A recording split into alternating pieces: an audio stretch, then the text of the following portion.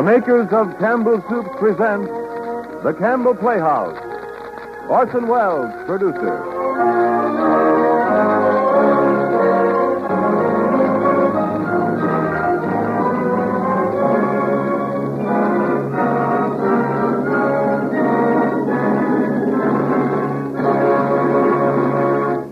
Good evening, this is Orson Welles.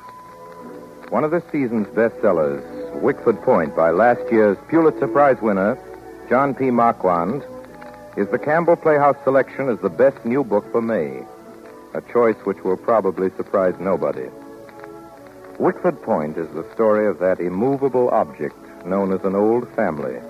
And believe me, the Brills are as entertaining and as plausibly improbable a collection of American ghouls as you've ever encountered. The Brills are quite a story, but we'll leave them, I'm afraid, tonight pretty much as we found them. For candied fruit never spoils, and the Brills are put up like preserves in the past, hermetically sealed, fixed in a thick syrup which is family pride. They bear charmed lives, these people from the past, these enchanted islanders from the ever lands of yesterday, these heartbreak householders like the Brills from Wickford Point. They will never grow old, and they were never young. They are exactly as ageless as a pickle. The Brill variety will be new to you, but not entirely unfamiliar. All the incidents and characters in this story are entirely fictitious, and no reference is intended to actual persons living or dead. The Campbell Playhouse resorts to this prudent incantation because it turns out that almost anybody in New England can tell you just who the Brills really are. Of course, there are several versions, so we've asked an authority to settle the dispute for us at the end of tonight's broadcast. He's the best authority we could find. He is not a Brill. He swears he is not a Brill. He is John P. Marquand, the author. But now, just before we begin, a word from Ernest Chappell. Let me ask what comes to your mind when I mention chicken for dinner. I think I know. You visualize a fine, plump chicken sizzling brown and falling into tender slices under the touch of the carving knife. And you recall the eager anticipation as the plates were passed from place to place. Grand dish, chicken. A special occasion treat that's always welcome.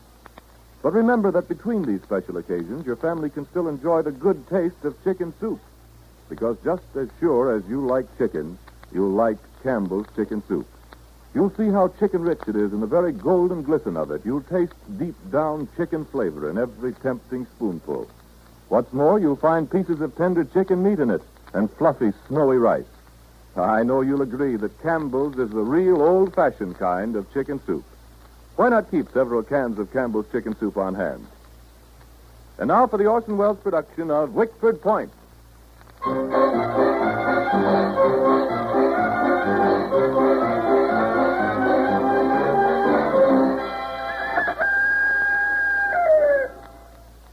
Jim. Good morning, Sid. Say, Jim, have you ever noticed the high surface tension of coffee?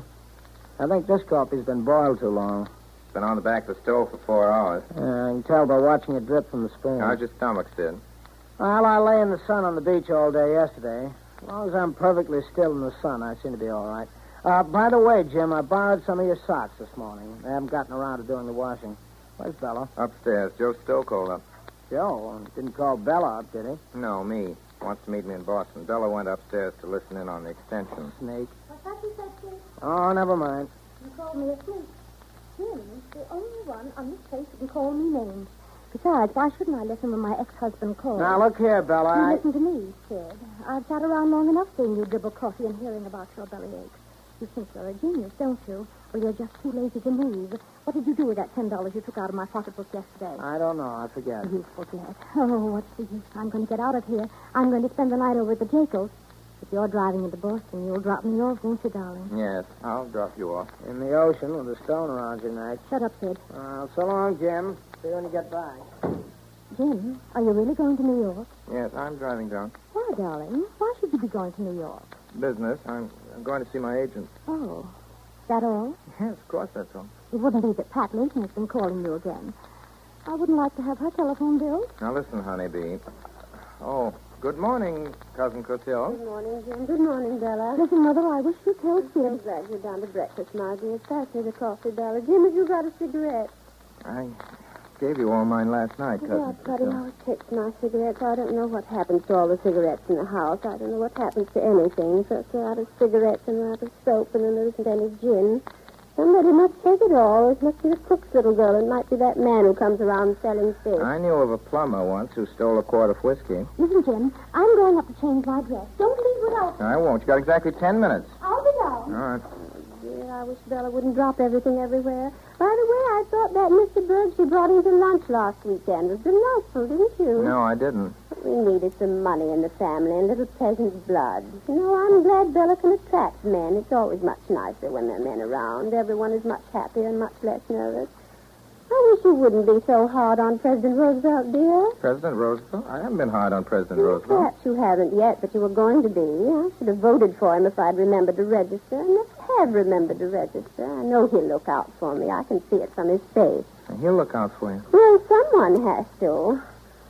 Jim, who was that letter from this morning? It looks so interesting. She writes the same way I do. I always did have such trouble with my writing until I just stopped trying. It's from a girl in New York. Her name's Patricia Layton.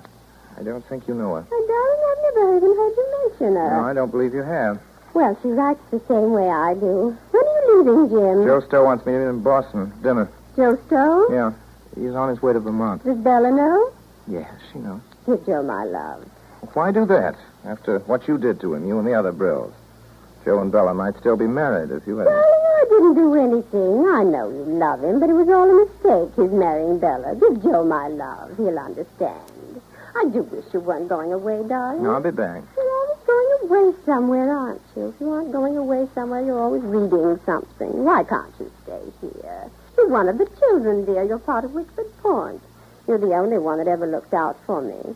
Oh, Jim, I wish you'd read this. It's a letter from the bank. I don't understand it. I understand it. You've overdrawn your account again. Give me a match, please. No, not that box. It's only his burn matches in it. The other box, just there. The bank is wrong. I sent them $100 last week. It's very stupid of him. Well, I'm leaving now, Cousin Castile. Oh, dear, then you really are going. You will come back, won't you, Jim? Of course I'll come back. I'll only be gone a few days. Bella! Bella! I'll be right down. Bye, Frida. Bye, Mr. Calder. Oh, dear, I don't like it when you're not here. Jim, you're the only one that ever looks out for me. I just... Darling, you will come back, won't you? I'll come back, Cousin Castile. I'll be back on Friday. Well, sure, we'll clean this car occasionally. Bella! Bella! Where are you? Oh, come on, honeybee. Let's get started. Heaven's sake. Earl! Earl! Yes, Mr. Jim? Earl, what happened to gas in this car? I had a full tank last night. I guess Mr. Sid must have taken it. He went down to the beach just now in the other car. Mr. Sid's got a rubber tube in his car. He's just down. I see. Didn't he leave you none at all, Mr. Jim? Doesn't look that way. How am I going to get out of here? Wait till Mr. Brill gets back. Say, Mr. Jim, nobody's paid me yet. You asked Mrs. Brill about it. Bella! I did ask her. Bella! I did Bella! ask her, Mr. Jim. He has to wait till the first of the month.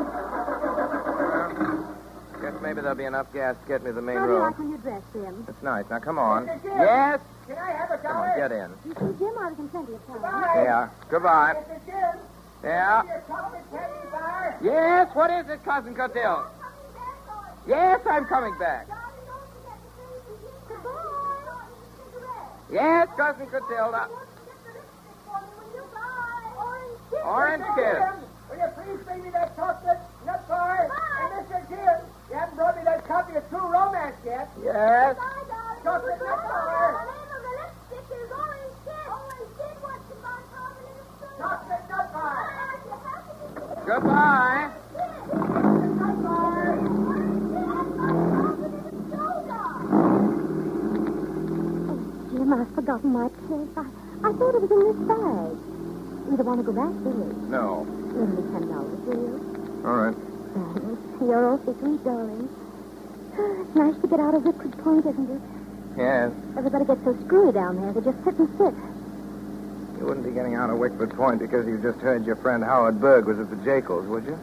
Jim, darling, you're so silly. Bella, tell me, what do you know about this Howard Berg? Where'd you pick him up? Just in case you want to know, Howard Berg is one of the most important men in war. Who told you so? Berg and who else? Lots of other people you don't know, darling. Lots of people you couldn't possibly know. Who wouldn't care to meet you. Important people? Yes, important people. And it might be a help to you. It just happens that Howard Berg could help you a great deal. Howard Berg is a very intimate friend of Sinclair Lewis, Ernest Hemingway, Bruce Tarkington, and James Branch Cabell. How do you like that, darling? Is he an intimate friend of John Galsworthy? It just happens that he had lunch with Mr. Galsworthy last week when Mr. Galsworthy was over from England. Now, butter that on your dry toast, darling. Well, maybe I'm wrong about Mr. Berg. You're quite sure he had lunch with Mr. Galsworthy last week? Right? You didn't happen to know, Honeybee, that John Galsworthy died 5 years ago. It doesn't do any good to lie like that, Jim. Just because no really fine novelist, no really worthwhile writer, no really worthwhile anything has ever honored you by his acquaintance. Is Berg going to be at the Jacobs? Suppose you ask when you get there, darling. Thanks, I will. Stella, come on, come across with us. Has Berg asked you to marry him or not? Please don't, Jim. Please. Jim, I can't go on like I this. don't suppose you can. I can't. I just can't stand it. I can't. Then don't. Oh, don't be so disagreeable. Nobody does anything about anything. I can't go on like this. All I want is to be happy and...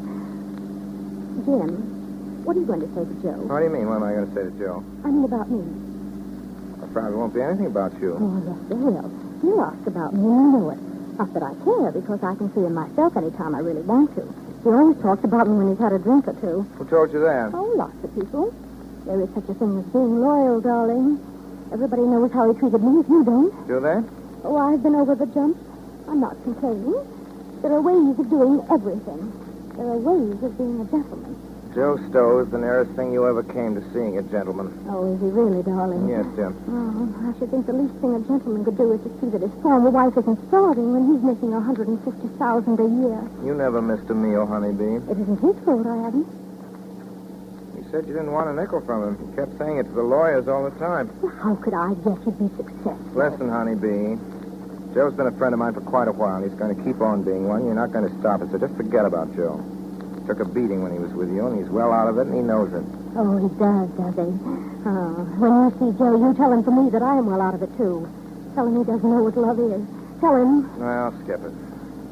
Getting to the Jacobs now. Jim. Yeah? Jim, do you think Joe still loves you? Skip it, Honeybee. Here's the Jacobs. And you're not coming in? No. Bye, Bella. Darling, you're awfully sweet. There's no one as sweet as you. What is it you want now, Honeybee? Jim, where could I get you if I want to tomorrow or the next day on the telephone? What's the matter? Afraid you're going to get into a jam? No, of course not. You better come across. What are you up to, Bella? There's nothing. What a silly question. What makes you ask? Because you said you couldn't go on like this. But, darling, I say that all the time. All the Brills say that. It's none of my business, but I'd look out for Mr. Howard Berg if I were you, Sweetness. I'll be in New York, my agents, tomorrow, the next day, and perhaps the next time. Be careful, though, Bella. Take a little solid food before you have any cocktails. Oh, be careful yourself. Here's Howard Berg now. He's waiting for me. That's nice. Hello, Bella. Hello. Jim, please. Well to see you here, Mr. Calder. Hello, Howard. Susie! Hello, Susie! Jim, I'm going to run up and say hello to Susie, Jack. Goodbye, darling. Bye, Bella. Aren't you getting out, Mr. Calder? No, I call you Howard. An engagement in Boston. Oh. By the way, I got a call, Howard, from a garage on the main road. The man there says he made some repairs on your car last weekend. He thinks you may have forgotten it. You know how these people are, just 2 jumps ahead of the sheriff. Well, that bill was paid the first of the month. Oh. If you give me the name and address, I'll send out another check tomorrow. Thanks for telling me. I don't like things like that. Please get this. I pay my bills. I pay them promptly. Then you haven't minded my bringing it up, Howard. No, I appreciate it fully. Well, I must be going. So long, Berg. So long.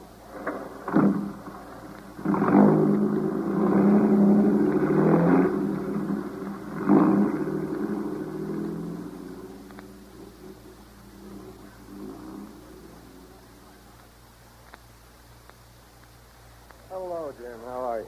Hello. It's good to see you. Well, Joe, how are you? Oh, just the same. Nothing changes much. Same old place. Same old faces. Oh, cheer up, Joe. The world's better than it used to be. Oh, it isn't. Absolutely the same. Listen, Joe, aren't you better off than you were 3 years ago? Darned well right, I'm better off. It's like being out of prison. It's like being alive again. Sorry, I didn't mean to say it quite that way, but you know what I mean. All right, go ahead and say it. All right. Blast the Brills. I still feel that way. They tried to ruin me. They tried to take out my heart and lungs and liver and stuff me with sawdust. They didn't mean to do that. They couldn't help it, Joe. I can see them now, them in their house. I'll bet there's still that same muddy smell from the river. And the trees are greener than anywhere else. And the hummingbirds keep buzzing in the trumpet vines. And the plumbing gets out of order all the time. And the cat has kittens. And everybody's unhappy in the parlor. And Sid has indigestion. And nobody's able to stand it anymore. It isn't good for you to hang around that place, Jim. You ought to get out. Let's go away somewhere. Cousin Clotilde told me to give you her love. Oh, that was good of her. Jim, I wish I didn't keep worrying about Bella every now and then. Bella's all right. She isn't going to kill herself. She never gave a hang about you, really. Bella doesn't give a hang for anything. She isn't made that way. She can't take time out caring for anybody because she has too much trouble looking out for herself. You needn't be so rough on her, Jim. If you won't stand up for Bella, I will. Don't worry, there'll always be somebody to stand up for Bella. You're well out of it, Joe. If she ever calls you up, don't answer. If you ever see her cross the street... You know, Jim, might have been all right. What might have been? Bella and me. Oh, don't fool yourself, Joe. We all get exactly what's coming to us. You ought to know by this time that there's no such thing as might have been. It could always be the same. All right, Jim. Let's go in now. I'm getting hungry.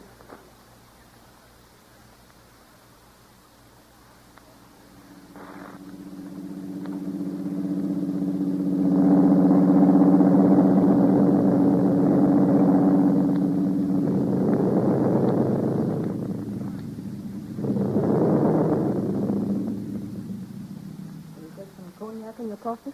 Yes, thanks, Pat. Well, Jim, aren't you going to kiss me? What about your maid, Pat? Don't you think that... I guess she can stand it if I can. I'm awfully glad to see you, Jim. Darling. Pat, we ought to cut this out. Why? Oh, because you're a nice girl and it doesn't look well, Pat. I don't want you to be talked about. Well, you're a nice boy, too. That is as nice as any boy can be when he gets to be your age. I can stand it if you can, Jim. Pat, I don't want you to stand it. Darling, you need me to look after you. I don't want you to look after me. Give me another kiss and sit down and finish your brandy. All right. It's going to rain. I don't care, do you? No, let's stay out here on the terrace. It won't rain for a while. Darling, tell me about Wickford Point. Wickford Point? What do you want to know? Everything. Means a lot to you, doesn't it? Yes, it does. It's always been part of me. It's still part of me. You England must be awfully queer. I suppose that's why you're so queer about things, Jim. Am I queer? Yes, in a way you are. Suppose you take me apart a little more. I don't want to. You're all apart already. But just the same, you seem to go. And I like the way you go. Darling, would you ever take me down there to Wickford Point? Or would you be embarrassed? Oh, take you. I'm going down Friday night. You'd better come along. Oh, it would be fun, wouldn't it? Oh, tell me about it, Jim. If you'd tell me about it, maybe I could understand. All right. Well, there's something strange about that place. Something you'll notice the minute you get there. It's like a crowded room. There have been too many people at Wickford Point. Sometimes I think nothing that's ever happened at Wickford Point has ever entirely left it. And that parts of everything which has happened there are always waiting, ready to move forward out of nowhere when they're least expected. There were 3 sisters living at Wickford Point. My great aunts, Clethra, Georgiana, Sarah. And Aunt Sarah was over 80. She was still a good hand with an axe. I remember as a little boy watching her go into the woodshed, take off her shawl and poke bonnet and mittens and cut short sticks for the parlor fireplace. One of the branches of the great elm by the front door was twisted because Aunt Sarah's mother used to have a pig hung from it in the winter. Aunt Sarah read me all the Waverley novels, and sometimes she'd read me out of the essays Dear Waldo had written. That was what she called Ralph Waldo Emerson, friend of John Brill, the Wickford sage who used to row across the river to visit my great aunt. It was his son, Hugh Brill, who rode across that same river years later and married my cousin Clotilde. That was the beginning of the Brills. I remember what my grandfather said to me. I remember When he heard I wanted to live at Wickford Point and be a farmer, he said, I was about 8 then. Farm, my boy, nonsense. This isn't a farm. It's a white elephant. Eats up money faster than I can make it.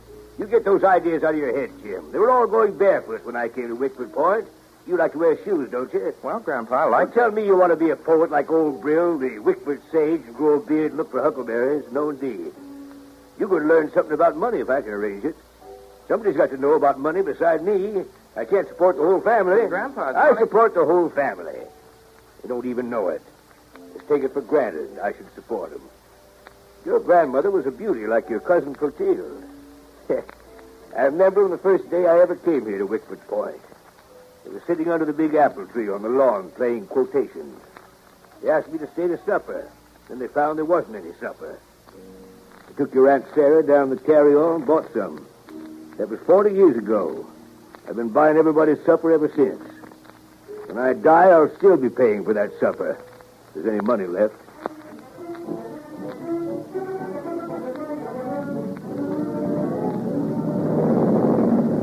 The last few years, Aunt Sarah's mind began to wander. It was occupied with vanished personalities, and ghosts were always walking with her. I remember the first time I took Joe Stowe down to Wickford Point. When she saw him, she took off her glasses and blinked and smiled. Aunt Sarah, Jim's home from college, and he's brought a friend. Yes, indeed. Come here and kiss me, Henry. No, it isn't Henry, Aunt Sarah. It's Jim. Jim, Henry's son. And he's brought a friend from college. Joe Stowe. It doesn't signify. I know Henry when I see him, but I didn't know he was bringing Robert with him. I had thought that Robert was in China. It isn't Robert, Aunt Sarah. It's a friend of mine, Mr. Stowe. Well, it doesn't really signify. Robert is coming back from China this month. I suppose the Merediths were there. How are matters on the island? I do hope the Queen is learning her alphabet. Yes, the Queen can almost read by now. Dear, I suppose you put in at the Ivory Coast. Yes, we The did. owners must be very pleased. Very pleased indeed with you, Robert. Aunt Sarah, this is Mr. Stowe. It's Jim's friend from college.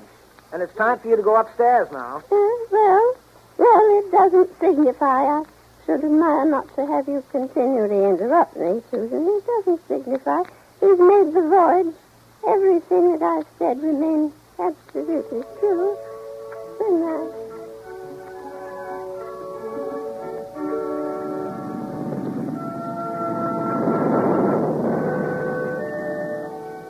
When Aunt Sarah died, it turned out that Aunt Sarah had left her share of the place to me. And strange enough, after I really owned part of the place, I didn't come back for years. There was the war, and after the war, I spent a couple of years working as a correspondent in China. And when I came back, nothing and everything was changed. Bella was grown up. The house was full of Harvard boys in love with her, and everyone at Wickford Point seemed to know a good deal more about China than I did, so there was no need for me to speak. I was back in my old room next to Bella's. The first night I was back, my door opened gently, and Bella came in. I remember she was wearing the icy blue robe I'd given her and the little embroidered slippers I'd sent her from Shanghai. And her black hair fell in 2 braids over her shoulders, just as she'd worn it when she was a little girl. Hello. What's the matter, Belle? Can't you go to sleep? Button this thing the right way for me, won't you, darling?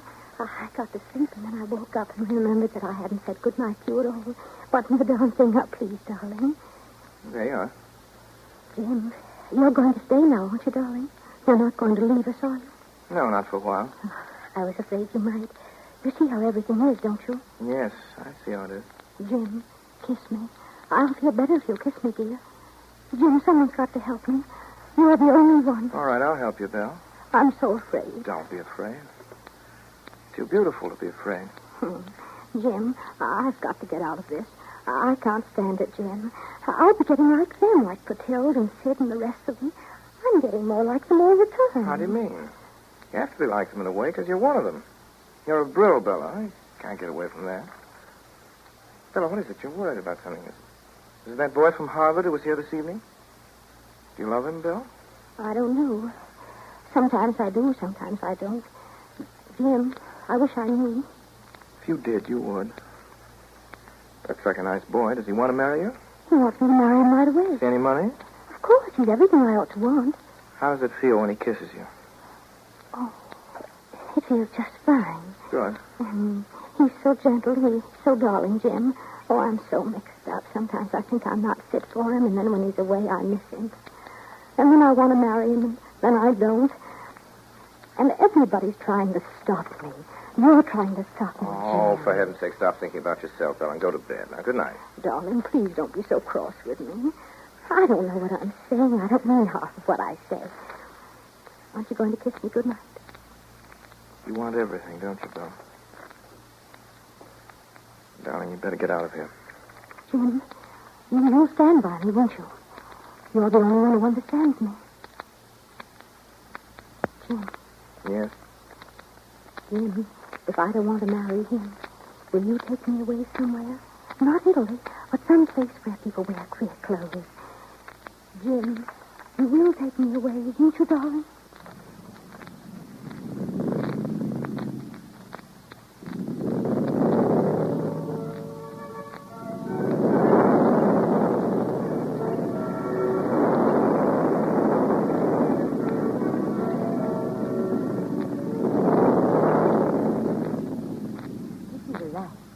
That's fine. I wish it wouldn't rain. Jim, they seem to be so afraid, all those people. What are they afraid of? They don't know, Pat. They've lived in a world of their own so long that they can't face another world. They live in a strange land called Wickford Point, the land of a great belief that they are Brills. Brills, unlike other people, and very, very remarkable. And yet they're afraid. Yes. Yes, they're afraid. Clotilde, Sid, Bella, all of them. They're all afraid.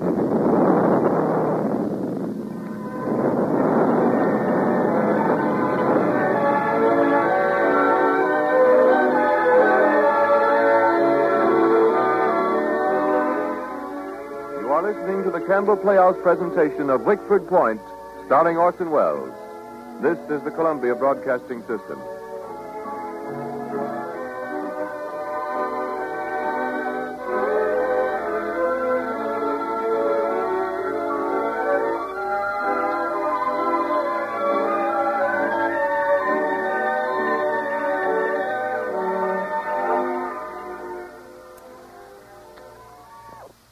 This is Ernest Chappell, ladies and gentlemen, welcoming you back to the Campbell Playhouse. In a moment or two, we will resume our presentation of Wickford Point. But first, may I say a special word to the ladies. It's an evidence of the discriminating taste of homemakers throughout the country to see how quickly they respond to improvements in the taste and flavor of food. Whenever we discover that a change in recipe or even a change in the method of preparation will improve the flavor of any of our soups and make it more delicious, that change is made at once. But long before our advertising tells of the change or improvement, the news about it spreads across the land. Some time back, for example, when Campbell's chicken soup was made so much better, so much more delicious than ever before, women all over the country told their grocers about it. And many of these women wrote letters of approval directly to us. We knew further by their purchases that the word was spreading, for we were being called upon to make more and more chicken soup every week. And this is why we're so confident that if you buy Campbell's chicken soup from your grocer tomorrow, you'll be so pleased with it that you'll have it again and again. Now we resume the Campbell Playhouse presentation of J.P. Marquand's story, Wickford Point, starring Orson Welles.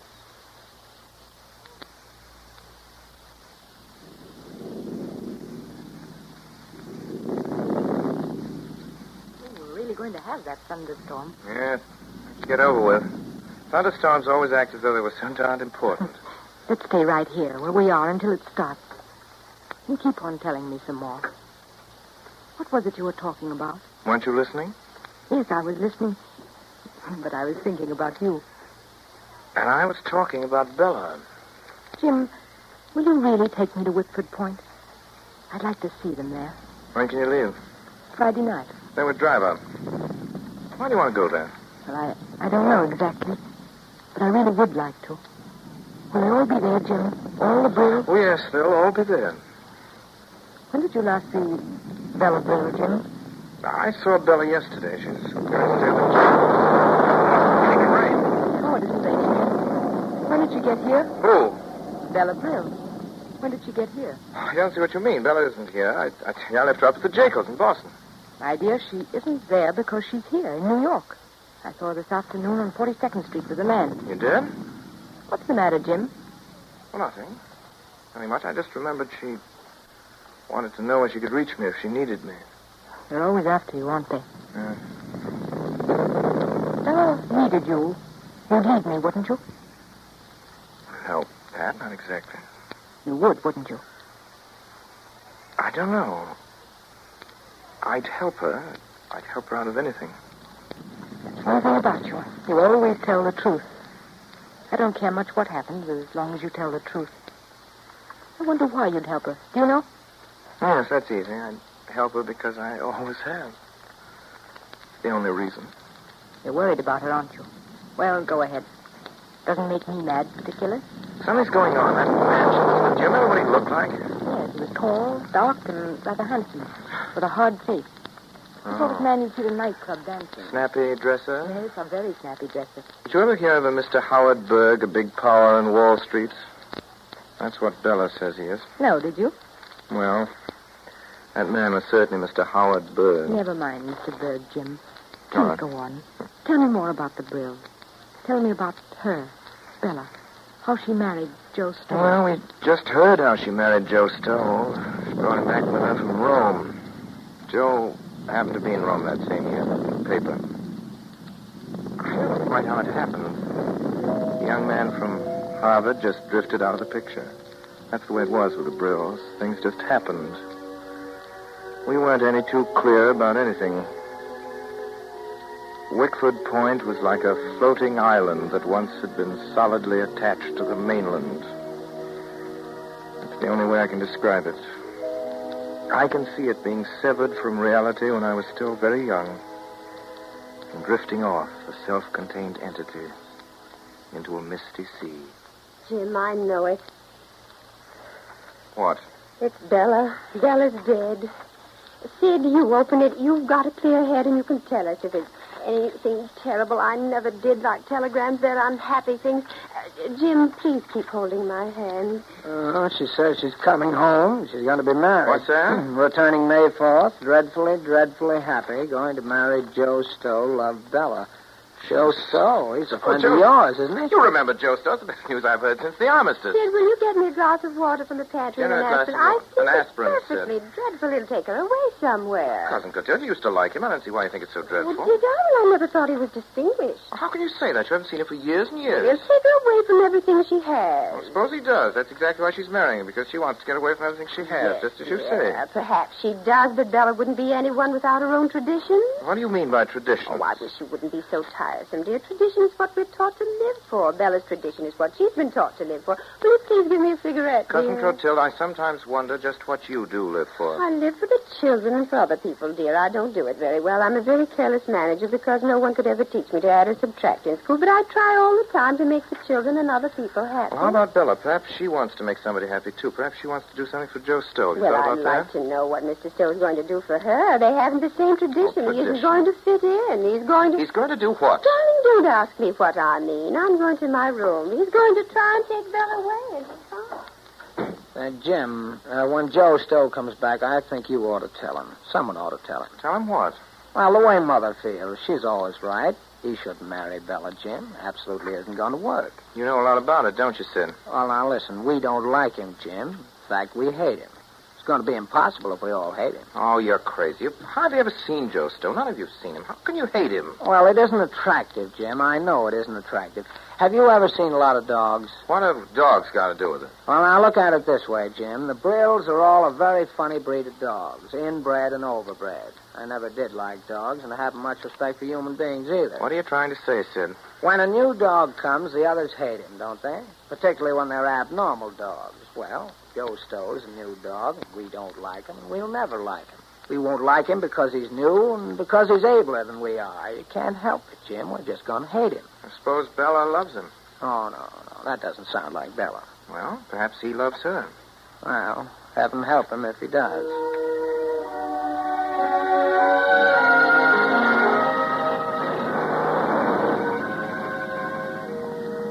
They were married that fall. Sid was right about her marriage. I suppose, in a way, she couldn't help the things she did to Joe. Well, it lasted 4 years altogether, and then there was another year before she finally went to Reno. They should have broken off years before. Must have known it wouldn't work, but it's always hard to stop when you've started. Listen to the rain, Jim. Yeah. That started, too. The whole roof's wet. Suppose we'd better go in. I'm afraid so. Better bring the chairs in. Hey, man, it's your phone ringing. I'll take it. All right. You think it's for you? Does anybody know you're here? I don't think so. Hello? Yes? Yes, he's here. Just a minute. It's your cousin, Jim. My cousin? You... Bella Brills. How on earth did she know? She must have called. Hello? Yes, Bella. What? What?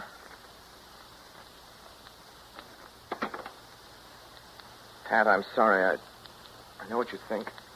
Do you, Jim? I wonder. I have to go, really. She seems to be in a really bad mess this time. Pat, you don't hate me, do you? You're going to take me to Wickford Point this weekend? I said I would. I'll call you in the morning. Goodbye now. Goodbye, dear.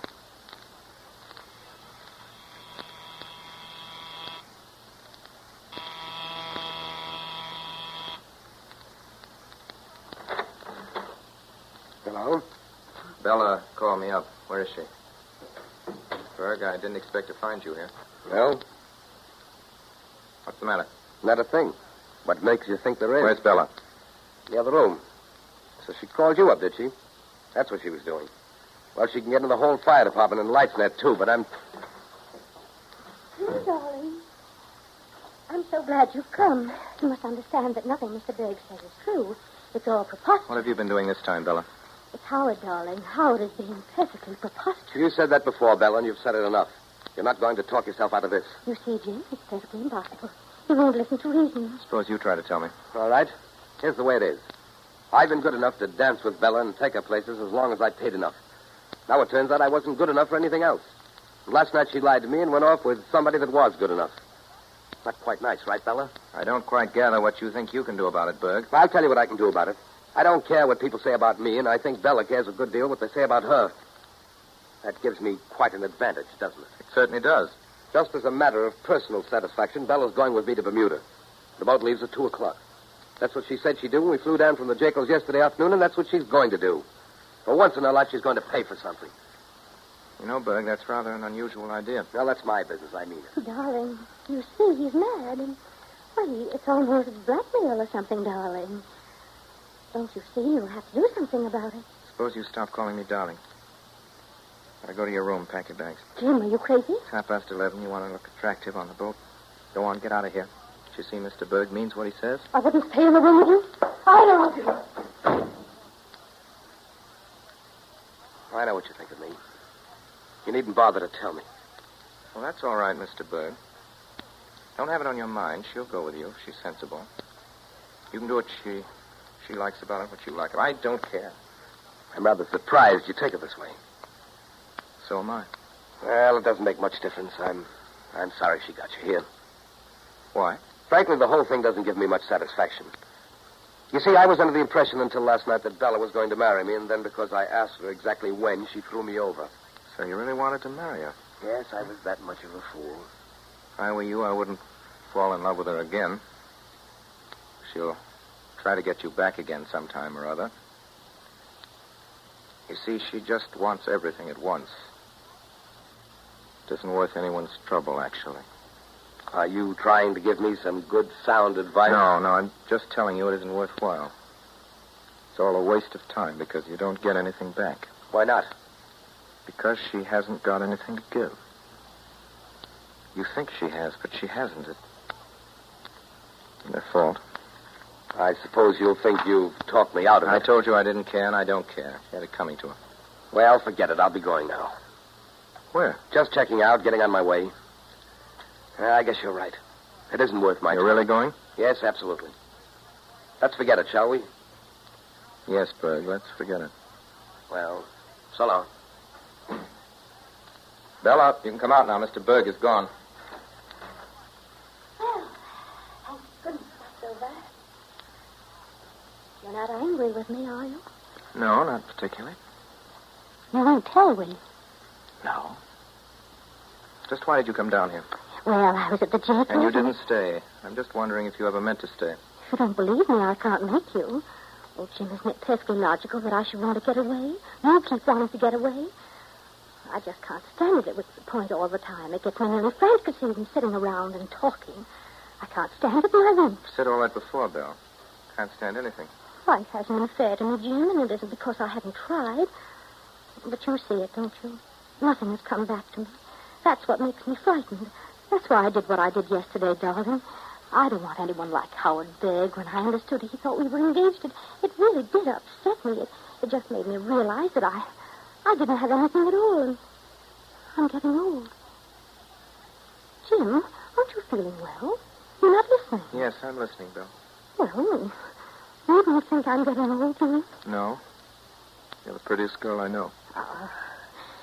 Then it's all right, isn't it? You see why I came down here, and that all this doesn't mean anything. Remember the games we used to play at parties? What is the matter? You're not listening, darling. I'm sorry, Bill. What game? You know, Clotilde used to have it when I had birthday parties. All the chairs were back to back, and the music would play, and we'd walk around them, and the music would stop, and we'd all sit down, except one of us would be left. Well, the music's nearly stopped. So it's nearly stopped. Yes. You see what I mean? Well, sweetness, a lot of nice boys have offered you a chair. I remember another game where someone offers you a chair and asks you to sit down, and just when you're starting to, he pulls it out from under you and you go down, boom. You never had that happen to you, have you? That's fluff. You know what I mean. I mean, I haven't anything. Not anything left. Except you. I'll always have you, darling. I think I care more about that than anything else in the world. I mean, really care. And we quarrel and we fight, but you tell me what you think of me. You're still with me, aren't you, Jim? Belle. Aren't you, Jim? Belle, I've always told you the truth. I've never thought of you exactly like this. It's always been a sort of habit up to now. That's it. It's habit, darling. Well, it isn't anymore. I'm through, Belle. I'm sorry, but I'm absolutely through. I knew you were cross, darling. I don't blame you for being tired of me. I'm pretty tired of myself. I'm sorry, Bill. I didn't say I was tired. I said that I was through. Darling, just tell me what I've done. There's no use talking about it, Bill. I'm through. You don't like me? You don't like me at all? It's worse than that. I feel impersonal. I can see what your good points and your bad points are, and I don't care. I'm sorry, Bill. Oh, stop saying you're sorry and tell me what's the It isn't matter. your fault. It's just the way things are. You haven't got anything to give to anyone that anyone wants. I didn't mean exactly that, Bill. Now, don't throw that glass. You'll be sorry. Don't do that again, Bill. I'm sorry, darling. You just made me so mad. I'm so afraid, darling. And you know I always tell you everything. I'll go. No, I'll go. Hello. Hello. Joe, how'd you get here? Fella sent me a wire. Thought you were in Vermont, Joe. I was in Vermont. Airplane. I hired one. Now, run along, Jim. Bella and I have something particular to say to each other. There's one thing you didn't tell me, Bella, that you wired Joe. Oh, Jim, So, all she had to do was whistle. Yeah. She only had to whistle. Run along now, Jim. You act as though I wanted to stay. Go ahead, Joe. Make a fool of yourself. Go ahead if you want to get mixed up again Well, with it. that's about enough from you. I don't want to get mad at you, Jim. Sorry. Getting just what's coming to you. Well, go ahead. Live it all over again. Personally, I don't care. That suits me. If we do it all over, we can do it without you this time. You're going to, Joe. No, Jim. I want you to stay. Really, Jim. I'm such an awful fool, you know. I never can do things right. Oh, you're both of you so patient. Never mind it, Bill. Darling, I'm so ashamed. Where's your handkerchief? You have it in your hand. Don't you see what I'm saying, Joe? Don't you see it won't do any good? Wait a minute. Wait a minute, Bella. You and I can make it just the way it was if both of us really try. Oh, that's what you always kept hoping, dear, wasn't it? Well, we can't. It wouldn't be fair to try because I don't want you enough, Joe. I thought I did, but I don't. You don't know what you want right now, Belle. Let's talk about it later. Don't talk like that. You always talk like that. I do know what I want, and I don't want you, Joe. I don't want you because... What do you make me say it for? Why do you just look at me and make me? I don't want you, Joe, because I want Jim. Bella. I only want Jim. And he says he doesn't want me.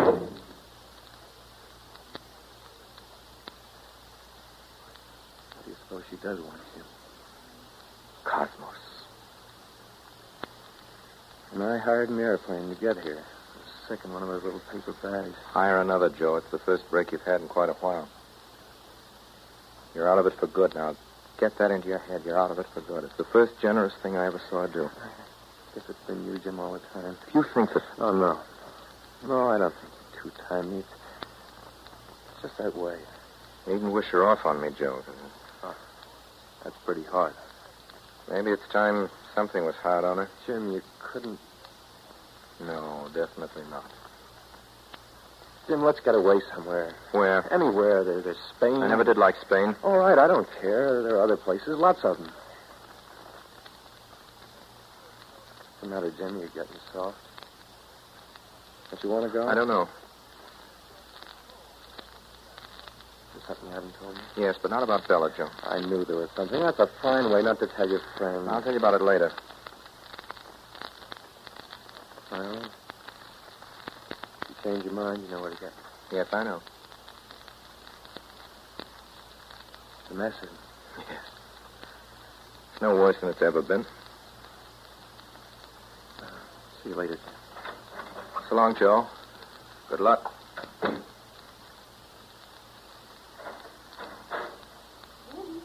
Yeah.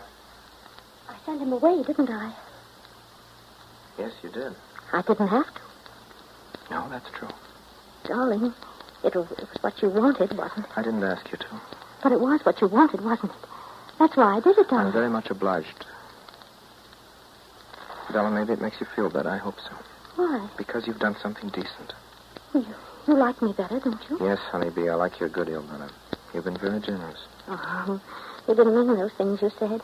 You take them back now. Let's don't you, forget darling? about it, darling. Only that we've both been fighting. Oh, so it didn't do any good? No, you're wrong, Bella. It's done a lot of good. You're nicer than you've ever been right now. It's like an operation, darling. I feel so weak. My head keeps going around. You'll be kind to me anyway, won't you? Anyway. Yes, of course. I feel so unattractive. Let's go somewhere and have lunch and have some champagne. All right, now, but you'd better pack. Why? Because you've done enough for one day, sweetness. I'm going to send you back to Wickford Point. Oh, that's all that ever happens, no matter what we do. I always go back to Wickford Point.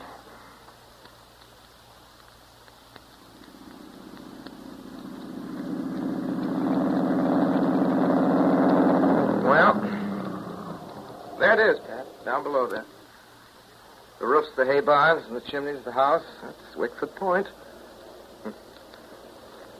Pat, can you smell the smell of the river, the warm, muddy smell down You're excited, aren't you, Jim? Yeah. Every time I come back, there's the excitement of finding it still there waiting for me. You hear the wind in the pines? I used to come up here to this point as a child.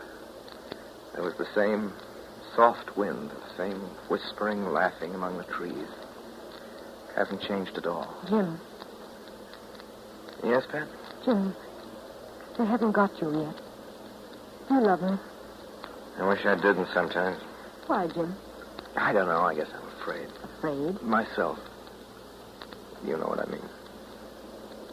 Jim, we can't go on like No, this. I don't see how we can. Do you mind if I ask you something? Anything you like. All this about Wickford Point. This feeling you have about not being able to escape. You're not saying this on account of Bella, are you? Bella? It isn't Bella you're talking about. You will tell me the truth, won't you? No. I don't mind if it hurts. It's not Bella. Oh, I'm glad. I'm so glad, dear. Jim, I wish you'd put your arm around me. I feel a little dizzy. Pat, are you crying? No, not really. Women just have different ways of showing they're happy. Jim, if you really love me, if you really want me, let's go away tonight. Now. Don't let's go down to the house. But you said you wanted to see the house. I've changed my mind, Jim. It's our only chance to get away from here now, tonight. I want you to marry me, Jim. It wouldn't be so bad for you, not as such things go. I'd make you happy. Pat, I'd go twice around the world with you tomorrow. There's nothing I'd like better. And farther than that? Farther than that. I'd go anywhere you say, and as long as you like, but... Finally, dear, I'd always come back here, and you couldn't stop me, and I couldn't stop myself. You know that. You wouldn't like it. I'll take my chance on that, Jim. I want you to come away with me now, while you're free, and while I'm with you. If we don't go away tonight, we'll never go. It's our only Pat. chance. I know I'm right, darling. Pat. We've got to choose, Jim, now, tonight. It's me or the Brills. It's me or Wickford Listen, Point. Pat, listen. Listen to the wind in those trees. They're talking about me at this moment. About you and me. Listen to their voices. You hear what they're saying? My dear, they're saying, don't tell me you've never heard the most amazing thing like so many others. Why, look who's out here now. Jim Calder and somebody new. Somebody who doesn't belong here. Listen now, they're laughing together. Do you know what they're saying now? Jim, he's changed, but he can't change. He's tried to forget us, but he won't forget. It doesn't matter where he goes. He's out here half the time under the trees at Wickford Point. Even when he's away, he's always here because we caught him as a boy. It doesn't matter where he dies, he'll be back here. He'll always be back. I told you I'm not afraid of that, Jim. It's the present I'm thinking of, not the past or the future. If you want me, Jim, you've got to turn this car back. I've got to leave this place tonight.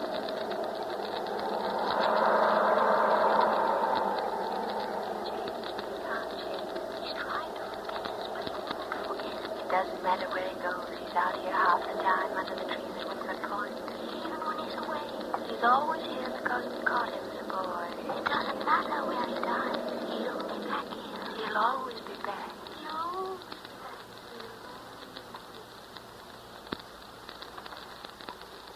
Well, Jim?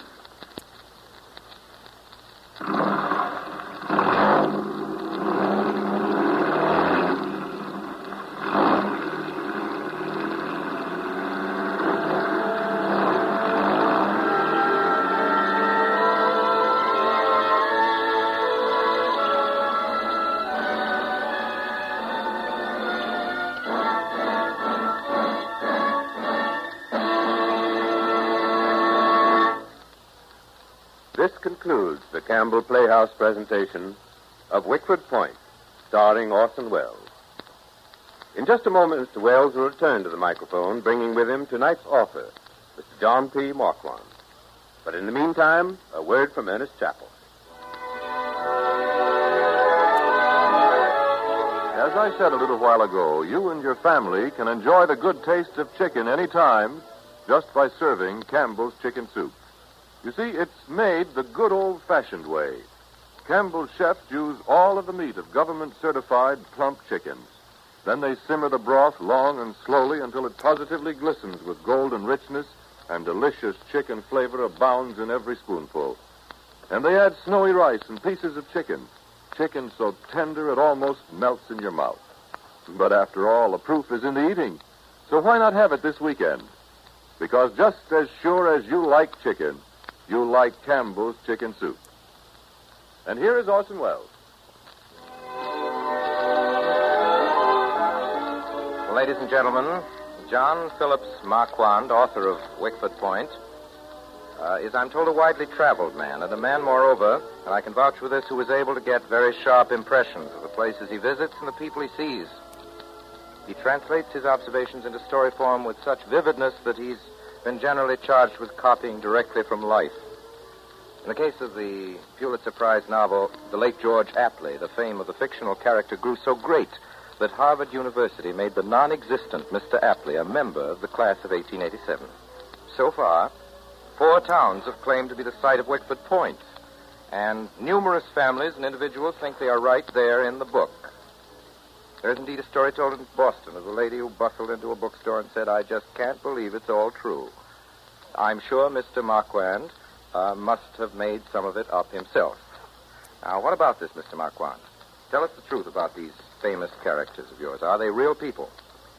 Well, Mr. Wells, I might answer you with what is written on the flyleaf of all novels these days. I know what you mean. All the incidents and characters in this novel are entirely fictitious. No reference is intended to any actual person living or dead. Am I correct?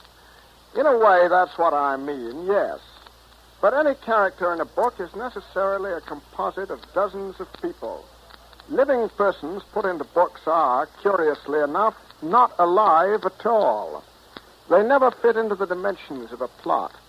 They are as much out of place on a book page as a fictional character would be if you saw him walking on the street. A good fictional character can never represent a living person.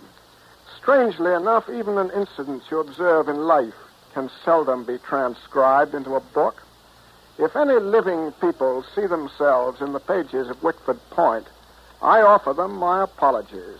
Well, at the moment, frankly, Mr. Marquand, I'm not thinking of your New England people, but of another of your creations, another famous Marquand character.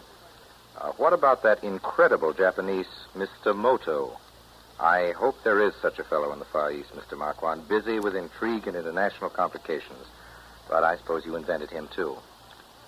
Sorry I can't oblige you with Mr. Moto. He's a strictly fictional character. Well, Mr. Marquand, I'm going to exact a promise from you. Yes? Just before we finish tonight, I want to ask you, if Mr. Moto ever comes knocking at your door, please don't tell him he's a composite type. Mr. Marquand, just send for me. I want to meet him.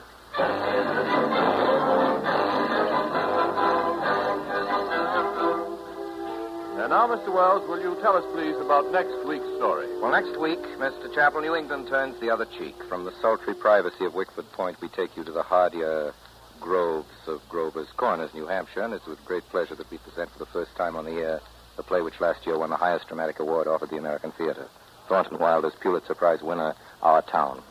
A play which does just what its title says, shows you a typical small American town and the lives of two of its leading citizens. Their lives, how they lived, how they were married, how they had children, how their children in turn grew up and fell in love and married, and how some of them died. And so until next week, until Our Town, our sponsors, the makers of Campbell Soups, and all of us in the Campbell Playhouse, remain obediently yours.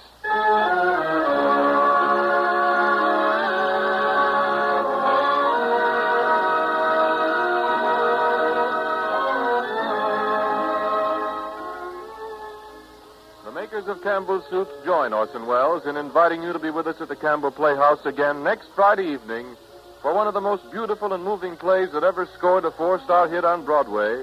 For the first time on the air, last season's Pulitzer Prize winner, Our Town, with John Craven of the New York stage cast. Meanwhile, if you have enjoyed tonight's Campbell Playhouse presentation, won't you tell your grocer so tomorrow when you order Campbell's Chicken Soup? This is Ernest Chappell saying thank you and good night.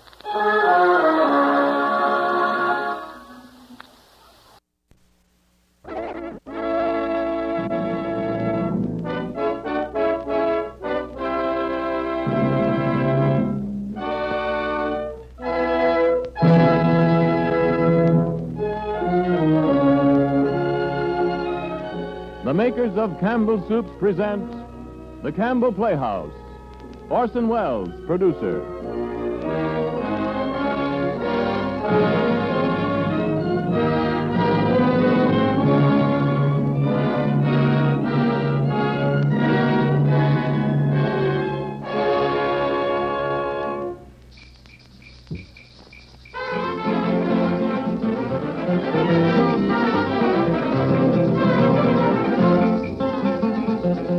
Good evening. This is Orson Welles. Tonight we're going to take you back to a time when romance of the gun-toting, bandit-chasing variety was not yet dead on our frontiers.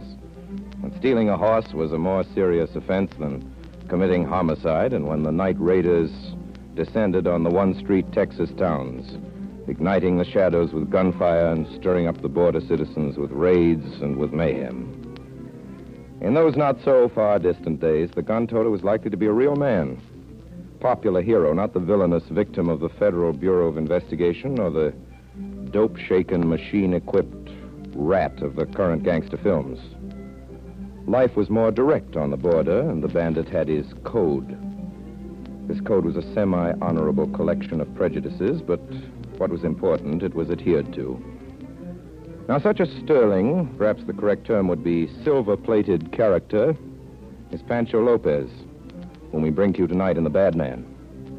His prototype was supposed to be Pancho Villa, who made life exciting down Texas way until Pershing had him chased deep into Mexico and eventual oblivion.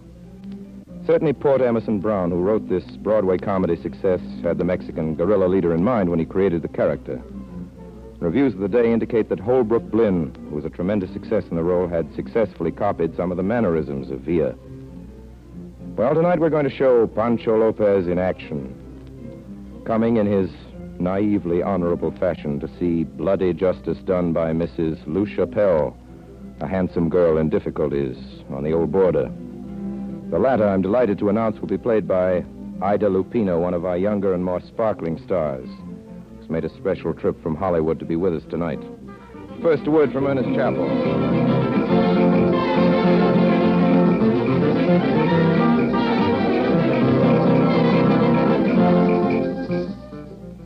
If I should ask you, do you like chicken? I'm sure you'd be surprised. And indeed, it would be a strange question because the fact is that just about everybody everywhere likes chicken. Among my own family and friends, I know there isn't any food more highly praised. And anywhere you go, from a little restaurant along the wayside to the dining room of a great hotel, and more especially in any home you may visit, you'll find a general fondness for chicken. It continues to be, as it always has been, a great American treat. Now, as sure as you like chicken, you'll like Campbell's chicken soup. Gone are the days when the finest chicken soup was made only at home. During the last few years, thousands of families have discovered Campbell's rich chicken flavor fills every drop of its broth. There's white, fluffy rice all through it, too, and delightfully tender pieces of chicken meat. And best of all, they can enjoy Campbell's chicken soup whenever they wish, again and again. When are you going to have Campbell's chicken soup? To find out for yourself how delicious it really is. And now, Orson Welles as the bad man with Ida Lupino.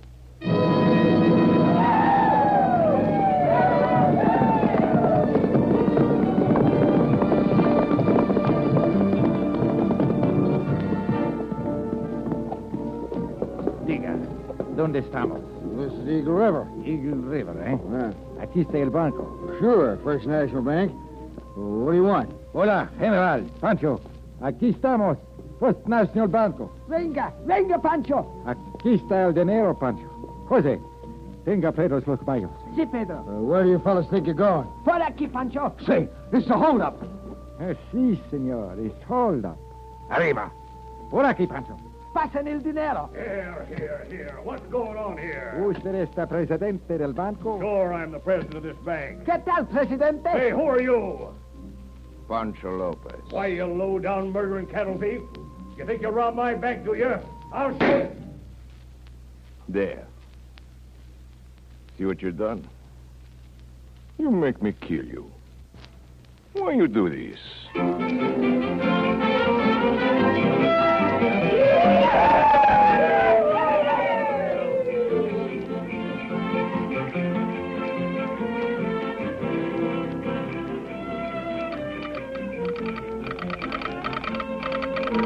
All ranger stations in southwestern Texas. A band of 20 desperados held up the First National Bank at Eagle River this afternoon. Last seen headed south. Leader is presumed to be the notorious murderer of Pancho Lopez. Sharp lookout is being kept by border patrols, and there is little chance of his escape. Reward of $25,000 has been offered for his capture, dead or alive.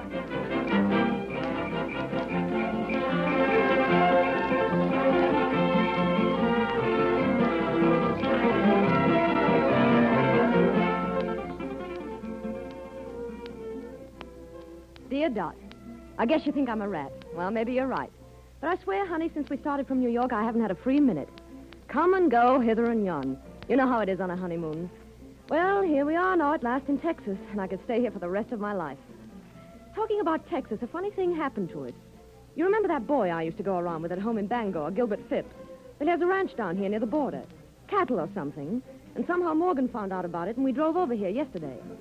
Gilbert asked us to stay a few days, and here we are. Isn't that strange? You know how jealous Morgan usually is and how fussy he is about the places he stays? Well, Morgan was the one who insisted on staying. Funny. He hasn't changed at all. I mean, Gilbert. That's the boy at whose house we're staying, the boy from Bangor. He's just as cute and shy and sweet as he can be. He lives on this place with his uncle. Well, I guess that's about all for today. He's waiting for me to go riding with him. I'm not staying in the house another minute, not even to write to you. Give my love to the Atlantic Ocean, and I don't care if I don't see it for the next 100 years. Love, Lucia. P.S. Say, about the bandits you were asking about. The place is crawling with them. That's what they say, and I bet it is. You can feel it in the air. There's a fellow called Pancho Lopez that they tell about who has killed about 400 people in the last 3 years. Quite a man. If he ever drops in for dinner, I'll get his autograph for you. Well, that's all for now. So long, Lucia.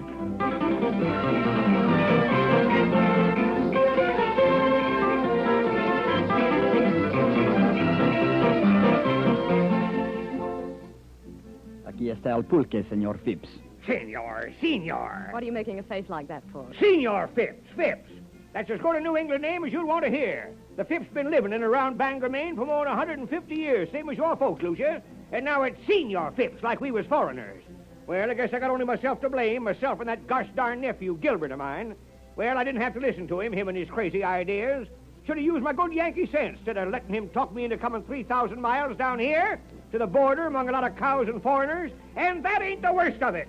Invested my life savings, took all I had in the bank in Bangor, Maine, ma'am, and what to get with it? Heh, makes me sick to think of it. Bought me 800 acres of land and 400 cows. Well, I think it's wonderful here. You and my nephew Gilbert like the same things, Lucia. Always did. Heck, there ain't even a place to go fishing around here, and you say you like it. Like it? I love it. Do you? Don't you? Makes me sick. Why, it's beautiful. Beautiful? What's beautiful about it? The desert. Not a gall darn sand. Grazing land, they call it, huh? Why, I tell you, man, there's more for a cow to eat on the main street of Bangor than there is in the whole 800 acres of grazing. Of course, that don't matter now anyway, because we ain't got any cows left. First come the drought, then last year come that bandit, Pancho Lopez. He won't bother us no more, though, because the Rangers plugged him, got him 6 months ago. Yeah, but that don't do us no good, because before they got him, he got a couple of hundred of our cows. Oh, that is dreadful, Mr. Phipps. That ain't the half of it. Next thing you know, we got that hoop and mouth disease. They got a fella down from Washington now, sort of a cow expert, smart fella, I guess, because he licked that foot and mouth disease in no time at all. Of course, that don't do us no good either, because the last of our cows died 6 weeks ago. Now all we got's the land, and when I say we got it, well, we got it till 8 tonight. 8 tonight? That's what I said, 8 p.m. tonight. If the bank and Bisbee don't get the money by 8 o'clock, they foreclose the mortgage, and we ain't got no place to live. Oh, Mr. Phipps, I had no idea things were that bad. They're worse. It's all the fault of that gosh darn nephew of mine. It's a lucky thing for you didn't marry him. You think so? I've often wondered if... Good evening, Phipps. Hello there, Lucia. Hello, pal. Hey, how about dinner? Oh, Morgan. I guess 'tain't ready yet. What are we waiting for? It's nearly 3 o'clock. You don't say. Well, I'll see about it now. Say, Phipps, haven't got a drink in this house, have you? Nothing good. But I think the cook has some amateur tequila. Tequila? It's a local drink. Has it got a kick? Never heard nobody complain. After 2 or 3 of them, I never saw anybody able to complain. Well, what does it taste like? Sort of like gasoline with bichloride of mercury in it. You ought to like that, Morgan. No raw alcohol in it? It's safe enough. Like to try it, pal? Sure, bring it on. I'll try anything once. And anything to drink more than once. I'll see if there's any left. Suppose it's no use again of my asking you not to do that. Do what?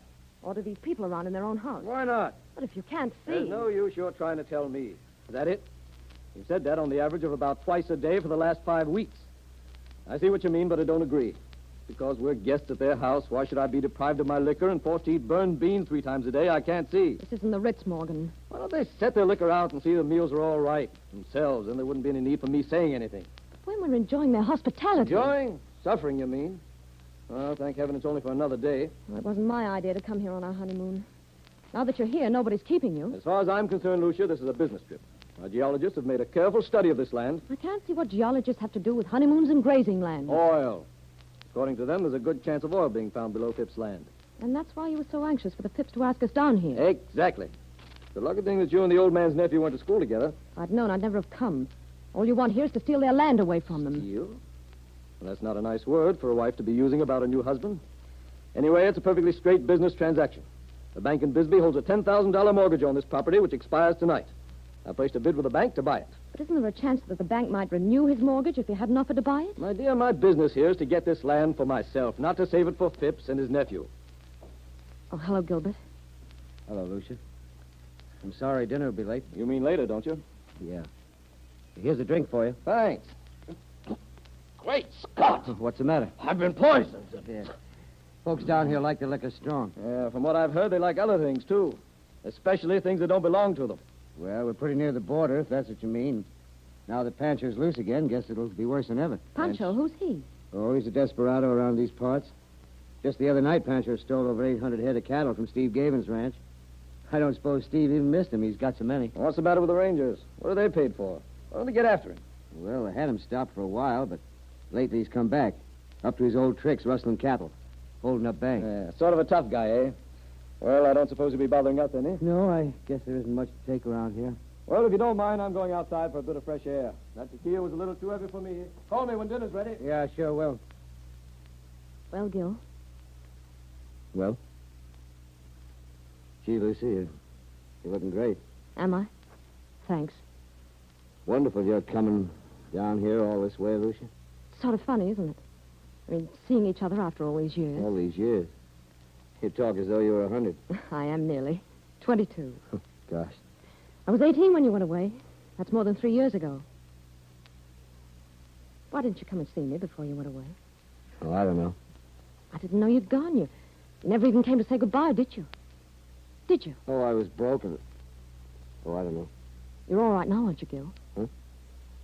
Oh, sure. I'm doing splendidly now. I'm so glad of that, Gil. You still haven't answered my question. You mean about my not coming to say goodbye? Oh, I guess I was kind of proud and... Oh, I don't know. I thought maybe you were sore at me. Sore. You couldn't do anything to make me sore at you, Lucy. Then what was it all about? Because you were broke, Gil? Aren't you ashamed of yourself? I hope to pick a fortune off a tree somewhere, quick. Come back and surprise you with it. I was going to buy an automobile. One of those low ones, you know, as long as a Pullman car, and fill it full of roses and come roaring up to your front door and take you for a ride through the hills. It was going to be autumn. I even had that fixed. Why didn't you ever write me? I was waiting for some good news to tell you. Why didn't you ever get married, Gilbert? Married? You need someone to take care of you. Yeah, I guess you're right, but it ought to be a guardian or maybe a keeper. Gil, we're leaving here tomorrow. You're really leaving, huh? That's what Morgan said. Oh, and I kind of hate to go and think of you always like this, alone. Oh, I'll still have Uncle. Seriously, Gil, you need a girl. A wife, someone to look after you. No, I don't. Oh, Gil, don't you see what it'd mean to you to have someone always here? To kiss you goodbye when you go, to be there when you come back, to laugh with you when you're feeling good and comfort you when things go wrong. Don't you see, Gil? Yeah, I see. Then why don't you do it, Gil? She'd make you happy, a girl like that. Don't you see? Sure, I see. What do you suppose I've been seeing ever since... Ever since when, Gil? Don't you know?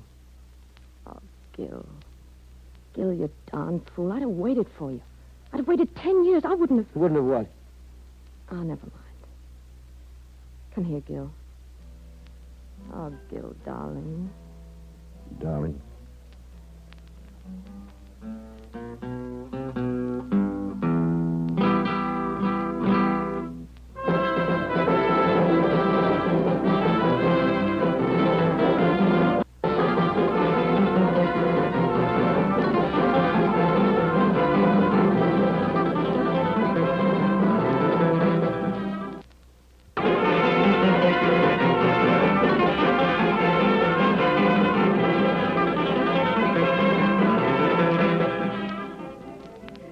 My pet, I read your letter this morning on top of a Fifth Avenue bus, and I nearly fell off. Gosh, it isn't fair. Honestly, I could kill you. There you sit in the sun with the air like wine, as you say, and the caballeros, and the fiestas, and the sombreros. Oh, I can see you right this minute, lying there, stretched out in the lap of luxury, native servants swarming around you, anticipating your every wish. Oh, what's the use? Some people get all the breaks. Money, travel, security, a loving husband. Yes, it was quite a touching little scene you and Mr. Phipps staged this morning. Quite a few things I'd noticed lately became suddenly rather clear to me. Things that had been puzzling me. You're in love with him, Lucia. Answer me. Kiss me, my dear. Well? No, I don't want to kiss you. I want you to kiss me. Morgan, please. So, my dear, it's just as I thought. Some women could, but not you, my dear. You're too honorable, aren't you? Not too honorable to be making love with the first cowhand who happens Morgan. Well, it's true, isn't it? I've told you how I feel about you. But you know that as long as I'm married to you... You think I'm a fool? Morgan, I promise you. You've had your turn, you and Mr. Phipps. Now it's mine. I know you don't love me, my dear. I never did understand why you married me, but you did, and I'm not letting you go. What are you going to do? What is it this time? What I saw another sensible husband do under these circumstances. Nice and convenient. Those spurs on the wall. Put those spurs down. Horses don't always know who they belong to. There's no reason why women equally ignorant shouldn't be similarly treated. Morgan. Spurs are sharp, and they're going to dig deep. Let me go. Horses can be branded, so can you. Morgan! Senor and senora. Good evening. You are the prisoners of Pancho Lopez.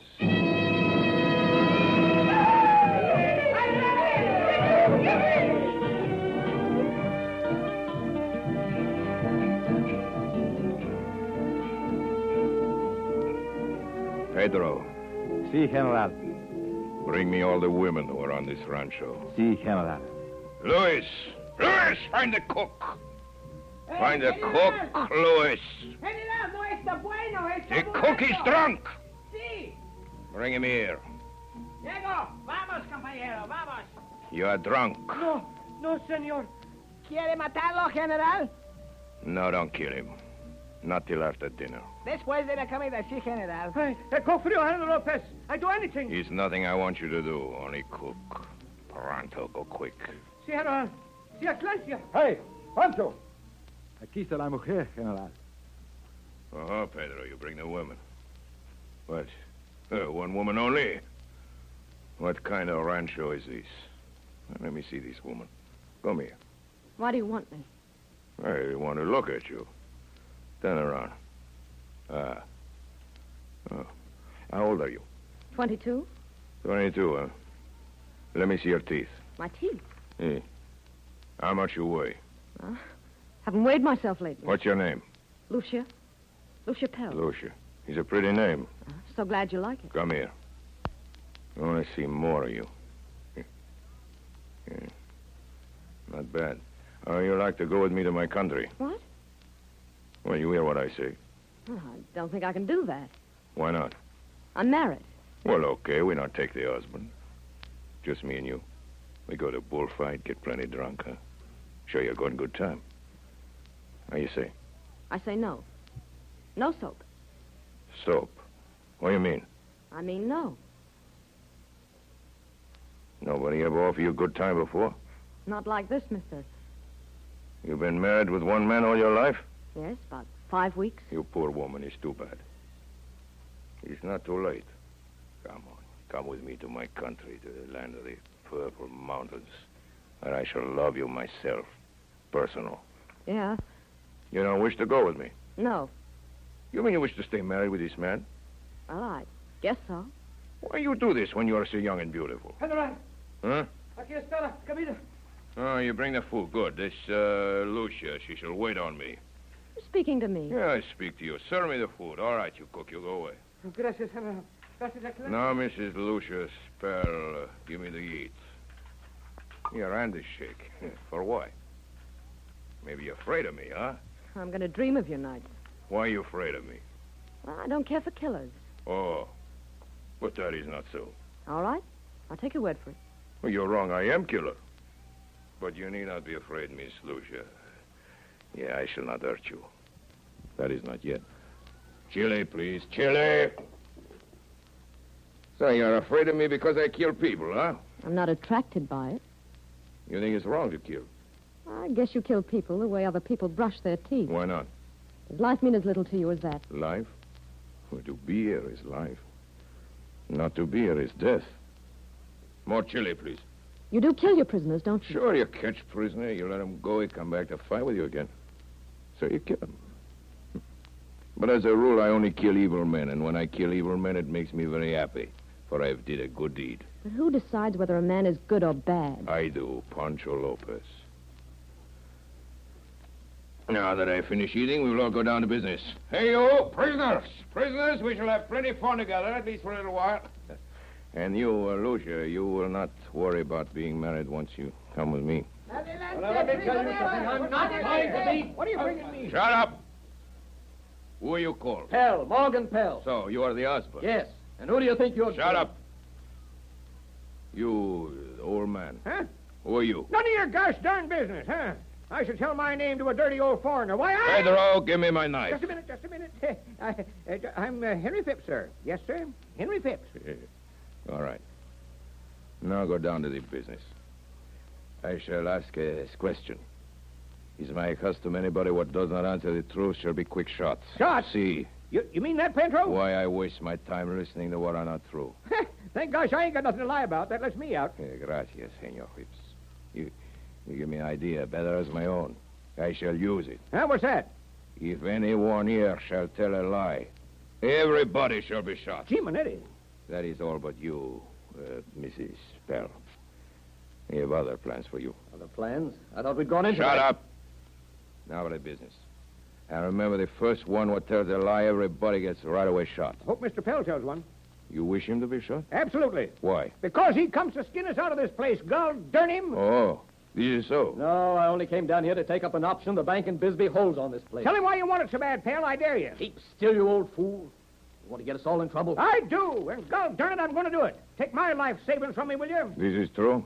He tries to take your money? Ask him, Mr. Lopez. I only hope to thunder he tells a lie. What about it, Senor Pell? You answer? No. There's your chance, Mr. Lopez. Shoot him quick. I just bought an option on this ranch. But you didn't give me the money. You don't own this place anymore. It belongs to the bank. Not yet, it don't. He's lying, Mr. Lopez. Why don't you shoot him? No, wait a minute. Ask him why he wants the place. Oh? Well, why you want this place, Pell? Well, I... Get ready, Mr. Lopez. He's going to lie. I thought there might be oil here, but under these circumstances, I'm not so sure I'll take up my option. You have this option? I have it here. Give it to me quick. Here you are, Lopez. Well, the place is yours if you care to pay for it. No, it ain't. No, I have the option. This place don't belong to nobody but me and my nephew until 8 o'clock tonight. Your nephew? What is this nephew? Where is he? He ain't here. He's down the shed, fixing the Ford. Louis, you're to find him. Bring him here, quick. Let's talk, Henry. Now listen here, Mr. Lopez. You keep this fella Pell here, Mr. Lopez, till 8 o'clock tonight, so he can't get to the bank, and then you lend me and my nephew $10,000, and we'll give you $1 million. You call me Mr. Lopez. Why, $1 million? The first $1 million we make out of this oil that's here. I will lend you $10,000? Absolutely, will you? Why do not lend, Senor Phipps? I take. And besides, you do not know where is oil on this place. I do know where is oil. You do? Sure, for a long time I know. Wait a minute, Lopez. If you know where the oil is, I'll buy that option from you. You buy how much, Senor Pell? You sure there's oil here? Sure. $20,000. He's no good. $50,000. $50,000. You give $50,000 for this option? You heard me. He's no good. $75,000. No. $100,000. No. Make you pay more, Mr. Lopez. $150. Ridiculous. $200. $200. Senor, it is not enough. Enough? It is enough. It is too much. Hey, what's The idea, Senor Pell, is this.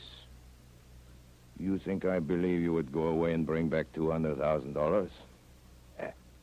200 soldiers, maybe. But $200,000? Here, give me that option, then. What I care for a little piece of paper. Give it back to me. Senor Pell, you are my prisoner. I wish to find out if you are rich enough to make it worth my while to take you with me to my country. And only for ransom. Well, you are. Ransom? Serves your gol darn good right, Mr. Pell. Coming down here trying to take everything away from me and my nephew. What? I found the other one. The one was down in the garage fixing the car. Listen, Mr. Lopez, if Gilbert Shut would give up. us... Stop shoving me, you. I can walk all right. Take your dirty hands off me. This is the one, General. Oh, you are the nephew. Yes, I am. What do you want here?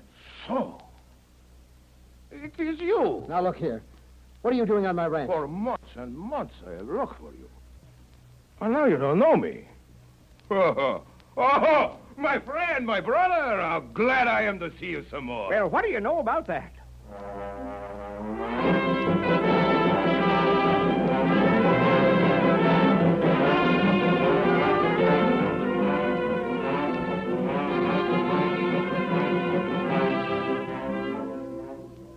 Dear Dot. Well, my dear, it's happened. Remember the bandit I told you about, Pancho Lopez? Fellow who killed 600 men in the last 3 years? Well, he's sitting in the parlor right this minute with his feet on the table smoking a big black cigar. Here's how it happened. This afternoon, about 3 o'clock, we were waiting for lunch. Gilbert was out on the porch, and Morgan and I were having a few words in the parlor, when suddenly this bandit walks in with a gun in his hand the size of the Chrysler building. And what do you think? He turns out to be an old friend of Gilbert's. You remember, that's the boy I was so crazy about in Bangor, the fellow at whose ranch we're staying. Well, this bandit turns out to be an old friend of his. Within 5 minutes of his coming into the house, they were hugging each other like brothers. He's not exactly a friend of Gilbert's, but it seems about 6 months ago, the Rangers had this bandit cornered in a canyon and wounded him. And it seems he got away and hid in a bush. Presently, Gilbert came along. Gilbert, that's the boy I used to... Oh, yes, but I told you. I told you about him, didn't I? Well, Gilbert came along and fixed the bandit's wound and helped him on his horse and saved his life. So you see, it's a small world. Well, that's all for now. Love, Lucia.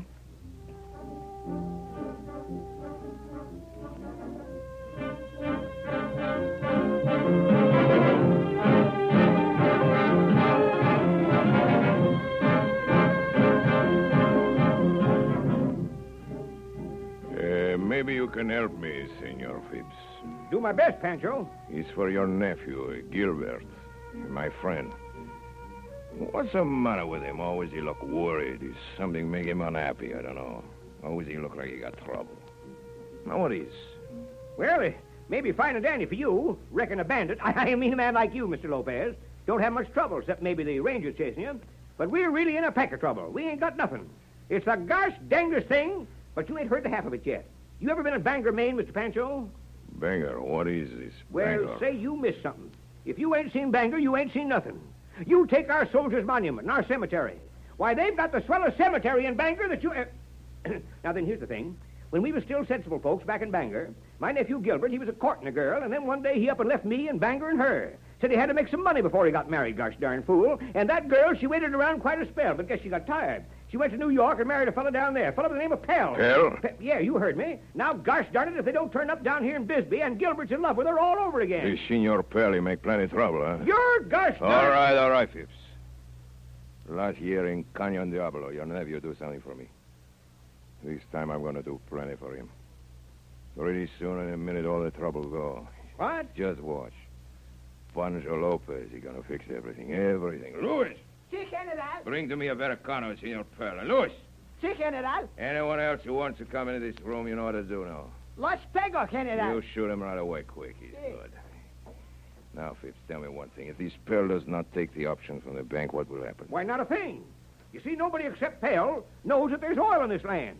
And if he didn't buy the mortgage in the bank, why, I reckon they'd let us keep this ranch of ours. You sure it's true what you say, Phipps, that my friend Gilbert and Lucia Pell, they love each other? Absolutely. Heard him with my own ears. Good. Then I give her to him. She's very beautiful. I should miss her, but I give her to him. What is one lady between friends? General, tenga aquí. Oh, you have him. It's good. Hello, Phipps. What's on your mind, Lopez? Nothing at all. Me and you is going to have a little talk. Yes? About what? Sit down, Mr. Pell. I'm going to ask you now a few questions. Why you want to take this land from my friend Gilbert Phipps? I'm not taking the land from him. The bank's taking it. I'm not to blame because he's a rotten businessman. It is not his fault because I have steal all his cattle. Besides, even if it does belong to you, I have the option on this ranch, no? Now, look here. If you're interested in this property, I'm willing to make a settlement. Aha, now you speak like a sensible man. And now you settle everything. Everything will be fixed. I hope so. Cost me plenty of money. I could have taken you with me for ransom. Hey, big ransom. $1 million, maybe. No, I don't do that. $1 million? Don't worry. You aren't going to hold me for ransom? No. Well, I'm afraid you're not going to do that. What are you going to do? They kill you. Well, I'll be gosh darn. Kill me? See, why not? Hey, Louis. Sí, estoy aquí, General. You're joking. Joking? You must be. Senor Pell, I do not like you. I don't like him either, Pancho. You see, nobody like you. Alive, you're no good.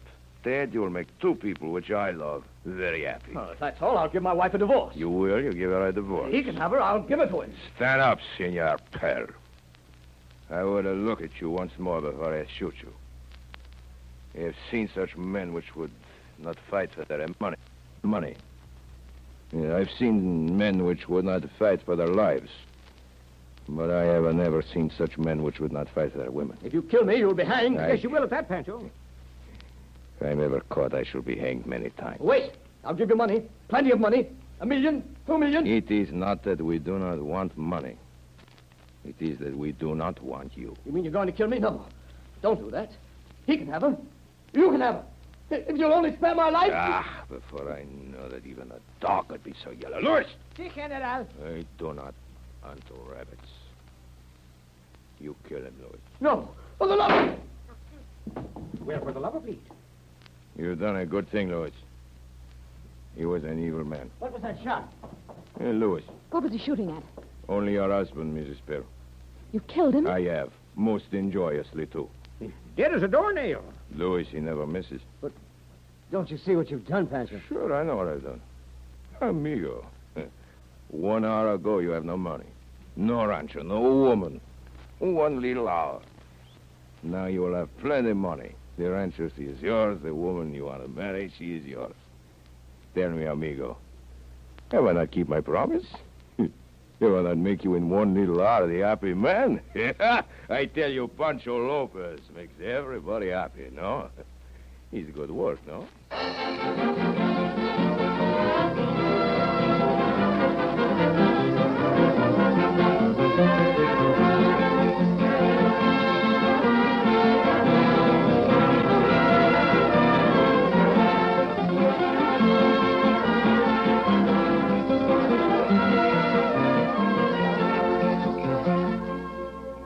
You are listening to the Campbell Playhouse presentation of The Bad Man, starring Orson Welles with Ida Lupino.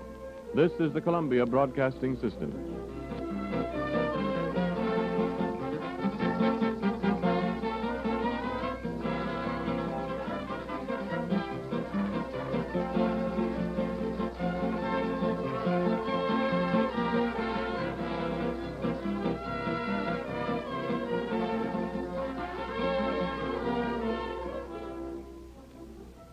This is Ernest Chappell, ladies and gentlemen, welcoming you back to the Campbell Playhouse. In a moment or two, we will resume our presentation of The Bad Man. For some of us, certain times of the year will always be associated with certain things. And to many country-bred men and women, Maytime will always mean fresh asparagus. Once you've enjoyed it, who can ever forget the thrill of the season's first asparagus, so tender it melts in your mouth? May means asparagus time to Campbell's, too. Fresh from the farms, bright green bundles of tender asparagus come pouring into Campbell's kitchens to be made into delicious, creamy, smooth asparagus soup. Later on, Campbell's soup kettles will be bubbling with the bright richness of tomato soup. Another time, they'll be giving off the enticing aroma of celery soup. And so it goes. Crop after crop matures, is gathered, and made into fine soup for you to enjoy anywhere, anytime, at a moment's notice. All told, your grocer offers you 21 kinds of Campbell soups. They lend variety to your meals and cut down the hours you have to spend in the kitchen these fine spring days. Why not order several kinds tomorrow? And now we resume our Campbell Playhouse presentation of The Bad Man, starring Orson Welles with Ida Lupino.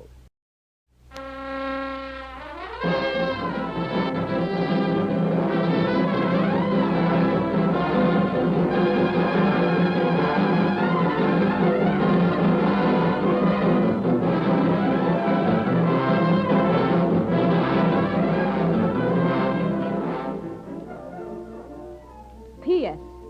Dear Dot, I just had to open this letter. Remember that bandit I was writing you about? Well, he just shot Morgan, and he's just sent me up to my room. And he and Gilbert and old man Phipps, that's Gilbert's uncle, are all sitting in the parlor right now with poor Morgan lying there as stiff as a board. I do hope he doesn't do any more killings for a while. In haste, love, Lucia. Gilbert, my friend, you are one big fool. What's the matter now? Why are you not more happy? Why you don't sing? Why you don't get drunk? After all I've done for you, why you not happy? Are you not rich? Have you not a beautiful woman for to love yourself, person? What more you ask? Pancho, I know you meant well, but don't you see what you've done? What I done? Answer me, well? What I done? You killed her husband. Here, in my house. Oh, of course I killed him. Why not? He was in the way. Anyway, I don't like him. Yes, plenty. sir. Smoothest thing I ever saw. That pal was standing there shooting his mouth off. Next thing you know, you had him plugged. Cool as a cucumber, by Jiminy. That's murder, Pancho. What do you mean, my friend? It was a pleasure. Don't you see what that does to us? General, Lucia and I... General. What is it, Pedro? Vienen aquí los extranjeros. What Vamos, is that? General. General. En 2 minutos. All right. Get the horses. Si, General. Anything the matter, Mr. Lopez? He says he's coming this way, Texas Rangers. So, it's about time. I was expecting him. Texas Rangers after you? See? Why not? You ain't even excited? For why? He's no worry. Vamos, General, vamos! All right. What's the matter with you? They're getting nervous, my boys. Maybe I gotta shoot a couple by and by. Keep them quiet. Huh? Pero, General, le digo. Shut up. He's ready, the horses? Si, General. Okay, then we go. Mr. Phipps, it's nice to meet you. Sure sorry to see you go, Pancho. Gilbert, my friend, adios. I hope you will be very happy, you and that beautiful woman. You say goodbye to her for me, huh? You say goodbye. Maybe by and by, Gilbert, we meet again. And maybe not, who knows. Goodbye, my friends. Louis, Pedro, we go. Gosh darn, what a man. With the whole troop of Texas Rangers coming after him as fast as they can ride, he walks out of here just as cool as you please. Yes, sir, that's my friend Pancho Lopez. Yes, sir. There he goes. 3 cheers for Pancho Lopez. Hooray! Hooray! Hooray!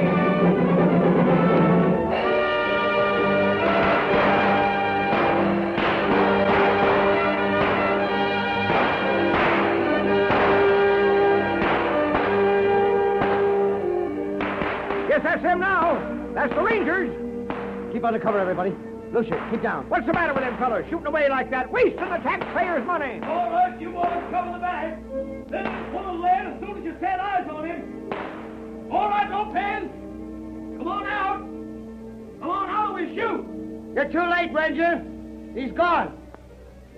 Come on in. Go on, eh? How long ago did he leave? Just a few minutes ago. Who are you? Why, Phipps is the name. As good a New England name This as your place? Yes, officer. We own this ranch. This is Mrs. Pell, a guest of ours. Who's that on the floor? Well, that's the lady's husband, Morgan Pell. Wounded? Dead as a doornail.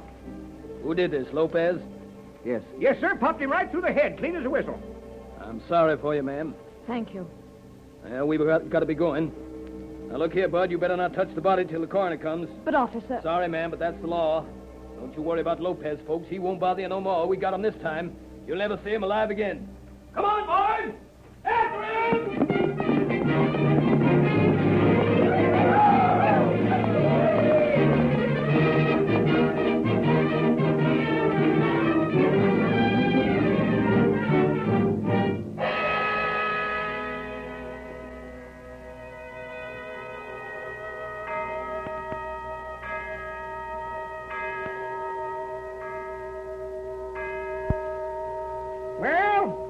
There she goes. Goes what?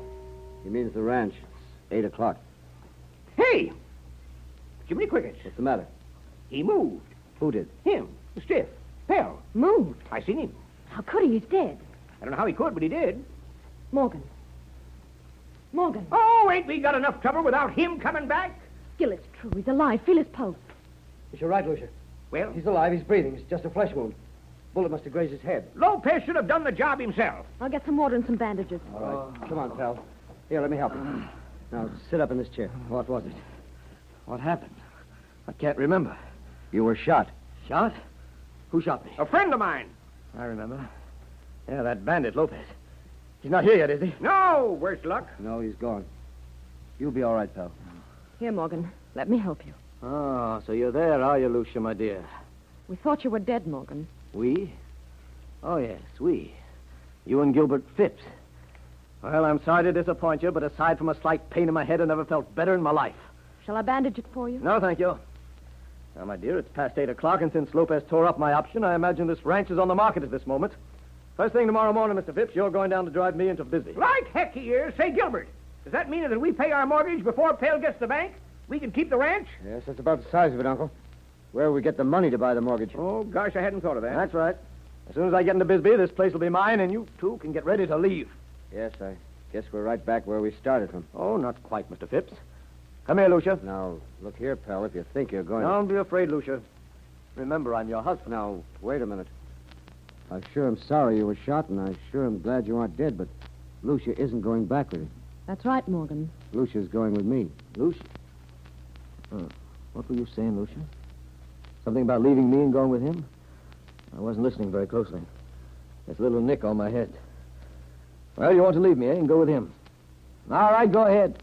I've no objection. You're lying, pal. Well, I don't blame you for thinking so. You haven't been shot today. You should try it sometime. It kind of changes one's viewpoint. Now, here we are, we three. She's my wife. But she doesn't love me, and she does love you. What is the best way out for all of us?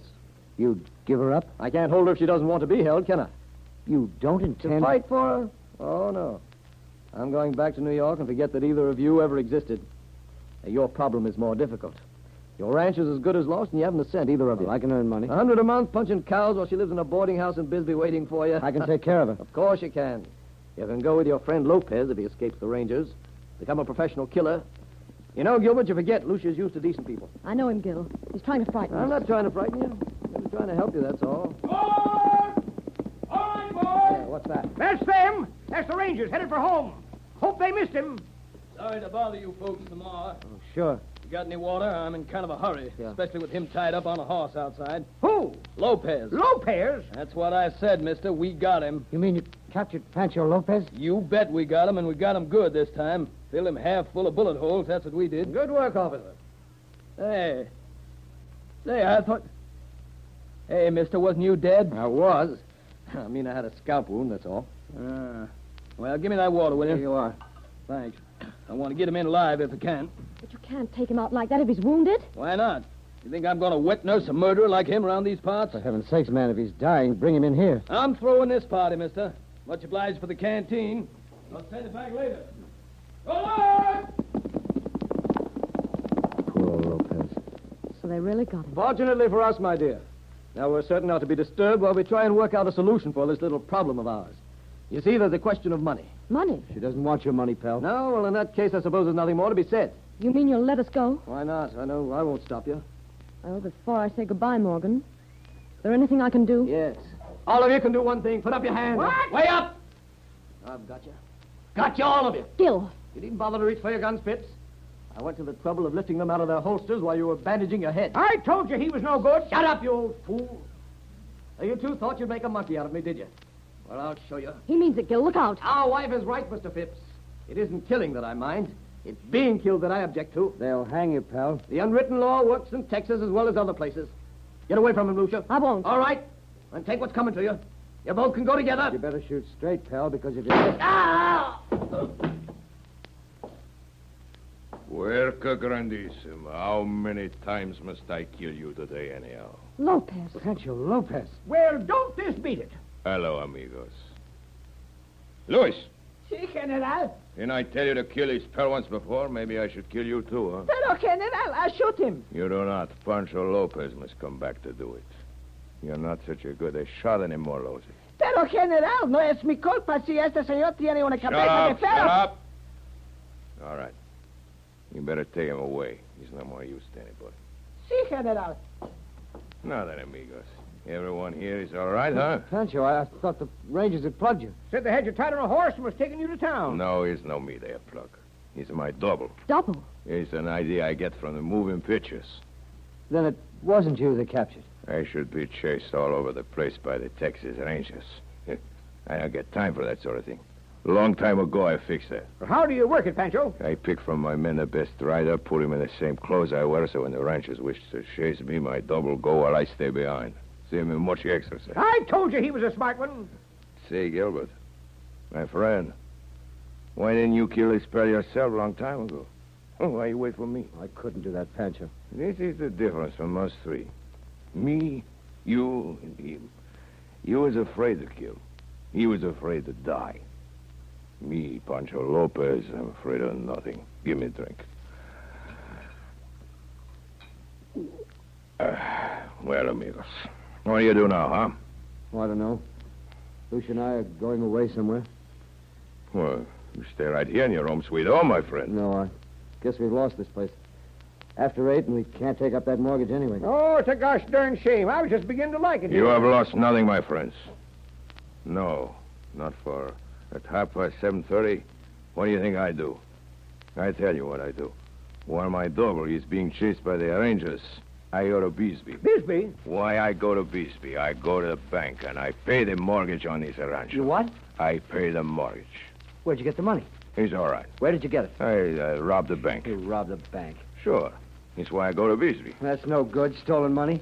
No, I take the money to a lawyer. What is a friend of me? You go to a judge and tell him Senor Phipps sent him money to pay for the mortgage. The judge says, sure, now the rancho is yours. What a man! But I must pay him back. All right, I have plenty of money. I lend you $10,000. You send back, should you be so foolish. You can pay it back, too, Gil. The oil. Oil? Wait, you said there was oil on the place. You said you knew where it was. I am sorry, my friends. There is no oil. No oil? But you said... I know. I tell her one big lie. But you know I get $1 million from my husband when I kill. Don't you get that? Oh, Gil. You don't think we'd touch one penny of that, do you? All right. You're still rich anyhow. How do you make that up? Tomorrow I shall send back all the cattle that I've steal from you. You will? And plenty more what I should steal for myself personal. Now then, it's all right. You have the money, the lady, the everything. Oh, no, you're wrong, Pancho. I still don't have Lucia. Now what's the trouble? I want Lucia more than anything in the world, but under these circumstances... grandissimo, what's the matter with you? I come here, work like a crazy man all day to make you happy, and the best I get is this under the circumstances.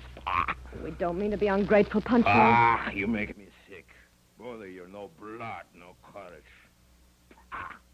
For you, Gilbert Phipps, I'm finished, like this. That's telling him, Pancho. I'm sorry, Pancho. Sorry. It's all you can say is a sorry.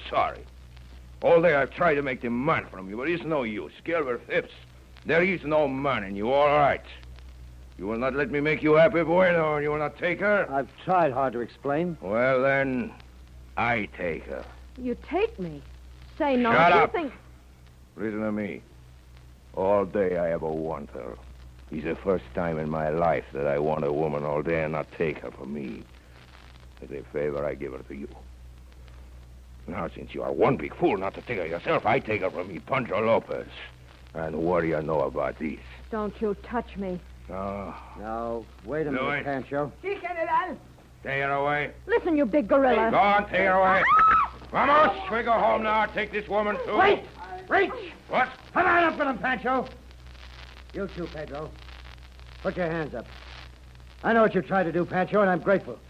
And you will not shoot? I will if I have to. Oh, the wolf in the sheep's overcoat, huh?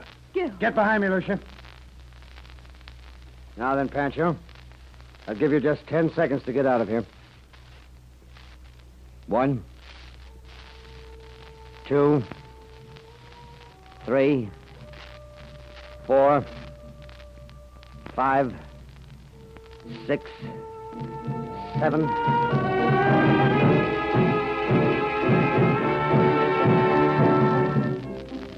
Dear Doc, I can't tell you how happy I am. Gilbert's wonderful. He really is. He's the sweetest, bravest thing you ever saw.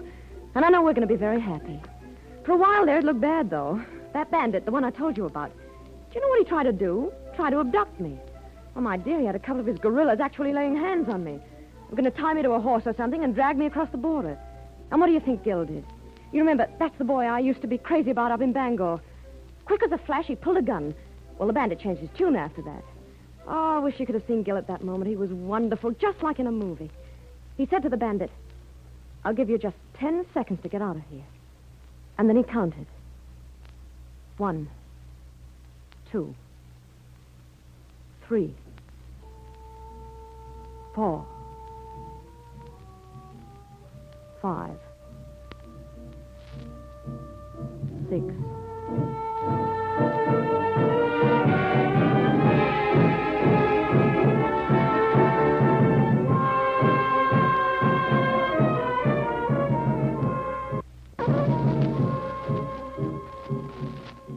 Seven, 8, 9. Don't shoot! Don't shoot! What are you laughing about? Big I make the man from you at last. Fine man was would kill for his woman. Believe he would, Pancho. I know, and it makes me very happy. Very happy. Amigo. You could not leave her now, could you? Now, that's the boys. More trouble. And more Rangers. I go now. Oh, Pancho. Oh, no, you shall not thank me. I shall thank you. For here in your quiet home, you have given me the most peaceful day I've spent in a long time. Pedro! Si, General. Luis, My horse, pronto. Sí, General. Well, amigos, Mrs. Pell, Mrs. Phipps, my friend here. For the last time, Pancho Lopez. ¡Adelante, muchachos!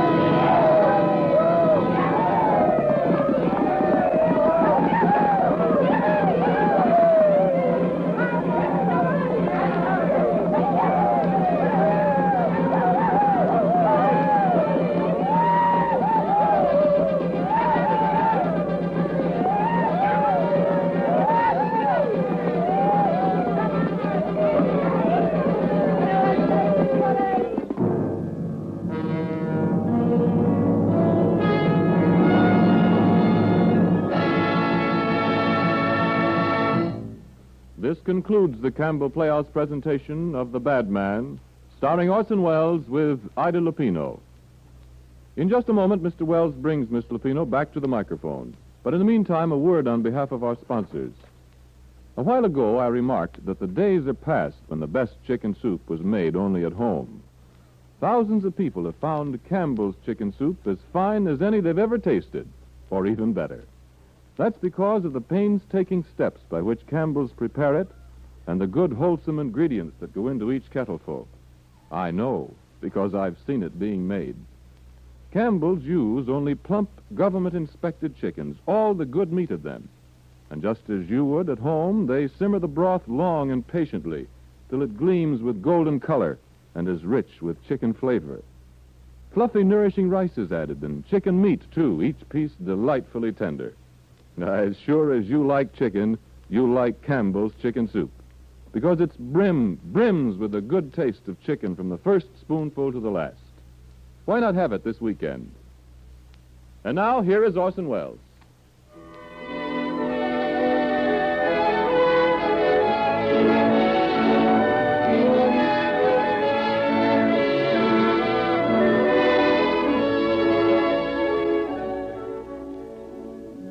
Well, ladies and gentlemen, now that we've guaranteed the future bliss of Lou Chappelle, it's time to come back to reality and introduce you to the actress who played the part tonight. Miss Ida Lupino of Naples, of London, and of Hollywood, in the order named. Miss Lupino, we are all delighted to meet you and to have you with us this evening. And I'm delighted to meet you all. Thank you, Pancho Lopez. Orson Welles. You shot that dirty dog in the well-known nick of time. I hope you didn't worry. I promise you were never in any danger. I was lurking beside the doorway all the time. Now, Miss Lupino, when I mentioned those cities, I was referring, and stop me if I'm wrong, to your birthplace, Naples, to London, where you appeared on the stage and in films, and to your current office and residence, Hollywood. Is that correct? 2 hits, 1 miss, Senor Lopez. I wasn't born in Naples. My grandfather and grandmother were. I was born in London between engagements. I think I should explain, ladies and gentlemen, that Miss Lupino has the theater in her blood. That the Lupinos take their place with the Kendalls, the Barrymores, the Bennetts, as one of the world's greatest theatrical families. That both parents, Stanley Lupino and her mother, Connie Emerald, are famous in their own right abroad, and that, in a sense, the family goes back before Shakespeare. How far back does it go, Miss Lupino? Well, it seems there have always been Lupinos in the theater. We have pretty definite records for 250 years in England. Before that, there were clowns and performers in Italy. Well, with that background, Ida, you should... You couldn't help yourself. And tell us about that great moment in any performer's life, the debut.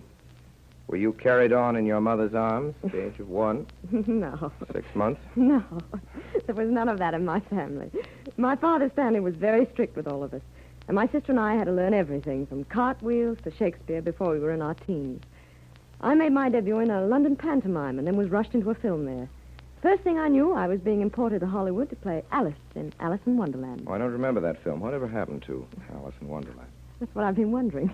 Seemed to be a good idea at the time, but somebody else played the part. Oh, yeah, but since then I've seen you in, let's see, One Rainy Afternoon, Anything Goes, Paris in Spring, many others.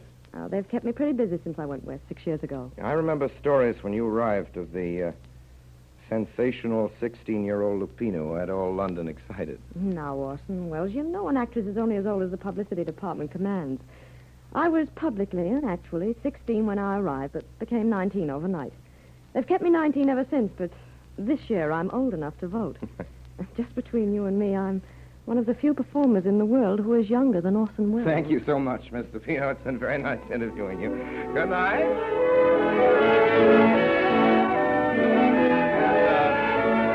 Mr. Herman, down on the music for a moment, I'd like to introduce Mr. Chappell, who will tell you who played the parts tonight. Mr. Chappell? Thank you, Mr. Wells. In tonight's Campbell Playhouse production of The Bad Man, Orson Welles was heard in the role of the bad man, Pancho Lopez. Ida Lupino played the part of Lucia Pell. Frank Reddick was heard as Gilbert Phipps, and Ray Collins as Uncle Phipps. Morgan Pell was played by William Allen, Dot by Diana Stevens, and Louis by Everett Sloan. Edward Jerome played the part of Pedro. Music for the Campbell Playhouse is arranged and conducted by Bernard Herrmann. And now, if you please, Mr. Wells, will you tell us about next week's story?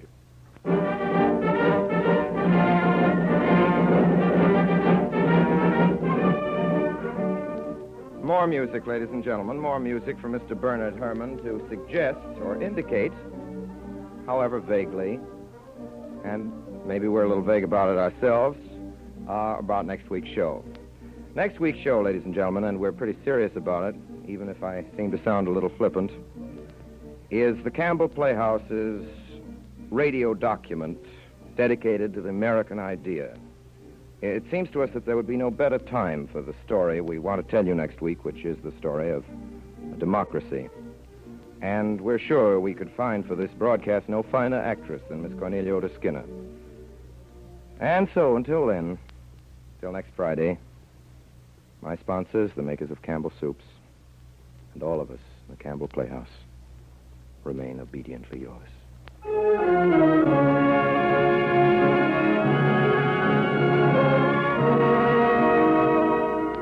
The makers of Campbell Soups join Orson Welles in inviting you to be with us at the Campbell Playhouse again next Friday evening when Cornelia Otis Skinner, brilliantly gifted star of radio and stage, joins him in thumbing through the pages of American history for a variety of famous characterizations for our American cavalcade. Meanwhile, if you have enjoyed tonight's Campbell Playhouse presentation, won't you tell your grocer so tomorrow when you order Campbell's Chicken Soup? This is Ernest Chappell saying thank you and good night. This is the Columbia Broadcasting System.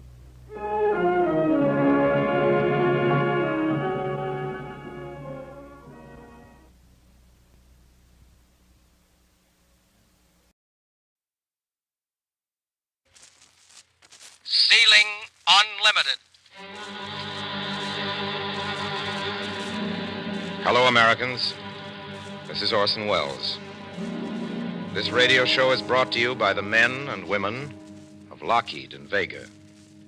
Our script tonight was written for us by the distinguished American novelist John Steinbeck. It's the story of a flyer and a flyer's mother. It's the story of the training of a flyer and of the prescience of a mother's love, which is older than the flight of birds. And now we continue with John Daly in CBS World News. General MacArthur's headquarters tonight issued a communique reporting the sinking of an 8,000-ton Jap cargo ship in the Bismarck Sea. This morning, reports told of an Allied raid on Jap shipping in Rabaul Harbor. Flying fortresses sank or seriously damaged. Morning, Mom. You're late. Sit down and eat your breakfast. You'll be late for school. It's Saturday. You forgot the day. Oh, what am I thinking of? Of course it is. Your eggs are a little overdone. Now, how did I think it was Friday? I've lost a day somewhere. Thinking about something else, I guess. I'll go. Morning, Jimmy. Morning, Mrs. Carter. Good morning. Take it out of your pocket. I know what it is. Oh, it's just an advertisement. It's from Carl. Give it to me. I've been expecting it. You think you're a fortune teller. Why, I guess I am sometimes. Give me Carl's letter. Read it. Come on, read it. Just a moment. Turn that down, will you? Dear Mother and Dad and Jimmy, I'm sorry I don't write more and more often. Fact is, they keep us so busy there isn't much time to write. We have been seeing a little action, and I guess we'll see more. I was lucky the other day, and I have a citation. I'm going to send it to you, not to brag, but so you can keep it for me until I get back. And a medal? It seems Will he get a ages medal, since too? I went away. I don't know. I got your letters Saturday. They came through quickly. There's not much to tell, except that I am well and busy. I hope you are, too. I'll write again soon when I have more to tell. Love to you all, Carl. He don't tell anything. He never tells anything. That's the same letter he writes me every time. I've got all of them. I'll write again soon when I have more to tell. Why don't he say what's happening? Why, he does. What's happening then? He's well and busy. Carl's pretty lucky. He's old enough. When I'm old enough, I'm going in, too. Of course you will. Mother, when we get his citation, can I take it to school? Oh, he might not like that. Why do you want to? Well, nobody around here ever thought Carl was so brave. He isn't brave. What? He isn't brave at all. Why, when he went in... Come on, line up, line up. All right, you men. Setting the shots next. Hurry up, next man. All right, hold out your arm. Watch it. Whoop, catch him, somebody. Yeah, lay him out. He'll come to in a minute. Next man, hold out your arm. There we are. Next man. He fainted that day. He was afraid of the needle. But the next day, when he took his typhoid shot, he didn't faint. Maybe fear is the foundation of courage. Well, he must have been pretty good. No. He wasn't neat. He never put his clothes away. Just a minute. Carter, haven't you learned to make a bunk yet? Oh, yes, sir. You call that a square corner? But I was Remake that bunk and do it until it's right. Yes, sir. He hated to be bossed. He used to sulk at home when he was told what to do. And he was never on time for anything. What time you got, Carl? It's 10:30. Oh, clock up there must be fast. Oh, my gosh. My watch has stopped.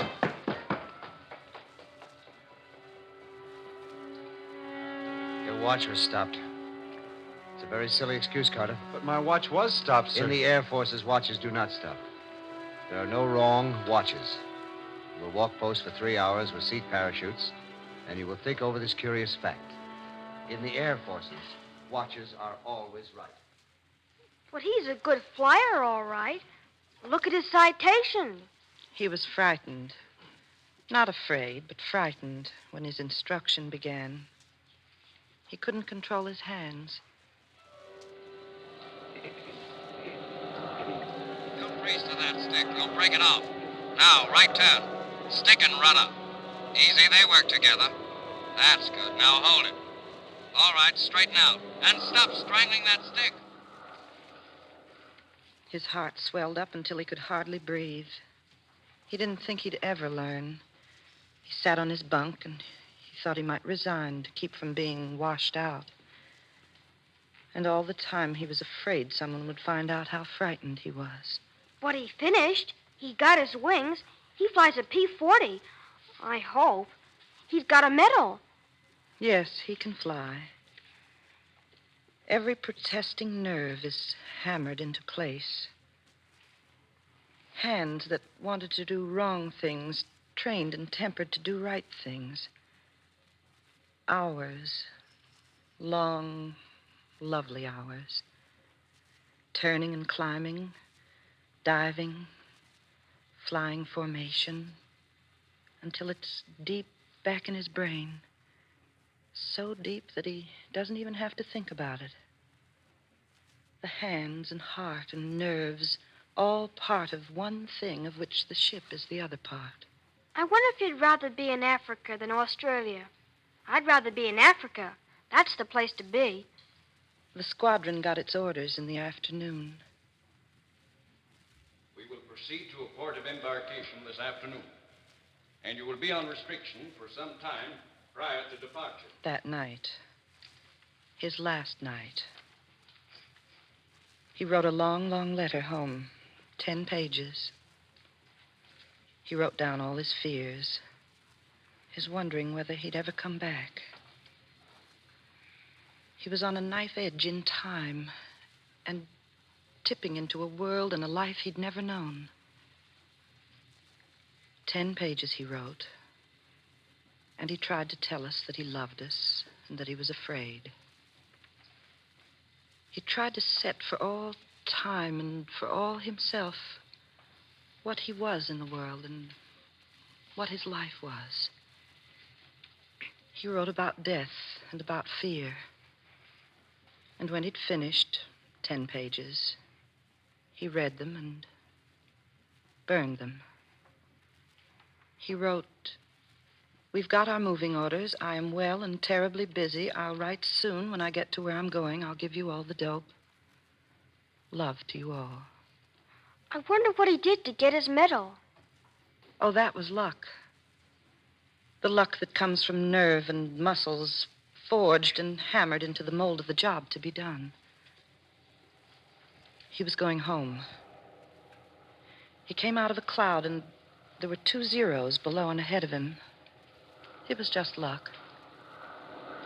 He got the first one before they knew he was there. The other one turned and dived. Carl saw the pilot look over his shoulder. He could see his face looking over his shoulder. He saw the face in his sight.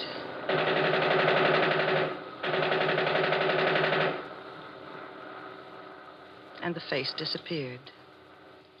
That was luck. Golly. Yesterday wasn't luck. Yesterday?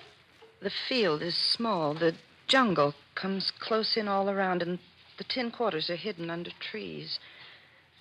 And the field is camouflaged, and the ships are pulled up under the trees. All in correctly. Rendezvous with BITEs at R4 1432 CGT. Get us escort. Take off at 1502 CGT. Understand? Yes, sir. Yes, sir. Say, Carter here's got 2 meatballs. Wonder if any beer came in.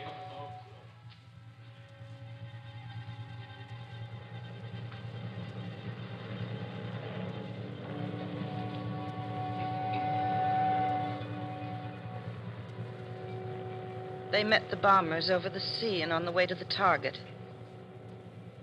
They hadn't far to go, for they were near, and the bombers had come far. They flew along the green coast, and they could see the white surf piling up on the sand. There was green water, and farther out, blue water below them. And little puffs of clouds were in the sky, and far down the coast, a thunderhead, black with white edges.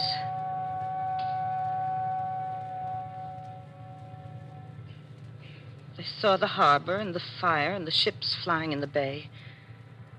The bombers made their run, and the bombs went out.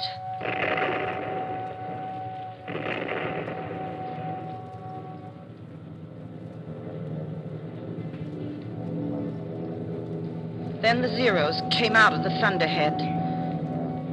And Carl didn't have the luck this time. He turned to attack. And as he climbed, he felt a shock. And the controls were heavy in his hands. He knew he couldn't fight. He strained about to run for it. And his motor was killed.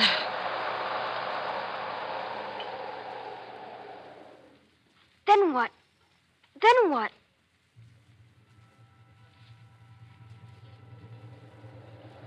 He rolled clear and fell. And his hand went up to the parachute release. But he didn't pull it. I thought he'd never pull it. But he knew better. He was very near the water when he pulled the ripcord, and his body jerked. And he floated into the sea. And a Zero came down after him and ripped the water with its guns. He dove and stayed under until his blood beat in his ears. Then it was over. And he got his belt inflated. He saw one of his squadron go over and wag his ship at him.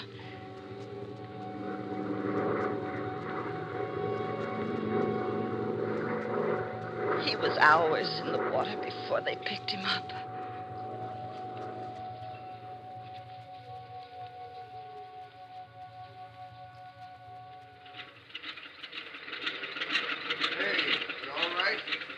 Yeah, I guess so. Yeah, pretty lucky I found you.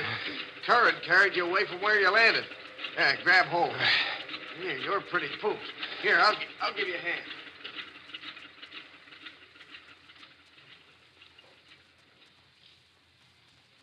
Was he all right? Was he hurt? He was all right. Mother? Say, Mother, how do you know all this? I was there every minute.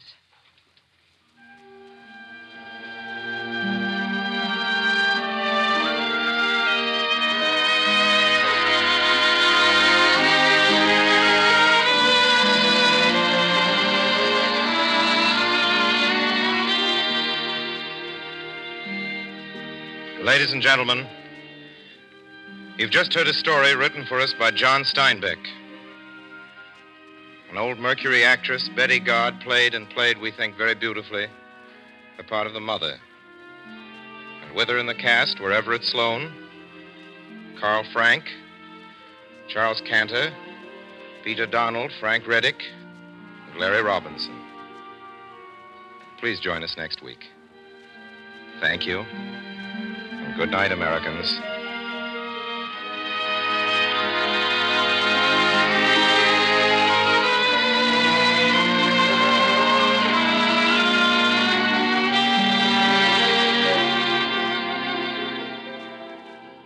This program was brought to you by the Lockheed and Vega Aircraft Corporations of Burbank, California. This is the Columbia Broadcasting System.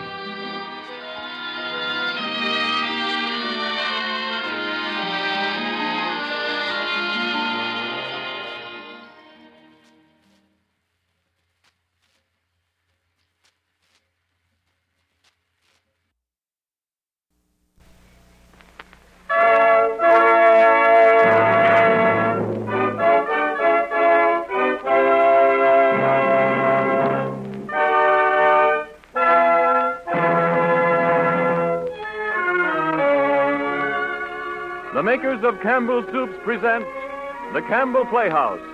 Orson Welles, producer.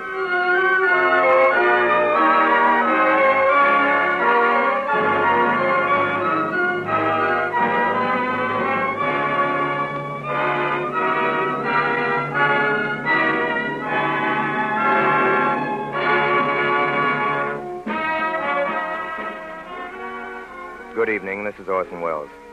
Tonight we're going to present a typical chapter in the life of a special type of theatrical manager, the man who wears the mantle of the impresario. He's sometimes a genius, always a visionary, and is usually dressed in a haze of glory, especially if he's just created a success.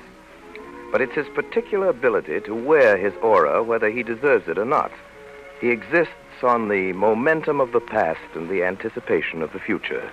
He's divorced from reality and lives in his own frantic world of the glorious, impractical dreams which keep bursting on the bubbling surface of his mind. And lest I seem to convince you that he is a type entirely removed from the usual producer, let me hasten to assure you that we are all a little guilty of the same dreams and the same aspirations. The play is 20th Century, our version of 20th Century, which was written by those inimitables Ben Hecht and Charlie MacArthur from the play by Charles Bruce Milholland. And tonight our leading lady is Elisa Landy, who's appeared notably on Broadway and in a large number of successful films in the past few seasons. Mr. Sam Levine plays Owen O'Malley, and you've met him before on this program. And we also have here in the studio the model for Owen O'Malley, one of the characters in the play, Not the producer, but one of the most remarkable characters on Broadway. Richard Maney, press agent without peer and interpreter to the world for a number of the great dreamers of the theater. He will speak in his own defense at the end of the program. And now, before we begin our story, a word from Ernest Chappell.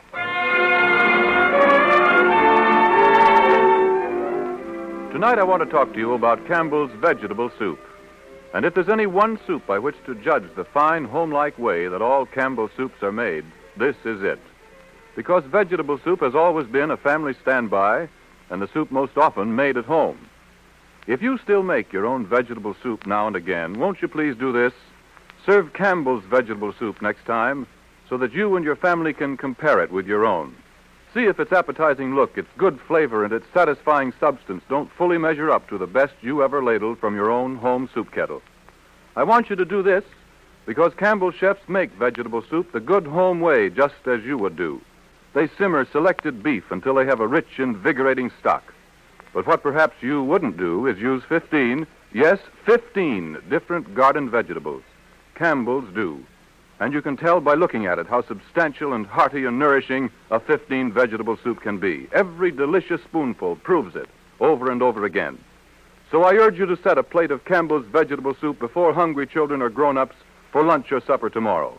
That's the real test of how good it is. And now, 20th Century, starring Orson Welles with Alyssa Landy and Sam Levine.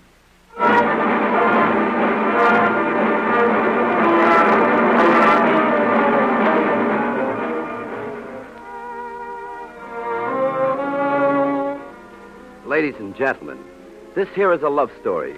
This here is the inside story of that great romance you all know about, of course, which transpired between that gorgeous feminine star, Lily Garland, of stage and screen, and the great Oscar Jaffe, who is a famous producer and is crazy. Now, I hate to tell you about it because it cost me plenty, but here it is. One of the great romances of the ages, and against romance, nobody, not the smartest man in the business, not even me, Max Jacobs, can do a thing.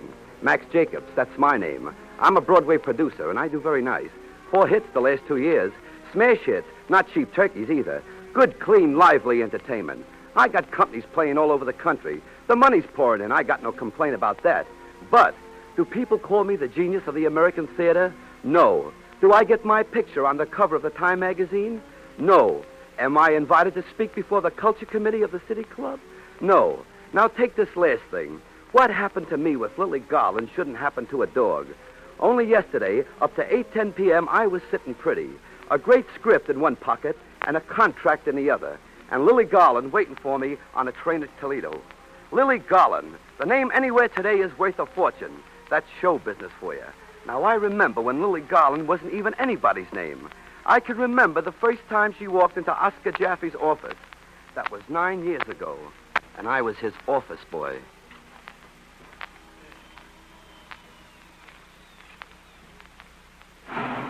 Here you are, miss. 3rd floor. Where's Mr. Jaffe's office? Right down the hall, miss. Turn to the right.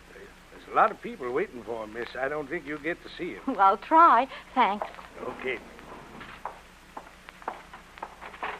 I've been here 3 hours now. Wait a minute. Rhoda said I could see Wait a minute. Both Campbell and Lyman Brown said Mr. Jaffe would see me first.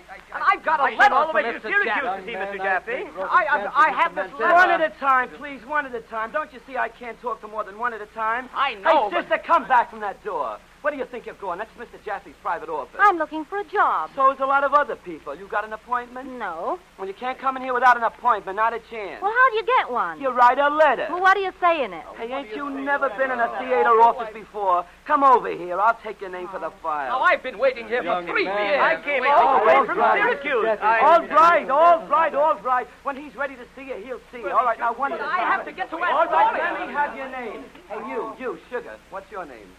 Mildred Plotkin. Mildred Plotkin. Address? 2083A Prospect Avenue, the Bronx. Experience? I want to be an actress. I said experience. Look, Mr. Jacobs, I'm not going to stand for this any longer. If Mr. I came all the way from Syracuse to see Mr. Jaffe. I better rehearse. I'm sure all right. Knew I was here. All right. Hold your hats, will you? I'll go in and see what I can do. Mr. West. Yes, Jacobs. What is it? Quiet. I'm on the phone. Yes, Mr. O'Malley. Why, you inaccurate Muscovite?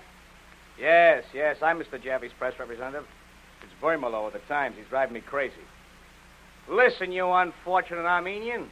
Oscar Jaffe's next production will surpass anything ever seen in this country or any other country, in this generation or any other generation. Right.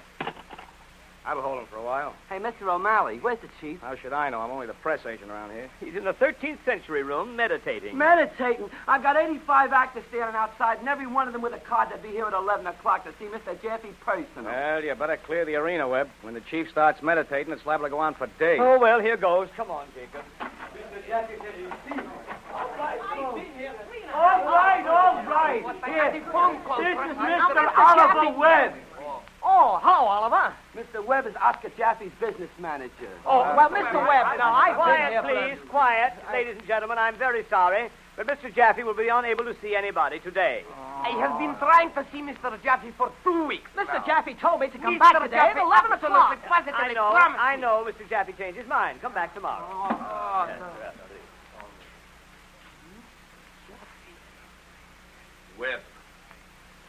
Webb, will you never learn? How long will this organization continue behind my back to trample upon the sensibilities of actors, of artists? It's very discouraging. But, Chief, How many times have I told you that I always see everyone? But, Chief, you said only yesterday Webb, that you... You have insulted these people. I would speak to them myself. I will apologize for you. Ladies and gentlemen, for 18 years... Mr. Jaffe, I played Rosencrantz with Mr. Mantell. Please, ladies and gentlemen, for 18 years I have devoted myself to the theater. Brain, soul, heart, spirit. I have given them all, unstintingly, in the service of that beautiful, devouring mistress of us all, the theater. With the toil of my hands, the anguish of my spirit, I have built this beautiful theater in which you stand today. Who have I built it for? The public? Philistines? Bootleggers? No. The playwrights? Hacks? Plagiarists? No.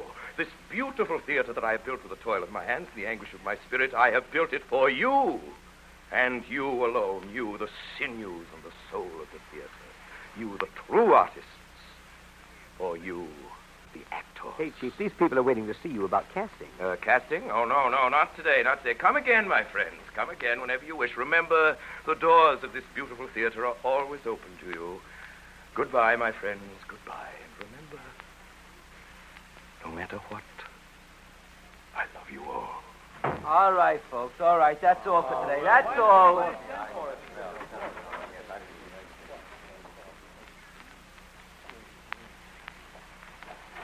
Jacobs. Yes, Mr. O'Malley? The boss says there's a girl with bangs, the fourth one on the right. Green dress and eyes like amethyst. Send her up. He wants to see her right away. All right, Mr. O'Malley, I get it. Hey, you. Sugar.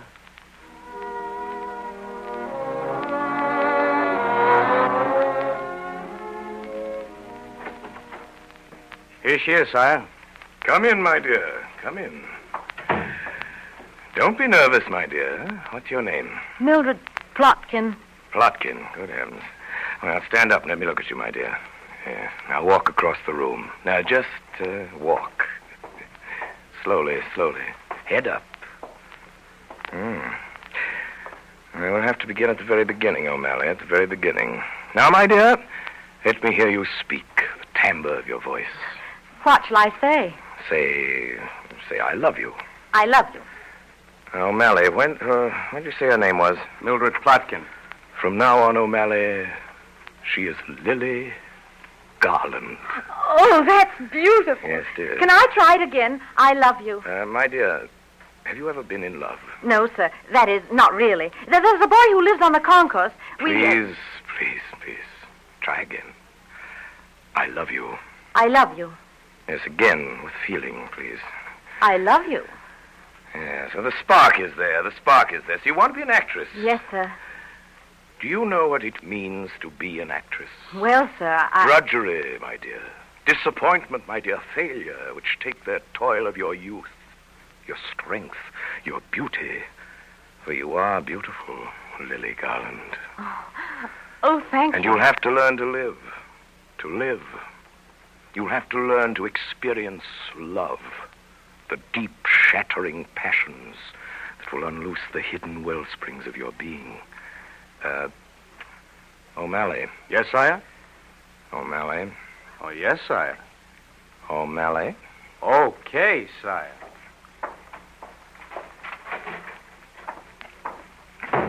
Now then, my dear, you can be quite at your ease. Let's try it again. I love you. I love you. Now, once more, my dear, pear-shaped orange.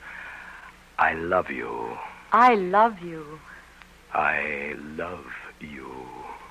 I love you. I love you. I love you.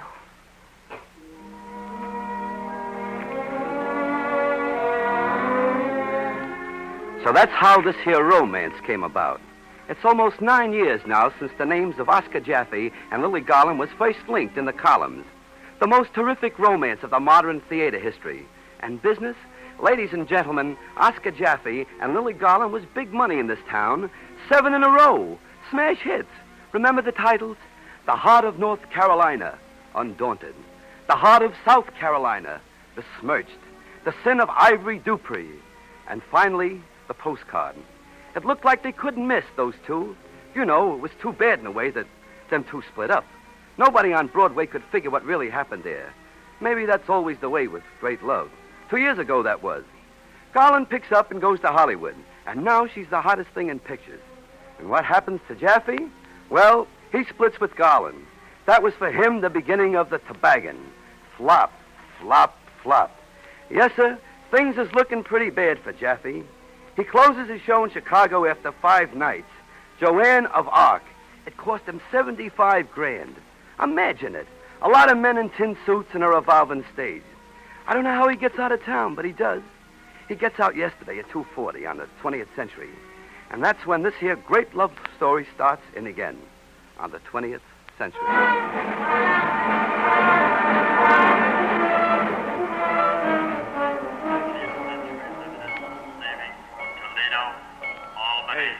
Hey, Webb, where's the chief? He's going to miss the train. Search me. He ought to be here by now.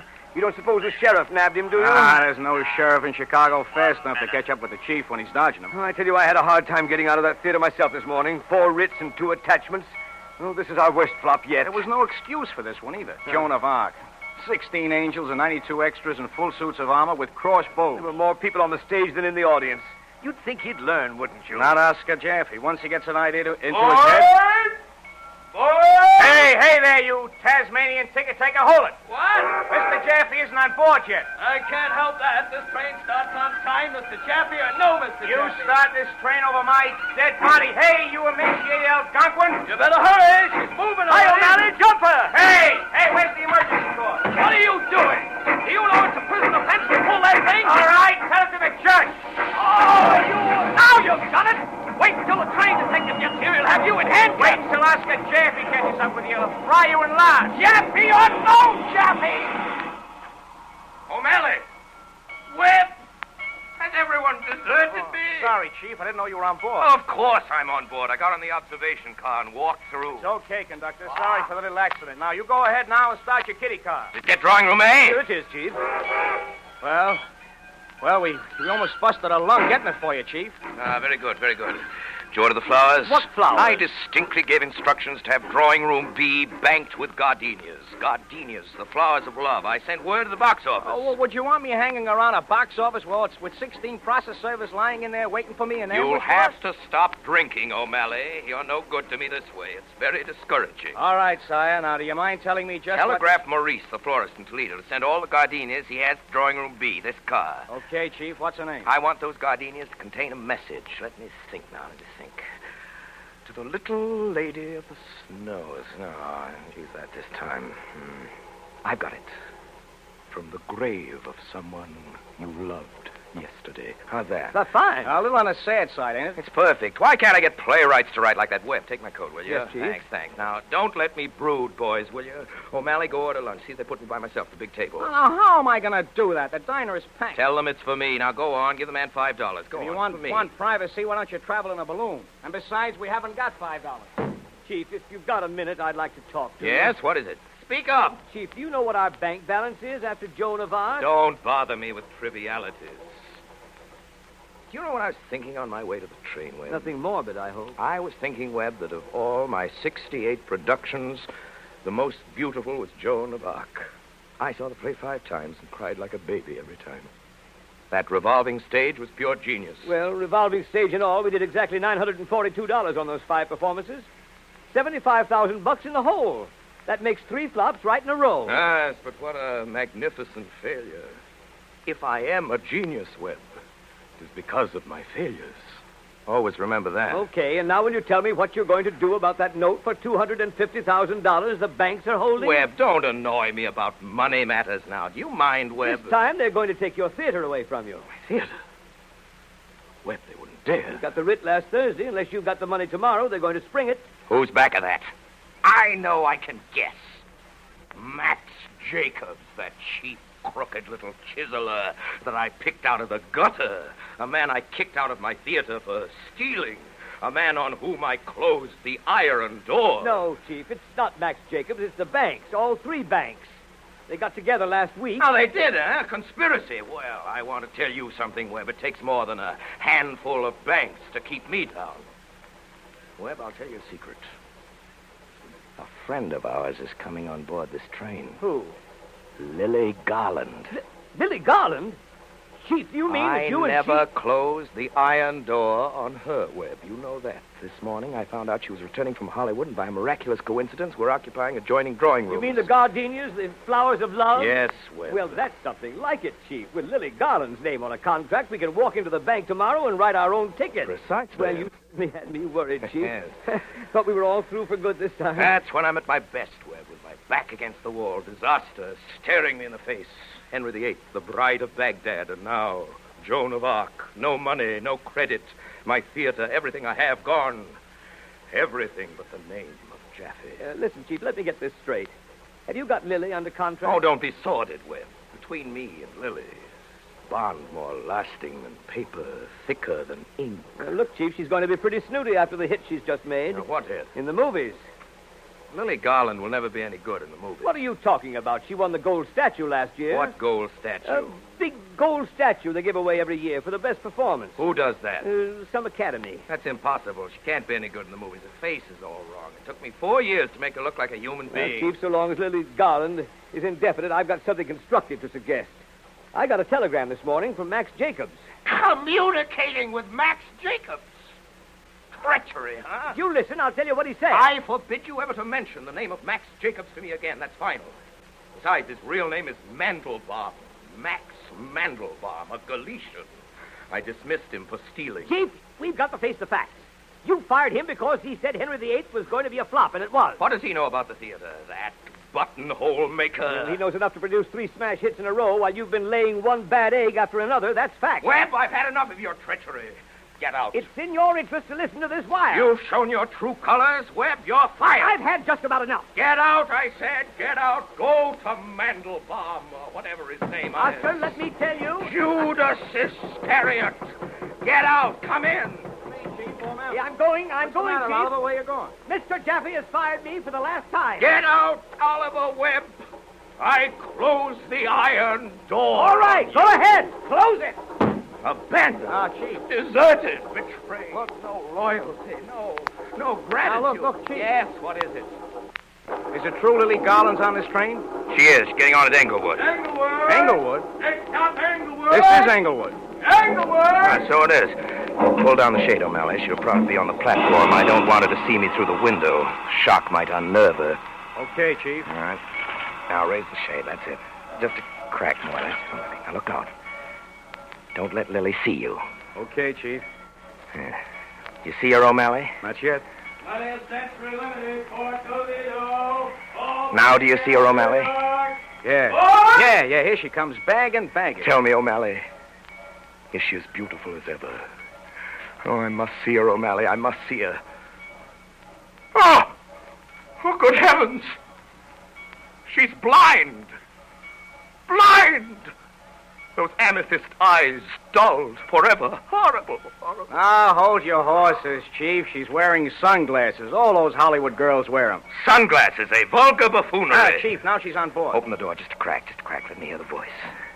Right this way, miss. Draw no beat. It must be her. Hey, Porter, what's the idea of kicking those bags around? There's some perfume in there that costs $18 an ounce. Her voice, O'Malley. That's Her Lily, voice, all right. That voice.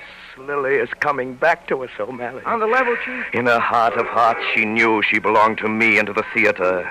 I shall hold open the door of reconciliation by offering her a great legitimate role. You got a play for her, Chief? I repeat, I shall offer her a great role. The greatest character ever put on the stage. Half devil, half woman, who makes a great sacrifice for love. Yeah, sure, I know, Chief, but have you got a play, something tangible, something she can see herself walking around the stage in? In my trunk, O'Malley, there are 100 plays, each one a masterpiece. Oh, that collection of moth-eaten scripts. Now, for the love of Pete, Chief, you ought to know you can't pull plays out of a hat, not real plays. I don't want to argue with you, O'Malley. Find Webb and tell him to draw up a contract in legal form. Webb says you fired him. I fired him. Oh, so he's going to take advantage of that, is he? You tell Webb I've forgiven him. Tell Webb if... Wait a minute. Who's there? I'll see.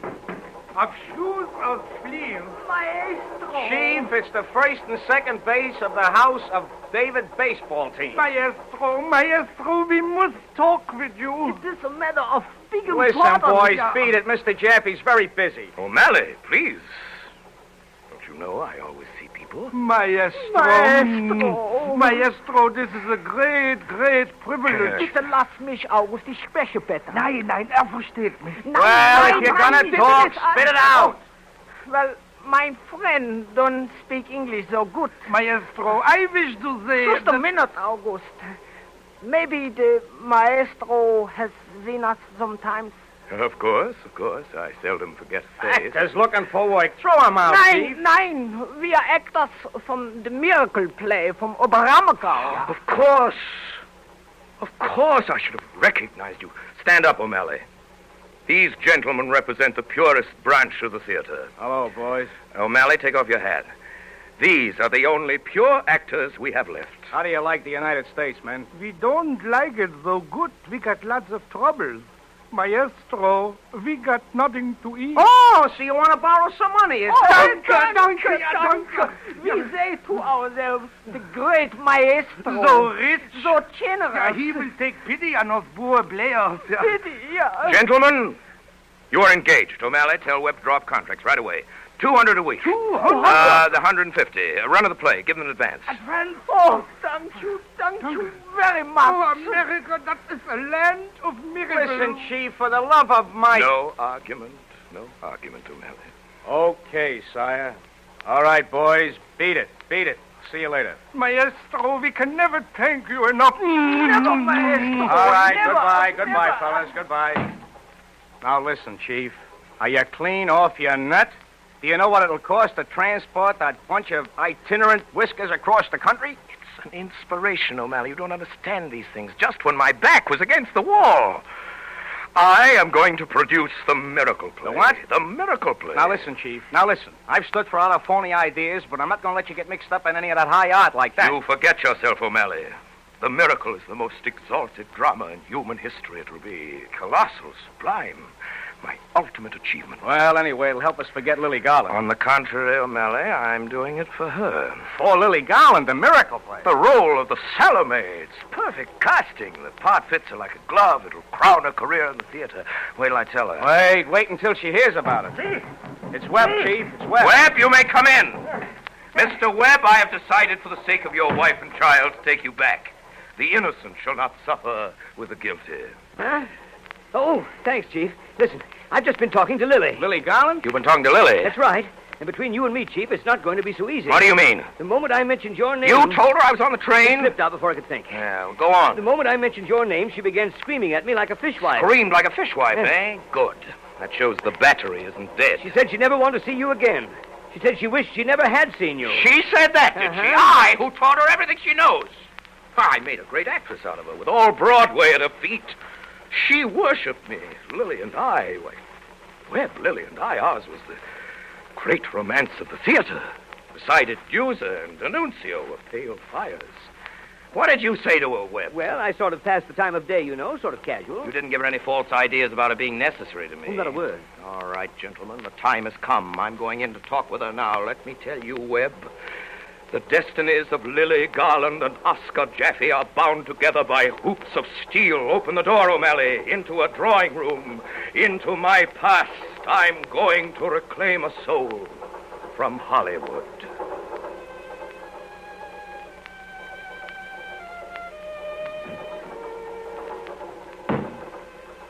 Lily Garland. Oscar Jaffe. Lily. Oscar. Oh, Oscar. Lily. Poor Lily. And what do you mean by that, Oscar? You know what I mean, Lily. I saw it. So what? What on earth are you talking about? That movie, that last movie. When I saw that last movie of yours, I blame myself. Only myself, Lily. Oh, you saw it. Everybody said I was marvelous. I'm sorry, Lily. There were moments when you were marvelous, the real you coming through, but that cheap story, Lily, that unimaginative director. You're right there, Oscar. The director was an idiot. Did I have to fight to get my own ideas across? You were like a magnificent ruby set in a pail of lard. You put yourself back 10 years, Lily. 10 years. You just have to fight them all the time, Oscar. I can understand, Lily. You're a great artist, a great woman. I never appreciated you until I lost you. Darn right you didn't. You haven't had a hit since. All your grand illusions that you were Shakespeare, Napoleon, and the Grand Lama of Tibet all rolled into one. You're absolutely right, Lily. What? I realize now that in the largest sense, it was not Oscar Jaffe who made Lily Garland. It was Lily Garland who made Oscar Jaffe. Oh, I'm glad you've come to acknowledge that. I've paid for my mistake 1,000 times. Listen, Oscar, if all this is a preliminary to a contract, you can save your breath. Contract? Oh, contract? Who said anything about a contract? Don't kid me. You do anything to get my name on a Oh, contract. no, Lily, no. I came here with a dream we both had long ago. The thing we planned as a climax to your career. The last step in the golden stair. For the love of Mike, will you stop being mysterious? Now, what is it you're trying to pull out of a bag? Lily. Another part where I'm not worthy of the lieutenant's love and make a great sacrifice? No, Lily, no. What is it, Montezuma again, or that big drama about Hairpin Annie, the pride of the gas house? No, Lily, none of these things. This just happens to be the greatest woman of all times. Just her memory, Lily, has kept the world in tears for centuries. Salome. Salome, Lily. Listen to me, Lily Garland. I'm going to put the miracle play on in New York with Lily Garland as Salome. Had it in my sleeve all this time, waiting for the right moment. You play the wickedest woman of her age. Sensual, heartless, beautiful, corrupting everything she touches, running the gamut from gutter to glory. Can't you see her, Lily? I'm going to have Alexander the Great strangle himself with her hair. I can see the whole thing. Salome. Salome. Salome, in the beginning as a young girl, innocent, childlike. And then after having been heartbroken by some man she loved madly and trusted, she went down to the depths. Hating and despising all men. That's right. Laughing at times. Laughing at them so cruel, so terrible. It'll be the greatest production I've ever made, Lily. I brought over an entire troupe from Europe. Took them away from Max Reinhardt. Cost me my shirt, but I wanted them. 2 of them are geniuses. It'll run 5 years, and you can have every dollar it makes. All I want is to stagger New York. A desert scene with 100 camels and real sand. Brought over from Arabia. I'm going to have a Babylonian banquet, the second act. You're dancing with all your slaves around you. You're covered with emeralds in that scene from head to foot. But that's nothing to the finish, where you stand in rags, and the Emperor Nero himself offers you half his empire. And you answer him with a speech that's probably the greatest piece of literature ever written, with all the lights pouring down on you, transfigured by love and sacrifice. Nero cringes, and the last we see of you is a little figure selling olives in the marketplace. Now, what is it? You're crazy. What do you mean? Oscar, you're a pure case of leaping paranoia. Now, don't be cheap, Lily. Coming in here with camels and sand from Arabia. You're a scream. You're going to put on the miracle play? You haven't $100 to your name. I can raise $1 million, $2 million. Yes, and I know how you intend to raise it. Get my name on a contract and go out peddling it. Shake down some new angel on the strength of my reputation. No, thank you. I'm through being your meal ticket, Oscar Jaffe. You're at liberty to call up any one of my banks in the morning. Your banks? You mean the ones that are taking your theater away from you? That's a lie. You've been listening to my enemies. I've been listening to Mr. Webb, your so-called business manager. He broke in here with some sob story about you're going to commit suicide unless I took pity on you. Well, go on out and commit it. It'd be a blessing to everybody concerned, you scorpion. Mr. Webb is no longer with me. I fired him for stealing. Oh, shut up. I've had enough of your lies. Lily Garland, I've offered you a last chance to become immortal. Thank you, but I've decided to stay immortal with a responsible management. Who? Max Jacobs. Oh! Can't believe it. No, we'll read the papers tomorrow, then. He's meeting the train at Toledo, and I'm going to sign with him. Max Jacobs! Max Jacobs, he's a thief. Illiterate. He can hardly write his name. Oh, he writes it all right on checks. Great big checks, too. Oh, it's the money. The money. That's all you want. Money, money, money. If I jingled a miserable 10 or 15,000 at you, your mouth would begin to water. You'd start drooling and squealing. Gimme, gimme, gimme, gimme, gimme, gimme. That's right, Oscar. Now get out before I have the porter throw you off the train, you fake. You swindler. Stop that, you cheap little shop girl. Get out before I call the conductor. Go on, ring that bell. I'll tell the world who's a fake you are. I made you. I taught you everything you know, your voice, your walk, your cheap little talent. They're mine. I gave them to you. I gave up everything to breathe them into you, even your name. Lily Garland, I gave you that. Well, if there's a justice in heaven, Mildred, plot in, you'll end up where you belong. In the burlesque houses.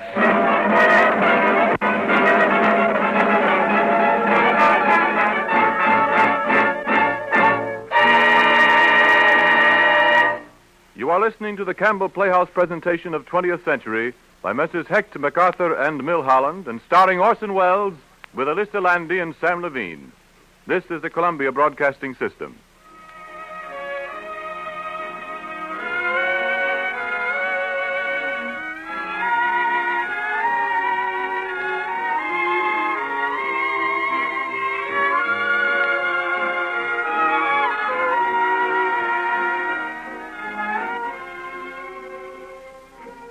This is Ernest Chappell, ladies and gentlemen, welcoming you back to the Campbell Playhouse. In a moment or two, we will resume our story, 20th Century, starring Orson Welles with Alyssa Landy and Sam Levine. The train on which our story takes place is one of the modern streamliners that typify the great progress made in railroad travel. You can see this same progress reflected all around you in radio, in home building, and in many other activities. Take, for example, the modern efficiency and ease of meal planning. Today, you can serve the finest of soups quickly, conveniently, and economically for any meal. Good, hearty, homey vegetable soup is yours in a few minutes. Full-flavored chicken soup can be had for lunch or dinner any day. Many a soup that used to be considered expensive or difficult to make is served now as simply as saying ABC. These soups come in red and white labeled cans marked Campbell's. Their convenience in serving is as modern as streamlining. But I do want to impress upon you one thing. Underneath the label, Campbell's soups are the good old-fashioned kind.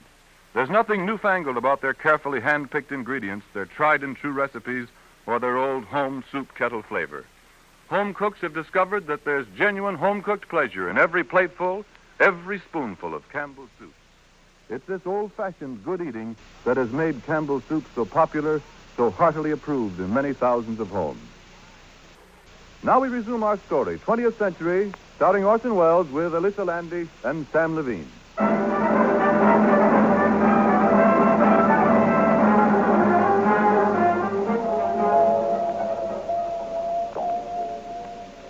Webb? Webb! O'Malley. I'm here, Chief. Well, how'd you make out with Lily Garland? O'Malley, where's that scoundrel Webb? Oh, he's around, Chief. I saw him a few moments ago in a club car talking to a little bozo with gray hair. More treachery. What do you mean, Chief? A dirty double-crosser. You know what he did to me? He betrayed me. He told Lily Garland I was broke and helpless. Now, wait a minute, Chief. Maybe you've got him wrong. Wrong? I'm never wrong. I'm going to kill him with my bare hands. I'll strangle him, so help me. Even if I have to go to the chair for it, to the chair. Who is it? Me, Chief. Come in, Webb, you gray rat, and shut the door. Listen, Chief, Scoundrel. Look, Chief. What do you mean by telling Lily Garland Look, Chief, I've been talking with a man. Don't try to change the subject, you. He's going to finance the miracle play. Who? Who? A man I met in the club car. I talked him into putting up the money for the whole thing. You did what? Webb, is this another of your coarse attempts to be funny? Funny? Take a look at this check. Is that funny? Check. $200,000, that's all. Webb? Who is this man? What do you know about him? He's Matthew T. Clark of the Patent Medicine Million. Holy mackerel. And he's crazy about the miracle play. You see, O'Malley, what did I tell you? There is a justice in heaven, Webb. I apologize. You've done well. You've done nobly. I always said you were a man of imagination and iron will. Thanks, Chief. And now, gentlemen, action.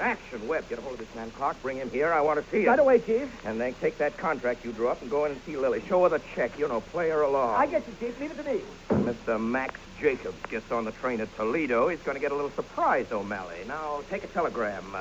John Ringling of the Ringling Brothers Circus. Dear John, I am in the market for 25 camels, 20 sheep, a few elephants, and an ibis. A what? An ibis. That's the royal bird of Egypt, O'Malley. You wouldn't know. Why? I mean, rock bottom price, Oscar Jaffe. What about lions? We'll have to cable London Zoo for them. They have the best specimens. We'll need 10 or 12 at least. Well, where are we going to house all these monsters? I'll construct a little zoo off the green room. I'm going to rebuild the whole theater to make it look like a grotto. A grotto? A grotto.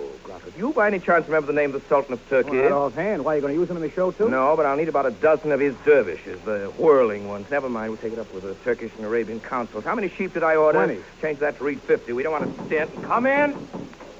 Chief, this is Mr. Clark. Oh, Mr. Clark. Mr. Clark, I want you to meet Mr. Jaffe. How do you do, Mr. Clark? How do you do, Mr. Jaffe? Mr. Clark, Mr. O'Malley, my press agent. How's tricks? Oh, why, they're... I'm delighted, Mr. Clark, with what Mr. Webb has told me. It'd be a great privilege to be associated with you, I assure you, sir. It'd be a great privilege for me, Mr. Jaffe, a great privilege. You'll just sit over here by the window, Mr. Clark. That's right. Nice and comfy. Webb, what about Lily? What'd she say? I spoke to her, Chief. She said she'd be in right away. Splendid. Now then, Mr. Clark, it seems to me that since we are to be associated, we should become better acquainted, don't you think, sir? Oh, indeed, yes, Mr. Jaffe. I am really quite thrilled by the whole thing. Your venture is one of the very worthiest efforts that this country has ever seen. I agree with you, Mr. Clark. I agree with you. I agree. There's nothing like the living theater, Mr. Clark, for delivering a great message. Oh, indeed, that is true. Night after night, Mr. Clark, when those enormous audiences are sitting in the hushed theater, spellbound before the genius of Lily Garland. Lily the greatest Garland. actress in the world, Lily Garland. I'm considering her in one of the parts. Oh, a professional actress? Of course. Oh, I don't think that will do, Mr. Jaffe.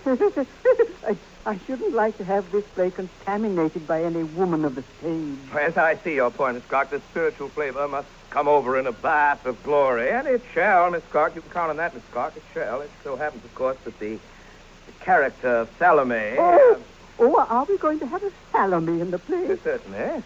Oh, she's not one of my favorite characters. I've always preferred... That's right. Garland. Miss Garland. Lily. Miss Garland. Come in.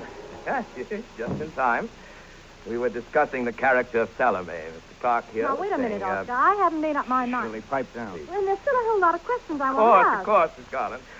Many as you like, but in the meantime, I want you to meet our new associate, may I present Mr. Clark, great Lily Garland. Oh, Mr. Clark, how do you do? Yes, of course. Delighted. Well, Mr. Clark, Mr. Webb told me all about you. Are you really joining the theater? Not exactly, but I feel that if by my contribution, financial help, I can bring people closer to the truth of spiritual things. Well, that's just what I told Mr. Jaffe. If it was just an ordinary show, I wouldn't be interested, seeing as I'm cleaning up in the movies anyway. But when Mr. Jaffe told me that it was the miracle play... Well, I didn't realize that an actress... Well, most people have a wrong idea about actresses, Mr. Clark. That's true, Miss Clark. Now, take me. I've gone to church practically every Sunday of my life, and most of the time I've had a class in Sunday school. And, well, there you have it, if you guess what I mean. Oh, you don't need to say anything further, Miss Garland. I'm sure you will be a splendid addition to our cast. You're a swell looker, too, don't you think, Mr. Clark? O'Malley, here it is. Yeah. Excuse us, please. Oh, the House of David. Maestro. Gentlemen, just in time. We found the miracle play, good. the manuscript. We were afraid it was lost. Yeah, we found it in the lunchbox. That's fortunate. The lunchbox is always empty, so nobody look in there. Very fortunate. Miss Garland, Mr. Clark, I want you to meet those two remarkable artists, I've engaged them for our production. How do you do? How do you do? Members of the original Ober-Abergau miracle play. Ja, Maestro. Ober-Abergau and also Unter-Abergau. Oh, yes. Unter-Abergau is much older. Ja, much older. Much older. July 1618. 1618? Yes. Oh, say, here, Oscar, I thought this was an original play. You know perfectly well you can't make a nickel on a revival. Every time you've tried it, it's been a flop. Pipe down, Lily. I won't pipe down. Now, please. Is this lady going to act in our company? Miss Garland, gentlemen, is a famous actress. I'm engaging her for the role of Salome. Salome. Oh, nein, the Salome part is always played by my little cousin Tina. Yeah, she's in Milwaukee. Indeed. Oh, I've always had a fondness for Milwaukee. Looks like we're pulling into Toledo, Chief. Yes. Now, Lily, suppose you and I go into your drawing room, settle the details of our contract, and find out who that is, O'Malley. Yes? Yes, conductor, I'll come quietly. Really, I will. You're getting off at Toledo, you know, Mr. Clark. You remember the telegram you got from your brother. Oh, yes, I remember the telegram. Oh, dear, I'm sorry, ladies and gentlemen, but I shall have to leave now. Oh, now, Mr. Clark. You'll have to hurry, Mr. Clark. We'll be in Toledo any minute now. Well, Really, I'm coming, conductor. I'm coming quite Clark, quietly. This is rather unexpected. Yes, but it can't be helped, I'm afraid. You see, I didn't Well, mean any come right harm, along, really. Mr. Clark. I didn't. Come right along. The porter will take care of your bag. Yes, it will. Goodbye, everybody. Goodbye. Goodbye. Hey, conductor, just a minute. Come here. What's the idea? It's quite all right, sir. He's quite harmless. What do you mean, harmless? Well, they've been hunting him for 2 weeks. He escaped from a lunatic asylum. A lunatic? Holy smoke! His brother's meeting him to take him off the train at Toledo. You mean he's a nut? Delusions of grandeur, madam, that's all. I understand he has a habit of writing out large checks on the spur of the moment, but few people I suspect would take him seriously. Well, good day. Lily. Don't you talk to me, Oscar Jaffe. Lily, I swear. Of all the cheap, deliberate, low-down attempts to swindle me. Lily, as heaven is my judge, I knew nothing about it. I give you my word. Lily, I was stupid. Let me out of here. You insulted me like no man ever dared. Lily, I was bamboozled. Get away from that door. Lily, stay. For the sake of our great love. Liar. Now, Lily. Lily!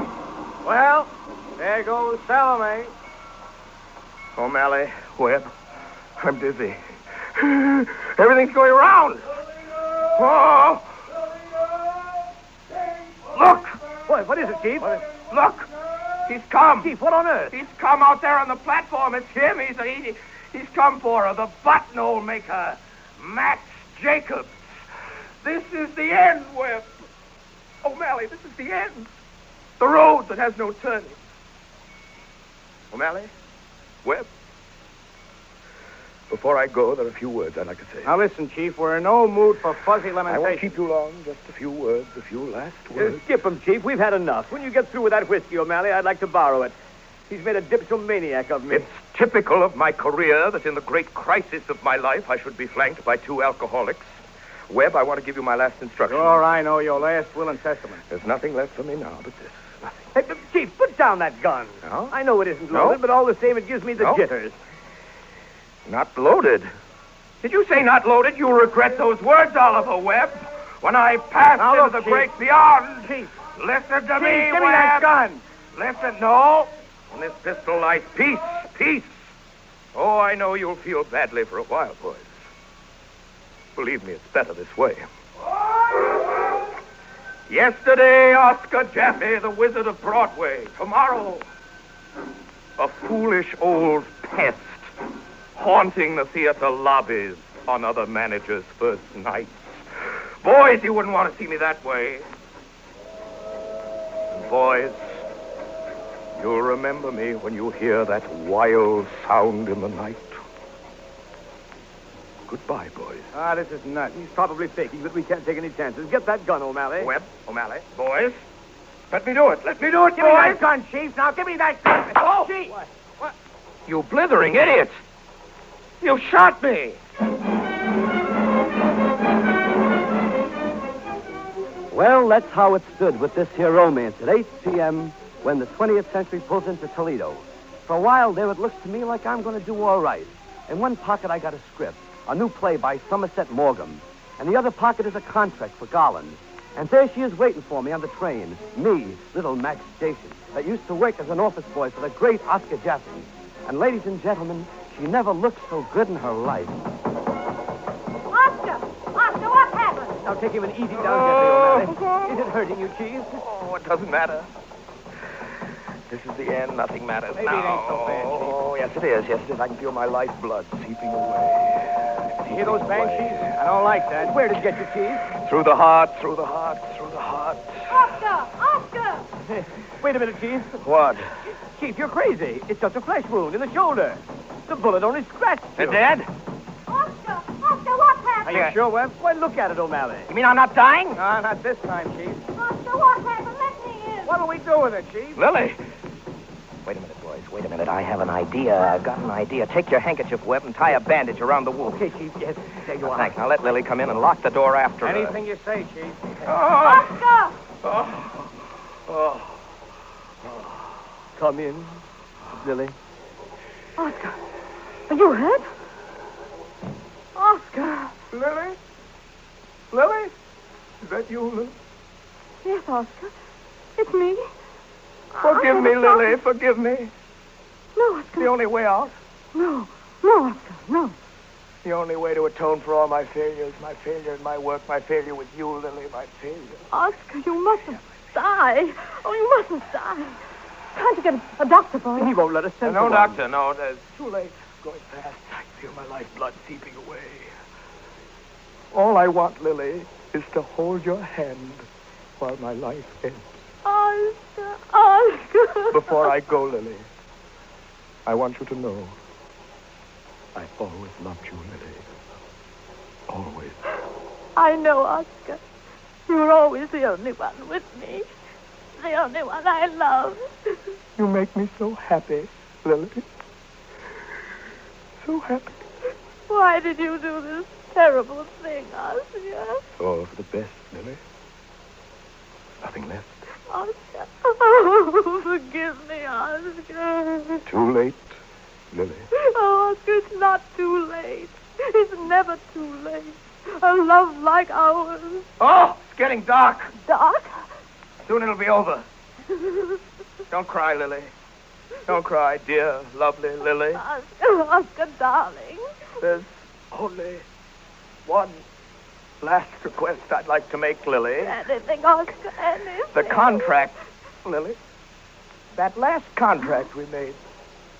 I want it buried with me. Oscar. I want it with me down below the ground against my body. Yes, And Lily, will you write your name on it somewhere so that I may have something of you to keep me through the long night? Better do it, Lily. It'll make it easier. It's his last wish, Lily. Yes, my last Here's a wish. pen. Yes. It's getting dark. Better do it, Lily. Dark. You'll never forgive yourself. He's going. Going fast, Lily. Sign right there, Give it to Lily. me. Quick. Where do I sign? Here, Lily, here. Yes. Lily? Yes. Garland. Thank you, Lily. Now give it to me while I can still see it before my eyesight is... Lily, where are you? Who's that calling for you, Max Lily? Jacob. Open this door. What happened in there? Come on, open it up. All right, boys, open up. I've got the contract. Open it up. Lily Garland is signed with Oscar Jaffe. You're too late, Max Mandelbaum.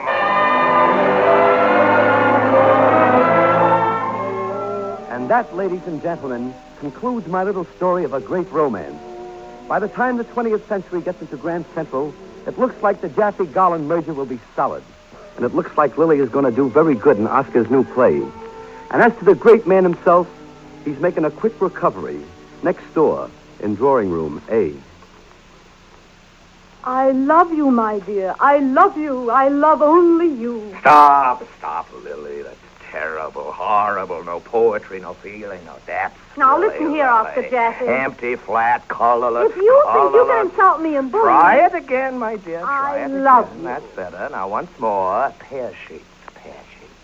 I love you. I love you. I love you. I love you. I love you. I love you. I love you.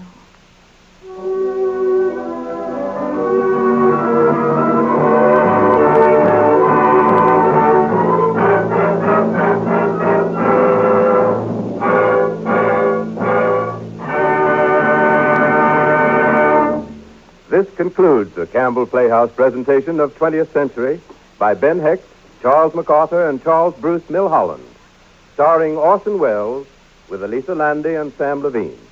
In just a moment, Orson Welles will bring us his guest of the evening. In the meantime, here is Ernest Chappell. A few minutes ago, I spoke of vegetable soup as a great family standby. That's true not only today, but as far back as the cookbooks go. It's true wherever you go. Whatever community you might visit, you'd find vegetable soup a familiar, well-liked family dish. For a long time, a great many women felt that vegetable soup, to be at its best, must be homemade. But one by one, they've discovered Campbell's vegetable soup, so that with millions of families, Campbell's has replaced the vegetable soup formerly made at home. The reason you'll find in the soup, because here's a soup that's hearty and delicious in a homey, old-fashioned way, and yet convenient and economical to serve any time. If you'll try Campbell's vegetable soup tomorrow, you'll discover for yourself why it has become such a universal favorite. You'll see why in its tempting appearance. You'll taste why in its grand, home-like flavor. You'll enjoy the good eating in its nourishing blend of 15 delicious garden vegetables and rich beef stock. I'm sure you'll say it's so substantial, it's almost a meal in itself. But do try it this weekend and learn firsthand how convenient it is in the kitchen, how delicious it is at the table. Remember to ask your grocer in the morning for Campbell's vegetable soup. And now, here is Orson Welles. Ladies and gentlemen, may I present our guests of the evening, Miss Elisa Landy, whom you've just heard as the temperamental Lily Garland, Mr. Sam Levine, who was our Owen O'Malley, and Richard Maney, who is a little like Owen O'Malley, or Owen O'Maney, or Maney, the most active and successful of the current Broadway press agents. Miss Landy, Mr. Levine, Mr. Maney, ladies and gentlemen. Miss Landy, have you ever encountered Mr. Maney in his professional capacity? I've known of him, of course, as we all do in the theater. But he never acted as press champion for one of my plays. I'm very pleased to meet you, sir. How do you do? Now, ladies and gentlemen, before we began the play tonight, I promised you we would have with us a Broadway personality who served as a model for one of the characters. He is Richard Maney, press agent par excellence, a man of voodoo personality and alluring vices of speech, who was transplanted out of life onto the stage by Ben Hecht and Charles MacArthur to make the Owen O'Malley you've been listening to. Now, just to make everything sound and secure, he was also engaged by the producers of 20th Century to act as a press agent for the show in which he was being duplicated. He is an unrelenting Times Square realist, a cheerfully belligerent barroom scholar who can turn an argument into a shambles with such phrases as "you dithering Igorot," "you foul Corsican," and other weird word associations you heard tonight, most of them faithful transcriptions of Maney in action. It is his private brand of diction, a sort of conversational rubber hose which stuns without cutting and, while tremendously effective, leaves no marks for the coroner to determine how the victim in the debate was killed. Mr. Maney, you stand accused of being a notorious Broadway character. Do you plead guilty or not guilty? Well, Orson, my inquisitorial friend, mine is an ancient trait, which, I won't deny, has its sordid aspects, but I never betrayed a widow, an orphan, or an editor. Tell us, Mr. Maney, what does a press agent do while the boss is, as you say, meditating? I've got 4 bosses meditating right now in their respective drama emporiums, and I'm probably suspected by all of them. But I'll tell you, the first duty of the theatrical drumbeater is to hold the boss's head. After the premiere, and while shoveling in the aspirin, convince him the critics are not banded together in a foul plot to destroy him bodily. I see, Miss Maney. Who's your favorite impresario? Say, you're trying to get me fired? I love them all. I have no favorite unless it's Billy Rose. He pays off every week, and he produced Jumbo. Now, tell us about Jumbo, Mr. Maney. Wasn't that supposed to be the biggest show of all time? That elephant ballet? Billy Rose conceived it one night while in a trance. He hailed me in and told me to plaster his name over the Palisades cliff in 100-foot letters as the only fitting expression of his gargantuan idea. He didn't get the billboard rights to the Palisades, but he did take over the old Hippodrome and completely rebuild it. The show was rehearsed longer than it played and postponed so many times. It was over before it opened in most Broadway successes. Since then, the midget maestro staged the Fort Worth Fair, offered to buy Hollywood, and turning part otter, flooded part of Cleveland that set 100 diving girls in his tank. He is currently involved in diverting Long Island Sound into the World's Fair for the same sort of show. Thank you, Mr. Maney, for the dissertation on the lighter side of press agenting. And you, Miss Landy, and you, Mr. Levine, on behalf of my sponsors, the makers of Campbell Soups, and my colleagues, Campbell Playhouse, as well as myself, thank you very, very much for being with us this evening.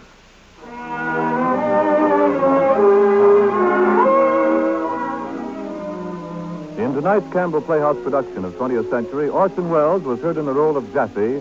Elisa Landy played the part of Lily. Sam Levine, that of O'Malley. Webb was played by Ray Collins, the two players by Everett Sloan and Teddy Bergman, and Clark by Edgar Kent.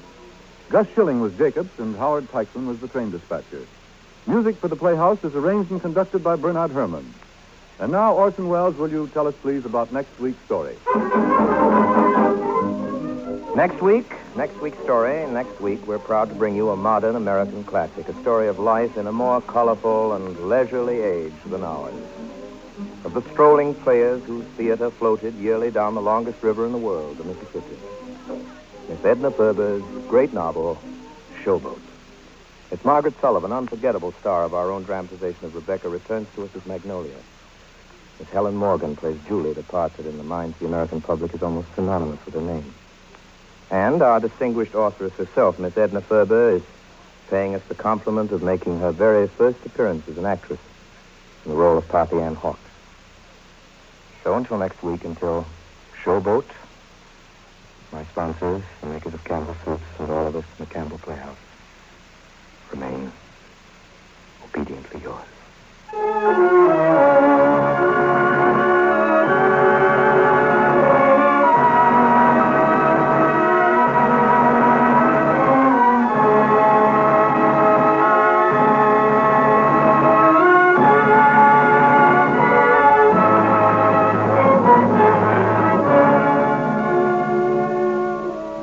The makers of Campbell Soups join Orson Welles in inviting you to be with us at the Campbell Playhouse again next Friday evening, when Margaret Sullivan, Helen Morgan, and the distinguished authoress Edna Ferber herself will appear with him in Showboat.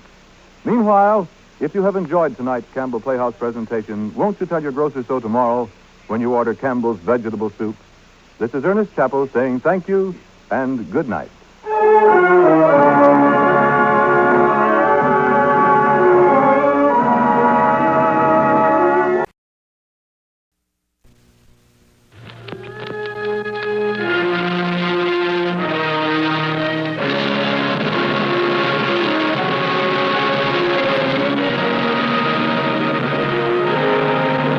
Campbell Soups presents the Campbell Playhouse. Orson Welles, producer.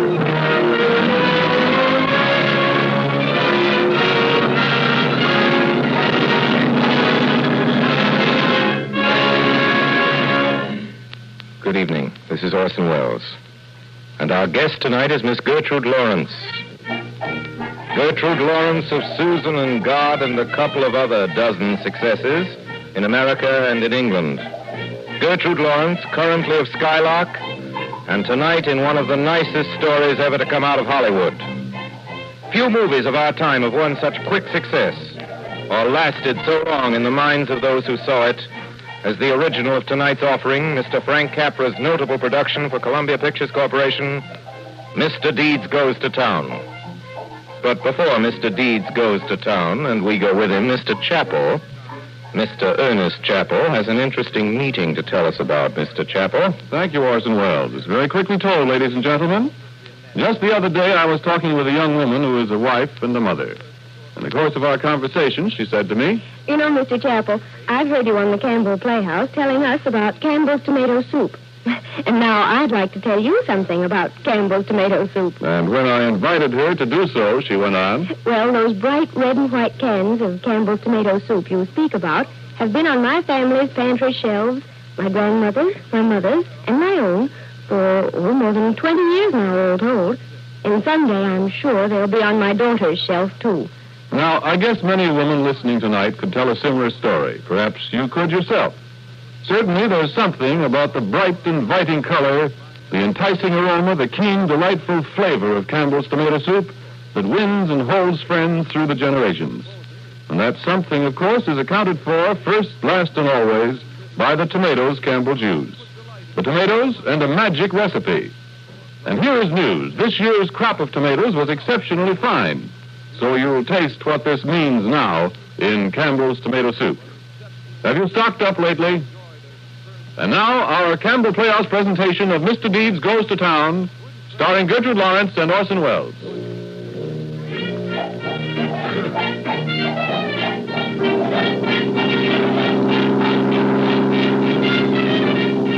the sign, Cop. This ought to be Mandrake Falls. Look, it rhymes. What rhymes? The sign, it's a poem. Welcome to Mandrake Falls, where the scenery enthralls, where no evil air befalls. Welcome to Mandrake Falls. What do you think? I think it's Mandrake Falls.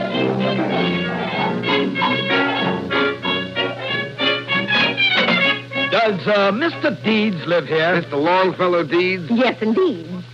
Won't you come in? Oh, thank you. Are you related to Mr. Deeds? No, I'm his housekeeper. I see. Perhaps you can tell us something about him. What does he do for a living? He owns the tower works here, but that isn't where he makes his money. He makes most of it out of his poetry. His poetry?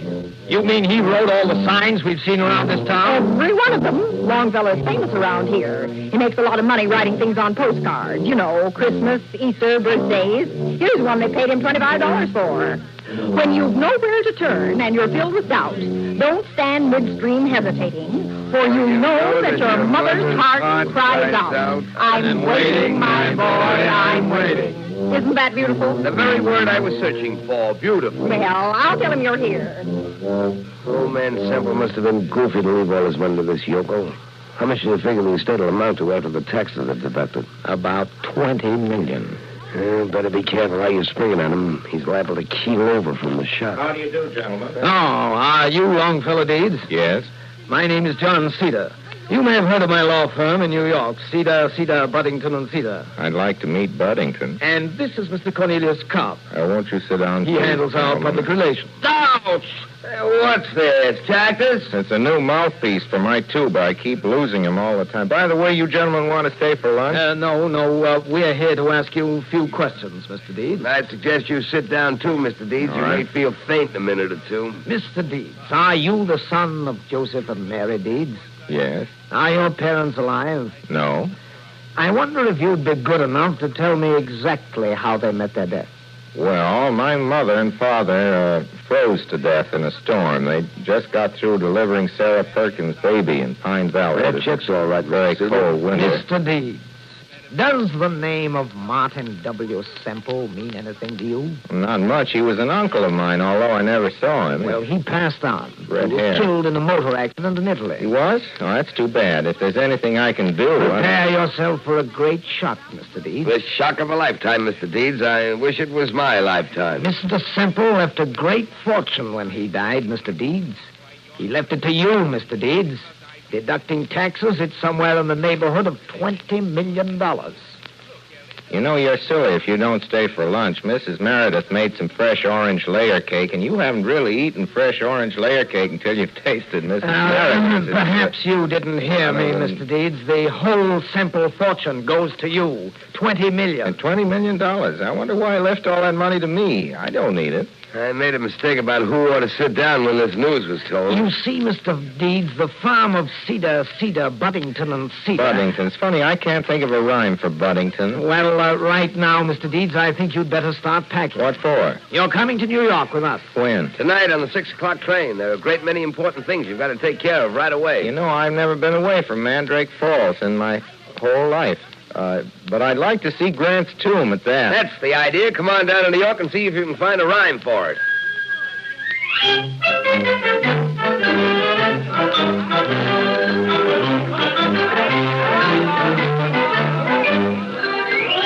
Cobb! Hey, Cobb, would you look at that sign? Farewell, Longfellow Deeds, the pride of Mandrake Falls. First sign I've seen all day that wasn't poetry. Say, am I going crazy? Hi, what is it? Well, that tuba player in the band, isn't it? Mr. Deeds! Yeah, just a minute, Mr. Cedar. Only this is my last chance to play with the band. I kind of felt a little sentimental. Yes, I understand, but we've got to get on the train. Yeah, I suppose, but the more I think of New York, the more worried I get. Well, I wouldn't worry about it if I were you. Of course, a fortune of your size involves a great responsibility. Yes, but I know, you'll have a great deal of assistance. Just don't worry. I'm not worried about that. No? No, I was just wondering where they're going to get another tuba player for the band.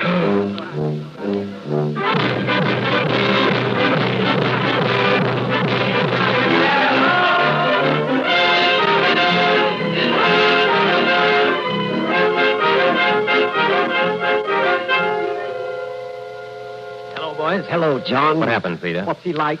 A child, gentlemen, a mere child. Did you get this? No, Mr. Buddington, I didn't get the power of attorney, but I will. And if you'd stop demanding miracles overnight... It's not that, John. It's just that we can't afford... I know. We can't afford to have the books investigated right now. Seems to me you've said that several thousand times already. But if they ever fall into anybody else's hands... Stop being scared of your own shadow, Jim. It hasn't happened yet, has it? Goodness me, $500,000. Where are we going to Wait, you please stop. Just relax. Leave everything to me. It was I who got old man Seville to turn everything over to us, wasn't it? Who got the power of attorney from him? All right, I'll get it again. I hope so. But suppose he stops to talk to somebody. Suppose somebody tells... Get it. Nobody's going to get near him. I tell you, we've got nothing to worry about. The boy's a fool.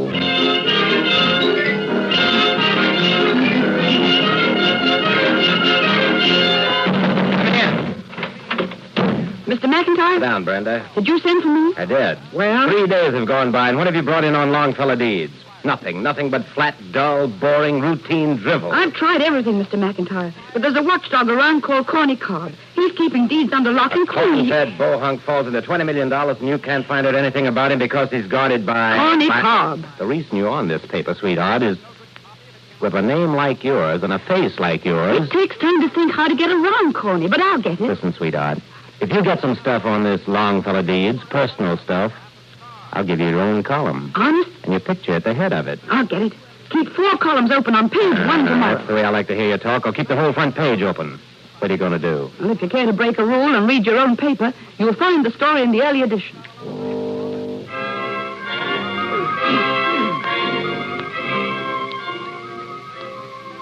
Now then, Mr. Deeds, how does that feel? Comfortable? It feels great. No kidding, Mr. Cedar. All these white marks this tailor's putting on my pants, they really mean something? Oh, yes. You ought to know, but it's the first time I ever had a suit made on purpose. Almost finished, Mr. Deeds. While I think of it, Mr. Deeds, I don't want to press the point, but things are piling up down at the office, and if you'd care to give us your power of attorney... I don't like the cuffs turned over. What do you want, Mr. Deeds? One cuff turned over and one cuff straight. That would look funny, huh? Yes. I don't think you realize how much petty annoyance a power of attorney would save you. Your uncle never bothered about these trifling business affairs. He traveled most of the time, left everything to us. He enjoyed himself. You should be doing the same thing. By the way, where is all this money? In a bank? Oh, no. There's approximately $1.5 million in cash. The rest is in stocks, bonds, real estate, other things. The accountants are working on the books now. Be ready in several weeks. Sounds complicated. Oh, yes.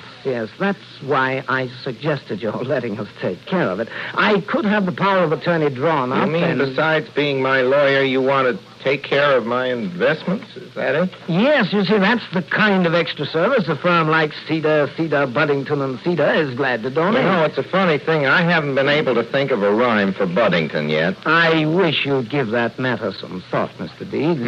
The matter of the power of attorney. Oh, yes, I will, Mr. Cedar. I'll give it a lot of thought. A fellow was in here yesterday, wanted to handle my affairs for nothing, too. It kind of puzzles me why a lot of people want to do my work for nothing. It isn't natural, so I guess I'll have to think about it some more. And you have 4 or 5 buttons on the sleeve, Mr. I don't know. What about it, Mr. Cedar? Oh, well, to tell you the truth, I'm not acquainted myself. You see, when an important matter comes up, you're no more good to me than if I didn't have an advisor. I guess I'll have to think the whole thing over.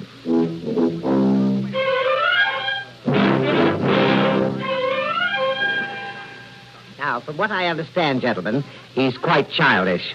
We'll have no difficulty getting him to put up the entire deficit. After all, it's only a matter of $180,000. I wish he'd come down. It'll only take a few moments. We happen to be very fortunate, gentlemen. I've discovered that the young man is sympathetic towards music. He played the tuba in his hometown band. Oh, here he is now. Oh, hello, Mr. Deeds. Gentlemen of the board. This is Mr. Deeds. Oh, delighted. How do you do? Now, I know you're a busy man, Mr. Deeds, so we'll proceed to business at once. The first business before this meeting is the election of the chairman of the board. As a sentimental gesture toward the best friend opera ever had, the late Mr. Semple, I think it only fair that his nephew, Mr. Longfellow Deeds, be made chairman, and I herewith nominate him. Second. All in favor? Aye. Carried. My congratulations, Mr. Deeds. I'm chairman, as easy as that. Oh, you honor us, sir. If you sit here, please, in the president's chair. Thank you. The president's chair. The order of business calls for the secretary's report. Move we dispense with it. Second. We will dispense with it. The next is the treasurer's report. Move we dispense with it. Second. Quite right. The next business... Wait a minute. What does the chairman do? Oh, he presides at meetings. That's what I thought. Well, if you don't mind, I'm kind of interested in the treasurer's report. I'd like to hear it. Really, Mr. Deeds, I assure you... Unless the treasurer didn't bother to come. Oh, yes, Mr. President, I'm here. The treasurer reports a deficit of $180,000 for the coming year. You lost $180,000? I think I should explain to you, Mr. Deeds, that the opera is not conducted for profit. What is it conducted for? The opera is an artistic institution. We own an opera house, don't we? Yes. And give shows? We provide opera. Well, we sell tickets. Of course. It doesn't pay? Well, that would be impossible. Well, the opera never pays. In that case, we must give the wrong kind of shows, I guess. Well, incidentally, where's the $180,000 coming from? Frankly, we were expecting it to come from you, Mr. Deeds. Me? That's it. Well, your civic duty to keep the opera alive for the people. I don't see the point of keeping opera alive for people who don't seem to want Mr. opera. Deeds, the opera... No, ladies and gentlemen, I'm afraid you'll have to get it from someplace else. Goodbye until the next meeting, and thank you for making me chairman.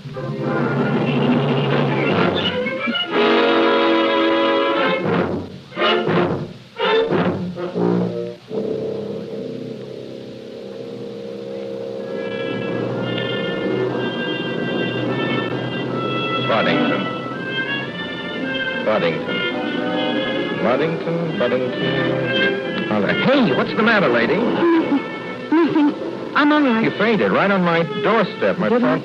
I'm sorry. Can I help you? No, thank you. I'm all right, really. This is my house. If you want to come inside here, I'd rest. I'd be... No, I'll be all right. Say, what's happened? Well, I guess I walk too much. Been looking for a job all day. Found one, too. I start tomorrow. Thanks for helping me up. Goodbye. Goodbye. Oh. Hey. Sorry, I guess I'm weaker than I thought. Have you had dinner? Dinner? Why, isn't that funny? I forgot to eat. Forgot? Yeah, I do that lots of times. I just get to thinking about You're not fooling me. You haven't got any money, have you? Frankly, no. Well, then you're going to eat with me. Maybe you can help me. I don't know where to go. I couldn't let you pay for... I'd like one of those places where all the famous people go. I'd like to see some of them. Well, according to the columnist, they mostly eat at La Malaca. La Malaca? You know where that is? Mm-hmm. It's on 52nd Street. 52nd Street. Taxi! The La Malaca it is.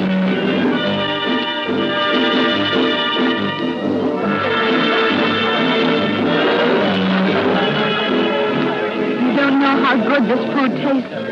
I don't know how to thank you, Mr. Dean. I wish you'd let me help you some, Miss Dawson. Oh, please. I asked you not to talk about it. Sorry. You're the first person I've met in New York who didn't want something. Waiter! Oh, oui, monsieur. Anybody come in yet? Waiter? Anybody? Why? Nobody important. You'll be sure and point them out, won't you? Oh, oui, monsieur. I'm a writer. Indeed, monsieur. A writer myself. I write poetry. Would you like to hear one of my poems? I certainly would. Here's one. A lot of people like this poem. When you've nowhere to turn and you're filled with doubt, don't stand midstream hesitating, for you know that your mother's heart cries out, I'm waiting, my boy, I'm waiting.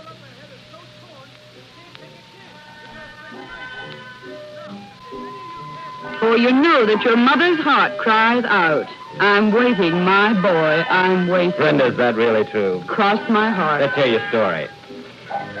The season's most intriguing debut was made last night on the chic East Side by one Mr. Longfellow Deeds, the multimillionaire postcard poet from Mandrake Falls. You heard me, Mandrake Falls. After wrecking the routine of the Stork Club by stubbornly refusing to surrender his hat, coat, and tuba at the check room along about 2 a.m., our hero ruffled the fine feathers of the few remaining patrons in the 21 Club when he and Charles McCartney, famed Hollywood scripter, settled a major poetic controversy on the barroom floor.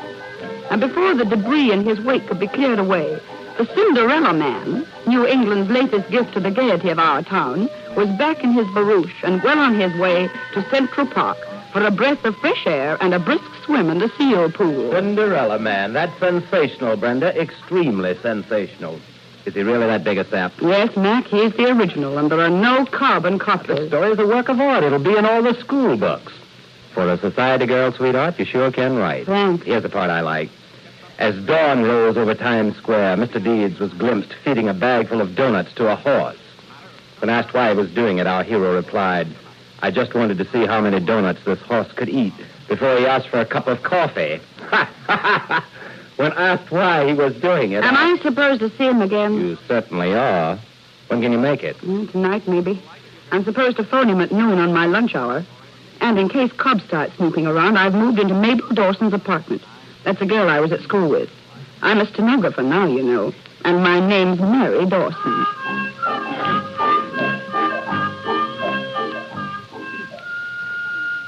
Come on, Deeds. Deeds, get up. It's late. What the hell happened to you last night? Look at this stuff in the papers. What did you do? I remember most of it. What do they mean calling me Cinderella, man? You've got brains, friend. You'll get along fine. Just stop punching people in the nose and feeding donuts to a horse. Hey, has Miss Dawson called yet? Miss Dawson? No, Miss I'll have to phone her and apologize for not taking her home. Give me my pants. They aren't here. Give me my pants. I wrote her phone number down on Listen, Deeds, you have no pants. You came home without them. I did what? Matter of fact, you came home without any clothes on at all. You were in your shorts. That's silly. You know I couldn't walk around the streets without any clothes. I'd be arrested. That's what the two policemen said. What two policemen? The ones that brought you home.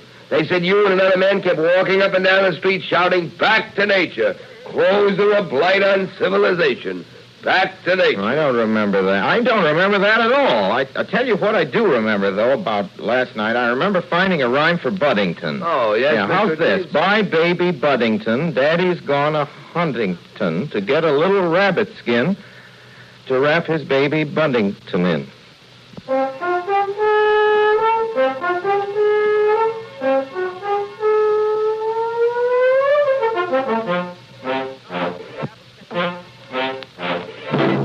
You know, Miss Dawson, it's very nice of you to show me around like this. Well, I enjoy it. The aquarium was swell. You know, if I lived in New York, I'd go to the aquarium every day. I bet you do. Well, not as much as I'd like to. Tell me, have you got any news? I mean, anything exciting happened lately? Sure, I met you. No, silly. I mean, what did you do about the opera? Oh, I had another meeting with the opera. You look awful pretty tonight, you know. What did they say? Said I was crazy. Said I wanted to run it like a grocery store. Well, what are they going to do? You always wear your hair back like that. I wish you'd be serious. I am. I think your hair is probably... Well, there's Grant's, too. I hope you're not disappointed. Oh, no, it's wonderful. Well, to most people, it's an awful letdown. Depends on what they see. Well, what do you see? I see a small Ohio farm boy becoming a great soldier. I see thousands of marching men. I see General Lee with a broken heart surrendering. I see the beginning of a new nation, like Abraham Lincoln said. I see that little Ohio boy being inaugurated as president. Things like that can only happen in a country like America. You sure can say funny things. It's not hard. You just got to remember whenever you look at anything that, well, and most people are on the level, you know, simple, and you see that the simple things really count. That's what you think, isn't it?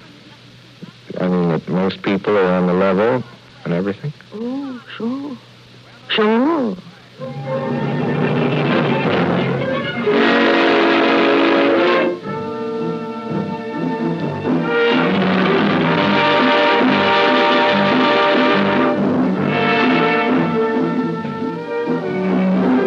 Listening to the Campbell Playhouse production of Mr. Deeds Goes to Town, starring Gertrude Lawrence and Orson Welles.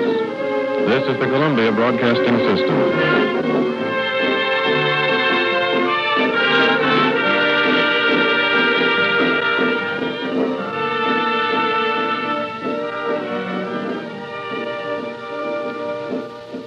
This is Ernest Chappell, ladies and gentlemen, welcoming you back to the Campbell Playhouse. In just a moment now, we shall resume our presentation of Mr. Deeds Goes to Town. You know, because soup is a natural concern of mine, I've been interested in my reading to notice how often, in one way or another, a mention of soup occurs in the writings of a great man. For instance, about 200 years ago, one of the wisest men of all time, the immortal French philosopher Voltaire, wrote this about soup. He said, "The best written book is a recipe for soup." Now, in view of Voltaire's statement, it seems to me very interesting also that at the Campbell's kitchens today, there is a great book which bears the simple title of the Number One Book. And written down between its covers are recipes of every one of Campbell's soups. Each is essentially and at base a home recipe, but a recipe constantly improved through all the years during which in Campbell's kitchens every day has been soup-making day. Campbell's Number One Book is, I should think, a book that the great Voltaire himself would have approved of with enthusiasm. And certainly it's a book so approved by all those good home cooks in this country who have turned their soup-making over to Campbell's. Are you among them? And if not, won't you give these fine-flavored, wholesome soups of Campbell's a trial?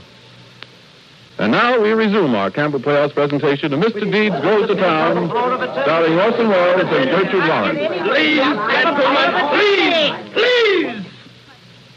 Now, if you'll kindly stop criticizing and make a few constructive suggestions. But, John, you said that... Yes, I know. A week's gone by and we still haven't got that power of attorney out of Mr. Deeds. Well, it's ridiculous to have to worry about a boy like that. Look at these articles about him. He's carrying on like an idiot. Why, that's just what I was saying to my wife. Who cares what you were saying to your wife? Well, all I can say is, unless somebody in this place gets a brilliant idea pretty soon, the firm of Cedar, Buddington and Cedar is in trouble.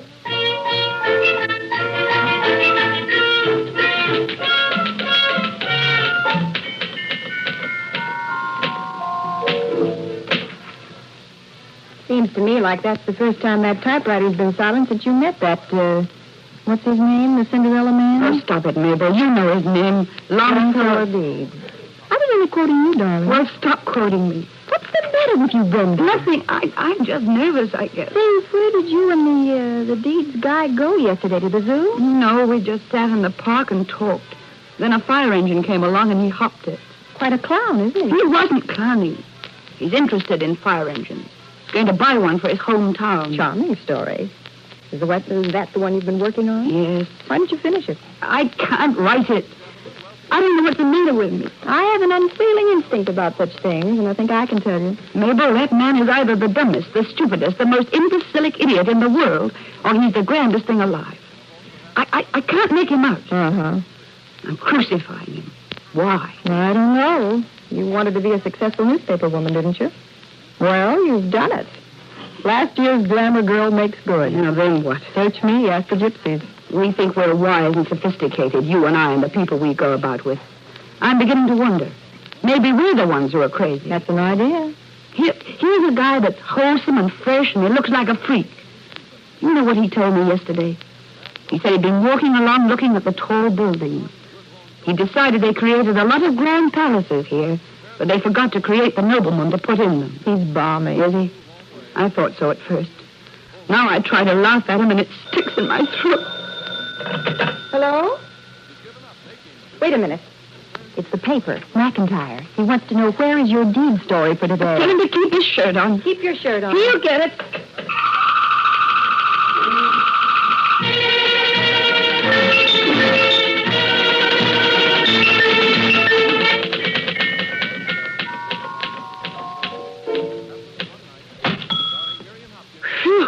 Well, that's that. Let me see that. Mabel, don't. Never a dull moment with the Cinderella man.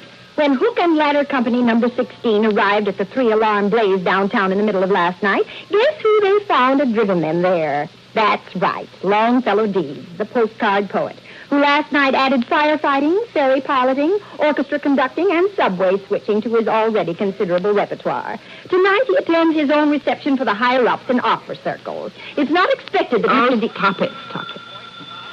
I don't want to see anybody. I've got to get this off, and now I'm going to pack. Pack? Yes, I'm leaving town. I'm going... Long Island? Yes, home. I'm quitting. I don't know what good you think it's going to do if you run away. Well, what else can I do? He's bound to find out sometime. I can't keep this up any longer. Well, it's probably the photographers.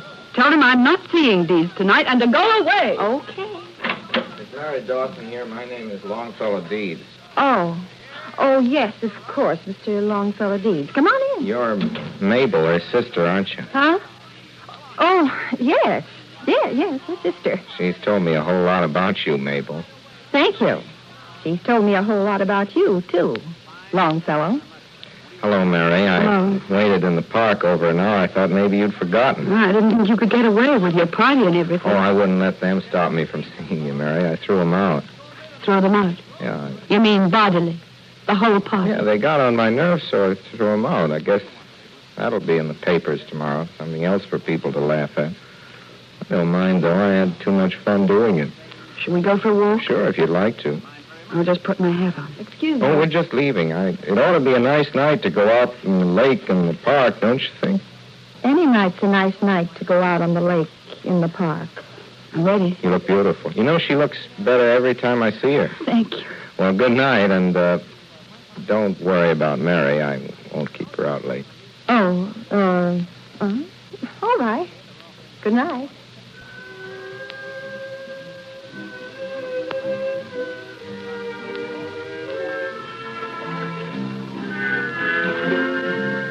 You know,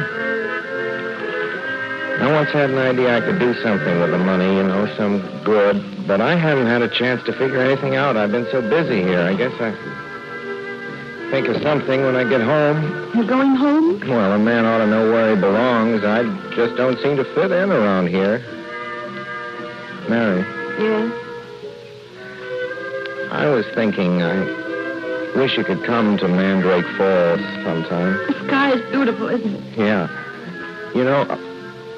Within a couple of miles of my house, you can find nearly every kind of tree and bush and flower in the world. I used to spend hours in the woods just hiking around. It was wonderful. I'd generally take a girl with me. Oh, not a real one. I'd just make one up just to have somebody to talk to. And she was beautiful, too. I always knew that someday I'd meet her.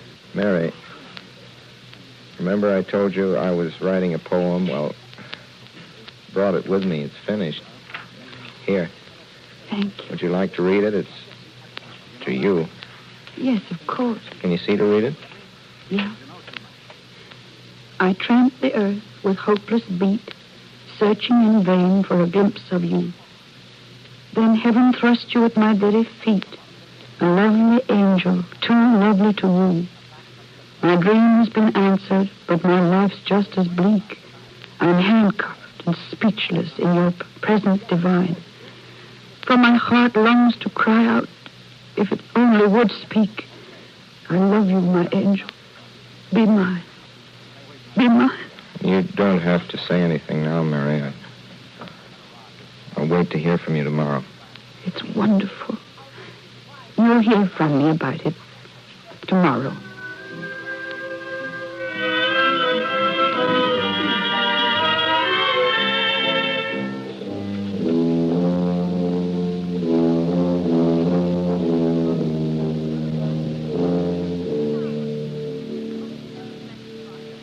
Mr. McIntyre. Yes, Brenda? Mr. McIntyre. What's bothering you, Brenda? Mr. McIntyre, last night he proposed to me. Proposed to... You mean Longfellow Deeds asked you to marry him? Yes. Cinderella Man woos mystery girl. Why, sweetheart, that's very terrific. If you print one word, then I'll blow this whole place. I'm sorry. I was just carried away with the idea. You set out to make him the screwball of the century, and he made... Funny, isn't it? Hey, you haven't gone and fallen for that mug. What are you going to do? Tell him the truth. Tell him you're Brenda Bennett, the society columnist who made a stooge out of him? Yes. He'll probably kick me down the stairs. I hope he does. You can disappear, can't you? You needn't ever see him again. No, I know I needn't, but... Of course. You know how you feel about him. If you think it's better to take a chance on telling him... I do. I'm having lunch with him today. I'll tell him then. Well, I'll go and clean out my desk. It was nice here while it lasted, Mr. McIntyre. Well, Mr. Deeds, it's just as I suspected. What is it, Cop? You certainly made a sucker out of yourself. Remind me to find a rhyme for sourpuss, will you? I finally had sense enough to have you followed last night. Mary Dawson, huh? Mary Dawson, my eye. What about Mary Dawson? That dame took you for a sleigh ride. That New Yorker laughed about for 20 years.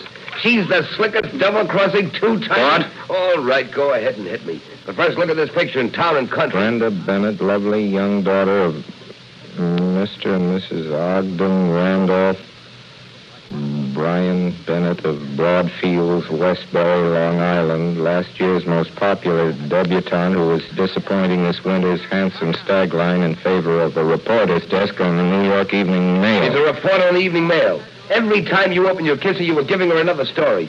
That's the dame that stuck that moniker on you, too. Cinderella, man. You've been making love to a double dose of cyanide. Shut up. Get me the newspaper on the phone.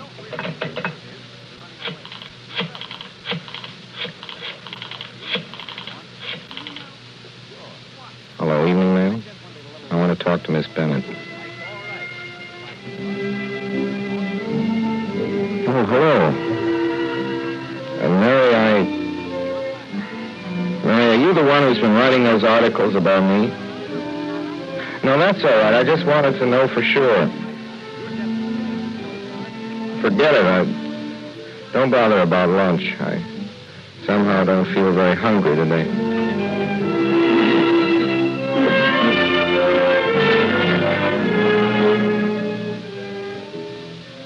You want them to pack your dress clothes, too? No, what in the world would I do with a monkey suit in Mandrake Falls? Okay.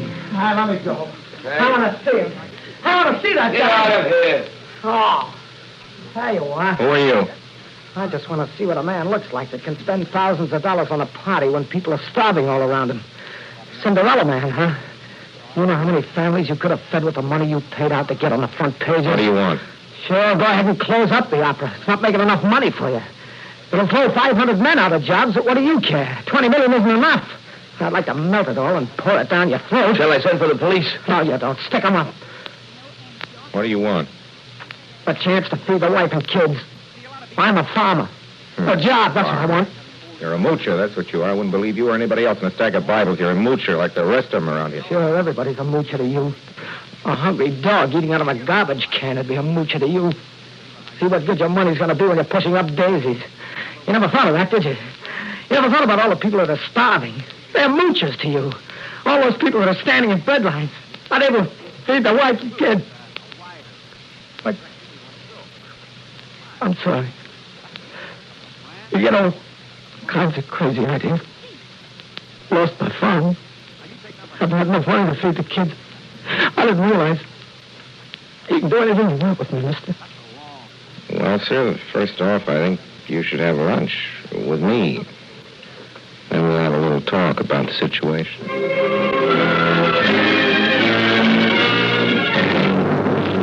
Not so deep before the opening spring, but in the real news of today is to be found on the home front. It comes from the Park Avenue mansion of Mr. Longfellow Deeds. Now, when a rich man gives away money, it's always a matter of some interest to whom and for what purpose he gives it. But when a young man of 25 announces that he's giving away his entire fortune of $20 million, that is, in every sense of the word, news. And what part of the population is it that is fortunate enough to benefit from this young man's capricious generosity? It's that much neglected, much suffering individual, the American farmer. $20 million is being placed in a fund to acquire land, cattle, and equipment to be given on terms accessible to the poorest farmer of this country. And all that this philanthropist requires of each farmer is evidence showing that he understands farming and that at such time in the future as he is able to...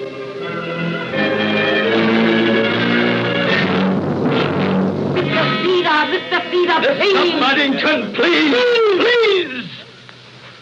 Now, boys, you'll all be delighted to know that I've completed our arrangements for dealing with our friend, Mr. Longfellow Deeds. Well, I found a distant cousin of his who's just signed a charming agreement with Cedar, Buddington, and Cedar. So all we have to do now is get this Deeds yokel out of the way. And we're all set to go. Now, there's just one other thing to be taken care of, Buddington. Find out who wrote those articles about Deeds in the paper. Yes. And whoever it is, have him subpoenaed right away. Oh.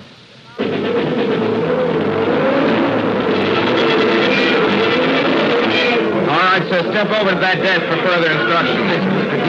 Thank you very much. Next, please. Tom, how many does that make? 819. That all? It's going very slow. go. We need 1,000 more. All right, next, step up the desk, please. How do you do, sir? What's your name? Ernest Barfield, sir.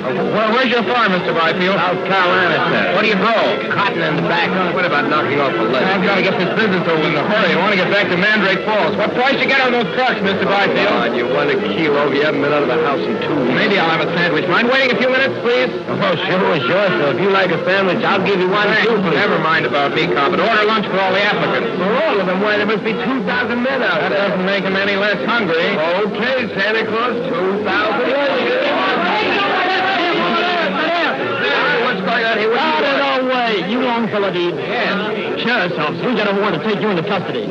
What do you mean, in custody? A warrant for your arrest. You'll have to come with us. What's up? What is it? I don't know nothing, buddy. All I know is the sheriff gave me an insanity warrant to execute. You're supposed to come with us to the county hospital until the hearing. Insanity? Who says he's insane? You tell him what it says, Charlie. Well, the complainant is a relative of the late Martin Central.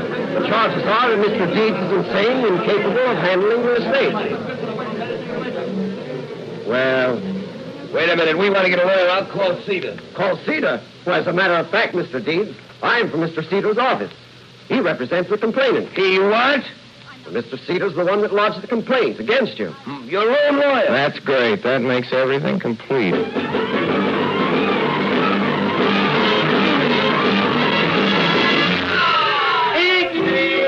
Each trial opens insanity hearing begins today. Farmers rouse. Hearing begins. Longfellow Deeds hearing begins today. Hey, listen, Deeds, Cedar just sent for me. He wants to make a settlement. What do you say? I'm not interested. What are you going to do? Just sit back and let them railroad you? It's as pretty a frame up as ever hit this town.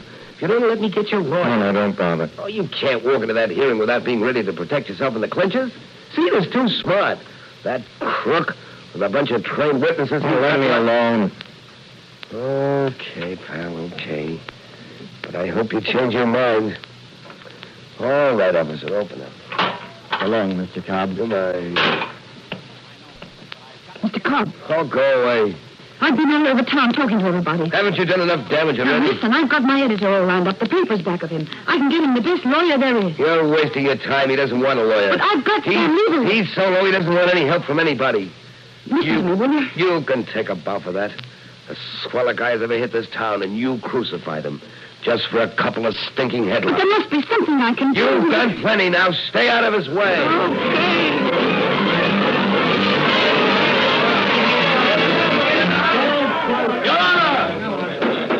Your Honor, I have before me a series of articles written by a newspaper woman who was an eyewitness to Mr. Deeds' peculiar behavior since his arrival in New York. These articles, Your Honor, do not paint the picture of a man in whom the disposition of $20 million can safely be entrusted. Our institutions are filled with demented who are forever giving away the Empire State Building. We present our first witness, Miss Brenda Bennett. Miss Bennett, please. Repeat after me. I do solemnly swear to tell the truth, the whole truth, nothing but the truth, so help me God. I do solemnly swear to tell the truth, the whole truth, and nothing but the truth. So help me God. All right, be seated. Miss Bennett, are you employed by the Evening Mail? Your Honor, this is ridiculous. Will you please answer the question? This whole hearing is ridiculous. Please. That man is no more insane than you are. It's a frame-up. It's a frame-up. They're trying to railroad this man for the money they can get out of him. Young lady, you are here to testify. Please confine yourself to answering the questions. Proceed, Mr. Cedar. Are you employed by the Evening Mail, Miss Bennett? No. You are under oath, Miss Bennett. I ask you again, are you employed by the Evening Mail? No, I resigned last week. Prior to that time, however, you were employed by the Evening Mail. Yes, You were given an assignment to follow the activities of Mr. Longfellow Deeds? Yes, but... Did you subsequently write a series of articles about him? Yes. You were present when the episodes you have reported took place? Yes. Are they true? Well... I asked you a question, Miss Bennett. Are they true? Answer yes or no. No. But they did take place. They're colored, I tell you, just to make him look silly. But you saw them happen. Yes, I did. That's all.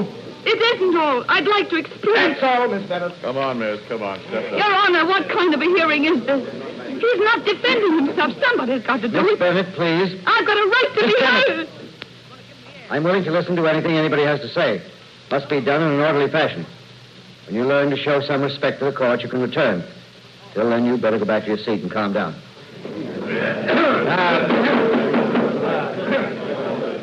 Mr. Deeds, do you wish to say anything about the articles that have been handed to me, written by Miss Bennett for the Evening Mail? No. All right. Proceed, Mr. Cedar. Your Honor, I should like to ask Dr. Herman Mankiewicz if he'll be good enough to give the court his opinion. Dr. Mankiewicz, you know, is the eminent Romanian psychiatrist. Probably the greatest... All right, Dr. Mankiewicz. The case of Mr. Longfellow Deeds, in my carefully considered opinion... Would you say, Dr. Mankiewicz, that Mr. Deeds is insane? The symptoms are obvious. Instances of his high elation... Dr. Mankiewicz... Please. Instances of his high elation are his playing of the tuba, writing childish poems, and chasing fire engines. Oh, yes, there's no doubt he is an obvious case of manic depressive. Meaning, Dr. Mankiewicz, in simple language, that this man is insane. Dr. Mankiewicz? Dr. Mankiewicz. Yes. Very positively insane. Order, please. Order in the court. Quiet, please. Mr. Cedar, your next witness. Your Honor, I have two witnesses here from Mandrake Falls, Mr. Deeds' own hometown, who will testify to his strange conduct throughout his lifetime, proving that his derangement is neither a recent nor a temporary one. Yes, let's get on with it, please. Yes. Will the Mrs. Faulkner take the stand, please? Miss Faulkner and Miss Faulkner. What is your name? Jane Faulkner. This is my sister, Amy. Yes, Amy. Do you know the defendant, Longfellow Deeds? Oh, yes, of course we know him.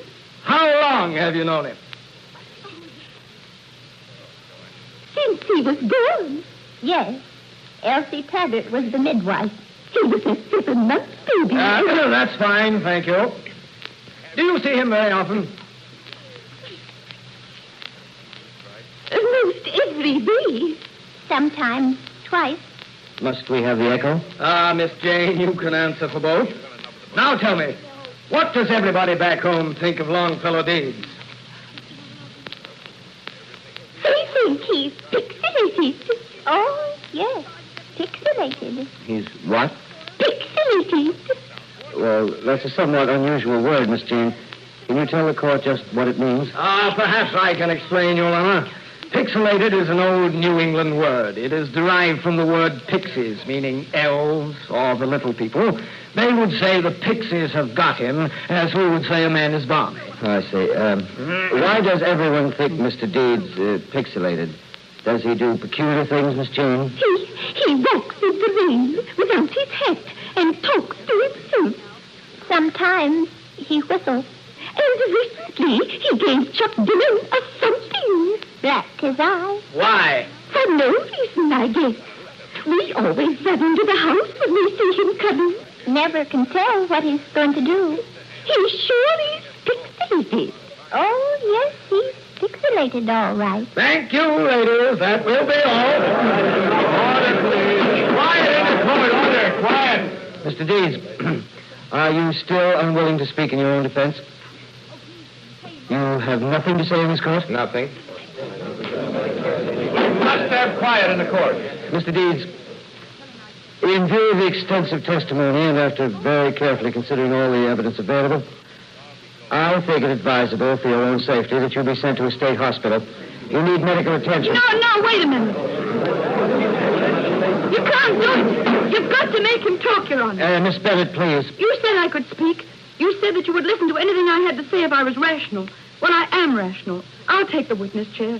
But he must be made to defend himself. Your Honor, what she is saying has no bearing on this case. Mr. Cedar, please, let her speak. I know why he won't defend himself. That has a bearing on the case. He's been hurt. He's been hurt by everybody he's met since he came to this town. He's been the victim of every conniving crook in New York. So why should he keep quiet? Everything he said has been twisted around to sound imbecile, and he can thank me for it. I handed the town a great laugh. This is a fitting climax for my sense of humor. Your Honor, this is preposterous. Certainly I wrote those articles. I was going to get a byline and my picture at the head of a column. But I stopped writing him when I found out that he could never fit in with our distorted viewpoint, because his was honest and sincere and good. If that man's crazy, Your Honor, the rest of us belong in straitjackets. This is absurd, Your Honor. Absurd! This woman is obviously in love with the defendant. What's that got to do with it? You are in love with him, aren't you? Yes! Your Honor, I've got a couple of cents worth I'd like to put in, too. I've been with this man since I'm Miss Bennett, city editor, and I can verify everything she said. With my fault. Order! There'll be no more of these interruptions. In the interest of the defendant, I've tolerated a great deal of informality. If there's one more outburst, I shall have the courtroom cleared. Your Honor. Yes, Mr. Deeds. I'd like to get in my 2 cents worth. Well, of course, Mr. Deeds. Go right ahead, Mr. Deeds. I don't know where to begin. There's been so many things said about me. That was a pretty speech Mr. Cedar made about me at the opening of this hearing. If I were an outsider, I'd be sure the fellow he was talking about was crazy. Guess that's what a good lawyer is supposed to do, make things look like what they're not. Of course, Mr. Cedar has a right to think I'm loony. I once considered paying him $100,000 a year for his services. About my playing the tuba, it seems like a lot of fuss has been made about that. Of course, I don't see any harm in it, in playing the tuba. I play the tuba whenever I want to concentrate. That may sound funny, but most everybody does something silly when they're thinking. For instance, Judge, you're an O filler.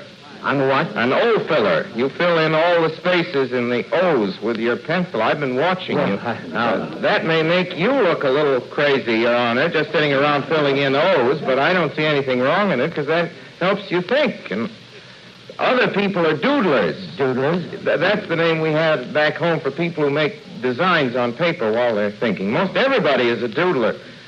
Did you ever see a scratch pad in a telephone booth? Dr. Menkowitz here could probably think up a long name for it because he doodles all the time. And, well, I play the tuba. Attaboy, Deeds. Silence. Now, about my going around and hitting people. I hit people, all right. You would have too, Judge, if they deliberately made fun of you.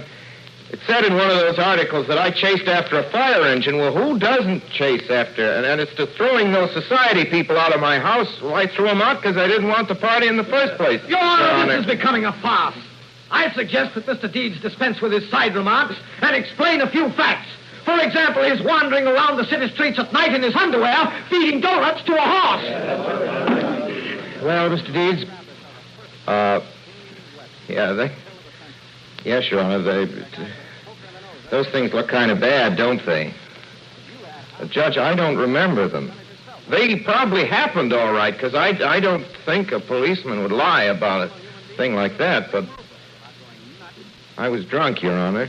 It was the first time I was ever drunk in my life. Probably happened to you, Judge, I mean, when you were younger, of course. And about the Faulkner sisters, that's kind of funny. I mean, about Mr. Cedar going all the way to Mandrake Falls to bring him here. Do you mind if I talk to them, Judge? No, not at all, Mr. Faulkner. Jane, who owns the house you live in? Why, you do, young fellow. You own it. Do you pay any rent? No, we don't pay any rent. Good heavens, no, we never pay rent. Are you happy there? Yes, indeed. Now, a little while ago, you said I was pixelated. Do you still think so? Oh, yes. You've always been pixelated, young fellow. That's fine. Now, tell me something, Jane. Who else in Mandrake Falls is pixelated? Have you figured it out? Uh-huh. Well, who else in Mandrake Falls is pixelated? Why, everybody's pixelated except us. Uh-huh. All except us. Jane, how about the judge here? He's a nice man, isn't he? Now, do you think he's pixelated? Oh, yes. Yes, indeed. Mr. Deeds, you haven't touched on the most important thing. This plan of yours about giving your money away. I was getting to that, Your Honor. The plain fact is I don't want it. I never earned it, and so far it's brought me nothing but hard luck. If this man is permitted to carry out his farming plan, Your Honor, repercussions will be felt that will rock the foundations of our entire government. I don't know what Mr. Cedar's raving about. My idea was very simple. I was going to give each family 10 acres, a horse, a cow, and some seed. If they worked the farm for 3 years, it was to be theirs. Now, if that's crazy, maybe I ought to be in an institution, but I don't think it is. What's more, Mr. Cedar doesn't think so either. Right before the hearing started, he offered to call the whole thing off if I made a settlement with him. So, objection! He wouldn't think I was crazy if he got paid off. That's a lie, Your Honor! Mr. Cedar, you will please permit Mr. Deeds to finish. Anything else, Mr. Deeds? No. Yes, there's one more thing I'd like to get off my chest before I finish, Your Honor, please. Go right ahead, Mr. Deeds. Thank you, Judge. It won't take long. Mr. Cedar, will you come up here a minute? Mr. Cedar, you step up here, please. Well, what is it, Deeds? This here, Cedar. A crack on the jaw in this courtroom of law. Order in the court. Quiet! Mr. Deeds, there's been a great deal of damaging testimony against you. Your behavior, to say the least, has been most strange. But, in my opinion, you're not only sane, but you're the sanest man that ever walked into this courtroom. Case is dismissed.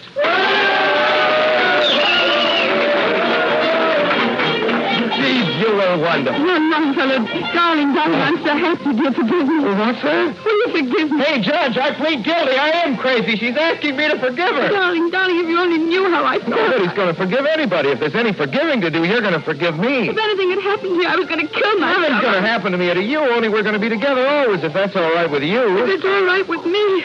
Why, darling. I want to kiss you something terrible, Brenda, only not here. I always figured when you and I got to know we loved each other, somehow it ought to be back home. Back home? Sure, Mandrake Falls. You say it with me. Welcome to Mandrake Falls. Welcome to Mandrake Falls. Where the scenery enthralls. Where the scenery enthralls. Where no evil e'er befalls. Where no evil e'er befalls. Welcome to Mandrake Falls. Welcome to Mandrake Falls.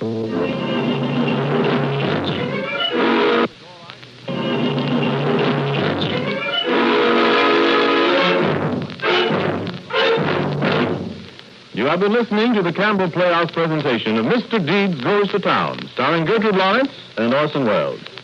In just a moment, Mr. Welles will return to the microphone, and that brief interval gives me all the time I need to ask you this. Have you ever noticed that with most families, the favorite soup when company comes to dinner is Campbell's tomato soup, prepared as cream of tomato by adding milk instead of water? The chances are this is a favorite for company meals at your house, too. And may I suggest you enjoy Campbell's served as a luscious cream of tomato, not just when you have guests, but for family lunches and suppers as well. You'll find it a revelation in how fine a cream of tomato can be.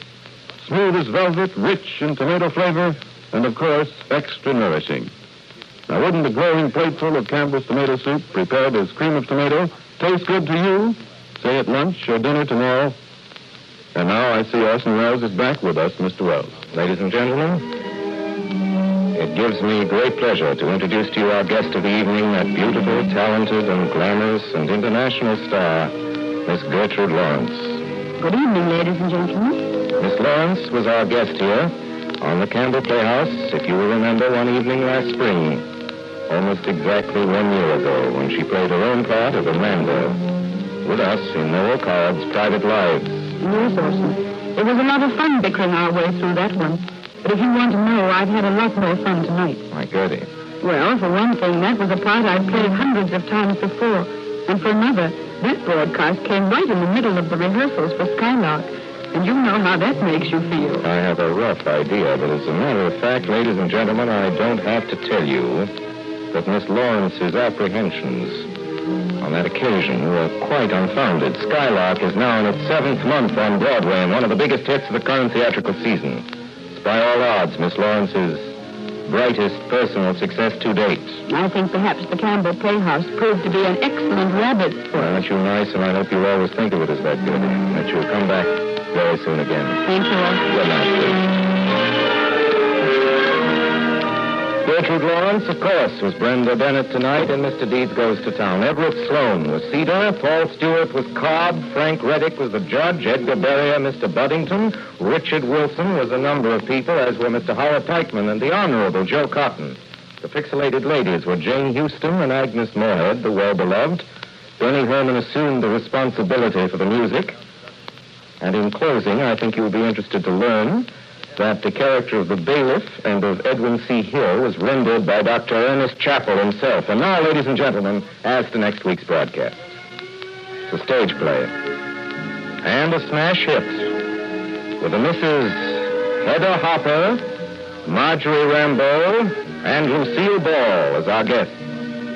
The play by George Kaufman and Edna Ferner, Dinner at 8. You're cordially invited to listen to it, and until next week, my sponsors, the makers of Campbell Soups, and all of us in the Campbell Playhouse, remain as always, obediently yours.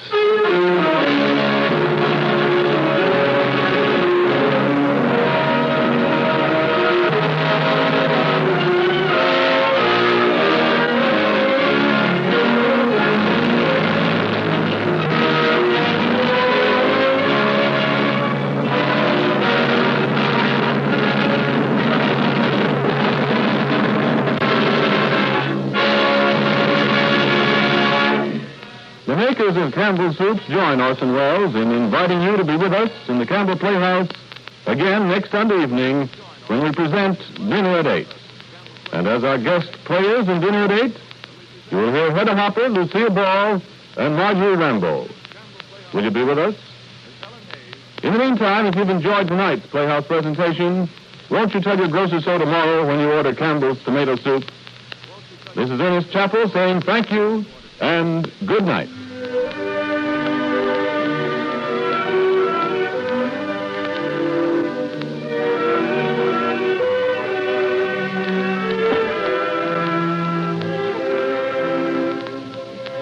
This is the Columbia Broadcasting System.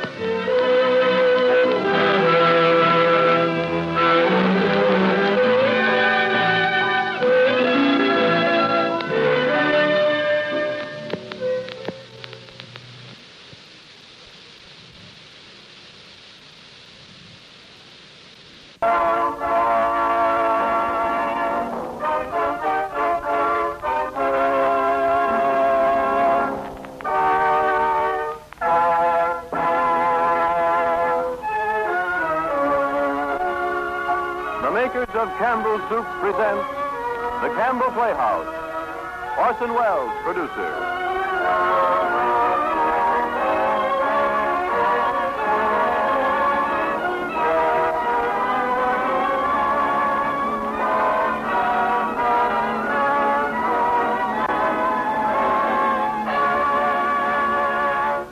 Good evening, ladies and gentlemen. This is Ernest Chappell.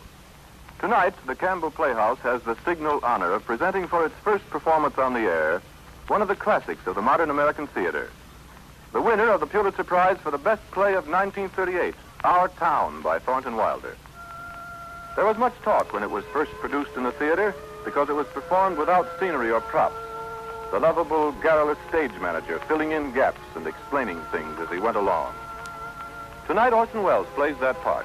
And young John Craven is with us as George, the role he created in the original stage production. Now, before we introduce you to Our Town, a word from our sponsors. To nearly everyone, it seems to me, the words chicken for dinner have a thrilling sound. They bring thoughts of delightful eating, the kind we associate with holidays and special occasions. Think as far back as you can among your own family's favorite foods or those of any family you've ever visited. Can you remember any dish more widely prized than chicken? But I think this widespread liking for chicken accounts to a large degree for the tremendous popularity of Campbell's chicken soup. And I can promise you that as sure as you like chicken, you'll like Campbell's chicken soup. It's chicken through and through, from its golden surface to the very bottom of your plate. Its broth glistens with chicken richness. Its fluffy rice is filled with chicken flavor. And there are tempting, tender pieces of chicken meat. During the last 5 years, people everywhere have discovered how downright good and homey Campbell's chicken soup is. If you haven't tried it, why don't you? Because I'm sure you'll pronounce it every bit as fine as the best chicken soup you've ever had. How about this weekend? And now, Orson Welles in Our Town. This play is called Our Town. It was written by Thornton Wilder. In it, you will hear Miss Patricia Newton, Miss Agnes Moorhead, Miss Effie Palmer, Mr. John Craven, Mr. Ray Collins, Mr. Everett Sloan, Mr. Parker Fenley, and many others. Name of the town is Grover's Corners, New Hampshire. It's across the Massachusetts line. Longitude 42 degrees, 40 minutes. Latitude 70 degrees, 37 minutes. First act shows a day in our town. Day is May 7th, 1901. Time is just before dawn. Sky is beginning to show some streaks of light over in the east there, behind our mountain. Morning star always gets wonderful bright the minute before it has to go. Only lights on in town are in a cottage over by the tracks where a Polish mother's just had twins. And in the Joe Crowell house where Joe Jr. is getting up so as to deliver the paper. And in the depot where Shorty Hawkins is getting ready to flag the 545 for Boston. There it is. There it comes now. And so another day begun. There's Doc Gibbs coming down Main Street, coming back from that baby case. Here's his wife coming downstairs to get breakfast. Doc Gibbs died in 1930. New hospital's named after him. Mrs. Gibbs died first, a long time ago, in fact. She went out to visit her daughter, Rebecca, who married an insurance man in Canton, Ohio, and died there, pneumonia. But her body was brought back here. She's up in the cemetery there now, in with a whole mess of Gibbses and Herseys. She was Julia Hersey before she married Doc Gibbs in the Congregational Church over there. In our town, we like to know the facts about everybody. And that's Doc Gibbs now. Here comes Joe Crowell, Jr., delivering the papers. Morning, Doc Gibbs. Morning, Joe. Yeah, Betty. And here comes Howie Newsom delivering the milk. Yeah, Betty. What's the matter with you? Come on. Morning, Doc. Morning, Howie. Hey, somebody sick? They're twins over at Miss Gorlowski's. Twins, eh? This town's getting bigger every year. Morning, Miss Gibbs. Morning, Howie. Bacon smells good. Everything all right, dear? Yes, I declare. Easy as kittens. They can be ready in a minute. Sit down and drink your coffee. Children! Children! Time to get up, George. Rebecca? Yes, Mama. You can catch a couple hours sleep this morning, can't you? Well, Miss Wentworth's coming at 11. I guess I know what's about to. Her stomach ain't what it ought to be. All told, you won't get more than 3 hours sleep. Aunt Gibbs, I don't know what's going to become of you. Do wish I could get you to go away someplace and take a rest. Think it'd do you good. George! Rebecca, you'll be late for school. Bobby! Emily, you'll be late for school. And that's Mrs. Webb now, next door to the Gibbses, getting her family up for the day. Bobby, you wash yourself good, or I'll come up and do it myself. I'll put away your books, Emily. You know the rules well as I do. No books at table. As for me, I'd rather have my children healthy than bright. I'm both, Mom. You know I am. I'm the brightest girl in school for my age. I have a wonderful memory. I'll eat your breakfast. The Webbses have 2 children, little Wally and Emily. Emily's 14. And there's 2 over the way at the Gibbses, Rebecca and George. George is 15. Mama, George is throwing himself at me. I'll come up and slap the both of you. That's what I'll do. We've got a factory in our town, too. Hear it? Makes blankets. Cartwrights own it. It's brought him a fortune. Speak to your father about it when he's rested. Seems to me 25 cents a week's enough for a boy your age, George Gibbs. I declare I don't know how you spend it all. Oh, Ma, I got a lot of things to buy. Strawberry phosphates, that's what you spend it on. Well, I don't see how Rebecca comes to have so much money. She has more than $1. Well, I've been saving it up gradual. Well, dear, I think it's a good thing every now and then to spend some. Mama, do you know what I love most in the world? Do you? Money. Eat your breakfast. There's the first bell. Walk fast, but you don't have to run. George, pull up your pants the knee and don't flop, George. Wally, tell Miss Foster I send her my best congratulations. Mama. Do you remember that? Am I pretty? You look real nice, Rebecca, and I'll pick up your feet. Goodbye, Mama. Goodbye, Mom. Goodbye. Goodbye, George. Bye. Good morning, Julie. Good morning, Myrtle. How's your cold? Well, it's better, but I told Charles I didn't know I'd go to choir practice tonight. Wouldn't be any use. Well, just the same, you come to choir practice, Myrtle, and try it. Well, if I don't feel no worse than I do now, I probably will. Well, I'm resting myself. I thought I'd string some of these beans. Let me help you. Beans have been good this year. I decided to put up 40 quarts if it kills me. The children say they hate them, but I noticed they were able to get them down all winter. Thanks, Mrs. Gibbs. Thanks, Mrs. Webb. Folks, most every morning, Mrs. Gibbs goes over to Mrs. Webb's, or Mrs. Webb visits Mrs. Gibbs. So we'll just leave them there, visiting, and skip a few hours in the day at Grover's Corners. Well, now, it's middle of the afternoon. All 2,642 have had their dinners, and all the dishes have been washed. There's an early afternoon calm in our town, a buzzing and a humming from the school buildings. Only a few buggies on Main Street, the horses dozing at the hitching posts. You all remember what it's like. Doc Gibbs is in his office tapping people and making them say, ah, and Mr. Webb's cutting his lawn over there. 1 man in 10 thinks it's a privilege to push his own lawnmower. No, sir, it's later than I thought. There, the children come home from school already, and here comes Emily Webb and George Gibbs. Hello. You made a fine speech in class. Well, I was really ready to make a speech about the Monroe Doctrine, but at the last minute, Miss Corkin made me talk about the Louisiana Purchase instead. I worked an awful long time on both of them. Gee, it's funny, Emily. From my window over there, I can just see your head nights when you're over in your room doing your homework. Why, can you? You certainly do stick to it. I don't see how you can sit still that long. I guess you like school. Well, I feel it's something you have to go through. Yeah. I don't mind it, really. It passes the time. You're just naturally bright, Emily, I guess. Well, I figure it's just the way a person's born. Yeah. But you see, I want to be a farmer. And my Uncle Luke says whenever I'm ready, I can come over and work on this farm, and if I'm any good, well, I can just gradually have it. You mean the house and everything? Yeah. Well, thanks. I better be getting out the baseball field. Thanks for the talk, Emily. Good afternoon, Mrs. Webb. Good afternoon, George. So long, Emily. So long, George. Emily, come and help me string these beans for the winter. George Gibbs let himself have a real conversation, didn't he? Why, he's growing up. How old would George be? I don't know. See, he must be almost 16. Mama, I made a speech in class today, and I was very good. You must recite it to your father at supper. What was it about? The Louisiana Purchase. Just like silk off a spool. I'm going to make speeches all my life. Mama, will you answer me a question serious? Seriously, not serious, dear. Seriously. Will you? Well, of course I will. Mama, am I good looking? Why, yes, of course you are. All my children have got good features. I'd be ashamed if they hadn't. Mama, that's not what I mean. What I mean is, am I pretty? I've already told you yes. Now, that's enough of that. You have a nice, young, pretty face. I never heard of such foolishness. Oh, Mama, you never tell us the truth about anything. I am telling you the truth. Mama, were you pretty? Why, yes, I was, if I do say it. I was the prettiest girl in town next to Mamie Cartwright. But, Mama, you've got to say something about me. Am I pretty enough to get people interested in me? Emily, you make me tired. Now stop it. You're pretty enough for all normal purposes. Come along now and bring that bowl with you. Oh, Mama, you're no help at all. We'll have to interrupt again here. Thank you, Mrs. Webb. Thank you, Emily. A lot of time's gone by. It's evening now. You can hear choir practice going on in the Congregational Church. Hear it?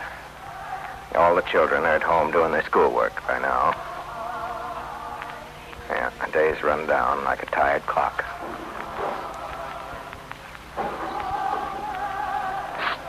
Emily. Hello. Hello. I can't work at all. The moonlight's so terrible. Emily, did you get the third problem? Which? The third. Oh, yes, George. That's the easiest of them all. I don't see it. Can you give me a hint? I'll tell you one thing. The answer's in yards. Yards? How do you mean? In square yards. Oh, in square yards. Yes, George. Don't you see? Yeah. In square yards of wallpaper. Oh, square yards of wallpaper. Thanks a lot, Emily. You're welcome. Ma, isn't the moonlight terrible? Choir practice going on. I think if you hold your breath, you can hear the train all the way to Kantuka. Hear it? What do you know? Well, I guess I better go back and try to work. Good night, Emily. And thanks. Good night, George. Good night, Martha. Good night, Miss Wheelock. Here comes Mrs. Webb, Mrs. Gibbs. Some of their lady friends home from choir practice. I'll tell Mr. Webb. I know he'll want to put it in the paper. My, it's late. Good night, Irma. Real nice choir practice, wasn't it? Mr. Webb, look at that moon, will you? Hate to wear that for sure. My, I hate to go to bed on a night like this. I'd better hurry. Those children will be sitting up long hours. Good night, Luella. Good night, Pickles. Good night, Susan. Good night, Julia. Good night.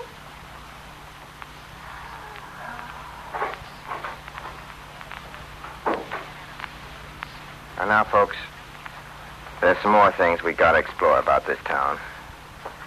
This time we're going about it in another way. Going to look back on it from the future. You know, the Cartwright interests had just begun building a new bank in Grover's Corners and had to go to Vermont for the marble, sorry to say. They've asked a friend of mine what they should put in the cornerstone for people to dig up 1,000 years from now. Of course, they put in a copy of the New York Times, a copy of Mr. Webb's Sentinel. He's the editor at Sentinel. We're kind of interested in this because some scientific fellows have found a way of painting all that reading matter with a kind of glue, a silicate glue, make it keep 1,000, 2,000 years. So we're putting in a Bible and the Constitution of the United States, a copy of William Shakespeare's plays, and what do you think? You know, Babylon once had 2 million people in it.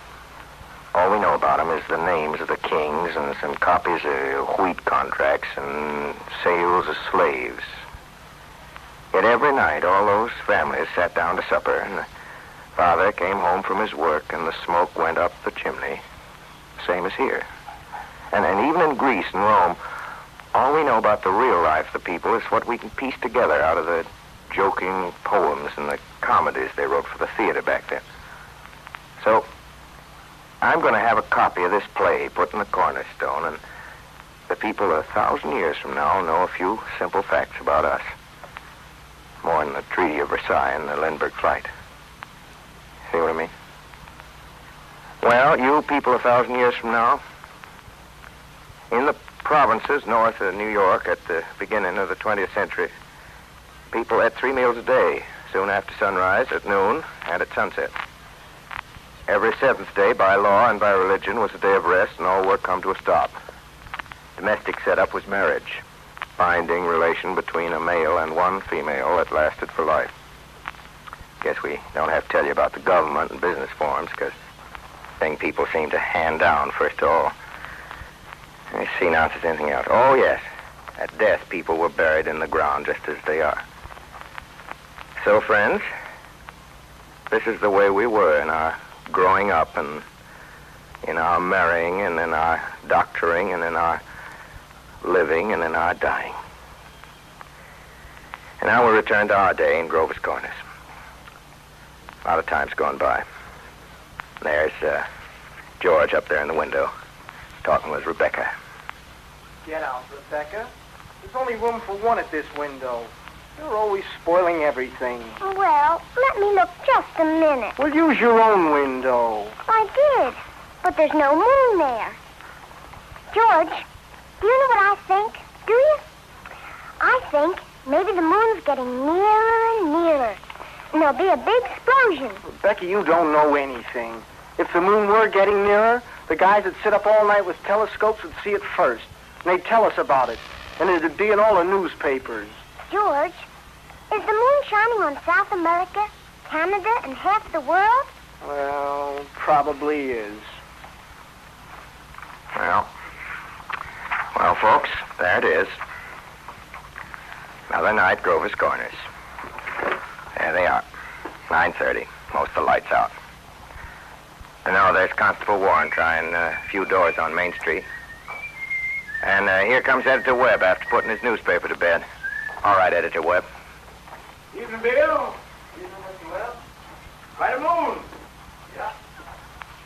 Night, Mr. Webb.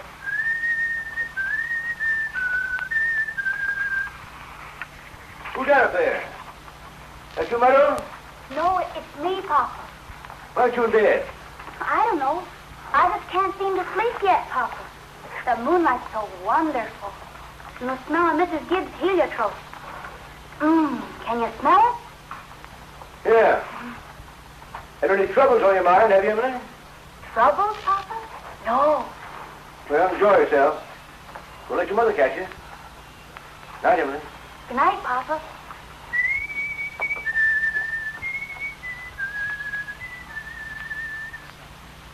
I never told told you about that letter Jane Crowfoot got from her minister when she was sick. The minister of her church in the town she was in before she came here. He wrote Jane a letter, and on the envelope, the address was like this. It said, Joan Crowfoot, the Crowfoot Farm, Grover's Corners, Sutton County, New Hampshire, United States of America. What's funny about that? Oh, but listen, it's not finished. The United States of America, continent of North America, Western Hemisphere, the Earth, the solar system, the universe, the mind of God. That's what it said on the envelope. What do you know? And the postman brought it just the same. What do you know? That's the end of the first part of our broadcast, friends. Second part will begin in just a minute.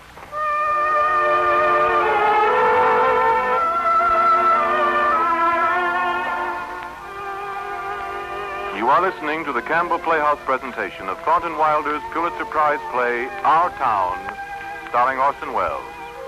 This is the Columbia Broadcasting System.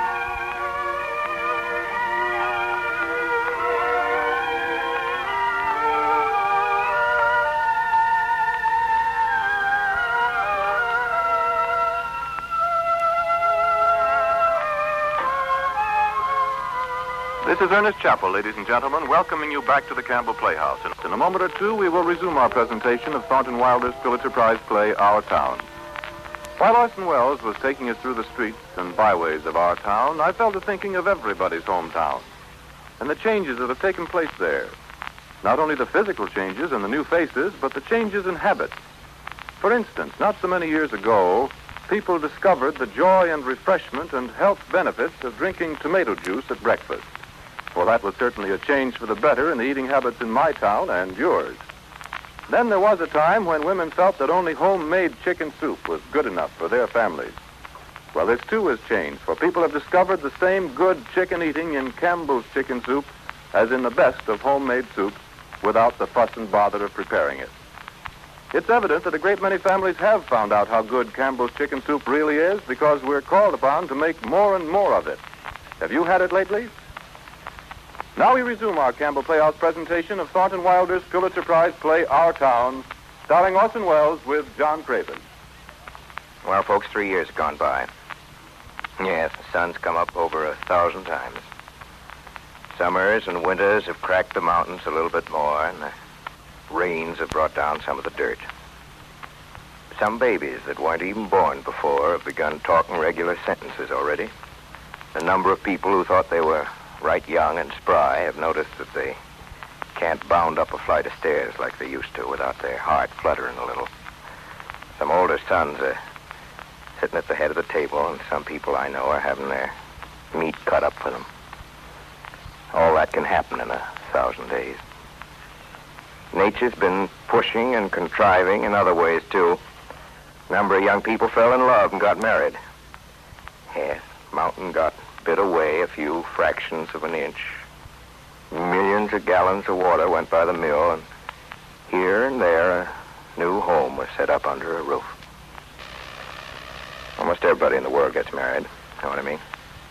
In our town, there aren't hardly any exceptions. Most everybody in the world climbs into their graves married.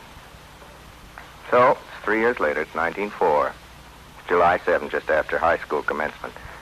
That's the time most of our young people jump up and get married. As soon as they pass their last examinations in solid geometry and Cicero's orations, looks like they suddenly feel themselves fit to be married.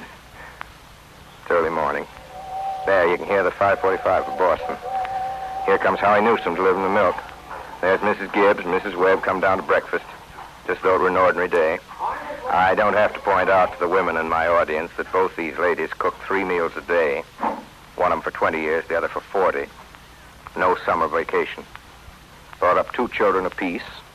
Washed, cleaned the house, never a nervous breakdown. Never thought themselves hard used either. Well, Ma, day's come. You're losing one of your chicks. St. Gibbs, don't you say another word. I feel like crying every minute. Sit down, drink your coffee. The groom's up shaving himself, whistling and singing like he's glad to leave us. Every now and then he says, I do to the mirror. But it don't sound convincing to me. What? Why, Julia Hersey. French toast. Ain't hard to make, and I had to do something. I remember my wedding morning, Julia. Now, don't stop that, Frank Gibbs. I tell you, I can't stand it. I was the scaredest young fellow in the state of New Hampshire. I thought I'd made a mistake, for sure. And when I see you coming down that aisle, I thought you was the prettiest girl I'd ever seen. But the only trouble was, I'd never seen you before. There I was in the Congregational Church, marrying a total stranger.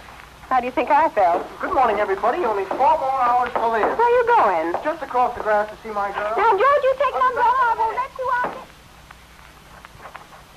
Good morning, Mr. Webb. Well, George, how are you? I'm fine.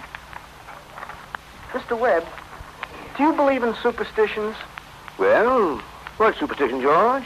You know, about a bride and groom not being supposed to see each other on the wedding morning. Well, you see, on a wedding morning, the girl's heads have to be full of clothes and things like that. Don't you think that's probably it? Yes. I never thought of that. Girls have to be mighty nervous on a wedding day. I wish a fella could get married without all that marching up and down. Well, every man that's ever lived felt that way about it, George. It hasn't done much good. It's the women that have built up weddings, my boy. From now on, they have it pretty much their like. All those good women standing shoulder to shoulder, making sure that they're not tied in a mighty public way. You believe in it, don't you, Mr. Webb? Oh, yes. Oh, don't you misunderstand me, my boy. Marriage is a wonderful thing. Wonderful thing. Don't forget that, George. No, sir. Mr. Webb, how old were you when you got married? Well, you see, I'd been to college. I'd take a little time to get settled. But Mrs. Webb, she wasn't much older than what Emily is. Oh, age hasn't much to do with it, George. Not compared to other things. George, I was thinking the other night of some advice my father gave me when I got married. Charles, he said, Charles, start out early showing who's boss, he said. Best thing to do is to give an order, even if it don't make any sense. Just so she'll learn to obey. And, he said, if anything about your wife irritates you, her conversation or anything, just get up and leave the house. That'll make it clear to her, he said. And, oh, yes, he said never let your wife know how much money you have. Never. Mr. Webb, I don't So I took the opposite of my father's advice, and I've been happy ever since. But that'd be a lesson to you, George. Never to ask advice on personal matters. George, you going to raise chickens on your farm? What? You going to raise chickens on your farm? Well, Uncle Luke hasn't gone in much at chicken raising. Brooke came into my office the other day, George, on the philo system of raising chickens. I want you to read it. Charles, are you talking about that old incubator again? I thought you two would be talking about things worthwhile. Good morning, George. Well, Myrtle, if you want to give the boys some good advice, I'll go upstairs and leave you alone with them. Now, George, I'm sorry, but I've got to send you away so that Emily can come down and get some breakfast. She told me to tell you that she sends you her love, that she doesn't want to lay eyes on you. So, goodbye, George. Myrtle, I guess you don't know about that other superstition. What do you mean, Charles? Since the cavemen, the groom should never be left alone with his father-in-law on the day of the wedding, or near it.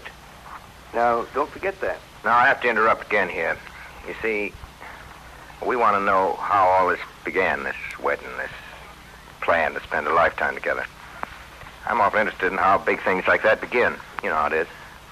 You're 21 or 22, you make some decisions, then you're 70. You've been a lawyer for 50 years, and that white-haired lady at your side has eaten over 50,000 meals with you. How do such things begin? George and Emily are going to show you now the conversation they had when they first knew that, the saying goes, they were meant for each other. Before they do it, I want you to try and remember what it was like when you were young, when you were 15 or 16. For some reason, it's very hard to do. Those days when even the little things in life could be almost too exciting to bear. And particularly, days when you're first in love. When you're like a person sleepwalking and you didn't quite see the street you were in. Didn't quite hear everything that was said to you. Just a little bit crazy. Do you remember that, please?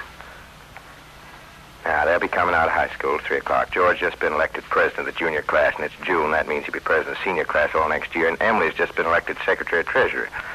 Don't have to tell you how important that is. All right, George. Can I carry your books home for you, Emily? Thanks. I'm awful glad you were elected too, Emily. Thank you. Emily, why are you mad at me? I'm not mad at you. But you're treating me so funny. Well, I might as well say it right out, George.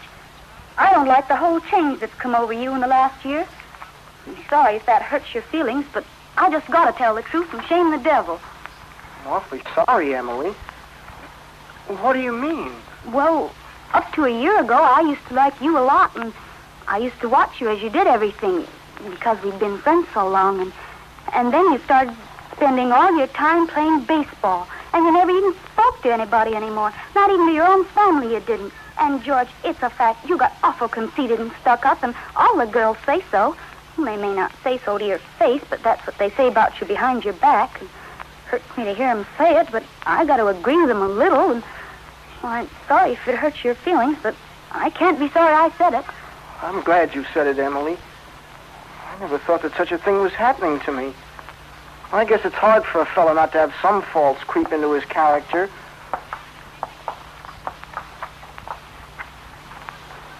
I always expect a man to be perfect, and I think he should be. Well, I don't think it's possible to be perfect, Emily. Well, my father is.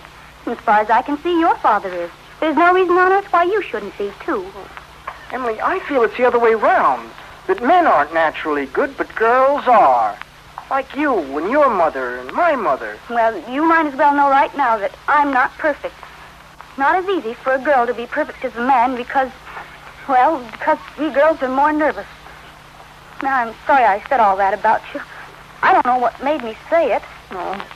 I guess if it's the truth, you ought to say it. You stick to it, Emily. I don't know if it's the truth or not, and I suddenly feel it isn't important at all. Emily, would you like an ice cream soda or something before you go home? Well, thank you. I would. Hello, George. Hello, Emily. Well, what do you have? Why, Emily Webb. Well, what have you been crying Oh, about? she got an awful scare, Mr. Morgan. She almost got run over by that hardware store wagon. Everybody always says that Tom Huckins drives like a crazy man. Well, here, take a drink of water, Emily. Let's see. Say, you look all shook up. There. Well, now, what do you have? I'll have a strawberry phosphate, thank you, Mr. Morgan. No, Emily. Have an ice cream soda with me. 2 strawberry ice cream sodas, Mr. Morgan. Yes, sir. Tell you, you got to look both ways before you cross Main Street these days. It gets worse every year. 125 horses can go over corners this minute that I'm talking to you. State inspector was in here yesterday. And now they're bringing in these automobiles. Best thing to do is just stay home, I guess. Why, I can remember the time when a dog could lie all day in the middle of Main Street and nothing would come along to disturb him. Oh, yes, Miss Ellis. I'll be with you in a minute. Now, here are your sodas. Well, enjoy them. They're so expensive. No, don't think of that. We're celebrating. First, we're celebrating our election. And then, do you know what else I'm celebrating? No. I'm celebrating because I've got a friend who tells me everything that ought to be told me. George, please don't think of that. I don't know why I said it. It's not true. No, you stick to it, Emily. I'm glad you spoke to me the way you did. But you'll see, I'm going to change so quick that I'm going to change. And, Emily, I want to ask you a favor. What? Well, if I go away to State Agriculture College next year, will you write me a letter once in a while? I certainly will. I certainly will, George. It certainly seems like being away 3 years, you'd get out of touch with things. Yeah. You know, Emily, whenever I meet a farmer, I ask him if he thinks it's important to go away to agriculture school to be a good farmer. Why, George. Yeah, and some of them say that it's even a waste of time. And Uncle Luke's getting old. He's about ready for me to start in taking over his farm tomorrow if I could. My. And like you say, being gone all that time, meeting other people in other places, if anything like that can happen, I don't want to go away. I guess new people aren't any better than old ones. I'll bet you they almost never are. Emily, I feel that you're as good a friend as I've got, and I don't need to go to other towns to meet other people. Emily, I'm going to make up my mind right now. I won't go. I'll tell Pa about it tonight. Why, George, I don't see why you have to decide right now. It's a whole year away. Emily, I'm glad you spoke to me about that fault in my character. What you said was right, but there was one thing wrong in it. That was where you said that I wasn't noticing people. And you, for instance. Listen, Emily, you say you were watching me when I did everything. I was doing the same thing about you all the time. Sure, I always thought about you as one of the chief people I thought about. And I always made sure where you were sitting in the bleachers and who you were with. And we've always had lots of talking and joking and everything. And they meant a lot to me. Of course, they weren't as good as the talk we're having now. And lately, I've been noticing that you've been acting kind of funny to me. And for 3 days, I've been trying to walk home with you. But something's always gotten away. Yesterday, I was standing over by the wall waiting for you. You walked home with Miss Corcoran. Oh, George, life's awful funny. How could I know that? Well, Listen, Emily, I'm going to tell you why I'm not going to go away to agriculture college. I think that once you've found a person you're very fond of, well, that is, who's fond of you, too, at least enough to be interested in your character, well, I think that that's just as important as college is. Even more so. That's what I think. I think it's awfully important, too. Emily. Yes, George? Emily, if I do improve and make a big change, would you be... Well, that is... Could you be... I am now. I always have been. Oh, I guess this is an important talk we've been having. Yes. Now, before we go on to the wedding, there are still some more things we ought to know about this marriage. I want to know some more about how the parents took it, but what I want to know most of all is, you know what I mean, what Grover's Corners thought about marriage anyway. Julia, when I married you, you know what one of my terrors was in getting married? Oh, Shaw, go on with you. I was afraid that we weren't going to have material for conversation more than would last us just a few weeks. Yeah, I was afraid we'd run out, eat our meals in silence. In fact, but you and I have been conversing for 20 years now without any noticeable barren spells. Well, good weather, bad weather. Ain't very choice, but always manage to find something to say. What do you think? What do you think, Julia? Shall we tell the boy that he can go ahead and get married? Oh, there you go, putting the responsibility on me. Well, I'll go up. I'll go up and say a word to him right now before he goes to bed, huh? You're sure, Julia? You got nothing more to add? Well, I don't know what to say. Seems like too much to ask for a big outdoor boy like that to go and get shut up in the classrooms for 3 years. Once he's on the farm, he might just well have companions, seeing he's found a fine girl like Emily. People are meant to live two by two in this world. Oh, yes, Frank, go up and tell him it's all right. Yeah, I'll call him. George? Oh, George. Yes, Pop? Can you come down a minute? Your mother and me want to speak to you. Yeah, sure. Oh, Lord, what a fool I am. I'm trembling all over. Nothing to tremble about. Now we're ready to go on with the wedding. Well,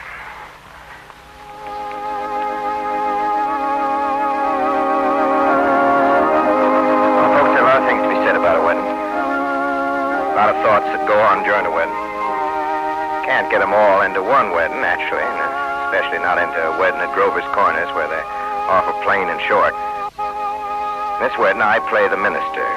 Take that part. Gives me the right to say a few more things about it. For a while now, the play gets pretty serious. See, some churches say that marriage is a sacrament. I don't know what that means, but I can guess. You know, like Mrs. Gibbs said just now, people were made to live 2 by 2. Now, this is a good wedding, but people are so put together that even at a good wedding, there's a lot of confusion way down deep in people's minds. And we thought that ought to be in our play, too. Why on earth I should be crying? Suppose there's nothing to cry about. Come over me at breakfast this morning. There was Emily, eating her breakfast as she's done for 17 years. And now she's going off to eat it in someone else's house. I suppose that's it. There they come. Wish I were back at school. I don't want to get married. George, what's the matter? I don't want to grow old. Why is everybody pushing me so? Why, George, you wanted it. Why do I have to get married at all? Listen, Ma, for the last time I ask you... George, if anyone should hear me, now stop. I'm ashamed of you. What's the matter? I've been dreaming. Where's Emily? Gracious, you gave him such a turn. Oh, cheer up, Ma. What are you looking so funny for? Cheer up. I'm getting married. Let me catch my breath a minute. No, Ma. You say Thursday nights. Emily and I are coming over to dinner every Thursday night. You'll see. What are you crying for? Oh, we've got to get ready for this. I never felt so alone in my whole life. And George over there looking so... I hate him. I wish I were dead. Papa! Papa! Emily, now. Don't get upset. But, Papa, I don't want to get married. Emily, everything's all right. Oh, why can't I stay for a while just as I am? Let's go away. No, Emily. Now, stop and think. But don't you remember that you used to say... All the time you used to say that I was your girl. There must be lots of places we can go to. Let's go away. I'll work for you. I can keep house. You mustn't think of such things. You're just nervous, Emily. Now. You're marrying the best young fellow in the world. George is a fine fellow. Oh, but Papa... George? Yes, Mr. Webb? You're giving away my daughter, George. You think you can care for her? Mr. Webb, I want to try. Emily, I'm going to do my best. I love you, Emily. I need you. So, if you love me, help me. All I want is someone to love me. I will, Emily. If I'm ever sick or in trouble, that's what I mean. Emily, I'll try. I'll try. And I mean forever. Do you hear? Forever and ever.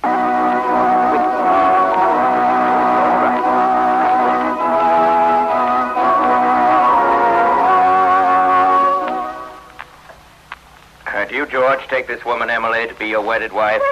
To live together after God's ordinance, the holy estate of matrimony, with our lover, comforter, honor, and keeper in sickness and in health, and forsaking all others. Keep thee only unto her so long as ye both shall live. Answer now, George. I do. Don't know, friend. I've seen such a... You, Emily, take this man, George, in the state of matrimony. Wilt thou love her, comfort him, honor him, keep him in sickness and in health, and forsaking all others, keep thee only unto her so long as ye both shall live. Answer, Emily. I do. Married 200 couples in my day. Usually get it wrong. Do I believe in it? I don't know. M marries N. Millions of them. Cottage, the go-kart. Sunday afternoon drives in the Ford. The first rheumatism, the grandchildren, the second rheumatism. Deathbed, reading the will. Once in 1,000 times, it's interesting. Well, let's have Mendelssohn's Wedding March.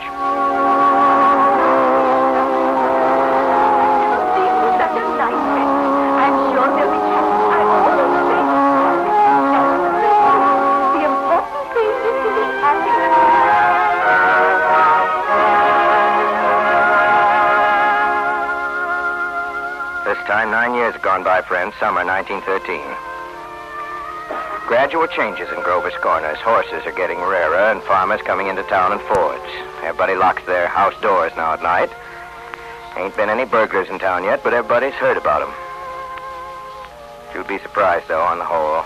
Things don't change much at Grover's Corners. We're up at the cemetery now. I don't know how you feel about such things, but this certainly is a beautiful place. It's on a hilltop.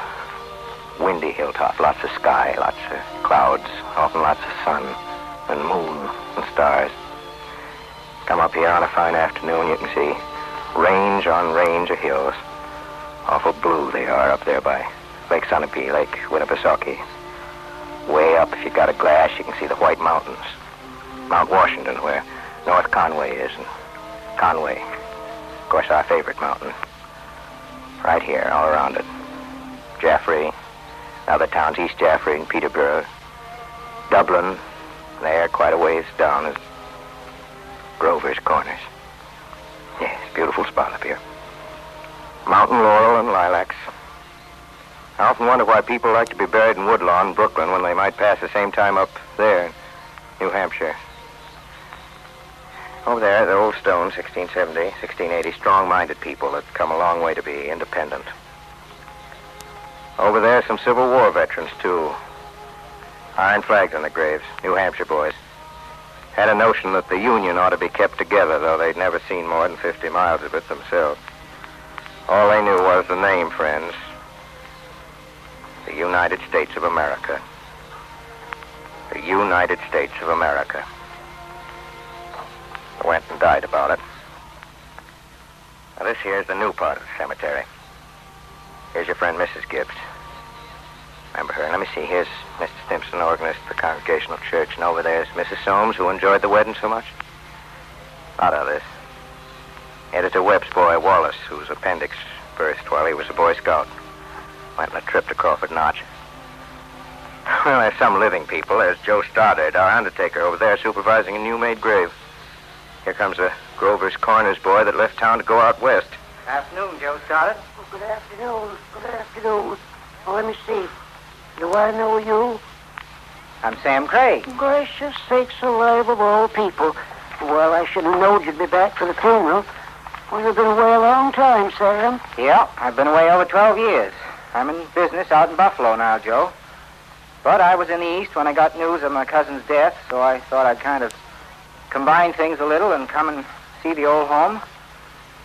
Yeah, well, you look well. Yes, I can't complain. Well, it's a sad journey for us today, Samuel. Yep. Yes, I always say I hate to supervise when a young person is taken. Why, there's old Farmer McCarthy. I didn't know he was gone. Used to do chores for him after school. He had lumbago. Yes, we brought Farmer McCarthy here a number of years ago now. Why, this is my Aunt Julia. Yes. Doc Gibbs lost his wife 2 or 3 years ago, just about this time. Today's another bad blow for him, too. Joe, what did she die of? Who? Why, my cousin, Emily. Oh, didn't you know? Had some trouble bringing a baby into the world. Let's see, today's Friday. It's almost a week ago now. Did the baby live? No, it was her second, though. His little boy, about 4 years old. Now, I'm going to tell you some things you know already. You know them as well as I do, but you don't take them out and look at them very often. I don't care what they say with their mouths. Everybody knows that something is eternal. It ain't houses, and it ain't names, it ain't earth, it ain't even the stars. Everybody knows in their bones that something is eternal, and that something has to do with human beings. All the greatest people ever lived have been telling us that for, I don't know how long they've been telling us, 5,000 years, and yet you'd be surprised how people are always losing hold of it. Something way down deep that's eternal about every human being. You know as well as I do that the dead don't stay interested in us living people very long. Gradually, they let hold of the earth. The ambitions they had, and the pleasures they had, and the things they suffered, and people they loved. They get weaned away from Earth. That's the way I put it. Weaned away. Yeah. They stay here while the Earth part of them burns away, burns out. And all that time, they slowly get indifferent to what's going on in Grover's Corners. They're waiting. They're waiting for something that they feel is coming, something important and great. Aren't they waiting for the eternal part in them to come out clear? Some of the things they're going to say maybe will hurt your feelings. That's the way it is. Mother and daughter, husband and wife, enemy and enemy, money and miser, all those terribly important things kind of grow pale around here. And what's left? What's left when memory's gone? And your identity, Mrs. Smith. Lord, let me know my name, the number of my days, that I may be sure to find how long I am to live. Behold, thou hast made my days as it were stand long, and mine age, even as nothing in respect to thee. And verily every man living was ever best. Who is it, Julia? My daughter-in-law, Emily Webb, will I declare. What did she die of, Julia? In childbirth. Childbirth. I'd forgotten all about that. My, wasn't life awful and wonderful. Hello. Hello, Emily. Hello, Mrs. Gibbs. Hello, Mother Gibbs. Emily. Hello. It's raining. Yes. They'll be gone soon, dear. It seems thousands and thousands of years since How stupid they all look. They don't have to look like that. Don't look at them now, dear. They'll be gone soon. They're sort of sharp in little boxes, aren't they? I feel as though I knew them last 1,000 years ago. My little boy is spending the day at Mrs. Carter's. Oh, Mr. Carter, my little boy is spending the day at your house. Is he? Yes. Yes. Look, Father Gibbs is bringing you some of my flowers. He looks just like George, doesn't he?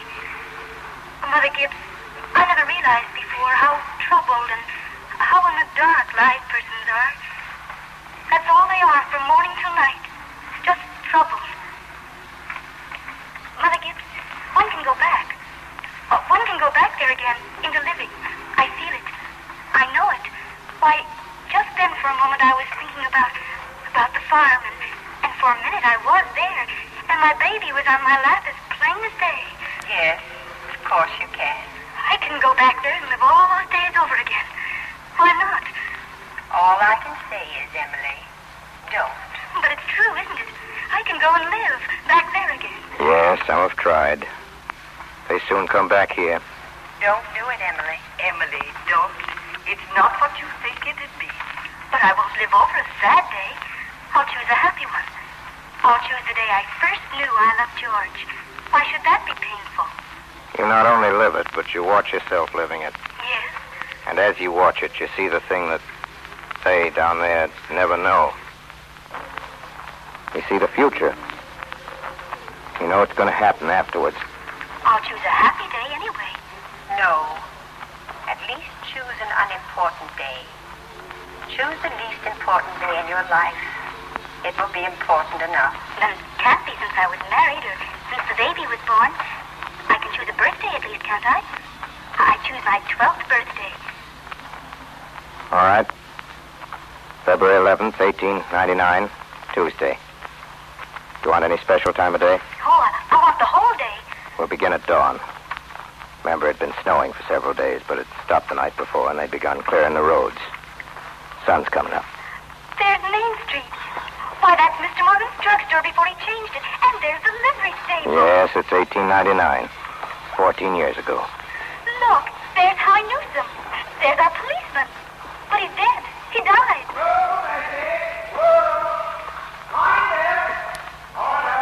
Children, Wally, Emily, time to get up. Mama, here I am.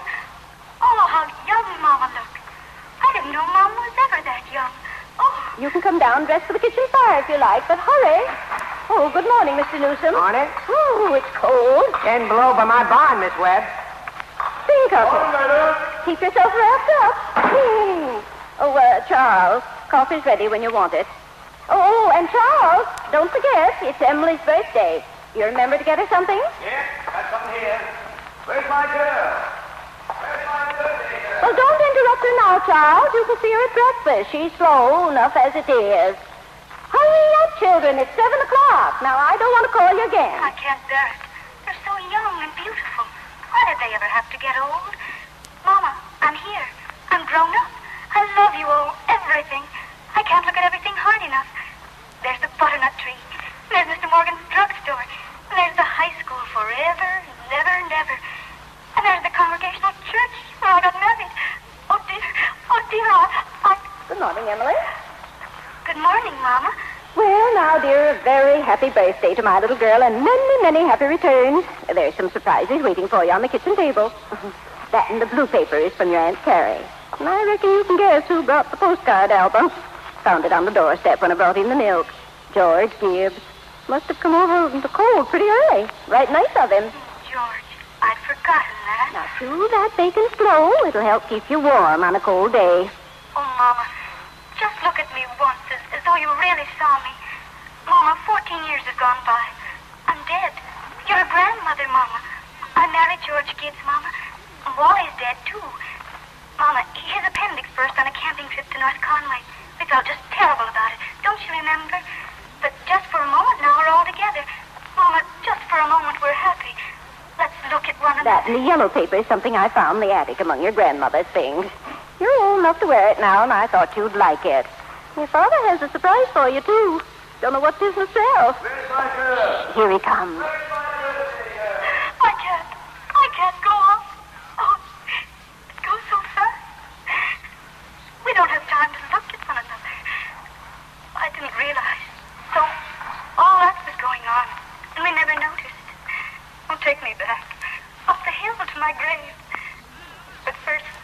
Just wait a minute. One more look. Goodbye. Goodbye, world. Goodbye, Grover's Corners. Mama, Papa. Goodbye to the clock's ticking. And Mom's sunflowers. And food and coffee. And Hawaiian dresses and hot baths and sleeping and waking up. Oh, Earth, you're too wonderful for anybody to realize you. Don't a human being ever realize life while they live it every minute? No. Saints and poets, maybe. They do, some. Mother Gibbs, I should have listened to you. Now I want to be quiet for a while. Oh, Mother Gibbs, I saw it all. I saw your garden. Did you, dear? Look, it's clearing up. The stars are coming out. Here's one of them coming back. That's funny. Ain't no time for one of them to be here. Goodness sake. Mother Gibbs, it's George. Dear, you just rest yourself. It's George. He's thrown himself down here. On the ground. Goodness, that ain't no way to behave. He ought to be home. Mother Gibbs? Yes, Emily? They don't understand much, do they? No, dear. Not very much. Well, most everybody's asleep in Grover's Corners. There are a few lights on. Shorty Hawkins down at the depot has just watched the Albany train go by. At the livery stable, somebody's sitting up late and talking. Yeah, it's clearing up. There are the stars doing their old crisscross journeys in the sky. Scholars haven't settled the matter yet, but they seem to think there are no living beings up there. Just chalk, fire. Only this one is straining away all the time to make something out of itself. Strained so bad that every 16 hours everybody lies down, gets a rest. It's 11 o'clock in Grover's Corners. You get a good rest, too. Good night.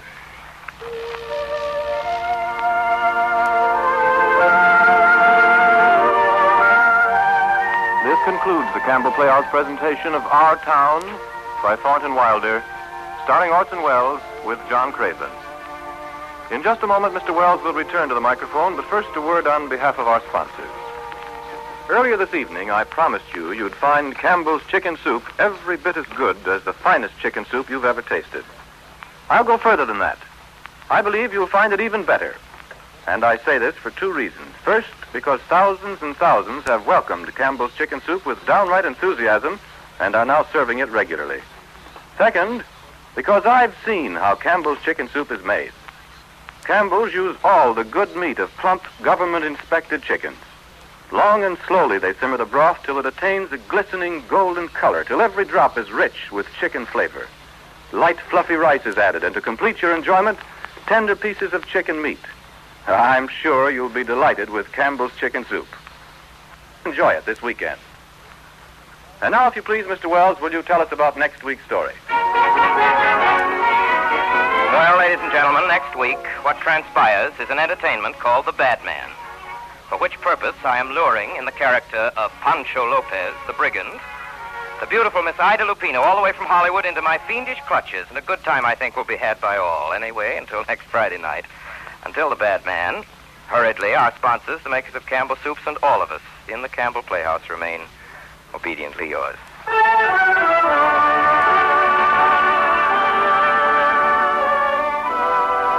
The makers of Campbell Soups join Orson Welles in inviting you to be with us at the Campbell Playhouse again next Friday evening when lovely Ida Lupino at the screen joins him in that fabulous stage hit of the 1920s, The Bad Man, a story of love and laughter in old Mexico with Orson Welles himself as a bold and not over-successful bandit. Meanwhile, if you have enjoyed tonight's Campbell Playhouse presentation, won't you tell your grocer so tomorrow when you order Campbell's Chicken Soup? This is Ernest Chappell saying thank you and good night. This is the Columbia Broadcasting System.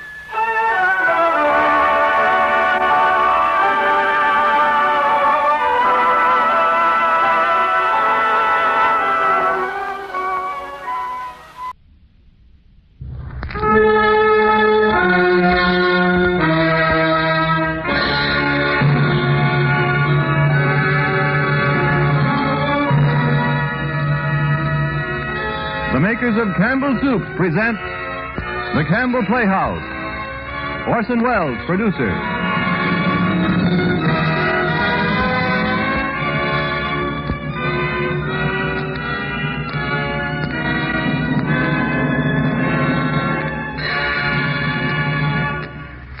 Good evening.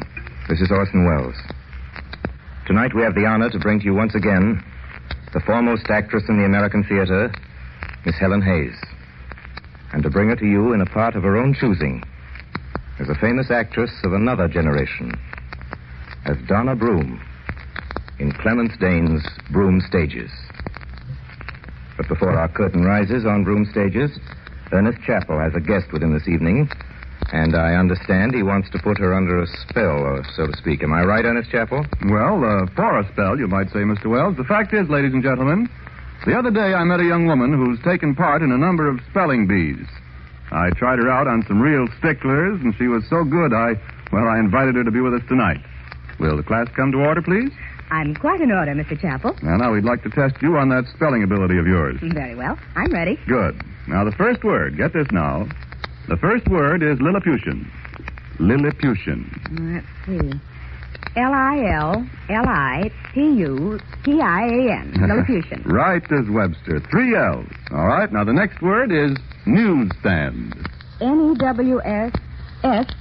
Newsstand. I didn't forget that second S, I see. Oh, that's fine. Now, here's an easy one. Suppose you spell tomato soup. Tomato soup? There's only one way I spell that, Mr. Chappell. Well, how do you spell tomato soup? Campbell''S. You're right there. 100% correct. That's the way most people spell tomato soup. Campbell''S. In millions of homes all over this country, Campbell's is practically another name for tomato soup. Today, you almost never hear of a woman making her own. Home cooks have come to agree with the famous hotel chefs who say that Campbell's tomato soup has a flavor that cannot be equaled. So, may I remind every one of you listening tonight to enjoy Campbell's tomato soup again soon? And now, Broom Stages with our exclusive Campbell Playhouse star, Miss Helen Hayes, and Orson Welles. Ladies and gentlemen, there isn't one of you, I suppose, who doesn't know the name of Broom. To those of you who are young, it means simply the name of one of your favorite movie stars. And to those of you who are older, it means, I know, the memory of many great evenings in the theater. Well-beloved stars with their own companies, in town and on the road. Stephen Broom in England, and Russell Broom in America, and Donna Broom. You remember them well, with gratitude and affection. And if you're very old, then you remember the time when the Brooms owned and ran half the theaters in London. There was the Gloriana near Covent Garden, and the Janista on Oxford Street, and then later the Syracuse on the south side of the river. I've been to the Gloriana, still one of the great London playhouses, for Harry Broom and Maud, his Irish wife, built strongly and built well. It's been remodeled, but the famous roof survives, and rehearsals are still held there in fine weather, and the fancy pillars at the entrance still stand, and the great curtain made of looking glasses. And in the lobby, facing the ticket buyers, there still hangs the Sargent portrait of Maud herself. It's like her, too, I understand, though Donna, her daughter, always felt there was something wrong with the eyes. But then Maud didn't sit for that portrait of hers, and never knew that they'd hung her up in the entrance hall of the theater. But 2 years after its opening, she died of a fever caught at an all-night rehearsal. And with his wife's dying, Harry Broom's happiness ended like a candle blown out. That was 50 years ago. He went on acting, of course, and the theaters went on. There were plenty of Brooms left in the world besides Harry. So, of course, there always will be. Plenty of Brooms. Bring me no more reports. Let them fly all, till Burnham Wood remove to Dunsinane. Fear not, Macbeth. No man that's born of woman shall e'er have power upon thee. Then fly, false thanes, and mingle with the English epicures. The devil damn thee, Black, thou cream-faced loon! Where got thou that goose? There is 10,000 soldiers, sir. Go prick thy face and overread thy fear, thou lily-livered boy. What soldiers? Patch! Death of thy soul! Those linen cheeks of thine are counselors to fear. What soldiers? Wayface! The English force so please you. Take thy face hence! Satan! Oh, I am sick at heart when I behold. Satan, I say! This push will cheer me ever, deceit me now. I have lived long enough. My way of life is fallen into the sear. The yellow leaf and that which should accompany old age is honor, love, obedience, troops of friends. I must not look to have, but in their stead curses, not loud but deep.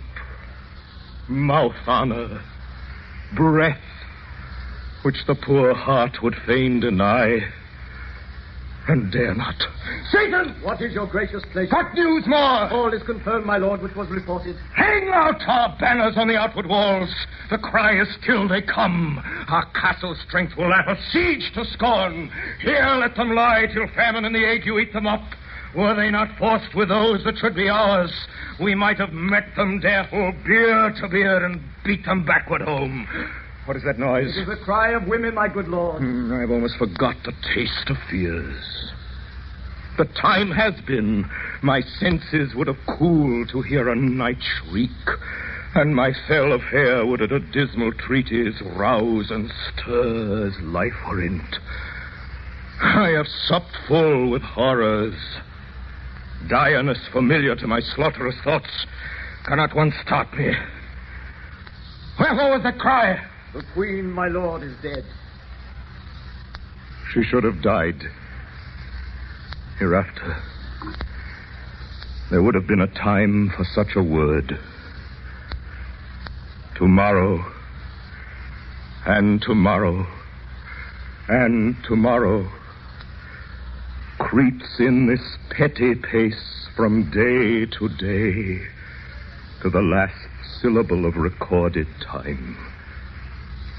And all our yesterdays have lighted fools their way to dusty death.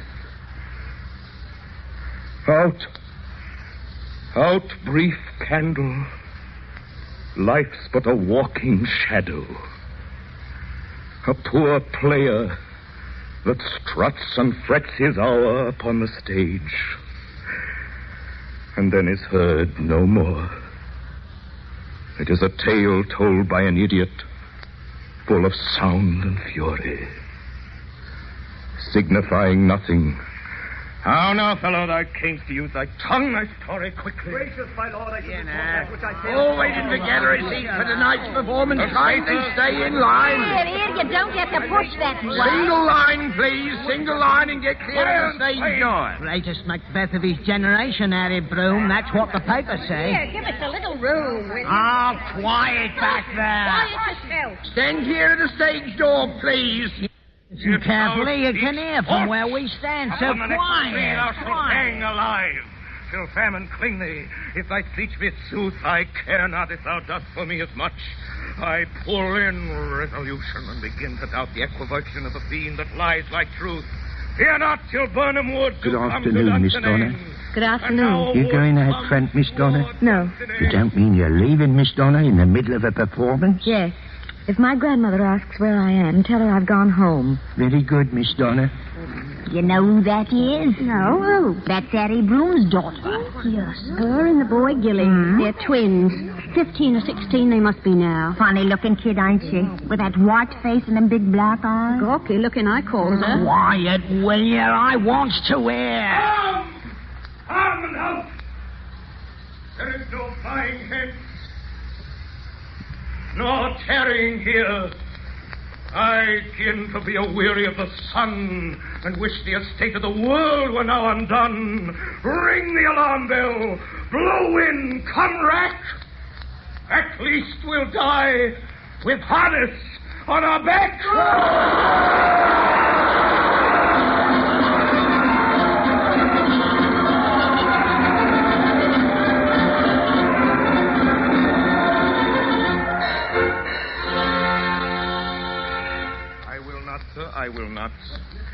You heard them cheering just now, and what was the name they were calling, sir? Broom, Broom, Broom. They've been calling that name, sir, for over 100 years. In every theater, in every town in England, sir. And in America, too. That name's been heard wherever there have been actors and plays. Broom. Richard Broom. He was the first. Strolling player he was, playing from the back of a cart. Didn't come to London till he was 40. Robert, his son, was the greatest Othello that ever lived. He built this theater, the Gloriana. Our theater, the Broom's theater. Built it with the money he earned in 40 years of playing, and left it to his son William Broom, my father, and the greatest actor in the world. It was his for 30 years, his and my mother's. When it burned down, they went on the road, and for 10 years, they played till they had the money to build it up again. And now it's mine, sir, and when I go, it will be my son's, and his son after him. And you come to me, sir, you have the effrontery to come to me in my own theater and offer me money, a sum of money, to tear my theater down and put up an office building, I tell you, sir, as long as plays are played in theaters and there are actors to play in them, this theater, the Gloriana, will stand. And there'll be Brooms playing in it. And now, sir, get out. Get out before I have you thrown out. Very well, Mr. Broom. Go on, get out. That was quite a speech, Harry. Well, really, Mother. It could even occur to anyone that I'd sell the Gloriana. People aren't blind, Harry. They can see it's getting old. Not a cheap theater to operate anymore. Oh, Mother, be quiet. How was I today, Mother? You're out in front, weren't you? I've never seen the he scene better played in my life. Oh, really? Towards the end, you're getting tired. Yes, it was. Did the audience know it? No, they didn't know. Where's Donna? When did she come in? She left. She what? She left word with the doorman during Act 2. She went home. She went home? During Act 2? You mean that the child comes up from the country for a week? She comes to the theater, our theater, to see me play Macbeth. And she can't even stay to the end of the performance? I told you before, Harry. Donna doesn't like the theater. Doesn't like the theater? Who cares what she likes? She does what she's told. I tell you, Mother, I have a good mind to put that girl into a part. And yes, what is it? Sorry to trouble you, Governor. It's the scene painter here. He wants to talk to you about the garden set in 12th. All right, ask him to wait. Yes, sir, Archer. I wouldn't force Don on the stage, Harry, if that's what you were going to say. Mother, will you please let me look after my own children? The theater's not what it used to be for a girl, Harry. In your grandmother's time, yes. Then there were compensations, but now there's no glamour left. It's either respectable and dull or impossible from every point of view. Mother, there's got to be a Broom on the stage. There's Gilly. There's your nephew, Stephen. Yes, Stephen. I'm very pleased with Stephen, but, Mother, he's not my own flesh and blood. We built up a great heritage, Maud and I. We built it for our children. I won't have it frittered away, and Gilly... You want your son on the stage, don't you? Not yet. Gilly's only 16. He's just a child. And Donna? With a girl, it's different. At 16, Donna's as tall as I am. I've seen the way the girl sits on a horse. There's nothing childish about that. She likes to ride. The things Donna likes, she does very well. This time she was made to do things she doesn't like. Think you can put that girl on the stage? She wants to stay in the country at Blandon, where she's happy. Happy, eh? Broom. Broom is happy in the theater, and the stage, and the dressing room. Father had no business buying a place in the country. Mother, we're actors, not country people. My daughter doesn't know that yet, and it's time she was taught. Anyway, I never have been able to understand that girl. Well, perhaps if you tried a little harder. Tried? What are you talking about, Mother? Do you think I have the time? You always had time for Gilly. Gilly's my son. Besides, Gilly's different. Can't help liking Gilly, but I tell you, Mother, that girl's odd. She's not like one of us. She's got no... Charm? Is that what you mean? She hasn't got the Broom charm. I don't know what I mean, Mother, except that she wants breaking in. She wants using. There's something in Donna going to waste. I hate it. Donna. Yes, Father? That's Gilly. I don't know, Father. Well, you should know, shouldn't you? It's last week of your brother's holidays. He goes away Monday. Yes, Father. Aren't you sorry he's going? Have you no affection for your brother? No, but if you want me to find him, I think he's upstairs with Stephen and some of his friends. You never go about with them? No, I don't. They don't want me, and I don't want them. I'd rather read. What do you read? Books. What sort of books? Whatever I can get. Do you ever read plays? Yes. Shakespeare? Yes. You ever learn Shakespeare by heart? You learn by heart at all? Yes. Why, Father? Donna, I propose training you for the stage. Why? What's that? I asked why. You're not interested in me, Father. It's Gilly you care about. He's the one with the talent. He's the one that will carry on your name in the theater. I said, Donna, that I have decided to train you for the stage. Would you like to learn? Donna, answer me. Why, if you've decided, Father, that I'm to go on the stage, I suppose I'll go, shan't I? It doesn't much matter what I think. Get your Shakespeare. Turn to the Merchant of Venice. Which scene? I know them all. The quality of mercy is not strained. I suppose that's the speech you want. Yes, I'll cue you. On what compulsion must I? Tell me that. The quality of mercy is not strained. It drops... My dear child. The quality of mercy is not strained. You're commencing one of the most notable passages in the entire literature of the theater. Now, take a deep breath, child. The quality of mercy is not strained. It droppeth as the gentle rain from heaven upon the place beneath. My child, are you entirely serious? What do you mean, Father? Do you imagine that an audience of 2,000 people who have paid their money to hear Shakespeare are to be hailed or even satisfied by these chirpings of a little sparrow? Sorry, Father. Go ahead, upon the place beneath. It is twice blessed. It blesseth him that gives and him that takes. 'Tis mightiest in the mightiest. It becomes the throned monarch better than his crown. His scepter shows the force of temporal power, the attribute to awe and majesty wherein doth sit the dread and fear of kings. But mercy is above this sceptred sway. It is enthroned in the hearts of kings. It is an attribute to God himself. Stop! This is unbelievable. What's unbelievable? You're a broom, aren't you? Yes, I am a broom. Well, for the love of heaven, girl, you have a voice. You're blessed by God and 7 generations of experience with the instrument of poetry. Use it, girl. She isn't speaking poetry. She's reasoning with Shylock. Why should she rant at him? Ranting isn't the word. Oh, yes, it is. I know the kind of thing you want, and I won't give it to you. Donna, my child, you'll read the quality of mercy to me as it should be read. As I wish it read. Or you won't play it at all. Then I won't play it at all.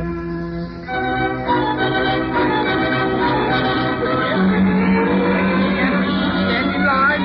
Single line, please. Single line, please. Next. That's hardly there. Single line. 2, please. 2 for tonight. 2, it'll be 1 and 6. 1 and 6 out of 2 bob. 6pence change. There you are, sir. Next, please. Next. Single line there. I want my money back. What's that? Yes, I want my money back. I don't want to see no understudy in Hamlet. What you mean, understudy? I've seen it in the evening papers. Harry Broom lost his son, Gilly Broom. Died this morning of pneumonia, didn't he? Yes, he did, poor young boy. Well, I'm sorry, but I don't go to the theatre but once a month. And I don't want to see no understudy. I want to see Harry Broom. You'll see him. Oh. The governor don't let no understudy go on for him at the Glory Honour. You can be sure of that. You mean he's going to play anyway? With his son dead this morning? Yes, he is. Next, please. All waiting for seats in the gallery for tonight's performance. Stand in line. Single line and step by that. Single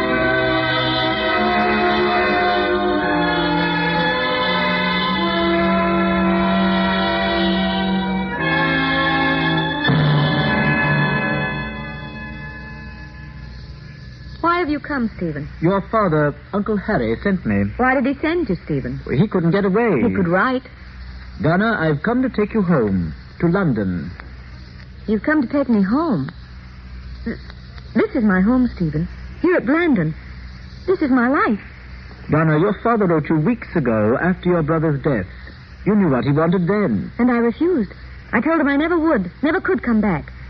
So why can't he leave me alone? Donna, he still wants you to come. You mean, Stephen, I'm to live at London and go down to the theater every night with Father and throw myself into my acting and be one of the brooms? I couldn't do it. You could stay with us, with Madeline and Bee. Stephen, I won't go to London. Donna, did you know that in the few weeks since Gilly died, your father's hair has gone quite grey? Oh? You know how he feels about the theater, the Gloriana, and about the succession. But while there was Gilly, you could do as you pleased. But now that Gilly's gone, can't you see where your place is? Come, Donna, be human. I won't come. Donna. I won't. You'll have to come. I won't. This is my home. Here at Blandon, in the country, where I belong. The only place in which I've ever been happy. And now he wants to take that away from me. Well, he won't. How are you going to live, Donna? I have my allowance. He wouldn't take my allowance away. Stephen, he wouldn't take my... He'll use every weapon he has. And I always thought at least he was generous. Your father is generous in his own way. But you're fighting a battle with him, and you won't own you're beaten. When you own it, then he'll be generous. Very generous.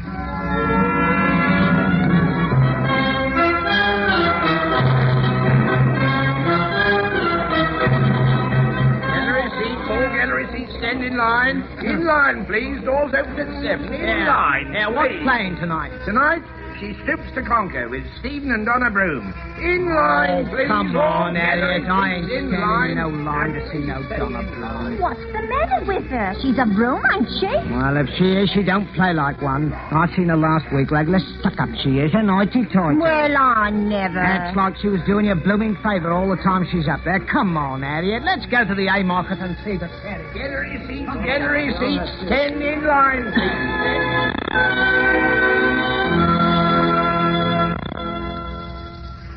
Mr. Brills, you said you'd see me today, sir. I'm sorry, ladies and gentlemen. No casting. Sorry. Could I come back in a few weeks, Mr. Brills? Certainly, I'll be glad to see you. Stephen! Well, goodbye, Mr. Brills. Thank you, Stephen, you said you wanted to see me. You've made me wait an hour. Donna, why can't you be civil when you come through these people? What people? These actors after parts. Old Couloris, Edna Barrier. Oh, Stephen, really, after all, Just because you're a broom and the governor's daughter and you know this place will belong to you when my uncle dies. I think you must be out of your mind, Stephen. I never thought of any such thing. Well, they think of it, poor devils, when they see you sailing past. What did you like want to speak Cleopatra. to me about, Stephen? Be as quick as you can. I should be late for lunch. I'm sure Madeline's waiting for you. Madeline's away. Oh? And the boy's been sick. Well, Donna, it's a rather difficult matter to begin. Yes, come in. Well, the stage carpenter wants to speak to you for a moment, sir. Yes, oh yes. Come in, Herman. It's about frames of them doors. I can't get them done by Monday. Knock me out. I have help. What's Tolman doing? He's busy on Sky. Doesn't take him off, for it won't be dry on time. All right. Cut across the bridge to the St. James and ask the carpenter there. He'll lend you a couple of men. That's right. Well, Donna, as I was saying... Yes, Stephen? It would be civil of you to listen, Donna. I'm listening, Stephen. I can't talk to your back. What? Oh, I'm sorry. Well, go on. Well, it's only... Yes. Well, so Mr. Morris to see you, sir. Oh, send him away. I'm seeing nobody this morning. Well, Mr. Blum, he says that... I don't care what he says. Put him off somehow, old boy. All right, you are, Ah, come on, Donna, this way. Where? Let's go up to the roof. What? It's the only place they don't bother you. But I've never been on the roof. Well, you're coming now.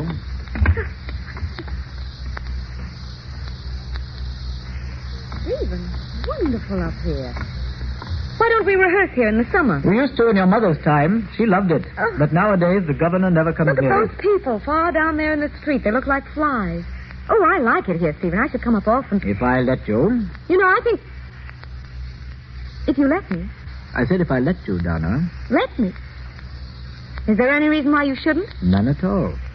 None at all if you stay on here at the Gloriana. Oh, Stephen, you know well enough that I've got to stay here. Day in, day out, night in, night out.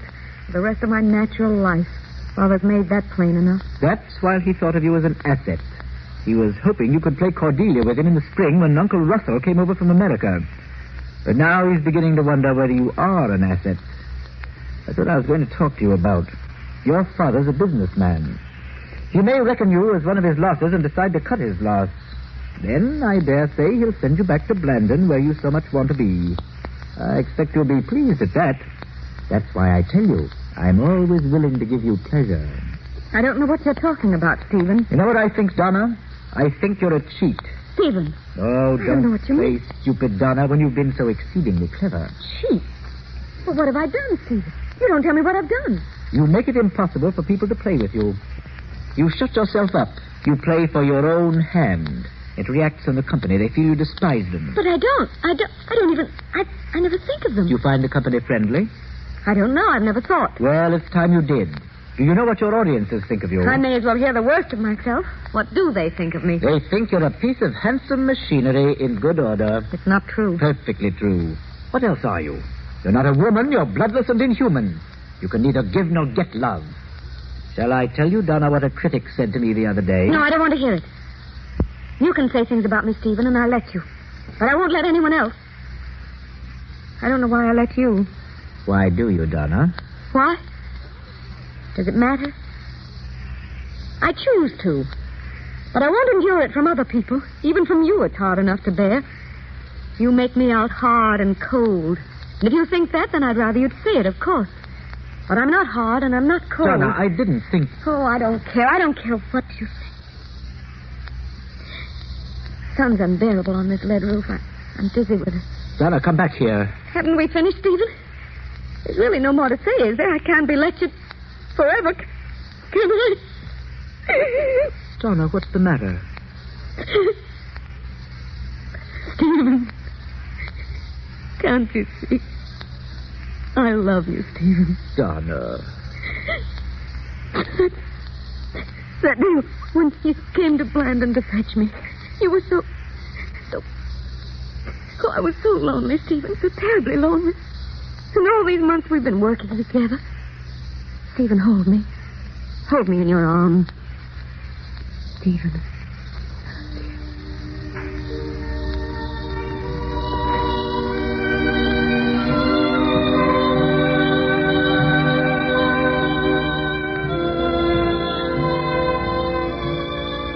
I will have such revenges on you both that all the world shall. I will do such things.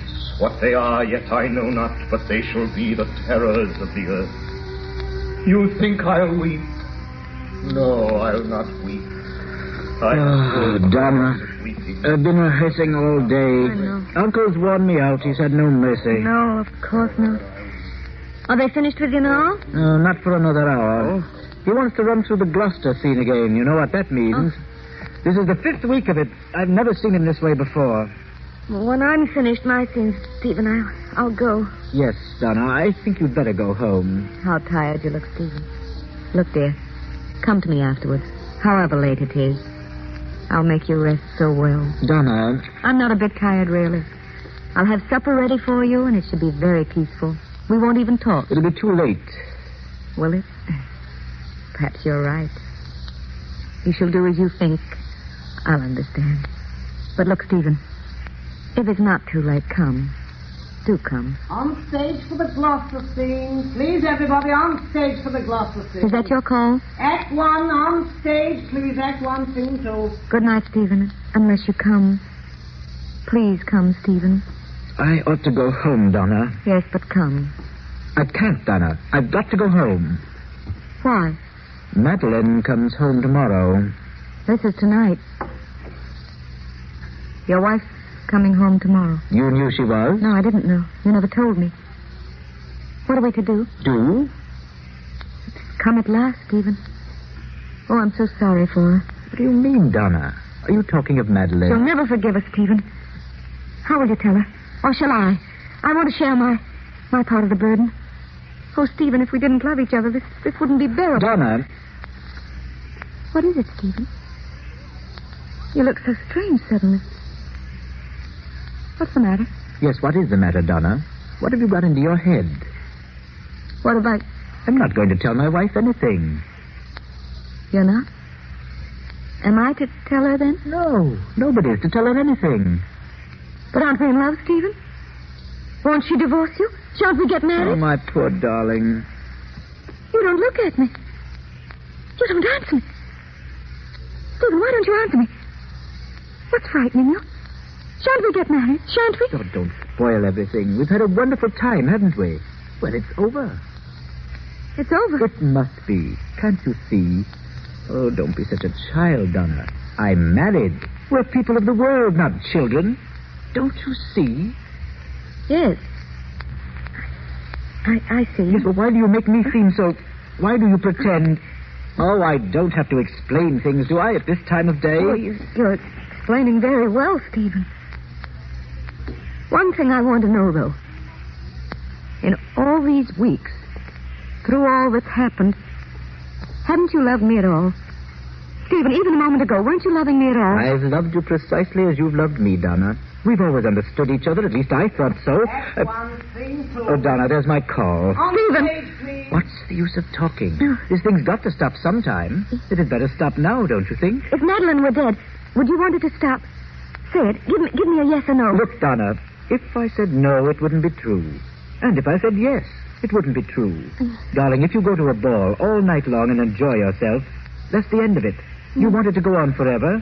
Of course not. The end of it is you want to go home. Oh, Donna, don't look like that. What? What do I look like? Do I look sad?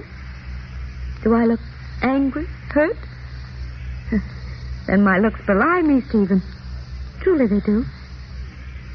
You're right, of course. It's got to stop.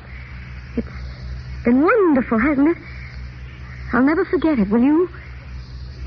And I'll never forget you, Stephen, and all you've taught me in these few months. Donna. Don't look so agonized, dear. You make me laugh, Stephen. You look exactly as if I were the one who would break things off. Come on stage, please. The Gloucester scene. You must go down, Stephen. But kiss me first. We shan't be alone again, darling. Ever. Mr. Broom, please. Coming! Stephen, I wish you'd stand by for your cue. Sorry. Is Donna back there? Are you there still, Donna? Yes, Father. Don't go yet, Donna. I finished this scene. I'd like to run through with you. Ain't you tired? Not at all. I'll wait. I like watching. All right, gentlemen. Get on then. Now, Stephen. Thou, nature, art my goddess. To thy law my services are bound. Oh, no, you're putting nothing into it, boy. Smile, boy, be gay. If you can't give me gaiety, the part goes to pieces. Now, come on, try it again. Thou, nature, art my goddess. To thy law my services are bound. Wherefore should I stand in the plague of custom? That's it, boy, smile. And permit the curiosity of nations to deprive me, for that I have some 12 or 14.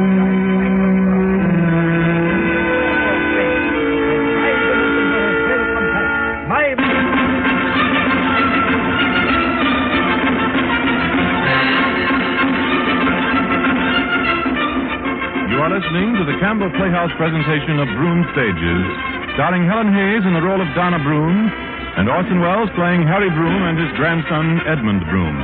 The part of Stephen Broom is being played by John Hoysrott. This is the Columbia Broadcasting System.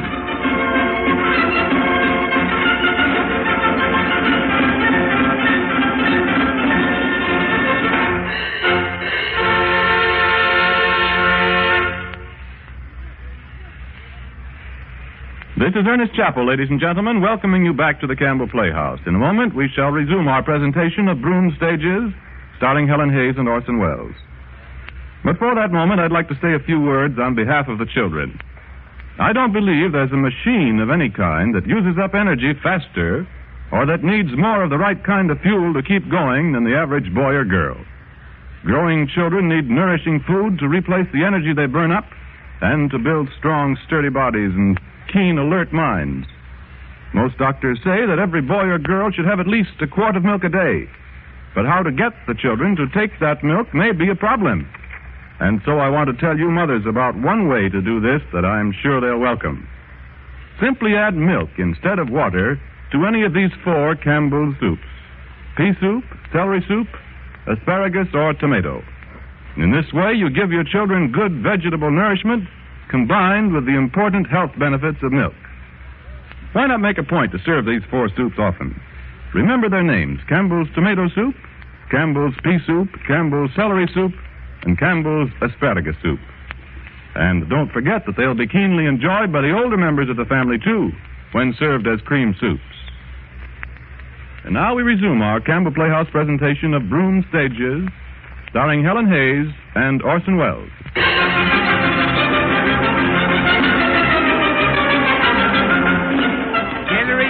Get receipts for the evening performance. Stephen Broom in Romeo and Juliet. Stand in line, please. Clear the stage door there. Excuse me, I'd like to get through. Yes, here there. Make room there. Clear the stage door, please. Thank you. Who's that?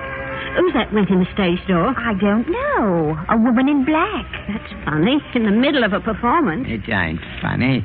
Know who that is? No, who is it? That's Donna Broom, Harry Broom's daughter. Harry Broom? Did he have a daughter? Been away. She was in America for 10 years. America? Yeah, she married an American actor from Russell Broom's company that came over for King Lear. Hardly knew him 2 weeks when she married him. And away they went. What's she doing over here? Oh, come to see the will, I expect. Old Harry Broom's will. Now, shut up, will you? I'm trying to hear. Love. Oh, true apothecary, thy drugs are quick. Dost With a kiss, I die.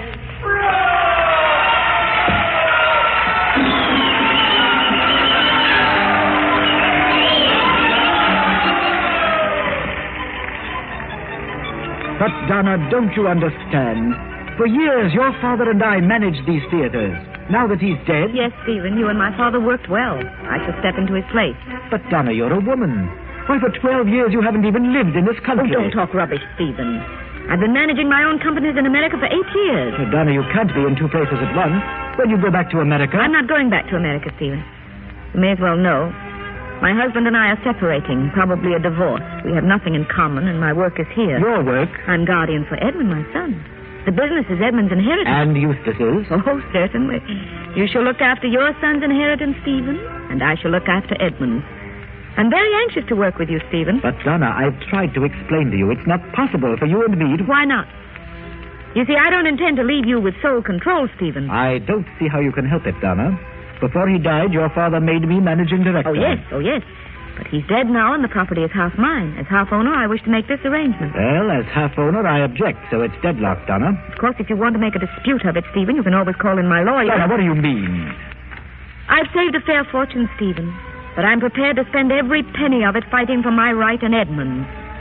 Either you and I work together as my father wished, or the property must be sold. Donna, after all that's happened between us, do you really believe that we could work together? I don't see why we shouldn't. We're arranging a partnership, Stephen, not a love affair. Well, Stephen, do you want to talk it over with your wife? You know perfectly well what she'll say. She'll be extremely puzzled that you should dislike working with me. No, she wouldn't. So you did tell her. You added even that. You couldn't even hold your tongue. She guessed. Did she punish you? My wife's an angel. Always was and always is. And I don't want to talk about her. If I've got to work with you, Donna, at least keep her out of it. And anyway, it's all years ago. You needn't be afraid, Stephen. You won't have to work with me after all. I'm afraid it's I who won't work with you now. No, you've talked a little too much, Stephen. We'll sell the theater and be done with it. What? I said we'll sell the Gloriana and be done with it. Donna, you don't mean that. My lawyer says I'm within my rights. Donna, you can't do that. Why not?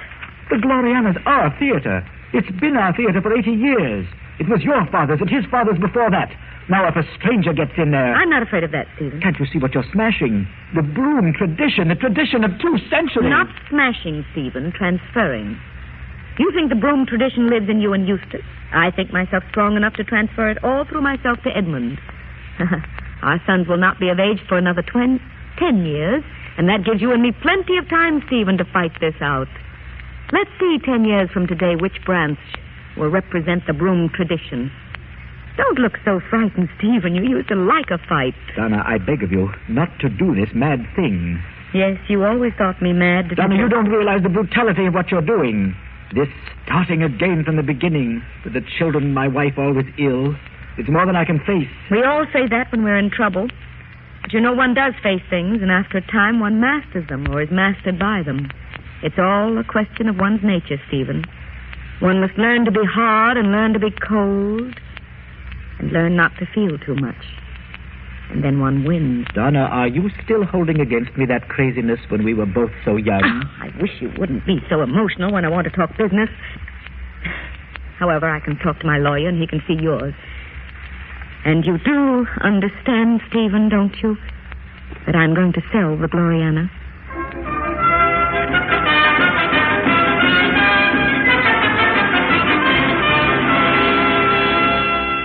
Half an hour, please. Half an hour. Half an hour, Miss Broom. Thank you. Is Mr. Edmund in there, Mum? Yes, Joe, I'm here, thanks. Oh, half an hour, please, sir. Half an hour. You'd better go and dress, Oh, Edmund. not yet, Mother. It doesn't take me 5 minutes. It should, Edmund. Even on the road, you know. Well, it does as a rule, Mother.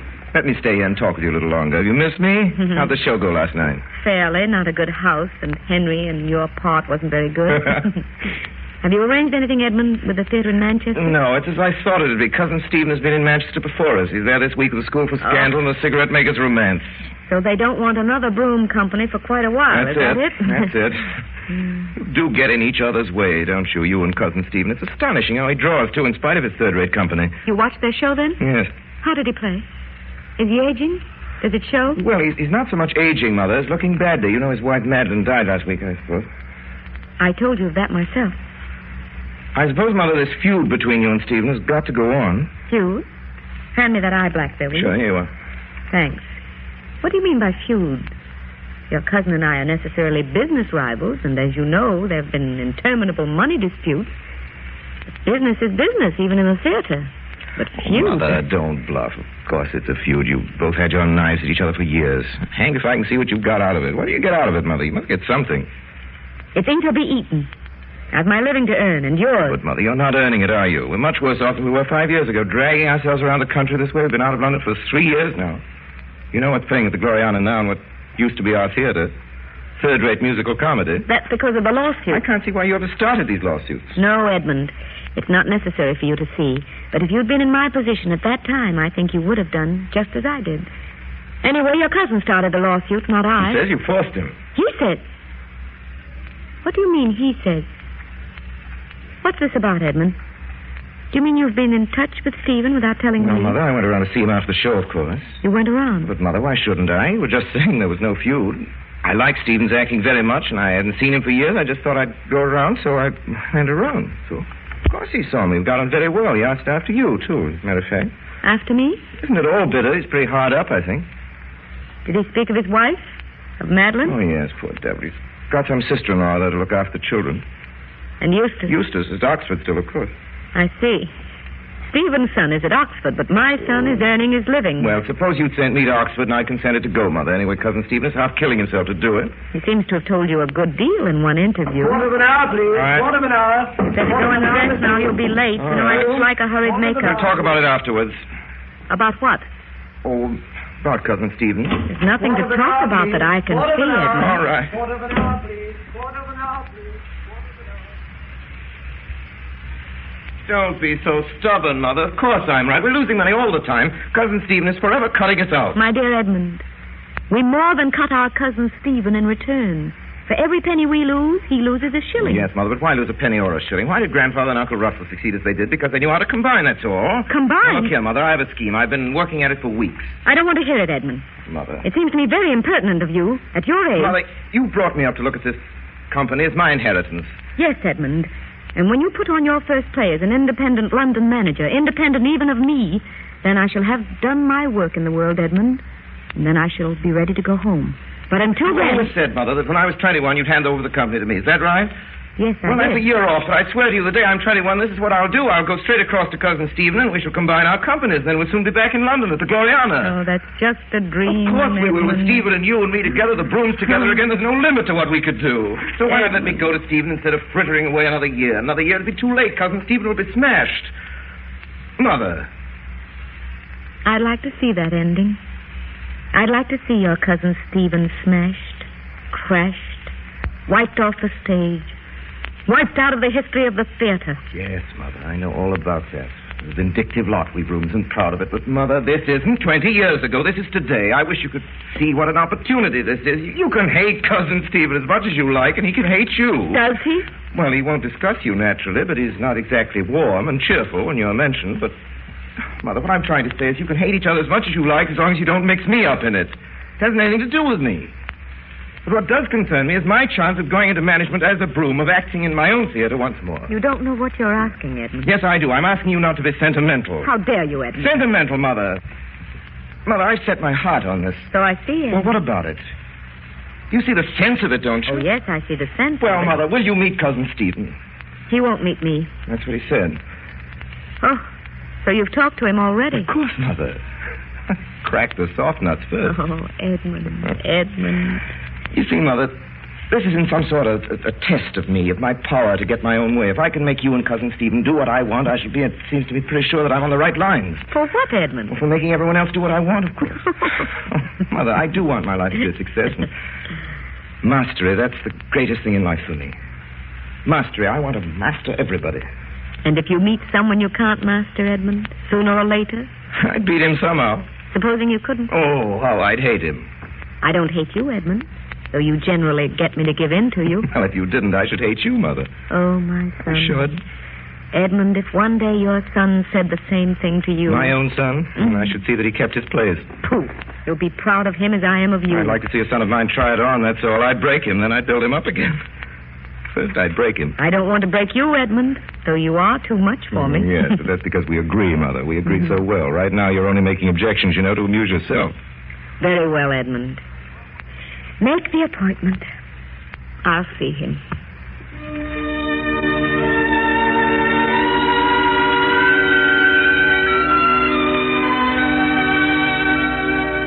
Well, you've read the agreement, and I take it that you approve. So if you'll sign here, Miss Donna. Yes, I'll sign it. Thank you. Now, you, Edmund. Thank you. Now, you, please, Stephen. I can't do it. I won't do it. It's signing away Eustace's birthright. My son's birthright. My dear cousin Stephen. I tried to blind my eyes to it, but here it's written down clear enough. And I won't do it, Donna. If your boy here is my partner, that's well enough. But what about Eustace? I've got to look after my own son. Well, don't ask me to step out of management in order to make room for Eustace. I won't do it. It's all right, Mother. Nobody's asking you to do it. He is. He is. Don't humor me, Edmund. I know your cousin Stephen. He's always been out for what he can get. Oh, Mother, please. You, of all people, Donna, have no right to make me that reproach. You were always a good bargainer yourself. If I was a good bargainer, at least I stuck to my bargains. Can you say the same? Mother. No, Edmund, no. Don't stop me. Let him answer. Well, Stephen... Mother, stop torturing us. Come on and sit down. I'm sorry to be obstructed, my boy. You mustn't blame me. When you're my age, you'll feel differently about things. After 40, you don't work for yourself anymore. You shift on your ambitions to the other generation. Ask your mother. She'll tell you the same. Yes, that's true. The center of interest shifts. Donna, you're so determined to work with your son. Can't you see? Can't you understand? I want to work with mine. That isn't the point, Cousin Stephen. The point is that if we join up now, we may recover. If we go on separate, it's just ruin for us both. Oh, I want to work with my son, You want to work with your son, Stephen. There's your son. Stephen. There's your son. What do you mean? Mother. Edmund's your son, Stephen. You're his father. Are you mad? What, father, Donna? son. Mother. Son, father. Cousin Stephen. Cousin Stephen, is father. there any... Son. Cousin Stephen, is this true? Son. Edmund, give me that deed of partnership. I'll sign it.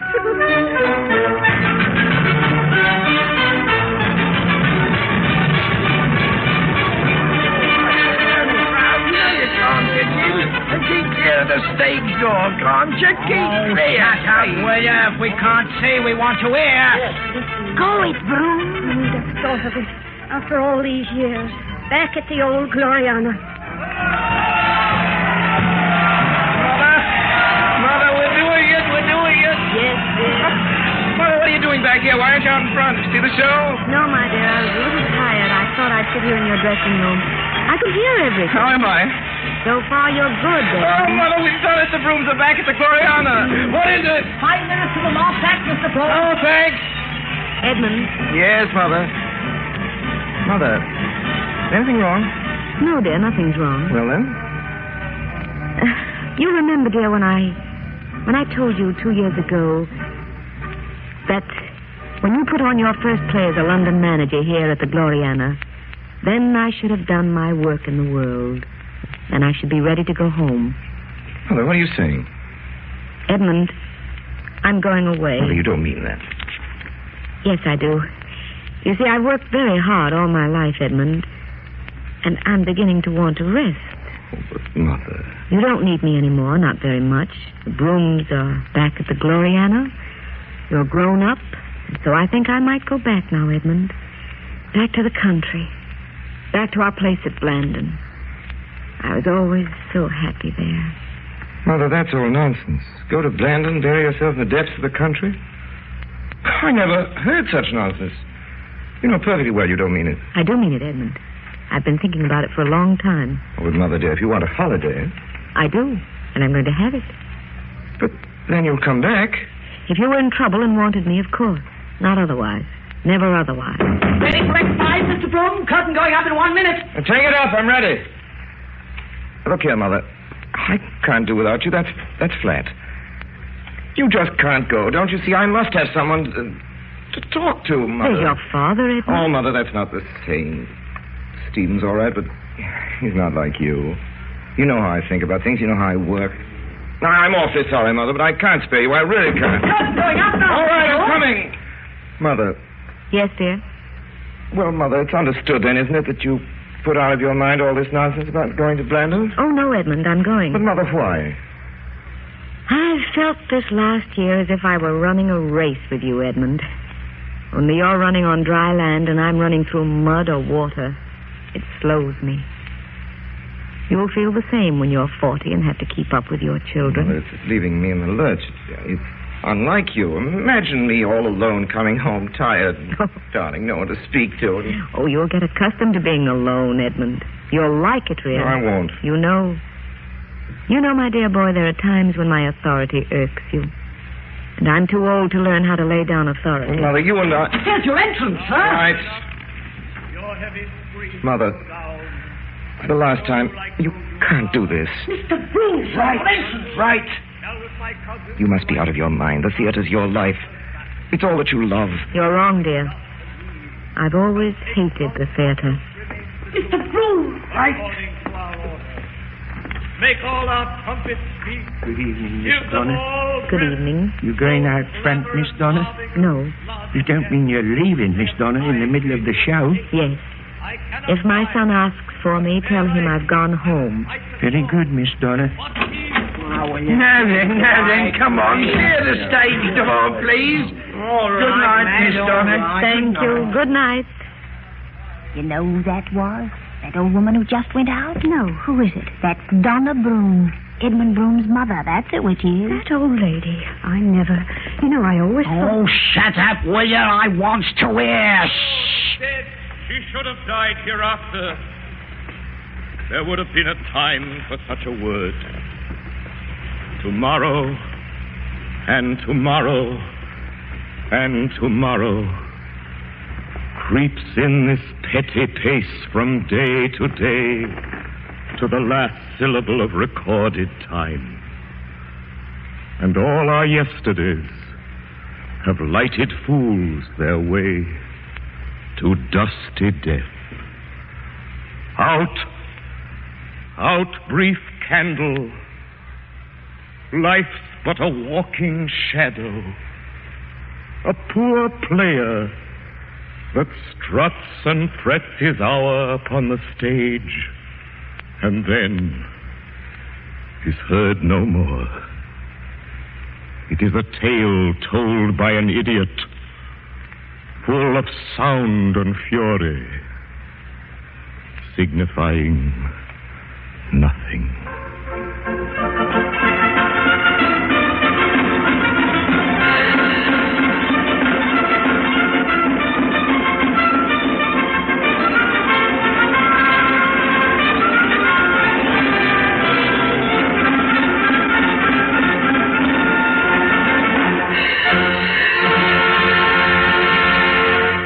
You have been listening to Helen Hayes and Orson Welles in the Campbell Playhouse presentation of Clemence Dane's Broom Stages.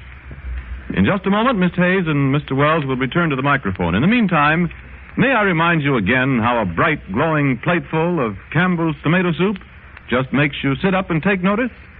Its aroma invites you, and as you sip spoonful after spoonful, there's a real thrill in its flavor. A flavor that only superb tomatoes and an exclusive recipe can create. These tomatoes are specially grown for Campbell's. They have glorious deep color and are extra luscious. And this season's crop of tomatoes was exceptionally fine, and you'll enjoy the full flavor of those tomatoes now in Campbell's tomato soup. And so I specially urge you to have Campbell's tomato soup again soon. And now Orson Welles with his guest, Miss Helen Hayes. Just a moment, Mr. Chappell. Yes, Miss Hayes? I want to tell you, Mr. Chappell, the way you describe Campbell's tomato soup always makes me hungry. Well, thank you very much. But, you know, long before I first heard you talk about it, we were having it often at our house. You see, we like it. Well, Miss Hayes, I think you've given us the real reason why Campbell's tomato soup is bought and served more often than any other soup in all the world. People like it. And now, ladies and gentlemen, Mr. Orson Welles. I told you, ladies and gentlemen, that tonight's broadcast was Helen Hayes' own choice. Broom Stages, she tells me, has long been her favorite story of the theater. And when Miss Hayes says the word theater, believe me, she's talking about something she knows. She's been in it since childhood, and I doubt if there's anyone in this generation who's worked so successfully, so unselfishly and tirelessly to keep this theater of ours a live and burning thing in the hearts of audiences the country over.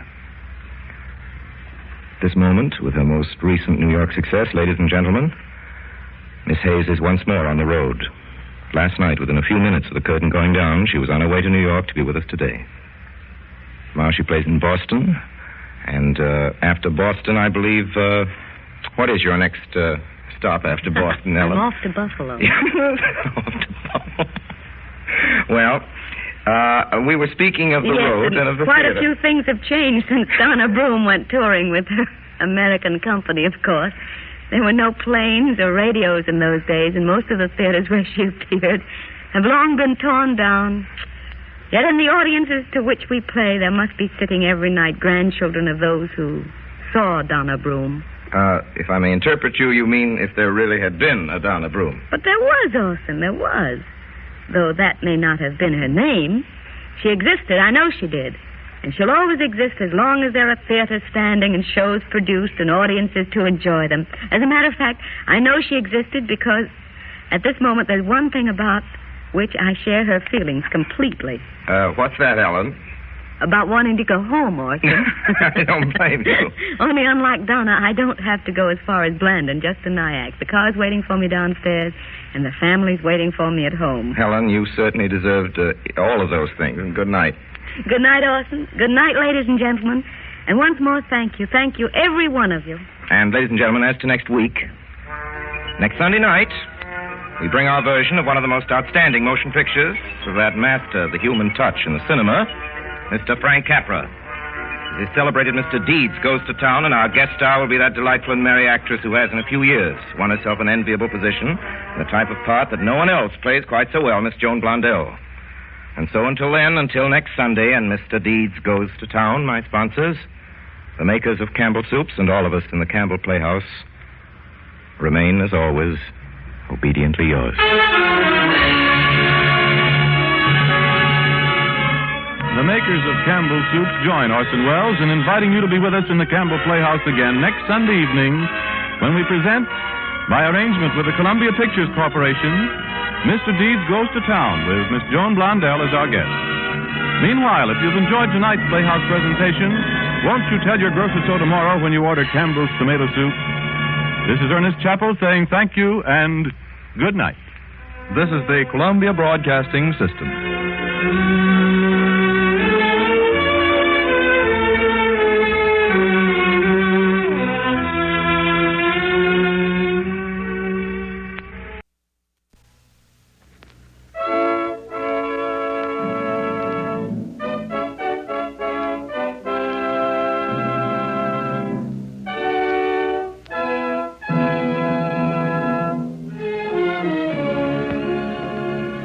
The makers of Campbell Soups present the Campbell Playhouse. Orson Welles, producer.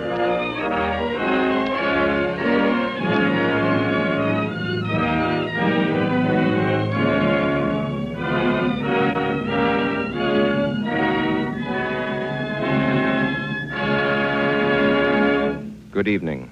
This is Orson Welles. Tonight, Miss Helen Hayes joins us again in the Campbell Playhouse. And our story is Lilium.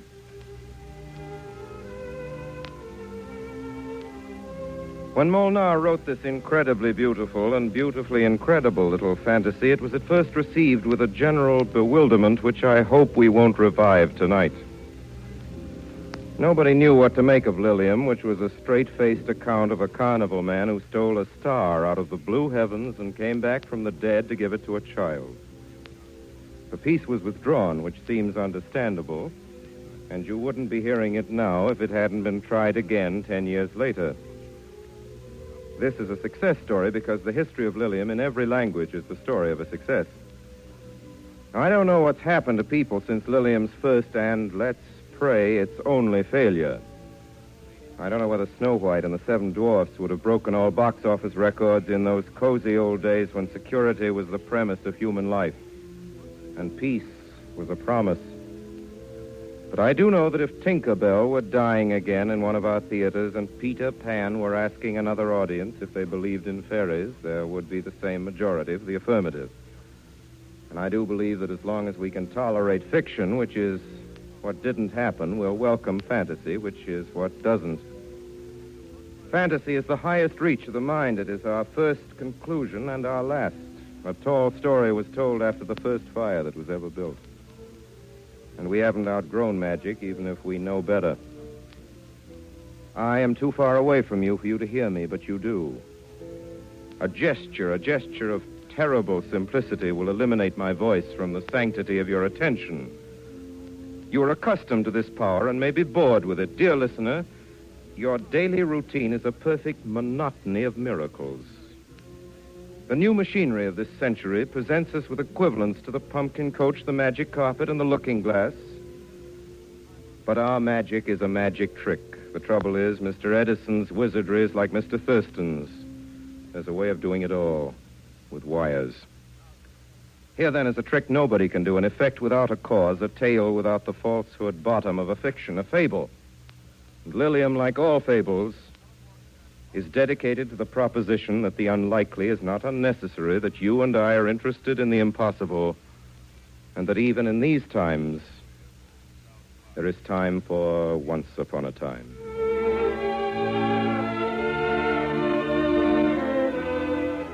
Now, before our play begins, Ernest Chappell, I know, has a comment to make on a food preference of most people. Mr. Chappell?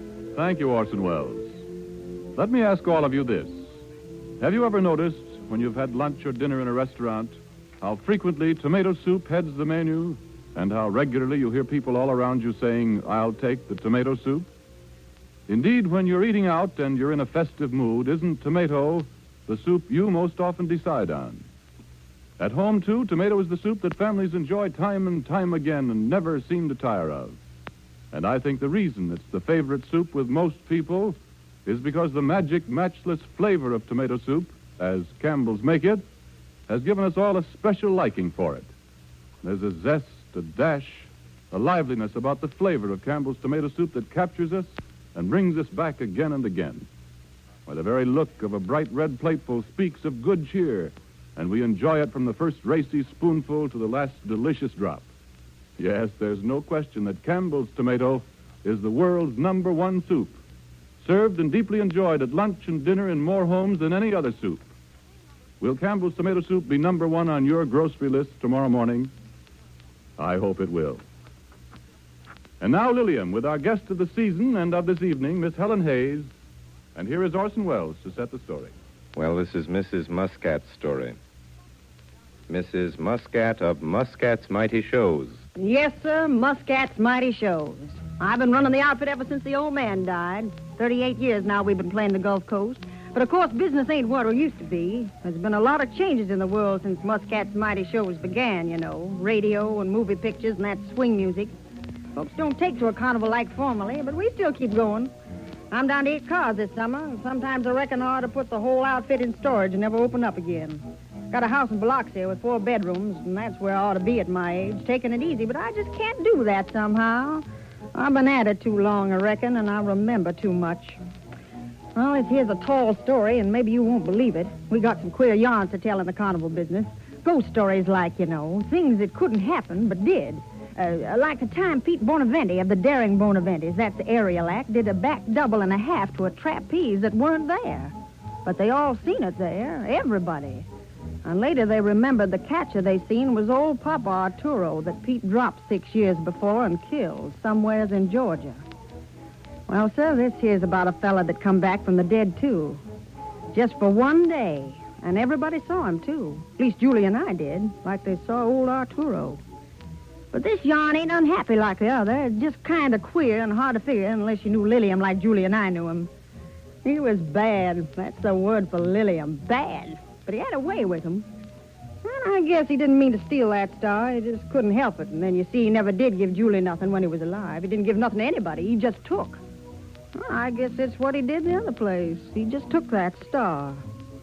Mine, it was a real star, not tinsel like a star on a Christmas tree or silver like the one a sheriff carries. And it weren't like one of our prizes from the stands. It wasn't just flash. Flash is a word we use in the carnival for stuff that looks good to the rubes and makes them want to spend the money winning at flying darts or tossing rings at the pitches. Something they wouldn't buy in a store for half a tenth of what they spend trying to get free. Oh, no, sir. This star wasn't flash. It was real. You know, a star like you see up there in the sky. I saw it, and I know. He had it in his pocket, wrapped up in an old dirty handkerchief. He had his back turned, and I saw him open it up and look at it quick just to make sure it was there. He was right by the weight-guessing machine.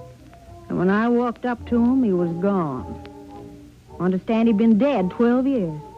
Yes, sir, he was the fastest pitchman I ever had. Pitchman is another word of ours in the carnival. It's the fellow who talks you into throwing the darts or pitching the rings or maybe getting your weight guess. You know, a fast talker. A good one's the best thing we've got in the carny. That's the best thing we got anyhow, talk. Talk to me and put the hand down in the pocket and bring out some more change. And Lillian could talk the last nickel out of anybody, especially the girls. I beg pardon, you want to hear the story, of course. Well, sir, here's how it happened. It's a kind of love story. Not mushy, but there's love in it. Real love. I admit I was crazy for him myself. I was younger then, so was Julie. She loved him right off. And I guess in his way, Lillian loved Julie. Guess that's why I come back from being dead with that star he'd stole out of the blue sky. But I don't know.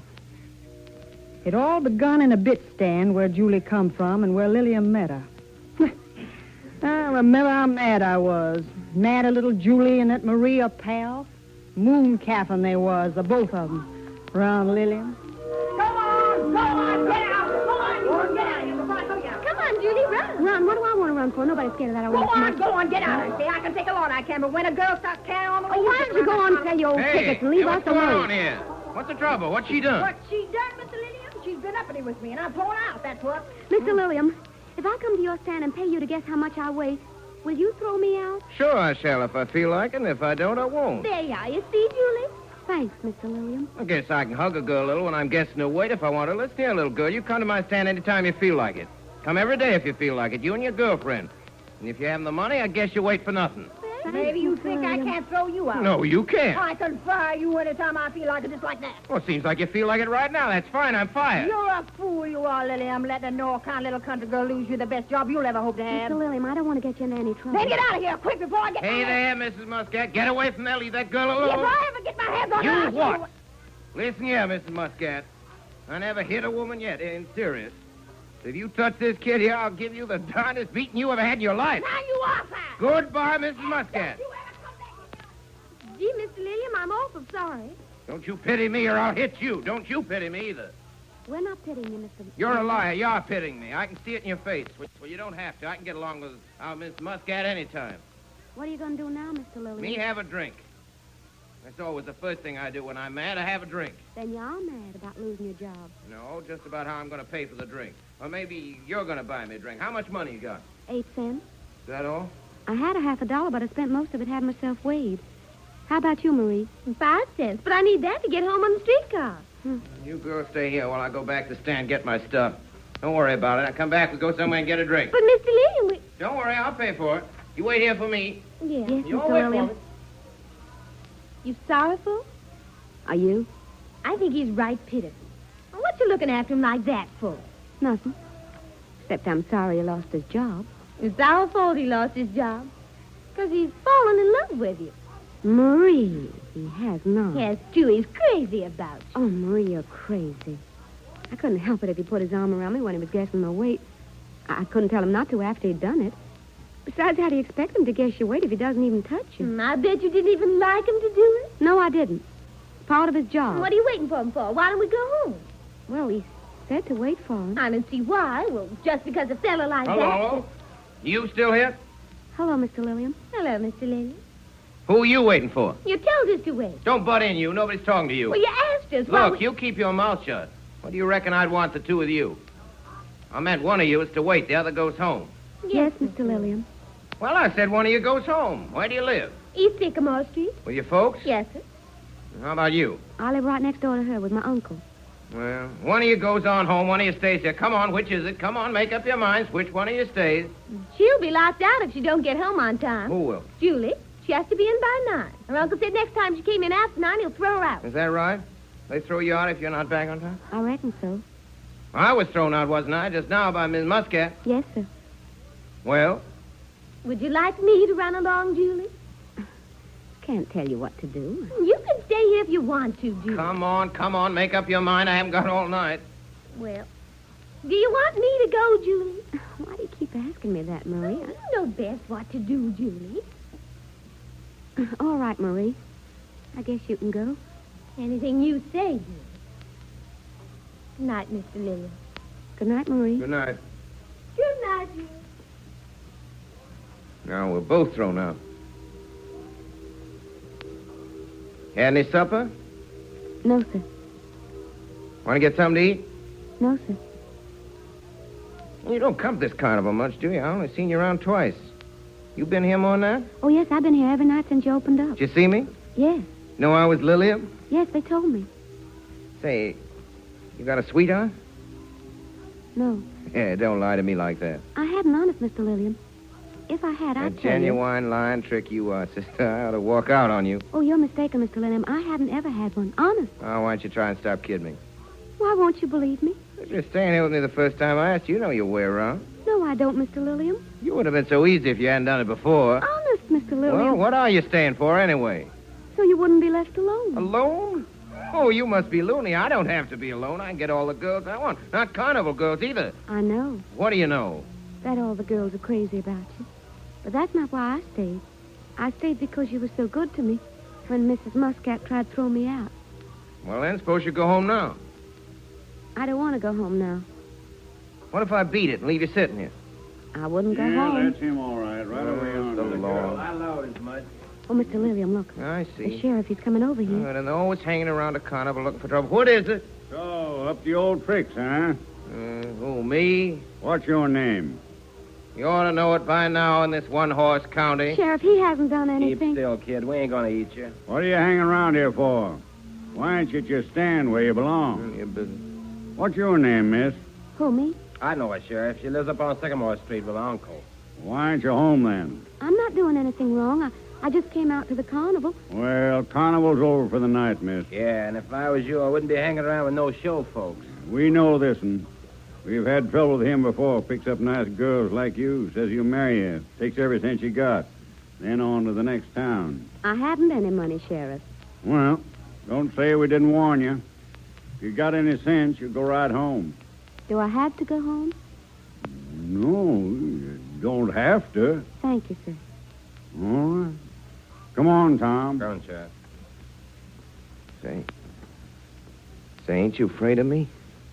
Sheriff told you what kind of a bad fella I was. Said I'd take your money. Why, you couldn't do that. I haven't got any. But if I had some, I'd give it to you. I'd give it all to you. You would? If you asked for it. Did you ever have a fella you gave money to? No. Haven't you ever had anybody in love with you? No. Are you in love with me? No, Mr. Lillian. And why do you stay here? Do you want to marry me? You? It scared you, didn't it? You're thinking what that sheriff said. You're scared. No, I'm not, Mr. Lillian. I didn't listen to what the sheriff said. But you wouldn't have the nerve to marry somebody like me, would you? If I loved somebody, it wouldn't make any difference to me what even if I died for him. And you'd marry a fella like me? Yes, I would. If I loved you, Mr. Lillian. Well, you just said you didn't love me, didn't you? Why don't you go home, then? Too late now. Locked out? Yes. Know what I think? I think even the most good-for-nothing can make a man out of himself if he wants to. Yes. Hungry? No. Suppose you did have some money and I took it away from you. You could take it. I wouldn't mind. You know, all I have to do is go back to Miss Muscat at the carnival. She'll be glad to get me back. Then I'd be making money again. Plenty. I'd make a lot of money. Don't go back to her. Sure are a flock of magnolia trees around this part. Don't go back to her. She'd take me back in a second if I asked. You should see them later in the summer. Then they're in full bloom. Yeah. White magnolias. Then the wind blows them down. They smell so good.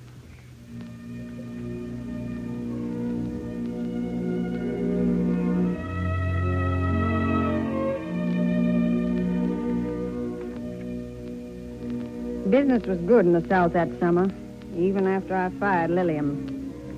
Yeah, business was all right. Well, we don't route Muscat's mighty shows to play a stand twice in one season. It isn't considered good business. But I got to admit, 3 months later that same year, we was back in that same town. I told you before I never been in this business for money. Who's that? Good morning. Is Lilium home? No. Gone out? He hasn't come home yet. Oh, he's not come home yet. Well, I'll wait for him. I think you remember me. I'm Mrs. Muscat. From the carnival, I remember. Not home yet, huh? I'll wait if you don't mind. Just as you like. When do you leave? How long has he been gone? Since yesterday. Oh, he'll be back in a minute now. That's fine. I'll wait. You think he'd be ashamed to let his wife live in a place like this? 3 months and he ain't even turned a finger to work. Who told you that? Oh, you know how news gets around. That's not all I heard. I heard he was in jail last week. But they let him out right away. Well, it's not the first time Lilium's been locked up. Why'd they let him go? Because he hadn't done anything wrong. Maybe he's doing nothing wrong when he beat you. Who told you? Oh, he's a bad one, that Lilium. He always was. He's not bad. Not really bad. He gets wild sometimes. But then he's gentle, too, sometimes. Last night, just before I went away, he was gentle.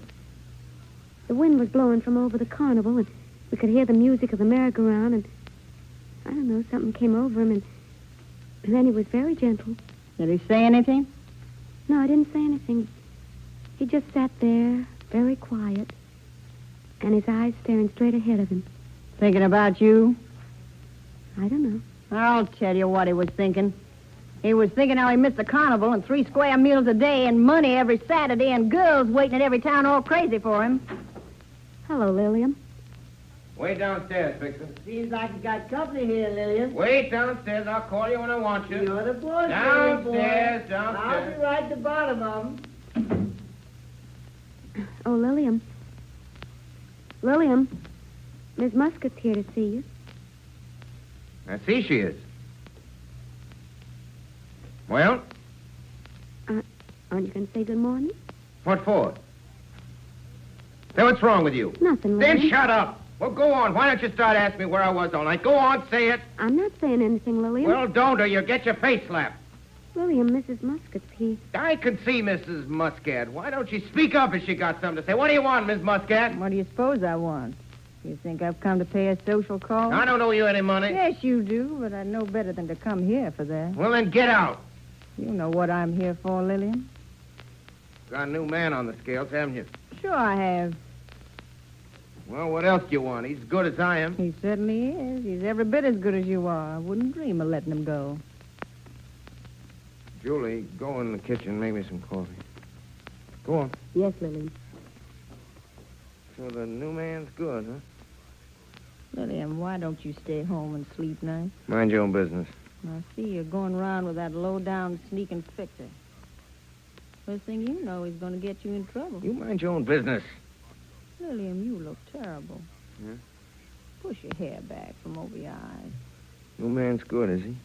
I hear you've been beating her. Mind your own business, I told you. You're a fine one, beating a skinny little underfed thing like that. If you're tired of her, why don't you leave her? But there's no use beating up a little. Leave her? You like that, wouldn't you, Miss Muscat? Oh, don't flatter yourself. You do beat her, don't you? What's all this crazy talk about beating her? I hit her once, now the whole town's talking about it. You don't call that beating her, do you? All right. Beating her? As if I'd beat Julie. Well, all I can say is you've been married 3 months and it's plain to see you're sick of it. Oh, I forgot to tell you, Lilium, I bought a new steam organ. Yeah, I know. How'd you know? Oh, we heard it last night and coming through the windows, you know. How does it sound? Swell. Plays good. Just think of it, Lilium. All the food and liquor you want, cigarettes and money. I'll give you $5 a day. $5? The girls miss you, Lilium. Everywhere we go, they ask for you. Oh, Lilium, that's the life for you. It's the only life you know. It's the only way you can make a living. So the girls don't like the new man on the scales, huh? You know they don't. I couldn't leave, Julie, but That wouldn't matter. I could be out with a carnival all summer, send Julie money, and then when I could come back and stay with her here, maybe we'd go some nice place together, you know. Yeah, that's just lovely. Well, now what? You must have lost your senses. That'd go great with the girls, wouldn't it? Lillian married, always running home to his wife. Why, they'd laugh themselves sick from here to Pensacola. I know what you want. Lillian. $5 a day and a cut. Is that what you said? That's what you said. Well, we let it stand. We'll pull out tonight, Lillian. We won't be back here again for a year. Never, if you say so. Here's your coffee, Lillian. All right, put it down. Lillian, Well, what is it now? nothing. There's something I wanted to tell you. Well, tell me. I was going to tell you yesterday, only... Go on. I can't tell you here. It's private. If you come in the kitchen a minute... Can't you see I'm busy? It's important. Why are you always butting in when I'm doing something important? Get out. No. What'd you say? No. Oh, now, you two, don't start fighting. You shut up. All right, Julie, come on. Better be important. Here, I'll bring you coffee. You wait out here, Miss Muscat. Yes, Lillian, Well? You can hit me again if you like. And don't look at me like that. I'm not afraid of you. I'm not afraid of anybody anymore. All right. Spit it out. Yesterday, you wanted to know what was the matter with me. You said I seemed changed. Do you remember? Yeah, did I? Lillian? Oh, I hope you aren't going to be mad at me, Lillian. What is it? I'm going to have a baby. Now, you better go back to Mrs. Muscat. I'll stay in here. Go on, Mrs. Muscat. Back to your ticket wagon. What are you talking Miss about? Muscat, get out of here. Have you gone out of your Can't business? you see we're having our coffee? Julie's waiting in the kitchen for me. Lillian, what's the matter? I said get out. What? All right, that settles it. This time I'm through with you for good. I'll never speak to you again as long as you live. That's just fine, Mrs. Muscat. As you live. Good. Fixer! Fixer, come on, get up. Hurry up. Come up the stairs. Hey, that old dame took a run out. Almost turned me over. What's going on up here anyway? Fixer, did you ever have a baby? Who, me? Listen, they need a lot of things, don't they? Yeah, so they say. Milk and stuff, and they get sick all the And time. in the winter, you got to keep them warm with blankets and things, don't you? What are you wandering around about babies for, Lillian? Listen, Fixer. You said you know a way to get a whole lot of money quick. Yeah, that's right, sure. Well, how much? The more you can count, Lillian, boy. And it's easy. Easy? Just like rolling off a log. Only takes two to do it. It's got to be done today. Today? Sure. What do you say, Lillian? How much is it? Oh, plenty, boy. 15, 16,000. 50-50.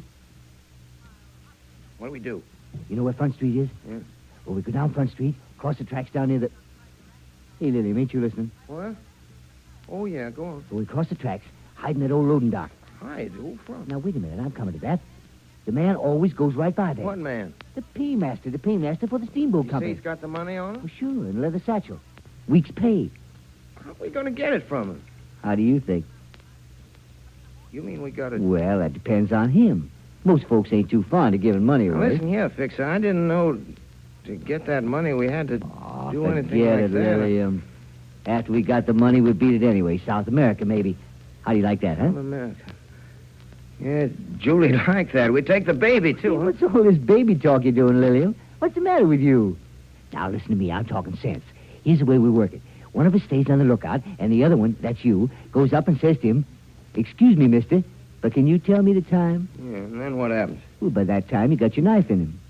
A knife? Yeah. You got a knife, ain't you? No. Say, I thought you carnival boys was tough. Well, you better get one out of the kitchen. Do I have to use a knife? Well, if you just hit him, you can't be sure. You got to use something. Do I have to use some? If I take a knife out of the kitchen, Julie will see me. Well, take it so she won't see you. See, what's the matter with you? Nothing's the matter with me. Well, then get Julie out of the kitchen. Send out for something. All right. Then she won't see you take the knife. All right. Hey, Julie! Go to the corner and get some cigarettes. Yeah, here's a quarter. Lillian, you're not going out, are you? You and Fixer. You'll be here when I come back? Sure, Julie, we'll be here. Well, where we be going, Julie? All right. Don't run, Julie. Be careful. Careful? What do you mean? You know what I mean. You know, take your time. There's no hurry. Sure, I know, Lillian. Thanks. Goodbye. Now, go on, hurry. Get that knife. All right. You got it? Yeah, I got it. All right, let's go. Hey, what are you staring at like that? I'm not. I'm thinking. Well, don't. Come on, before she gets back. Yeah. Now, where's the knife? Right here. I got inside here. Well, put it on the other side, over your heart. It's easier to get at. This way? Boy, that's some knife, all right. Hey, put it away under your coat quick. Let's go. Here, Lillian. Hey, your cigarette. I thought you weren't going out. Come on, Lillian. It's getting late. Where are you going? Please stay home. It's going to rain soon and you'll get wet. It ain't going to rain. Stay home, Lillian.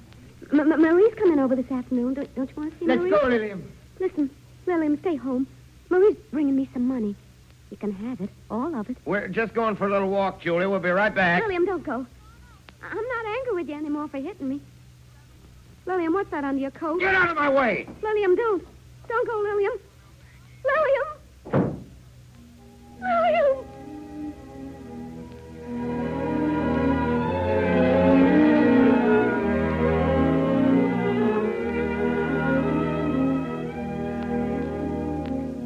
You are listening to the Campbell Playhouse presentation of Lillian, featuring Orson Welles and our exclusive Campbell Playhouse star, Miss Helen Hayes. This is the Columbia Broadcasting System.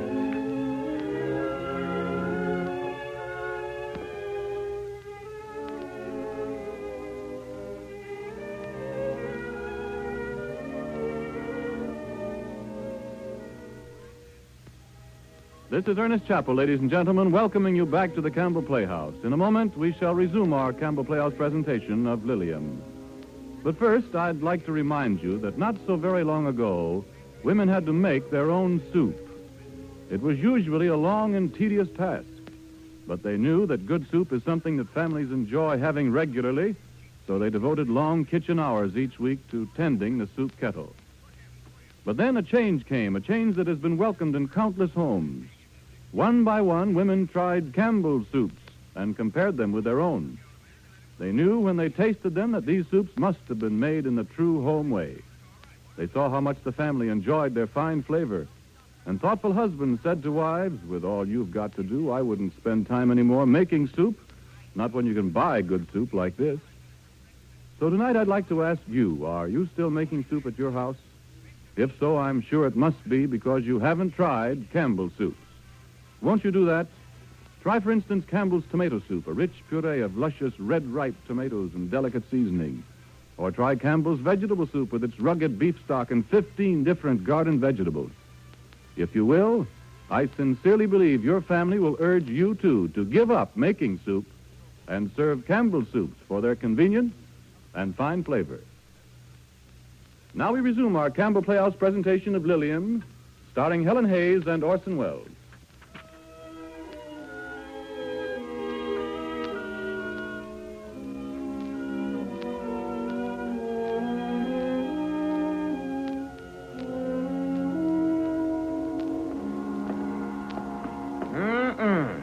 Smells good down here. Smell of the water. Where do we wait for the man? Behind the platform between him and the river. Now, when he comes around that warehouse...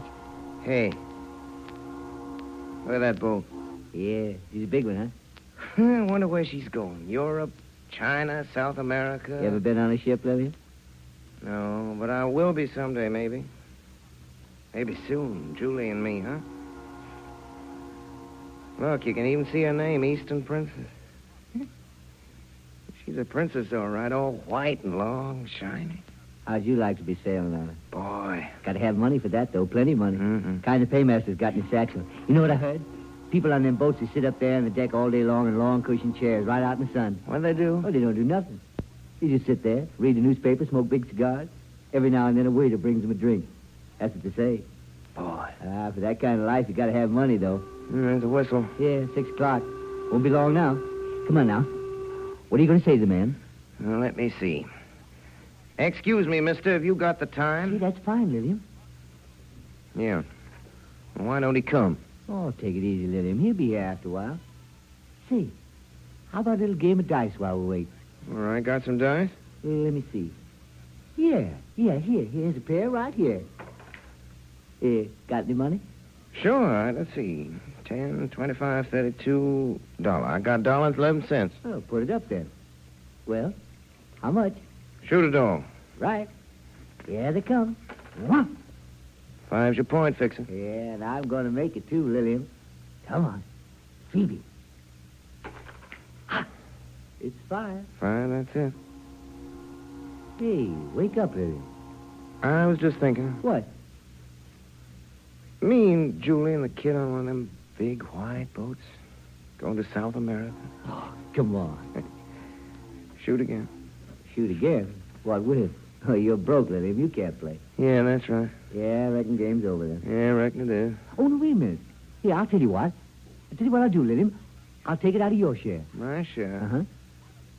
Oh, my share. Oh, all right, shoot. I got to do something. I can't wait here like this doing nothing. Well, the man's carrying $16,000, ain't he? 8 of that's yours. Shoot 4,000. $4,000? Sure, I got plenty of money. I'm faded. Come on, die. Uh-uh. 4, little Joe. Will. Come on. Faded. A 4. There it is. I made it. The hard way. Shoot 4 more. Goes. Come on, Bones. That's you. 11.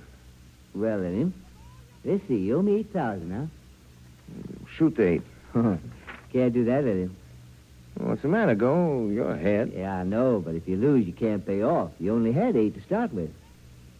Now, let me see them dice. Here he comes. So that's a low-down... Look, listen. Yeah? Look yonder, back there.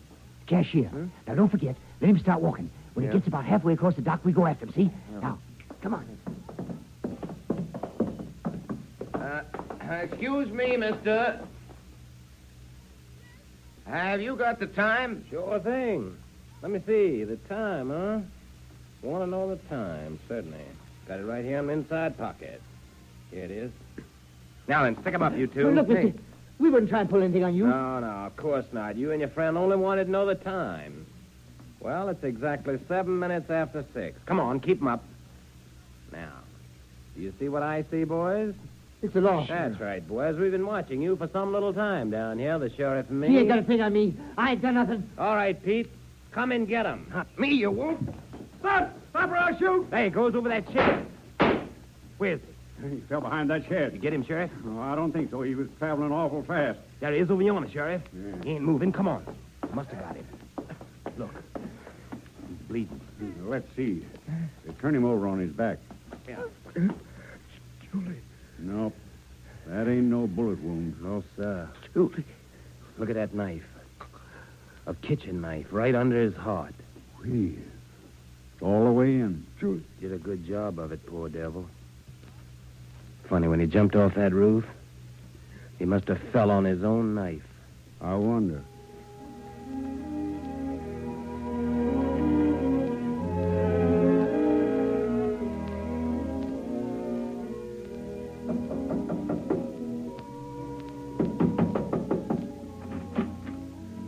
Are you the lady of the house? No, just a minute. I'll call her. Julie? I'm afraid there's been a bit of trouble, ma'am. Julie! What is it, Marie? What's happened? Anything? Are you the lady of the house? Yes. I'm sorry, lady. All right, Gwen. Stand down right here. Easy. Oh, we've got to get a doctor. Save your money, ma'am. Julie. Hold on, Sheriff. You his wife? Yes. Julie. Sign here, please. Just a report I've got to send in. Where? Here? That's right. Julie. Thanks, lady. All right, Tom, let's go. Julie. Julie? Isn't there anything I can do? Julie. No, Marie. Julie. Do you want me to wait in the kitchen, Julie? All right. Sure, Julie. Lillian, what have I done to you? Julie. There's some... Julie. Can you hear me? Yes, Lillian, I can hear you. Julie, something I want to tell you. Yes, Lillian. Those times when I beat you up, Julie, I wasn't mad at you. Only I couldn't stand to see you unhappy. And it was my fault you were unhappy like that, Julie. I wasn't unhappy, Lillian. See, I never learned to do nothing except guess people's weights at the carnival, Julie. I couldn't get a job like other people. I wasn't going to go back to carnival and all those girls, not after I knew you, Julie. There's only you, Julie, understand? Yes, Lillian. And then this last thing, I didn't even know what I was doing, Julie. Only I thought maybe if I could get you away, you and the baby, and some nice place we could go to, like something. Lillian. Julie. Lillian. Tell you one thing, though. When I beat you, I was right. I can be right sometimes, too. Anyway, it doesn't matter who's right. Nobody's right. Only they all think they're right. A lot they know. Yeah. I'd like to show them just once. Maybe if I could stay, I'd show you. Or if I could come back just once for a little while. Maybe I could show you. Yeah. Julie, hold my hand tight. I'm holding it tight all the time. Tighter. Tighter.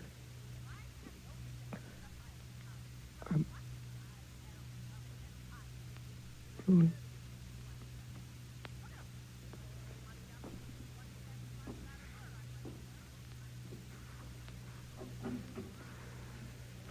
It's all right now. You can come in, Marie. Come in. Really, Mrs. Muscat's here from the carnival. She's waiting outside in the kitchen. Julie. Yes, he's dead. Here you is, please. Oh, don't be mad at me, Julie, but honestly, it's better this way. Honest it is. Yes. A good man don't beat a woman, Julie, the way he beat you. No. You know what I think? I think he's better off, and so are you. Yes. Honest, Julie, you're still young. Yeah. Julie, a little while from now, you'll have forgotten all about him. Am I right? Yes, you're right. Well, it's getting late. I'd better be going home. If you need anything, Julie, you can count on me. You know that. Sure, I know that. Goodbye. Goodbye. Oh, Julie, it's the best thing. Honest, it is. The best thing that could have happened. Don't cry, Marie. Goodbye, Julie. Goodbye.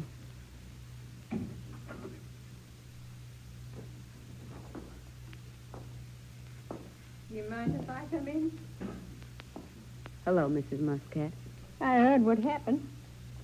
Would you mind if I looked at him? No. There he is. He looks so peaceful. Won't you make up with me?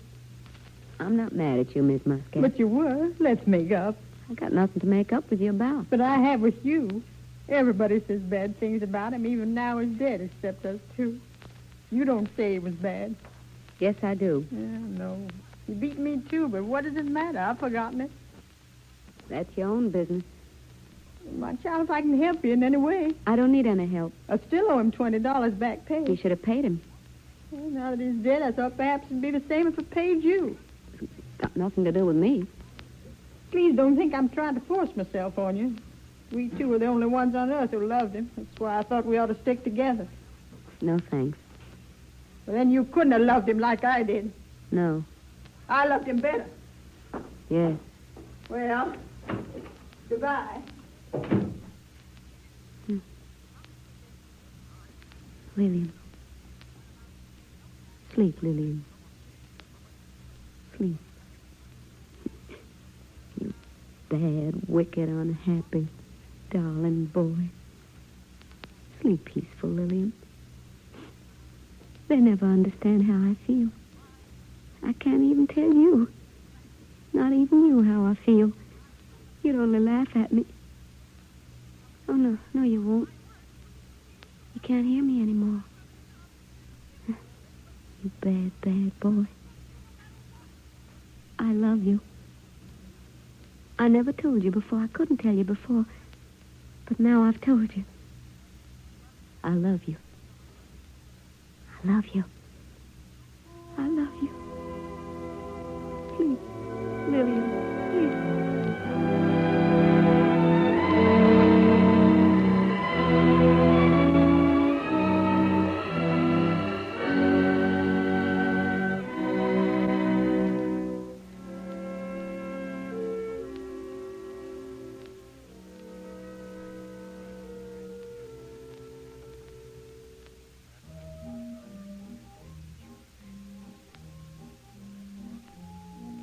And here comes the end of the story. It's 12 years after Lillian died. Time for supper, Louise. Yes, Mother. Here's the soup. Oh, it's hot. That's right, dear. Put it down here. And bring up a chair. We'll have it out on the porch here. Mother, is it true we're not going to work at the mill anymore? Yes, Louise. Aunt Marie and Uncle Richard have got us a job in one of the workrooms at the hub store. It'll be nicer there than at the mill, won't it? Yes, it pays better, too. Poor widow like your mother is lucky to get such work. Eat your soup, dear. Mother, look. What's the matter? Look, that man there in the yard. Well, Louise, I don't see anything. There in the shadow of the maple tree. Don't you see? Oh, yes, now I see him. So dark there. Good evening. Good evening. Oh, it's just a beggar. What do you want? Nothing. We haven't any money to give you, but if you care for some soup... Louise, go and get another plate. Yes, Mother. Have you come far today? Yeah, I come far. Are you tired? Yeah, I'm tired. There's a bench under the tree. Sit down and rest. My daughter will bring you some soup. Here it is, Mother. That's your daughter? Here you are. You're the daughter? Yes, sir. You work at the mill, don't you? Yes. And your daughter? Yes. And your husband? I've no husband. Guess your husband been dead for a long time. Has your husband been dead a long time? A long time. What did he die of? No one knows. He went to South America to work, and he died there. I never saw my father. Went to South America. Why do you ask so many questions? Did you know him? I don't know. I've known so many people. Maybe I knew him. Well, even if you did know him, you can leave us alone with your questions. He went to South America and died there. That's all there is to tell. All right. Don't be angry with me, ma'am. I didn't mean any harm. My father was a very fine man. Don't talk so much, Louise. Well, surely the child can say that about a father. My father could juggle so well with 3 ivory bulls. The people used to advise him to go on the stage. Who told you that? Uncle Richard. Who's that? He owns the hub store here in town. The one who used to be Marie's sweetheart? Do you know her, too? You seem to know the whole town. Oh, they're a long way from being the whole town. He was a friend of my father's. He wasn't his friend. No one was. You talk of your husband bitterly, ma'am. What's that to you? Doesn't it suit you? I can stick my husband any way I like. Nobody's business but mine. Sure, it's your business. Mother, maybe he knew Father, too. You can ask him if you like. Did you know my father? Sure, I knew you. You know him? Oh, who, Lillian? Sure. Was he really such a fine man?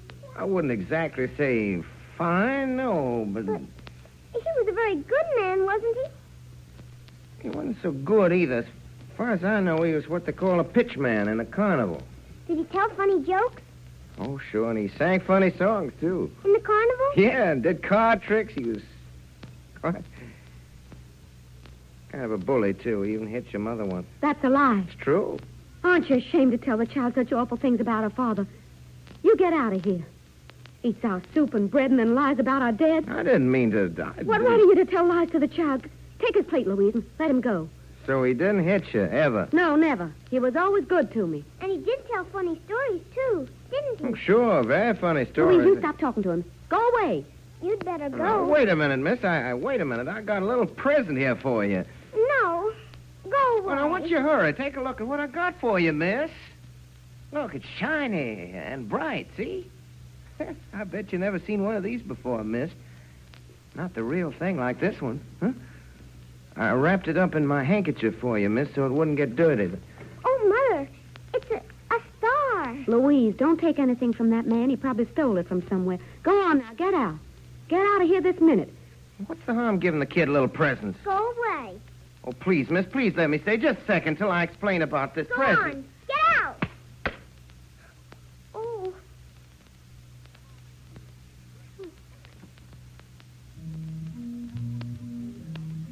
Oh, Mother. What's the matter? What'd he do? Mother, that man. He hit me on the hand hard. But it didn't hurt. Go on, Louise. Go into the house. But, Mother, I don't understand. It sounded so loud and it didn't hurt at all. Just as if he kissed my hand instead. Oh, Mother. Go on, dear. Go inside. But, Mother... Go on, dear. You hit my child. Yeah, I hit her. Is that all you came here for? To hit my child? No, I didn't come for that. But I did hit her, and now I'm going away. Who are you? A poor, tired man who come a long way and who was hungry. And he took your soup and bread and hit your child. Are you angry with me? I don't understand. I'm not angry. I'm not angry at all. William. Louise? Yes, Mother? Sit down, dear. We'll finish eating. Has he gone? Yes. Why don't you eat, Mother? What's happened? Nothing, dear. Mother, why won't you tell me? Oh, what is there to tell you, child? Nothing's happened. We were eating our supper, and a beggar came. We gave him some soup, and then I thought of your father. My father? Your father, Lillian. Mother, tell me, has it ever happened to you?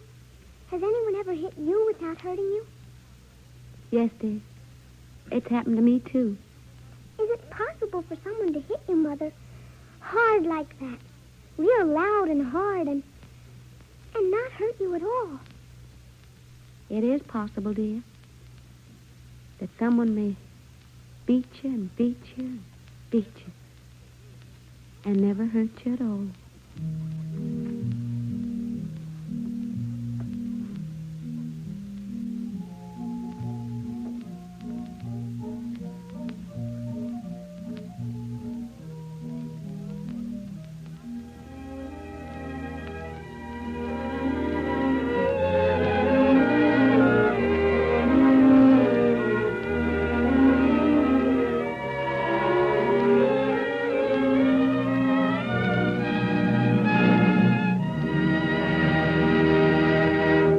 You have been listening to the Campbell Playhouse presentation of Lilium, starring Orson Welles and Helen Hayes. In just a moment, Mr. Welles will return to our microphone with Miss Hayes. In the meantime, may I tell you why it is that when you think of soup, you're pretty sure to think first of Campbell's tomato soup? It's because a bright, glowing plateful of this soup just makes you sit up and take notice, isn't that so? Its aroma invites you, and as you sip spoonful after spoonful, there's a real thrill in its flavor. A flavor that only superb tomatoes and a choice recipe can create. I've spoken of the tomatoes that Campbell's use. Specially cultivated, these tomatoes have glorious, deep color and are extra luscious in taste. This year, they've been exceptionally fine, and you'll enjoy the flavor of these fine tomatoes now in Campbell's tomato soup, along with a delicate seasoning and golden table butter Campbell's add to make it deliciously rich and smooth. And when you serve Campbell's tomato soup, please remember that you can vary it by adding milk sometimes instead of water to make a tempting cream of tomato. Now, wouldn't a fragrant plateful contribute to the enjoyment of your dinner, perhaps tomorrow night? And now, here is Orson Welles with Helen Hayes.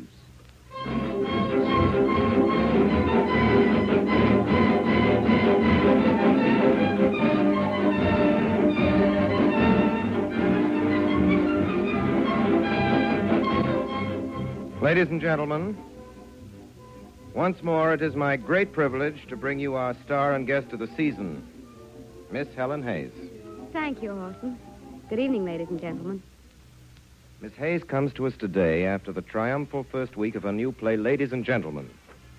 I need hardly tell you that since it opened here in New York at the Martin Beck Theater, there have been standees at every performance. I'm afraid, Helen, you must find it very quiet and empty here in our studio tonight. I find it very peaceful and very pleasant. To tell you the truth, Orson, that's one of the things I like the best about these Campbell Playhouse broadcasts. The fact that this is a real radio show produced for the air, without a stage, without a curtain, without an audience in the studio. It allows the producer to produce and the actors to act for their real radio audience, for those millions of listeners sitting at their radio sets in their own homes all over the country. Well, that's our idea in doing it this way. Yes, and I think much of the quality of your productions here at the Campbell Playhouse is due to just that way of producing your shows. And speaking as an actress, Orson, that's one of the reasons it's such a pleasure to come here and play with you. Well, that's really swell of you, Helen. It makes all of us very happy to hear that. I'm sure I speak for everybody on the Campbell Playhouse. And I know I do when I ask you to know how we feel about you. We're all waiting for your next visit with us, and we thank you for another wonderful, wonderful performance. Good night, Helen.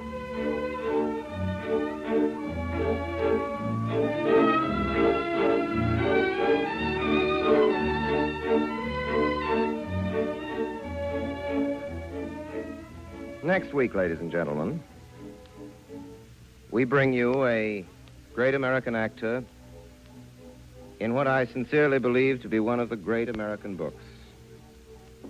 It's a story that begins 50 years ago. Scenes in American town, any American town, during the period when every prosperous family with children kept a Newfoundland dog. Remember? In that town, in those days, all the women who wore silk or velvet knew all the other women who wore silk and velvet, and when there was a new purchase of sealskin, sick people were got to windows to see it go by. Trotters were out.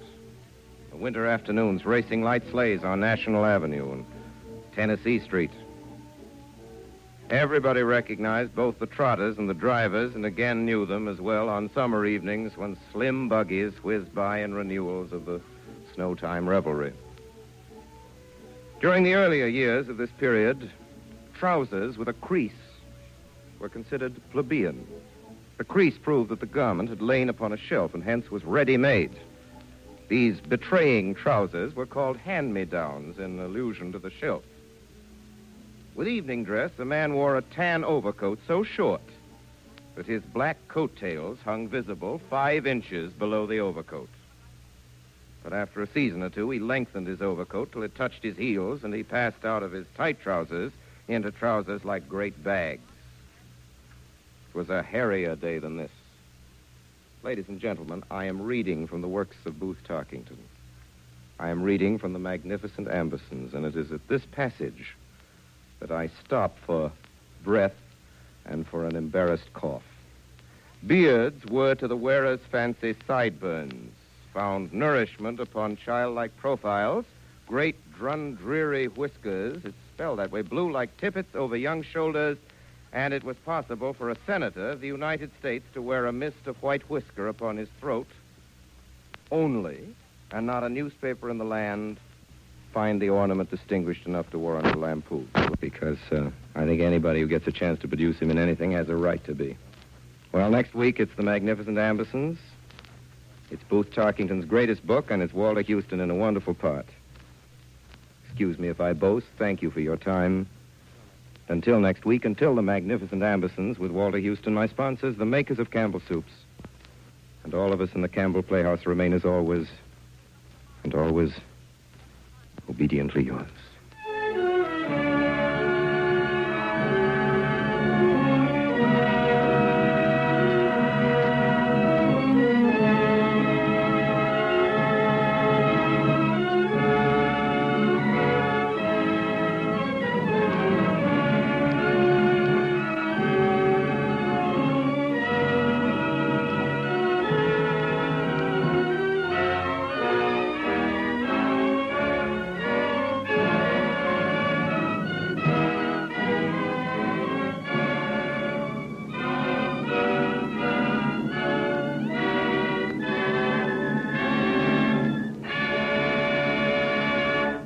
In tonight's Campbell Playhouse production of Lilium, the role of Julie was played by Miss Helen Hayes. Orson Welles was heard in the part of Lilium. Mrs. Muscat was played by Agnes Moorhead, Marie by Joan Tetzel. Bill Adams was the sheriff, Frank Reddick the fixer, and Joseph Cotton the cashier. Louise was played by Betty Filson.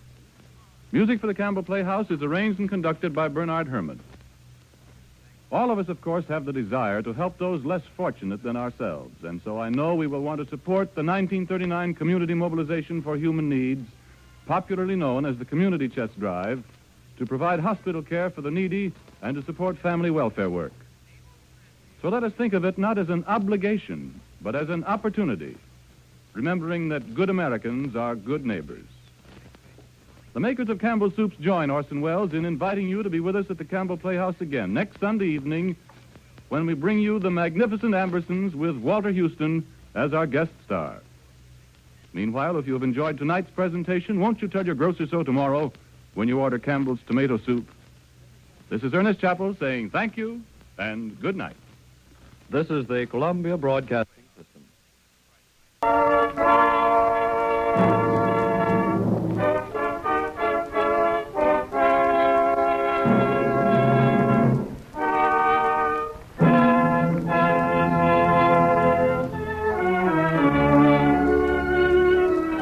The makers of Campbell Soups present the Campbell Playhouse. Orson Welles, producer.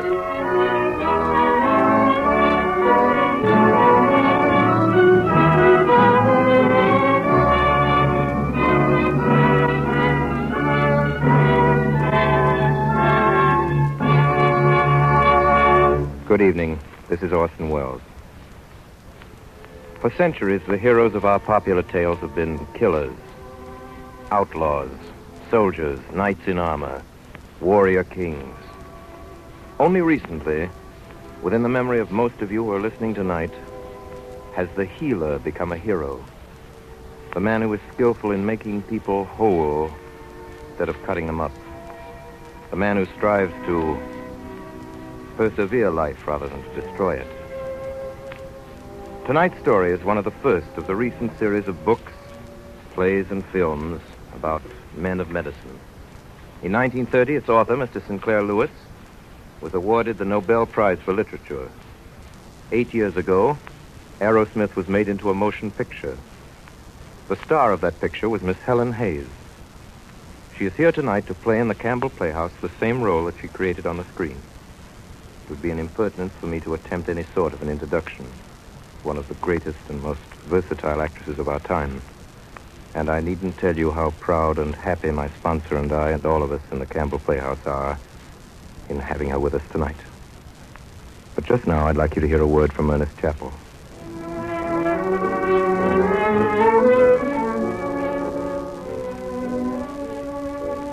I think you'll agree that when women buy far more of one soup than of any other, that soup must have something very special about it. Such a soup is Campbell's tomato.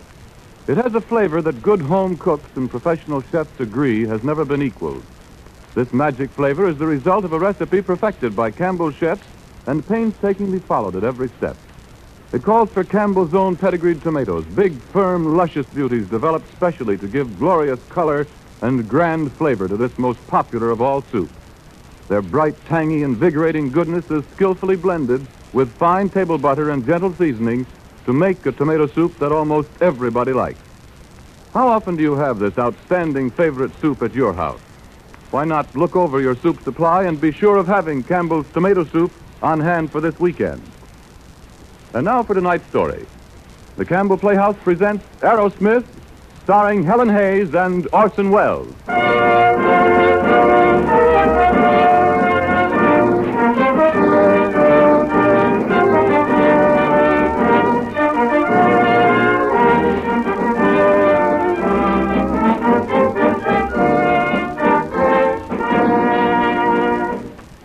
Dr. Martin Aerosmith, in the name of His Majesty, King Gustav of Sweden, and on behalf of the honored members of the Nobel Prize Committee, it is my privilege to welcome you to the eminent fellowship of those who, in the realms of science, art, and literature, have rendered distinguished service to the preservation and betterment of humankind.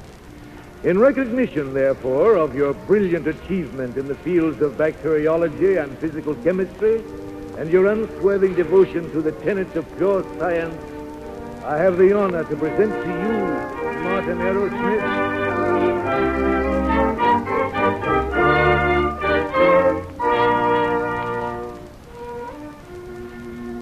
Martin Aerosmith. That's my name. On all sides of me sit leading men of science. Looking down at me, I recognize some of their faces. That man on the aisle to the right and the one just in back of him, last year's chemistry award. This is the longest walk I can remember. From my seat in the back of the hall down to this platform. A 21-year walk. I started it with two others. With Leora and Dr. Gottlieb. Now I'm finishing it. Alone. I started it 21 years ago, one September evening. In the chemistry lab at Winnemac. Class stood very still, I remember, not too close. An assistant holding a guinea pig by its legs. Dr. Gottlieb dipped his hands in the bichloride solution and shook them. A quick shake. Fingers down. Like the fingers of a pianist above the keys. He took a hypodermic needle from the instrument bath and lifted the test tube. You will note, I'm sure, that in the bottom of the tumbler there was cotton to keep the tubes from being broken. I cannot advise breaking tubes of anthracis germs and afterwards getting the hands into the culture. You might merely get anthrax boils, or you might die a little young. I shall now inoculate the second guinea pig, and the class will be dismissed.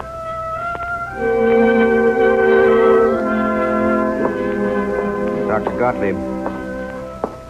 Dr. Gottlieb. Well? Yes. Oh, Professor Gottlieb. My name is Aerosmith, Martin Aerosmith.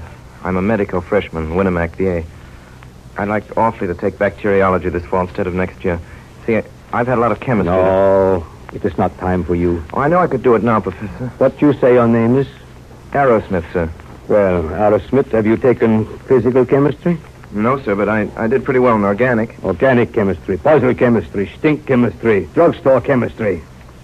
Physical chemistry is power. It is exactness. It is life. But organic chemistry, that is a trade for pot washers.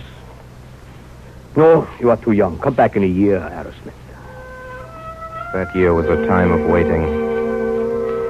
I took the first year medical courses and passed them. I learned the proper sugar-coated pills and phrases to comfort patients with while you estimated how much you could charge them. Most of the professors at Winnemac weren't teaching science. They were simply preparing us for a trade. And that was all most of the students wanted. Knowledge that they could cash in on. They didn't talk about saving lives, but about losing cases, losing dollars. My second year, I took Dr. Gottlieb's bacteriology course, and that winter I spent more time with guinea pigs, mice, and rats than with people. I lived in a world of test tubes, filled with watery serum or deadly bacilli of roaring Bunsen flames and steaming sterilizers. Hello, Aerosmith. Oh, hello, Professor Gottlieb.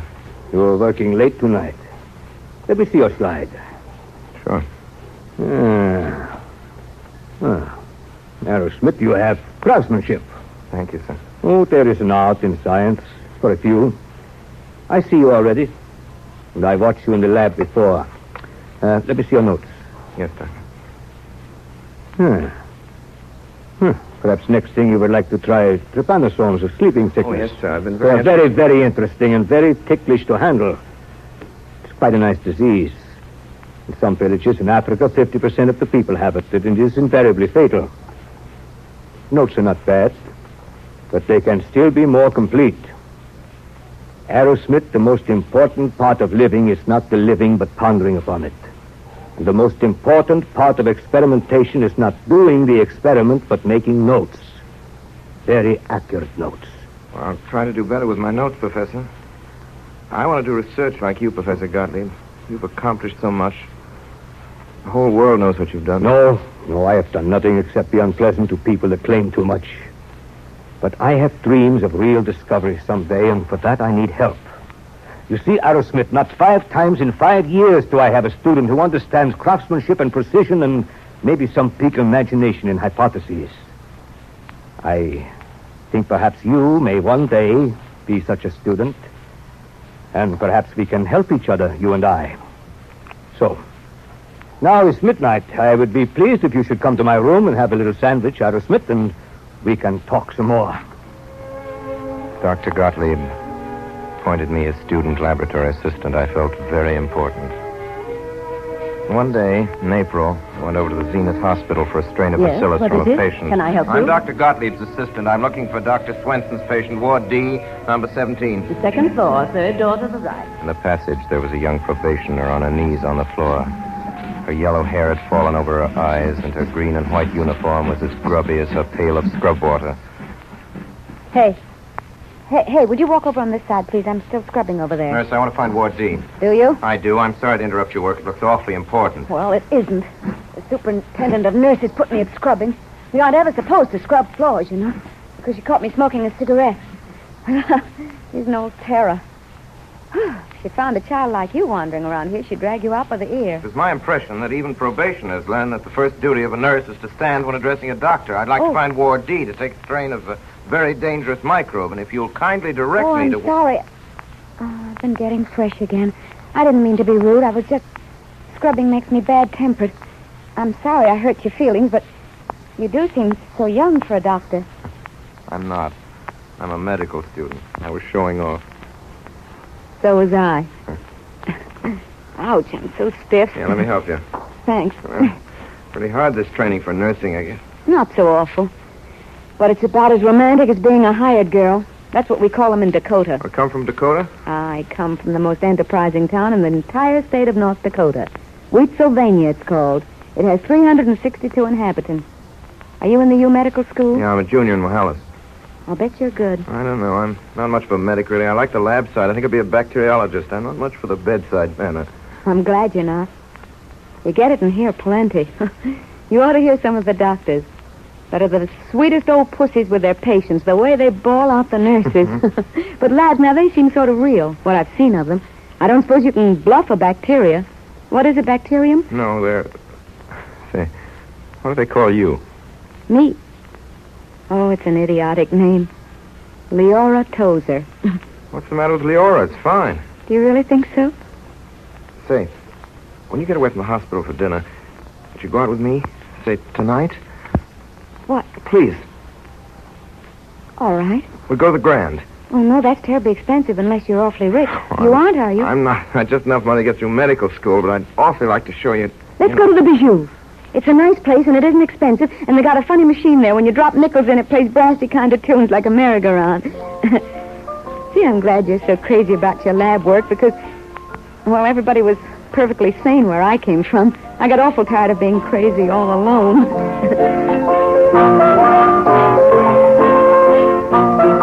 Up to the present, even with the best of them, research has been largely a matter of trial and error. The empirical method, it's called. You try to establish a general law so that you can predict what will happen the next time, the time after that. And that's where Gottlieb leaves all these detailed, grubbing, machine-made researches. You see what I mean? Yes, I think I do. Anyway, I get the way you feel about him. You don't have to shout so, you know. Oh, was I shouting? I didn't mean to. Only when I get to thinking about the way most of these profs don't even know what Gottlieb's up to, the way those idiots don't even see the relation of his work on the synthesis of antibodies, the discoveries of Arrhenius. Gee. Hope I'm not boring you. I'm loving it. I get so technical and so noisy. You didn't even stop me and tell me I ought to have better manners. I don't see anything wrong with your manners. Don't you really? Has someone been trying to bring you up? Yeah, but not with any success. Listen, I like having you trust me. I'm not earnest, and I haven't any brains whatever.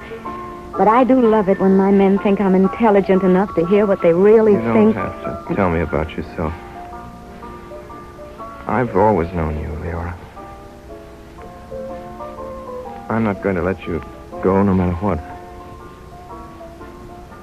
You're going to marry me. Yes. I guess I am.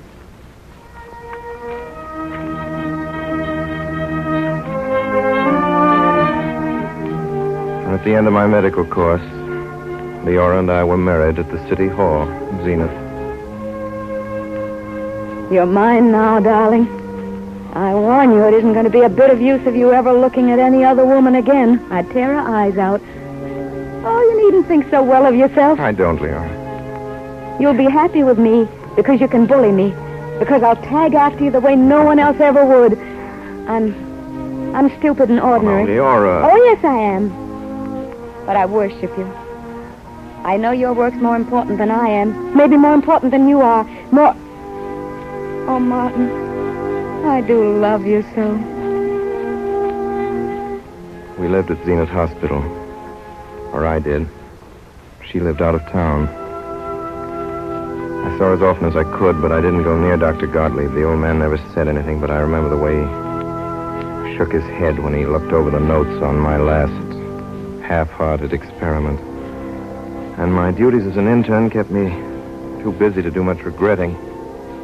I saw Gottlieb once more before I left Zenith. One night I was off duty.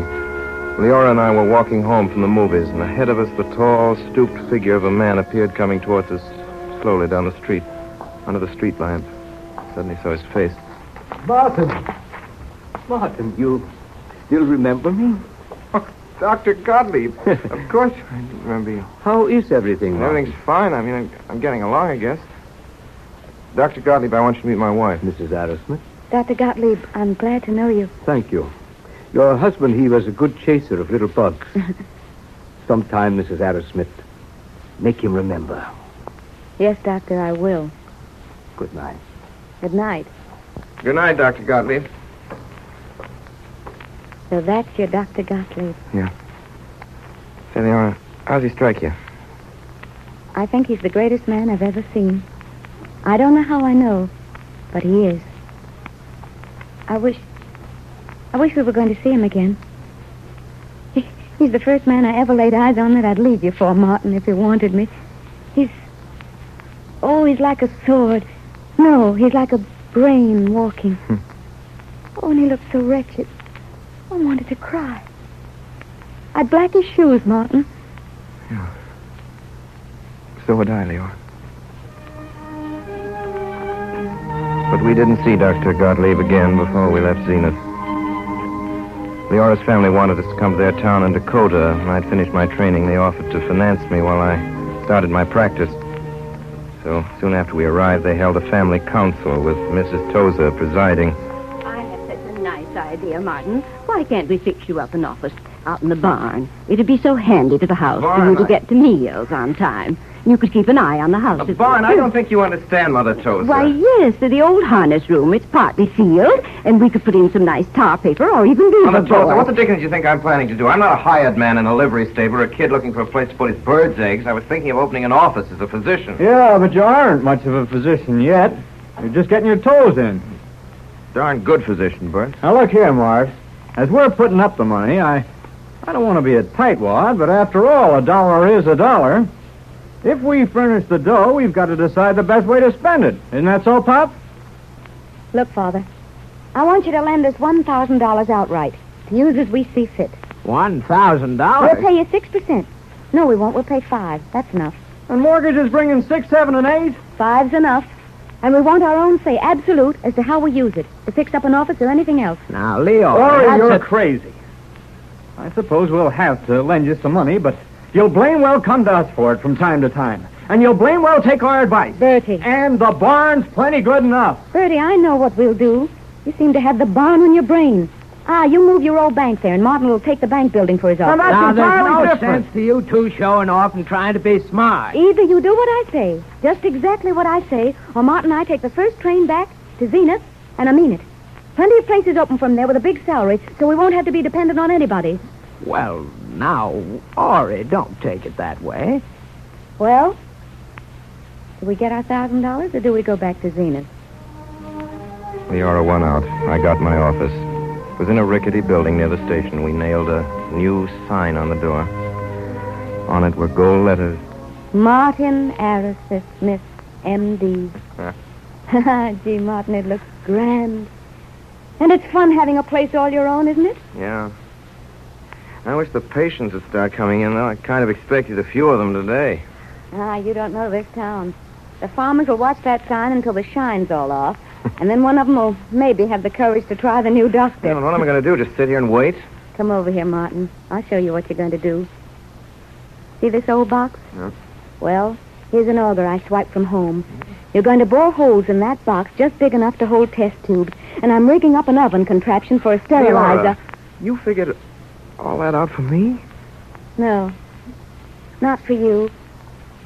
For an old man who believes in you. My first patient had an ulcerated tooth. I pulled it. The second had run a fish hook in his finger. I cauterized the wound. Both patients lived. I expected a stream of patients from then on. I even made a first installment on a Ford car. Then I was awakened one morning at 3 o'clock. Martin, wake up. Quick, it's the telephone. All right, just a second. Hello? Hello? Yes, this is the doctor speaking.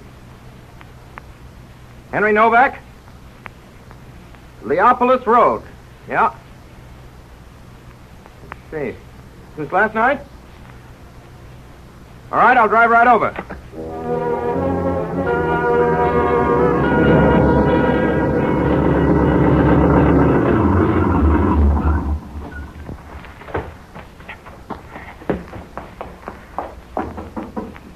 Mr. Novak? Doctor, come in. Yes, that's right. This way, Doctor. The little one is breathing Hot bad. water, Novak, quickly. Here, baby. Baby, open your mouth. That's a good girl. Give me your hand. Here's water, Doctor. All right. How is she? Come over here, Novak. Child's pretty sick. Looks like diphtheria.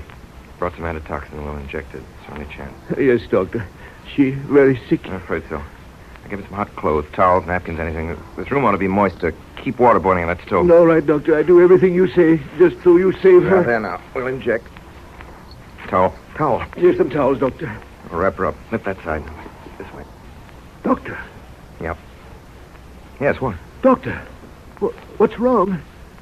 Doctor, she's so still suddenly. Doctor!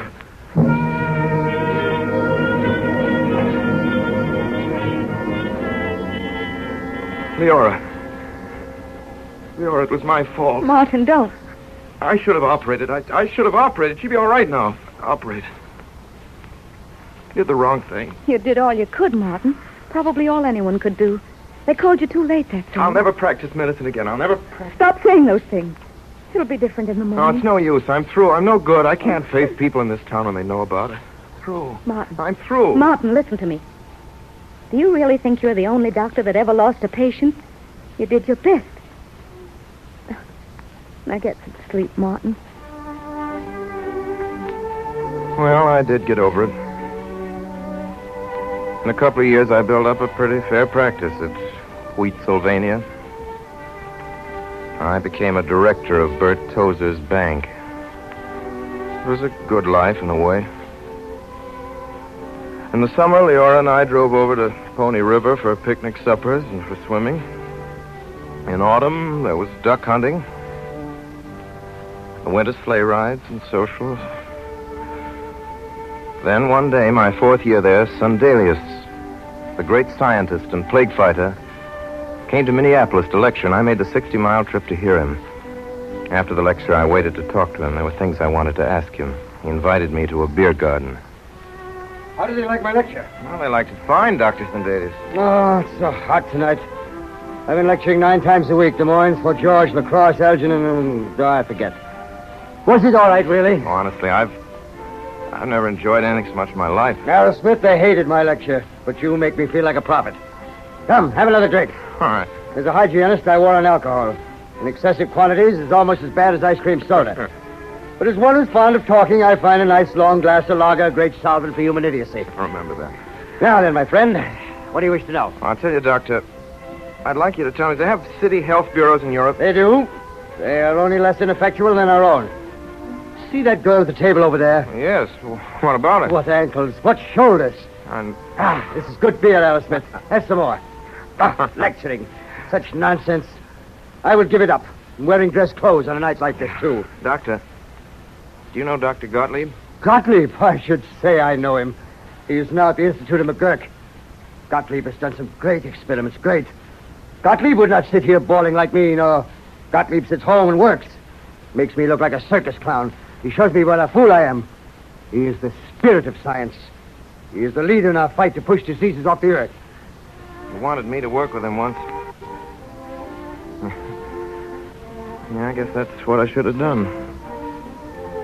Not just tinker at a lot of worn-out bodies.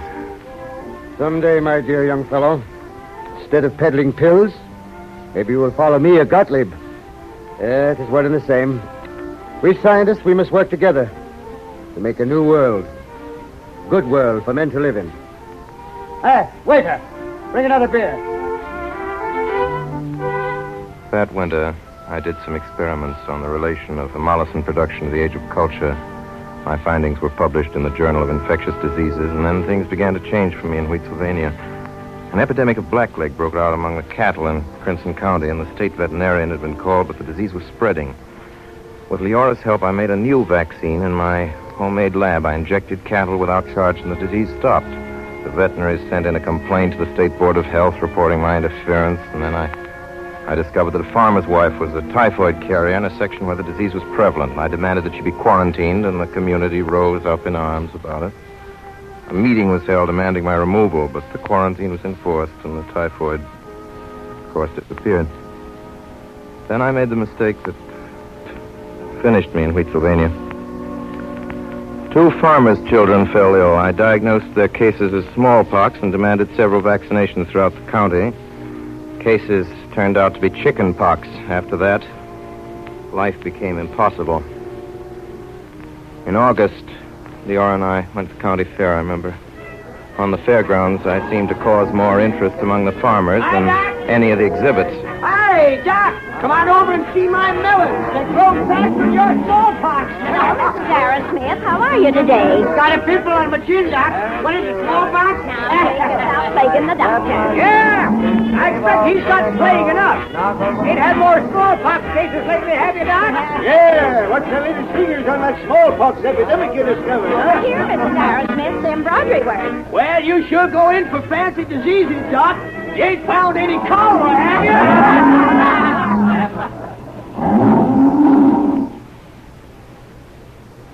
Yeah. Looks like I'm licked, Leora. Might as well get out. Nothing more I can do here. Take years before they trust me again. I'm glad, Martin. You're too good for them here. I've learned a little something here, even if I failed. I guess I don't know how to handle people, that's all. I could stick it out, and I would. Except that life's short, and I think I'm a good worker in some ways. Gottlieb sort. Maybe I'll still get a chance. Where do we go, Martin? I haven't the slightest idea. Where I can be useful. Gee, it's fierce being married. Here I expected to be a pillar of the community. Now I'll have to follow you out on the road and be a hobo. Well, I'm too lazy to look up a new husband.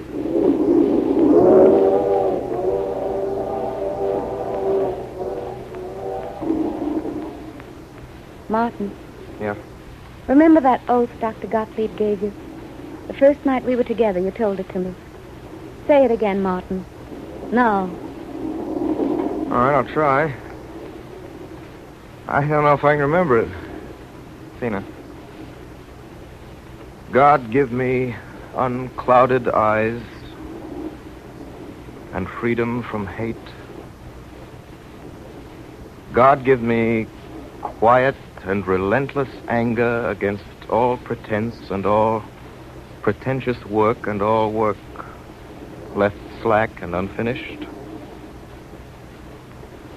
God give me a restlessness whereby I may neither sleep nor accept praise till my observed results equal my calculated results, or in pious glee I discover and assault my error.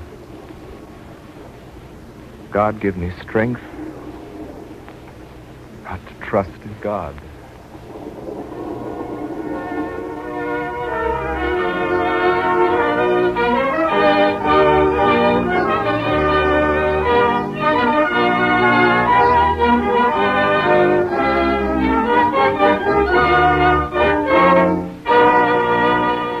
You are listening to the Campbell Playhouse presentation of Aerosmith, starring Helen Hayes and Orson Welles. This is the Columbia Broadcasting System.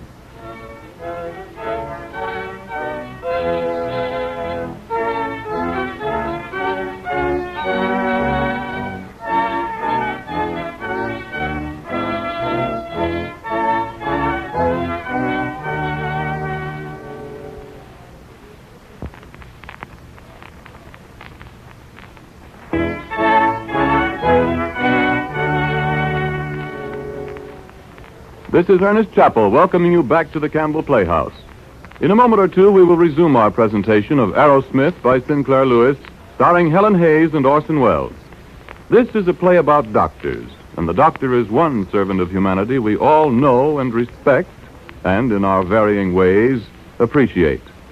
Of course, Dr. Aerosmith is a research man, and the doctor you and I know best is a general practitioner, a family doctor. But both of them work for the greater health and happiness of humanity, one in his laboratory, the other right here in our homes. The family doctor keeps a vigilant eye on the welfare of our children, advises us on their sleep and exercise and their diet. Most doctors, for instance, agree that every boy or girl should have at least a quart of milk each day. In this connection, I'd like to tell you of a pleasant and practical way to give your children more milk. Have cream soups frequently.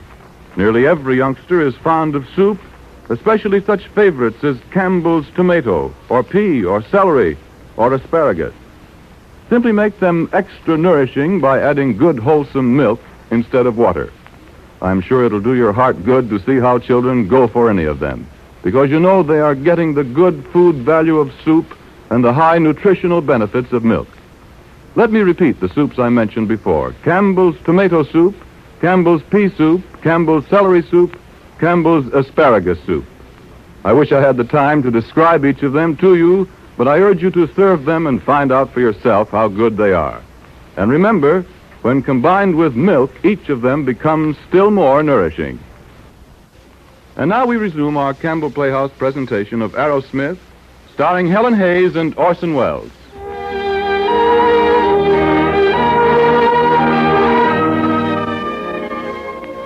Through Dr. Gottlieb, I got a position at the McGurk Institute in New York.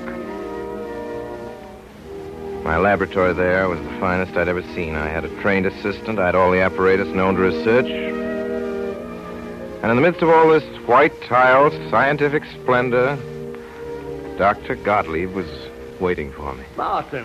Oh, Dr. Gottlieb. Oh, Martin, this is very good. You are near to me. My laboratory is just 3 doors down the hall. You don't know how grateful I am to you, Dr. Oh, Gottlieb. gratitude, Bar. How is that girl you married? Oh, she's fine, Doctor. I have an idea she's good for you, that little girl.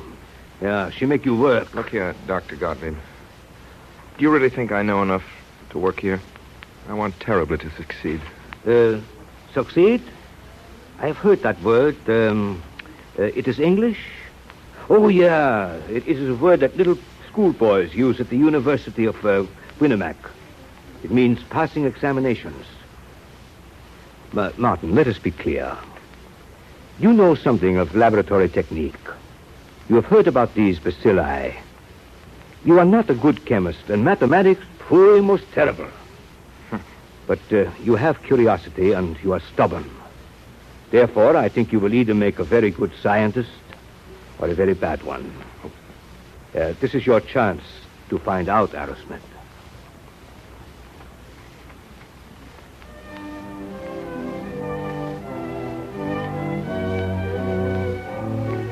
I went to work that year trying to produce a more effective antitoxin for treatment of tropical diseases. I fumbled at first. I made vast experiments with no results. I tried again. Day after day, week after week.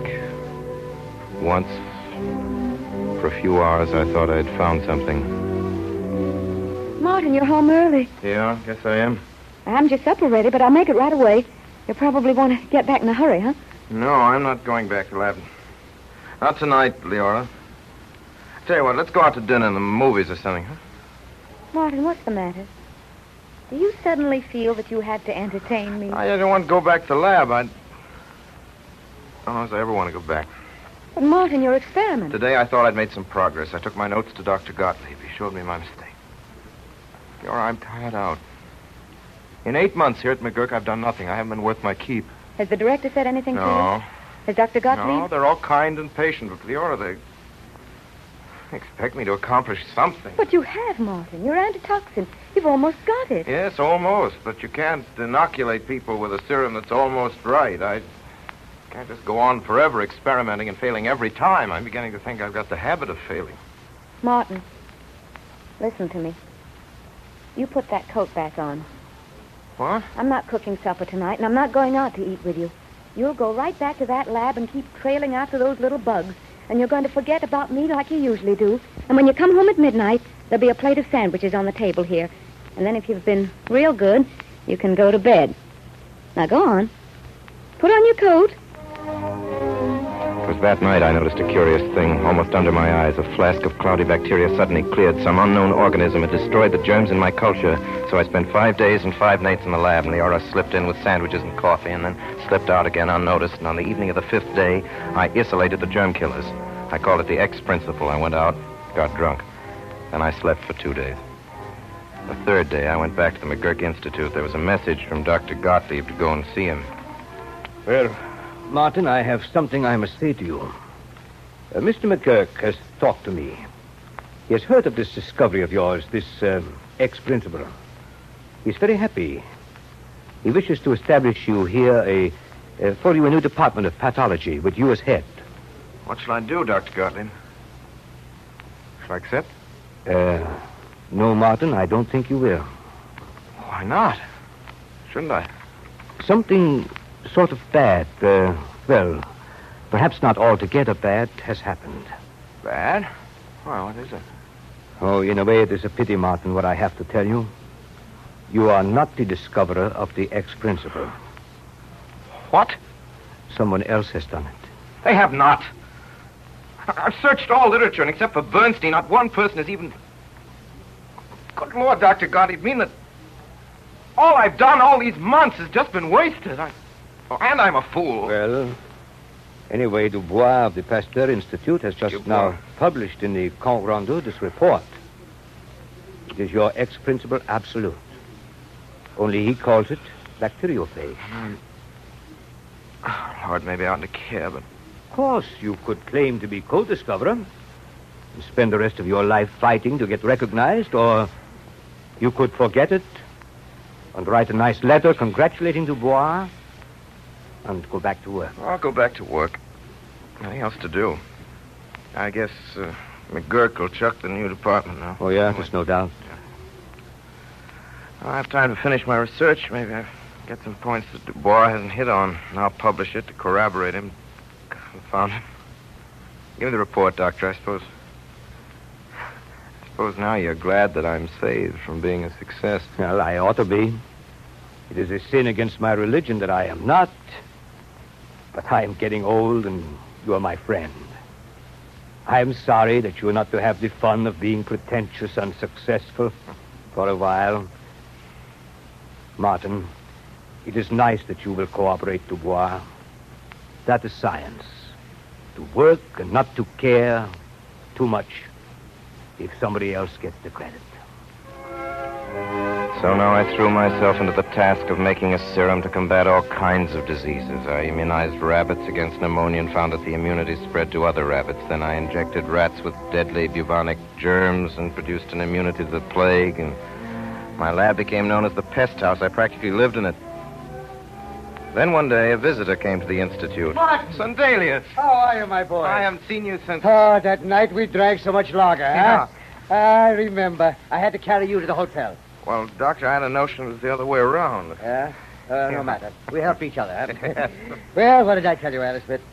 You belong in such a place as this, chasing diseases off the earth. They tell me you've made a fine serum. I'm still making it. How would you like me to help you, Martin? You mean? Oh, no. Not here in the laboratory. In the big laboratory, the world. Place where we fight the plague like bubonic. It's now in the island of St. Hubert. Soon it may spread through the West Indies. From there, who knows? Thanks, Sundelius. I have to finish my experiment. I'm still not sure of my serum. Maybe later. Oh, Martin, listen to me. You can be sure of your serum only one way, by testing it. I know, but... Not on guinea pigs, on human beings. My boy. Come with Sundelius to St. Hubert. I couldn't promise. I'd have to speak to Dr. Gottlieb, Mr. McGurk. I've spoken to them already. Yes, we've been plotting against you. My boat leaves day after tomorrow. Martin, we'll have such good fun. And maybe we wipe out old Devil Bubonic. Huh? I'm going with you, Martin. No, Leora, you're not going with me. Well, I am. It's not safe, Leora. Billy, of course it is. You can shoot your old serum into me, and then I'll be absolutely all right. Oh, I have a husband who cures things I have. I'm going to blow in a lot of money on thin dresses. Though I bet St. Hubert isn't one bit hotter than Dakota on an August day. Listen, Leora, darling, listen. I do think the serum will immunize against the plague. You bet I'll be mighty well injected with it myself, but I don't know. Even if it were practically perfect, there'll always be some people it wouldn't protect. Huh? You simply can't go, sweet. Martin, don't you know I haven't any life outside of you? I might have had, but honestly, I've been glad to let you absorb me. I'm lazy and useless and ignorant, except as maybe I can keep you comfortable. If you were off there, and I didn't know you were all right, or if you died and somebody else cared for your body that I've loved so, I'd go mad. I mean it. Can't you see I mean it? I'd go mad. It's just, I'm you, and I've got to be with you. And I will help you, make you a serum and everything. You know how often I've helped you. And maybe in St. Hubert, maybe you wouldn't find anybody that could help you, even my little bit. I'll cook and everything. Darling, don't make it harder for me. It's going to be hard enough in any case. Martin, don't you dare use those old stuck-up expressions that husbands have been drooling out to wives forever and ever. I'm not a wife, any more than you're a husband. Oh, you're a rotten husband. You neglect me, absolutely. The only time you know what I've got on is when some button slips and then you bawl me out. But I don't care. I'd rather have you than a good husband. And besides, I'm going.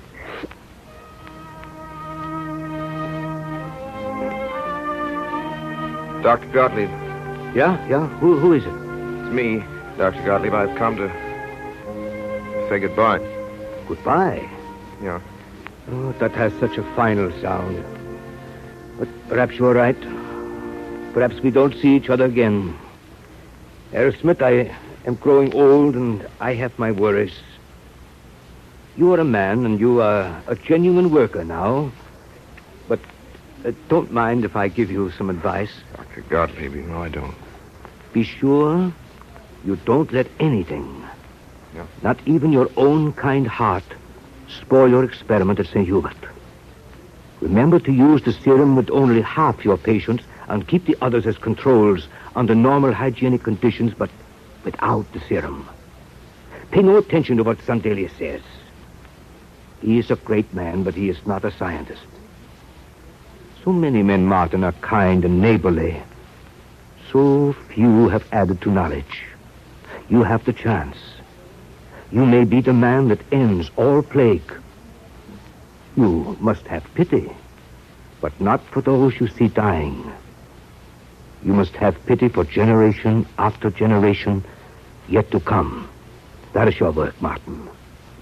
And whatever God there is, may he bless you. I promise to do what you say, Doctor.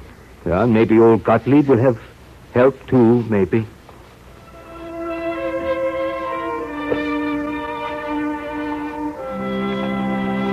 Leora and I sailed the next day from Hoboken. Very late one night, 10 days later, our ship dropped anchor in the harbor of St. Hubert. The island was quarantined, so no one was taken on board. Sondelius, Leora, and I stood alone on the deck. On shore, we spied a few lights. One appeared to be moving toward us, but most of the town was dark and still. There! Ahoy there! Northern Guard Commission? Yeah? Good. We're ready to take you ashore. Come up and give me a hand. Thanks. You're the port doctor? No, not exactly. I'm Dr. Stokes of St. Swithin's Parish. For all of us, almost everything nowadays. The port doctor died a couple of days ago. How many bubonic cases you got now? Lord knows. Maybe 1,000.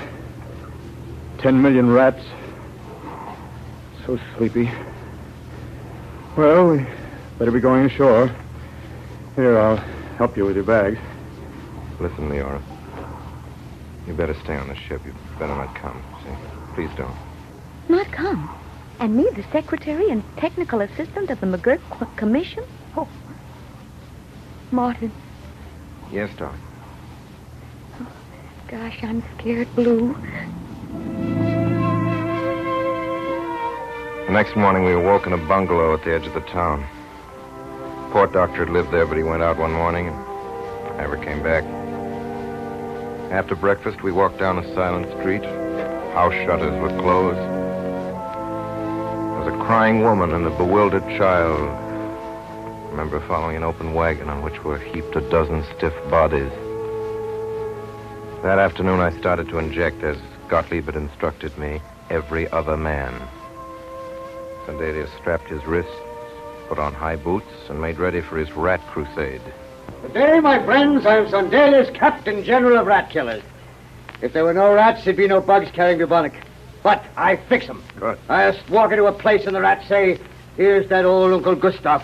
Well, what's the use? And they turn up their toes and die. Well, goodbye. Hey, Gustav. Yeah? What is it? You're not going out, Gustav, until you've had an injection of germ. Come on over here. No, Martin. Not until you give up your experiment. Promise to inject all of these people. Every one of them. I know what Gottlieb told you. Refuse to inoculate part of the people, use them for controls, for guinea pigs. Pay no attention to that wild man Sandelius. He's no scientist. I say to Gottlieb, humanity is more important than science. Science is for humanity, Gustav, for all humanity, not just these people here. Please, Sandelius, do as Martin says. No, Leora. I'll do anything for you, but not that. Well, goodbye, children. I now go out to fight the rats. I shall break all the laws of property. I shall set fire to warehouses. I shall even burn villages. I shall drive out the rats from their hiding places. Then I shall have my fun. I shall slaughter rats with clubs. I shoot them with guns, poison them with gas, and then when I come back, we drink and we celebrate. A week later, we found Sandelius. He was lying on the ground. His eyes bloodshot. Yeah. We had a fine time with the rats here at Carib. Yeah, you like my new village. Gustav, what's the trouble? Huh? Your eyes, you have a fever. I think it's got me. Some flea got me. Flea from one of those rats. I was just thinking I'll go and quarantine myself. Yeah, I fever all right. Lord, Martin, I'm so weak. Not scared, no. I'm going to take you home, Gustav. We'll nurse you. No. I've isolated so many, it is my turn. Martin, Gottlieb is right about these jests of the gods. The best one is the tropics. Gods planned them so beautiful. Flowers and sea and mountains. They made the fruit to grow so well that man need not work, and then they laughed and stuck in volcanoes and snakes and damp heat and the plague. The nastiest trick they ever played on man was inventing the flea. Better save your strength, Gustav. I'm going to pull you through. I'm going to give you a serum right now. This time you can't stop Martin, me. Do not try to fool me. It's too late for serum, too late for anything.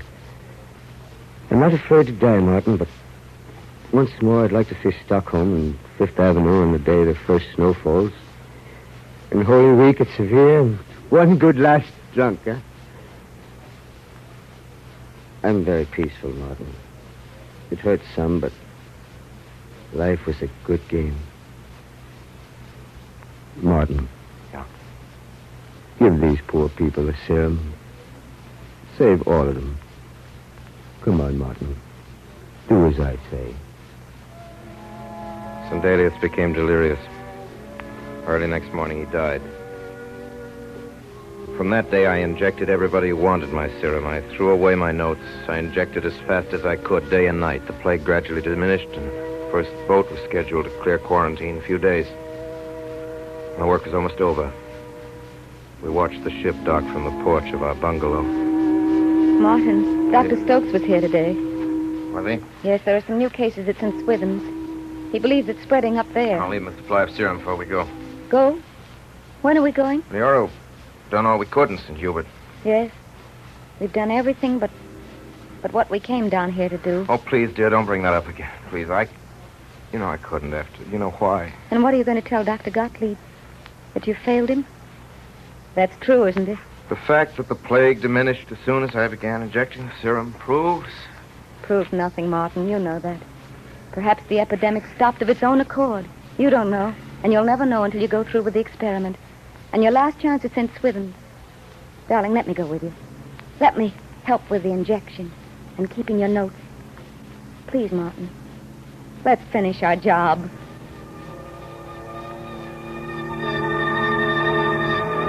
I have this place ready for you, Doctor. All right. Trees will keep the sun off you. There's a line of natives a quarter of a mile long. All right, Stokes, let's begin. Leora, soap and alcohol. The right arms. Yes, Martin. Stokes, get your troops in a circle around the grove. We may need them. Keep 2 lists. One that I inject, one that I don't. Right, Doctor. Sergeant, you write the names down as I call them out. Yes, sir. I'm ready. Come on. Move up, one at a time. Every other one here. Every other one on that side. Your right arm there. Now the doctor... That's it. No, hold still. Oh! May have lost it. Maybe. Hope so. Move on. John Glamus. Take it down, Sergeant. John Glamus. Hold back! Don't crowd! No changing faces, just as you are! Get your way, Dr. Stokes. Obey orders. Back there! I'll shoot the first man who gets out of line. Now move out one at a time.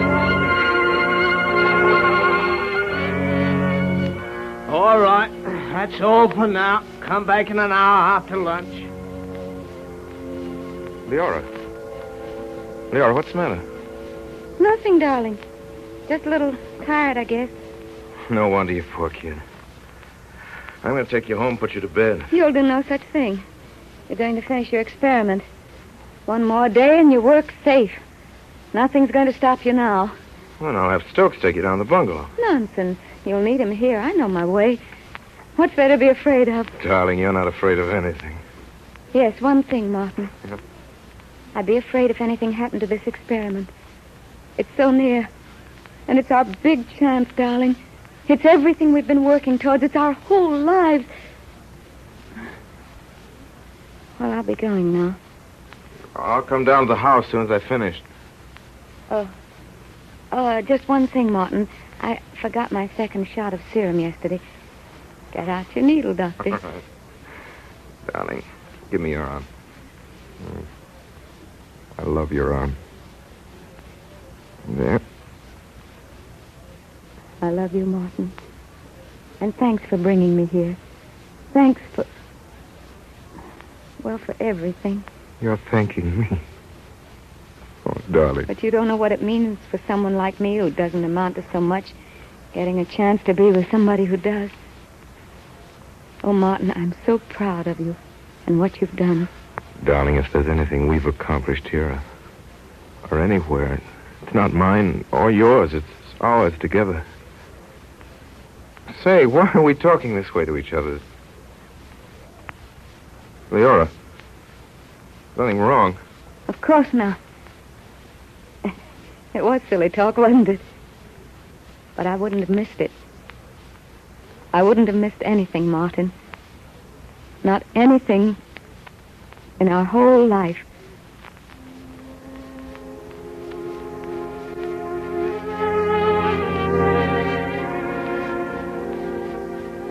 That night, I injected the last native, collected my notes, and Stokes drove me back to the bungalow. On the bed, across the folds of torn mosquito netting, I found Leora's body, very frail and very still. I talked to her. I told her everything. I don't know what I said. And that evening I dug a deep pit in the garden and carried her there. A high and windy garden looking toward the sea. I don't remember how I left the island, how I got back to New York, how my notes got published, how I got started working again. I don't remember. And now, I'm standing in this great hall, and I have a scroll of parchment in my hand. I know that the world has just honored my work, and that this is the loneliest day of my life.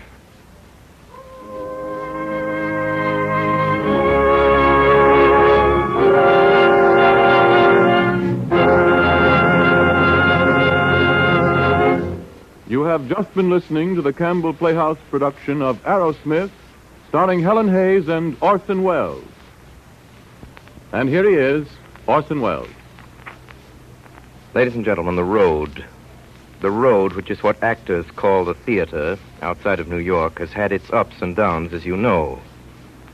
The last 2 years, during which Miss Hayes has brought her wonderful performances Victoria and Victoria Regina to 45 cities all over the nation, must definitely be called an up. Miss Hayes concluded her engagement in Victoria only last Saturday after making theatrical history. Thank Been a- you, Orson. Very great honor to have her with us tonight, and I'd like you to meet her. And, Helen, I'm sure that everyone in the theater and everyone who goes to the theater is curious about your plans for the future. What are you going to do next? I'm going to take a darn good rest. With your permission, Miss Hayes, I'll tell our audience what a rest means to you. It means, ladies and gentlemen, going back to being Mrs. Charles MacArthur, taking care of 2 children and a house overlooking the Hudson River at Nyack, New York, and, of course, overseeing the family farm in the hills a few miles away. Miss Hayes, am I correctly informed that the MacArthur family even goes so far as to grow its own milk?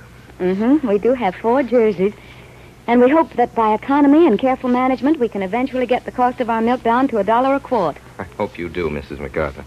And I hope even more that Helen Hayes will very soon be back with another play as fine as Victoria Regina.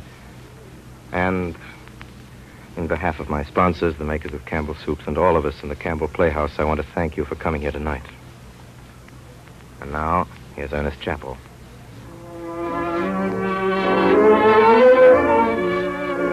In a moment or two, Orson Welles will bring us news of next week's story. A little while ago, I spoke of the excellent flavor of Campbell's tomato soup. It is this flavor that has made tomato soup the most popular soup in all the world, more often served and eaten than any other. It is this flavor, too, that accounts for the fact that tomato soup is seldom made at home. You see, the delicious taste of Campbell's tomato soup is so widely known, so well liked, that women have come to feel that making tomato soup at home is a task that they can dispense with. Indeed, women everywhere concede that they cannot match the superb flavor of Campbell's tomato soup. So whether you make soup at home or not, here's one soup you should buy and keep on hand. Your family will like Campbell's tomato soup, and the chances are they'll like to have it often. They'll delight in the sunny, glowing red of it, the racy aroma that steams up from the plate, the smooth texture and fine taste of each spoonful, first to last. Why don't you and your family enjoy this great soup this weekend? Put it on tomorrow's grocery list. Campbell's tomato soup.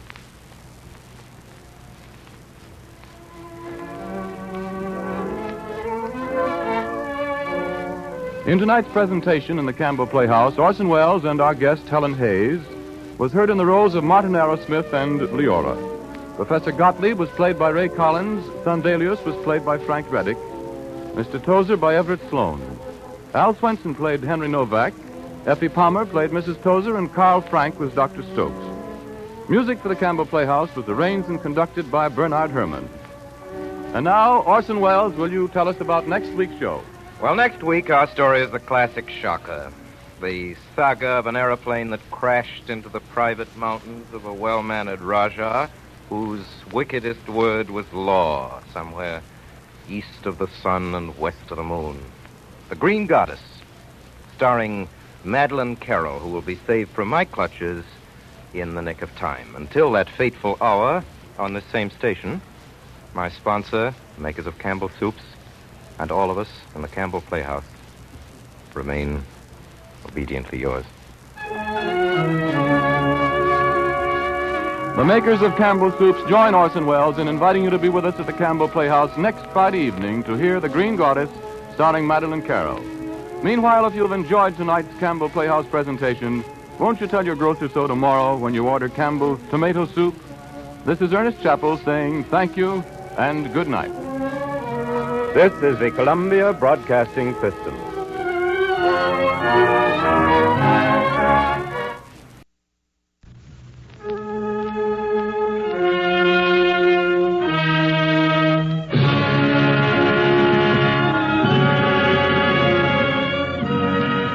The makers of Campbell Soups present The Campbell Playhouse. Orson Welles, producer.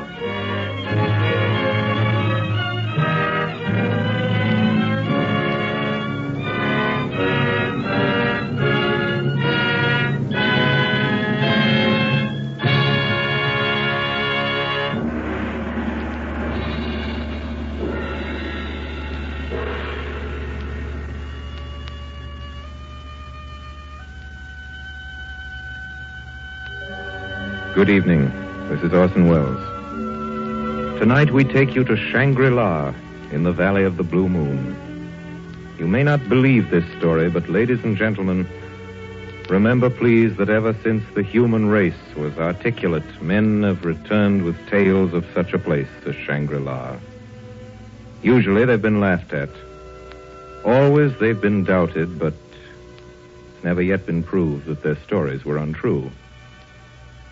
And so tonight we bring you James Hilton's Lost Horizon, and as our guest of the evening, Miss Sigrid Guri.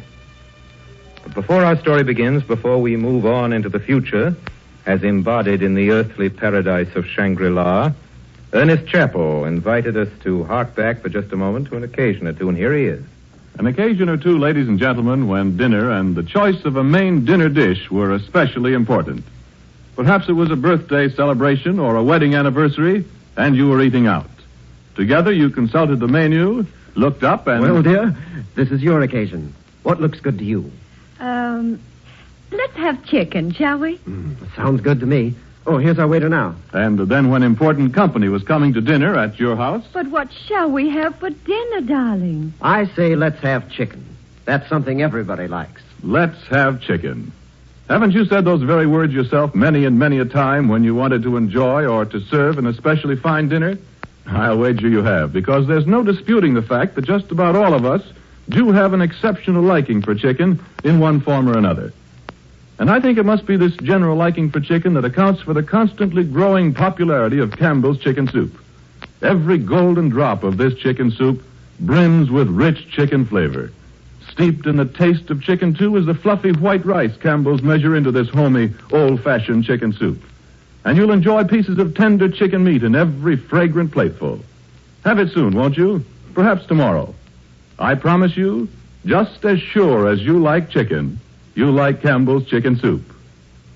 And now, Orson Welles in James Hilton's Lost Horizon with Sigrid Guri. I say, Sanders, did you ever know a chap named Conway? You mean Glory Conway? Oh, yes, of course I do. Remember him very well. Wonderful fellow. He was. Our civilization doesn't breed people like that nowadays. Remember the uprising at Basco? Summer before last. Yes, I remember. They sent Conway up there, to take over. That's right. And there was a wild yarn going about, wasn't there? That one of the planes that went out never came back. Yes, the plane did disappear. There were 4 people in it. Conway and 3 others. I can only tell you the story as he told it to me. I don't ask you to believe it. I wouldn't believe it myself, except for one small fact. There were 4 of them in that plane. There was Conway. There was Melanson, his assistant, just a youngster, but he'd come to be quite fond of him during the 6 months they'd worked together at Basco. And 2 others he didn't know. Miss Brinklow, a missionary, and an American named Barnard. Conway said he was dog-tired. All he wanted to do was sleep. As a matter of fact, they were hardly off the ground, he said, before he was dozing off. And he doesn't know exactly, but he thinks he must have slept for several hours. Conway! Conway, look, there's a break in the clouds. Conway, where are we? I don't know, Mellons. Hey, what is it? Something wrong? I think we're way off our route, Mr. Barnett. Off our route? We're being kidnapped. Kidnapped? I've been thinking for some time, Miss Conway, that something was wrong. Well, I'll be darned. What's he doing it for? Where's he taking us? Yes, there aren't any tribes living around here. We're far past the frontier country by now. Oh, we'll be in Tibet by morning. If the gas holds out. Why, nobody but a lunatic would fly into this sort of country. Yeah, nobody but a darn fine airman could.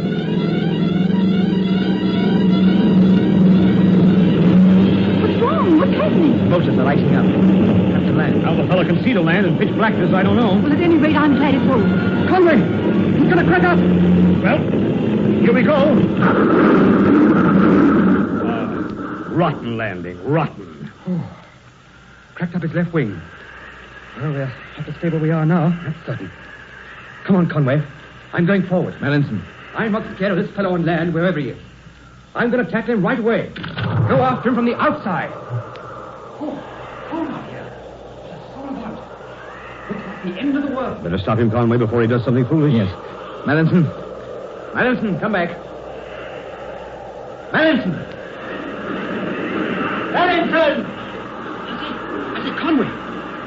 queer. I think the pilot's dead. He's all doubled up over his panel. All right, come on. Let's get him out of the cockpit into the open. That's right. Oh, lay him down here. Well, what's happened now? Let's have a look at him. Strike a match, will you, somebody? Here. No use in this wind. His heart's very faint. Say, this isn't our pilot. He's Chinese. Be quiet, Melanson. Well, I can't help it. We look such fools standing about striking matches over a corpse. He isn't much of a beauty, is he? Look, he's coming too. I just so talking. My sight. Can you understand him, Conway? Shh. How are you? Shangri-La.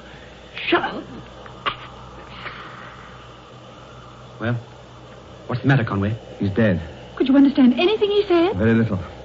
That we're in Tibet, which is obvious. And I gather there's a place near here, along the valley. Some sort of monastery, it sounds like. We can get food and shelter there. He kept saying we must go there. He said his name. It was Shangri-La.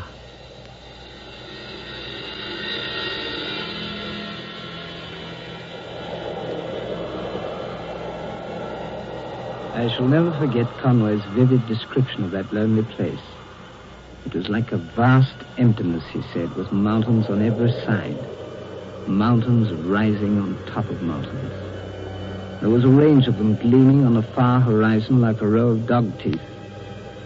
But it was the wind, I think, that impressed him most. Not an ordinary wind, not even a strong wind or a cold wind. A sort of frenzy that lived all round us. That's how he spoke of it. And all through the night, he watched.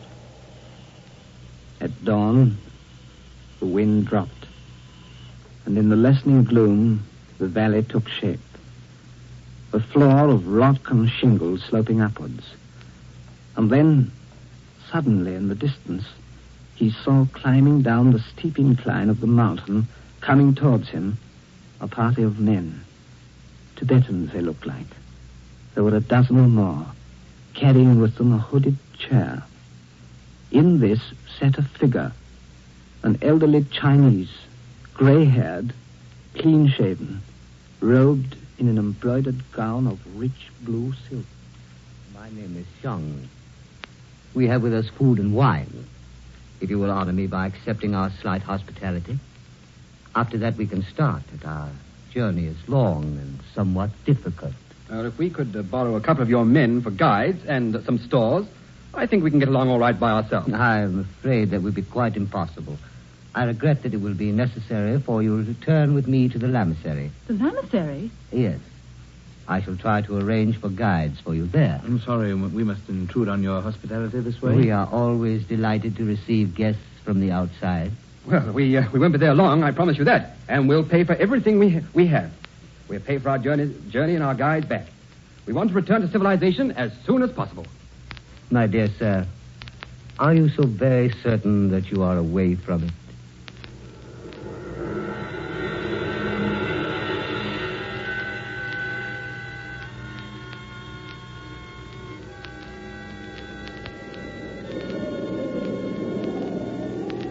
From the plateau to the lamasery, it took them 10 hours. It was bitterly cold. At one time, they were forced to rope themselves together. Conway seemed very pleased that here, at least, he was of some use. He'd done a lot of mountain climbing in the Swiss Alps and knew all the tricks. And then, very late in the afternoon, without warning, Conway said, they stepped out onto level ground. Out of that mist and cold into clear, sunny air. Far below them, under the setting sun, is the lamasery, a group of colored pavilions clinging to the mountainside with the chance delicacy of flower petals impaled upon a crag. That's how he described it. And beyond that, in a dazzling pyramid, shimmering against the deep electric blue of the evening sky, was the most beautiful mountain on earth. It was so radiant, so serenely poised, that for a moment he wondered if it was real at all. There's our valley, and there is our lamasery. It is called Shangri-La.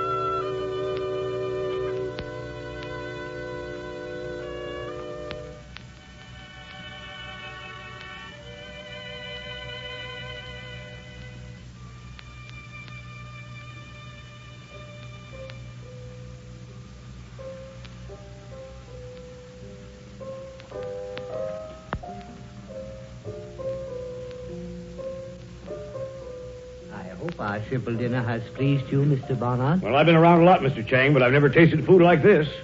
I've never seen anything like this place. Bathtubs from Akron, Ohio, steam heating. Lord, what haven't you got? You see, here at Shangri-La, we are less barbarian than you expected. We have a rather complete library for a monastery, a certain of our art treasures. That girl up there playing. I've never heard 17th century music played so well. She's charming. Who is she? Her name is Lutsen. She has much skill with Western keyboard music. Why, the girl looks hardly more than a child. How old is she? I am afraid I cannot tell you. Not giving away secrets about a lady's age, is that it? Precisely. Yes, well, that's all very interesting. But it's time we began to discuss plans for getting away, Mr. Chang. I am sorry. I'm very, very sorry. Well, surely you can do something. You have maps, I suppose? Oh, yes, a great many. Well, all right. I suppose you must have some communication with the outside world. How far is it to the nearest telegraph lines? Well, where do you send to when you want anything civilized? It is quite true, Mr. Malleson, that from time to time we do require certain things from distant parts. And there is such a consignment expected shortly. Perhaps when the porters arrive. When do they arrive? The exact date is, of course, impossible to forecast. Oh, all right. Well, I'll say no more then. Not tonight. But in the morning. I warn you that in the morning I intend leaving. Good night. I'm sorry my friend is upset tonight. I, too, am sorry. You will none of you, I am sure, regret your sojourn with us in our little valley in the shadow of Caracal. Caracal. Is that the name of that mountain we saw? Yes. It is beautiful, is it not? And very tall. Over 28,000 feet. Caracal. In the valley tongue, Mr. Conway, Caracal means blue moon. Blue moon.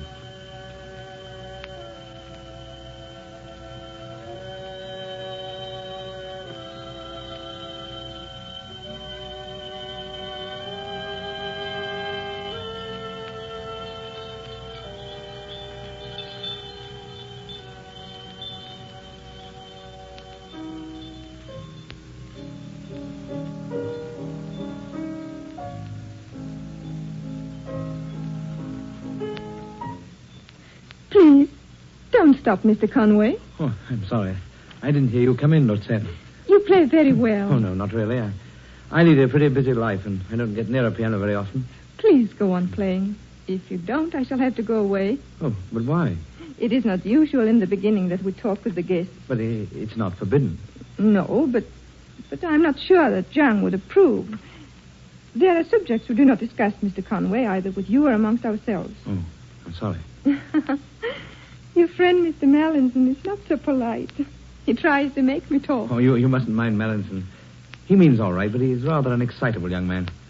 I don't think he's very happy here. No, he's not at all happy. It is sometimes very lonely. Oh, well, he's young. That makes a difference. Yes, it makes a great deal of difference.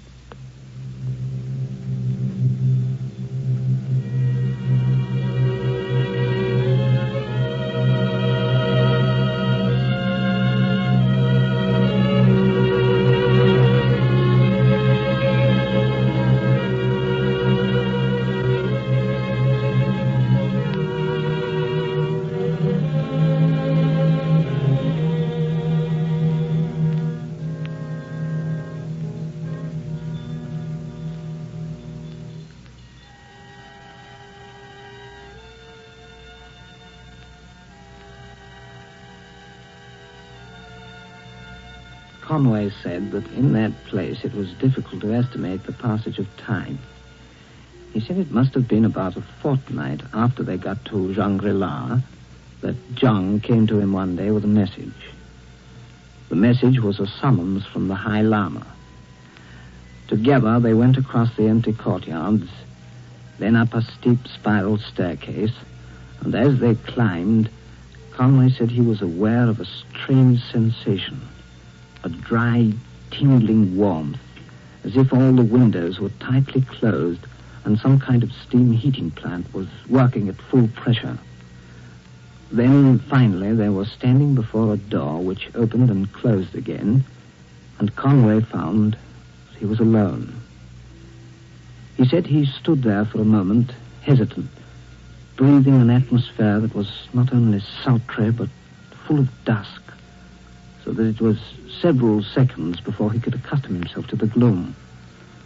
Then, slowly, he became aware of a small, pale and wrinkled person, motionlessly shadowed, like some fading antique portrait in the warm dusk.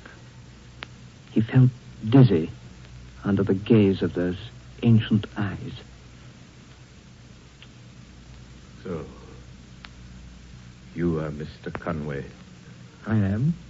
It is a pleasure to see you, Mr. Conway. Please sit down beside me. I am an old man and can do no one any harm. Oh, I feel it a signal honor to be received by you. Thank you, my dear Conway. I shall call you that according to the English fashion. Jung tells me that you have been asking many questions about our community and its affairs. I'm certainly interested in them. Then if you can spare me a little time, I shall be pleased to give you a brief account of our foundation. Tell me, my dear Conway, are you familiar with the general outline of Tibetan history? I found in your excellent library some interesting annals of these regions, but curiously enough, nothing of the history of Shangri-La. There is a reason for that, as you will see.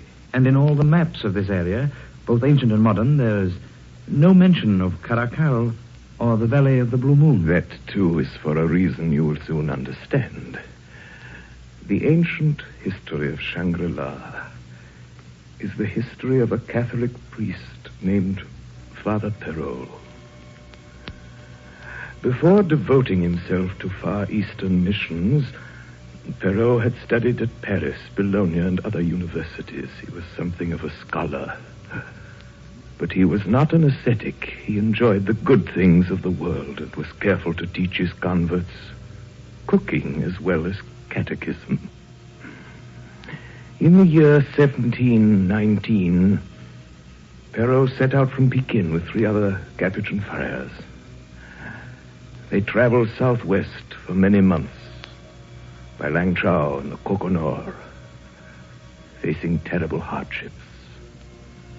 The 3 others died on the way, and Father Perrault was not far from death, when, by accident, he stumbled into the rocky defile that remains today the only practical approach to the Valley of the Blue Moon. Perrault began to preach here in the year 1734, when he was 53 years of age. His was a full life, and he had accomplished much when in the year 1789 news descended to the valley that Perrault was dying at last. He lay in this room, my dear Conway, where he could see from the windows the white blur that was all his failing eyesight gave him of Karakal. But he could see with his mind also. His mind had straightened to a snow-white calm. He was ready, willing, and glad to die. He gathered his friends and servants round him and bade them all farewell. Then he asked to be left alone a while. And it was during such a solitude, with his body sinking and his mind lifted to beatitude, that he had hoped to give up his soul. But it did not happen so. He lay for many weeks without speech or movement. And then, my dear Conway, he began to recover. He was then 108. When the last of the old monks died, in 1794, Perrault himself was still living. He was then 113 years of age. You will wish to know how he spent his time during those unprecedented years.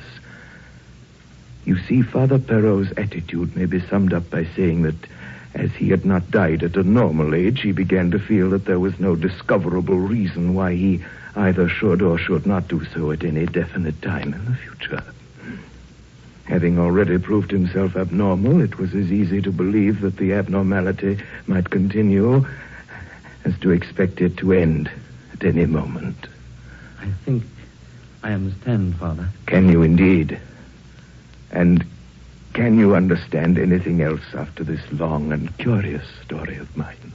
It seems impossible. Yet I can't help thinking of it. It's astonishing and extraordinary and quite incredible. And yet, not absolutely beyond my powers of belief. What is, my son? That you are still alive, Father Perrault.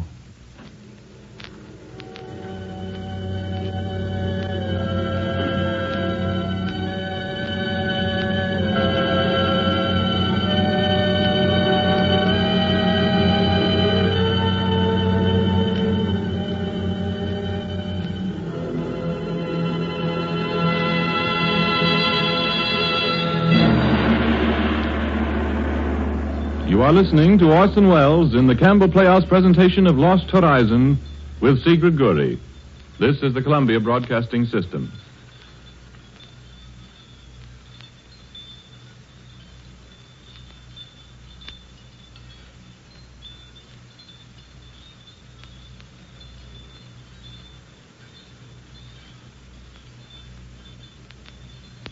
This is Ernest Chappell, ladies and gentlemen, welcoming you back to the Campbell Playhouse. In a moment, we shall resume our presentation of James Hilton's Lost Horizon. And in that moment, I'd like to take you back across the high plateau of Tibet, back from this strange corner of the world to the familiar surroundings of your own home, in order to remind you that more soup is eaten in December than in any other month of the year. There are a number of good reasons why December is the top soup-eating month, but of them all, I think these two are most important. First, December ushers in winter. And most mothers realize that good, hot soup in the winter diet not only nourishes and warms us pleasantly, but, served frequently, can help fortify us. Second, December is of all months the month of entertaining, of open house when relatives and friends drop in and gather at the table. And wise hostesses have learned that no dish can more quickly or more successfully transform even a simple meal, give it a festive holiday touch, than a well-chosen soup. Will soup be on your table frequently this month? And will you let Campbell's make this soup for you, as millions will? I know that whatever Campbell soups you may select, you'll be delighted to find the same full-flavored, nourishing soup that you would strive for in your own kitchen. And now Orson Welles resumes our Campbell Playhouse presentation of Lost Horizon with Sigrid Guri. Another whiskey, Sanders? Thanks. Say when. That'll do. Oh, it's getting awfully late. Never mind. Please go on. About Conway. Yes, it is quite a story, isn't it? You see, from the time Conway got to that monastery place till the night when he told me about it, nearly a year had passed, and heaven only knows what he'd been through. But the way he told his story and the way he described it all, it was as though he were living it all over again. Every minute, every detail of it. I remember the tone of his voice as he spoke of the High Lama. I remember the silence, exactly as he described it. The silence between him and that ancient figure in that airless, half-lit room. It may have lasted but a second, though it seemed an hour, an eternity, that he sat there staring at the ancient face of the High Lama. It was disembodied. It seemed to glow out of that yellow dusk like a fragment of an old parchment.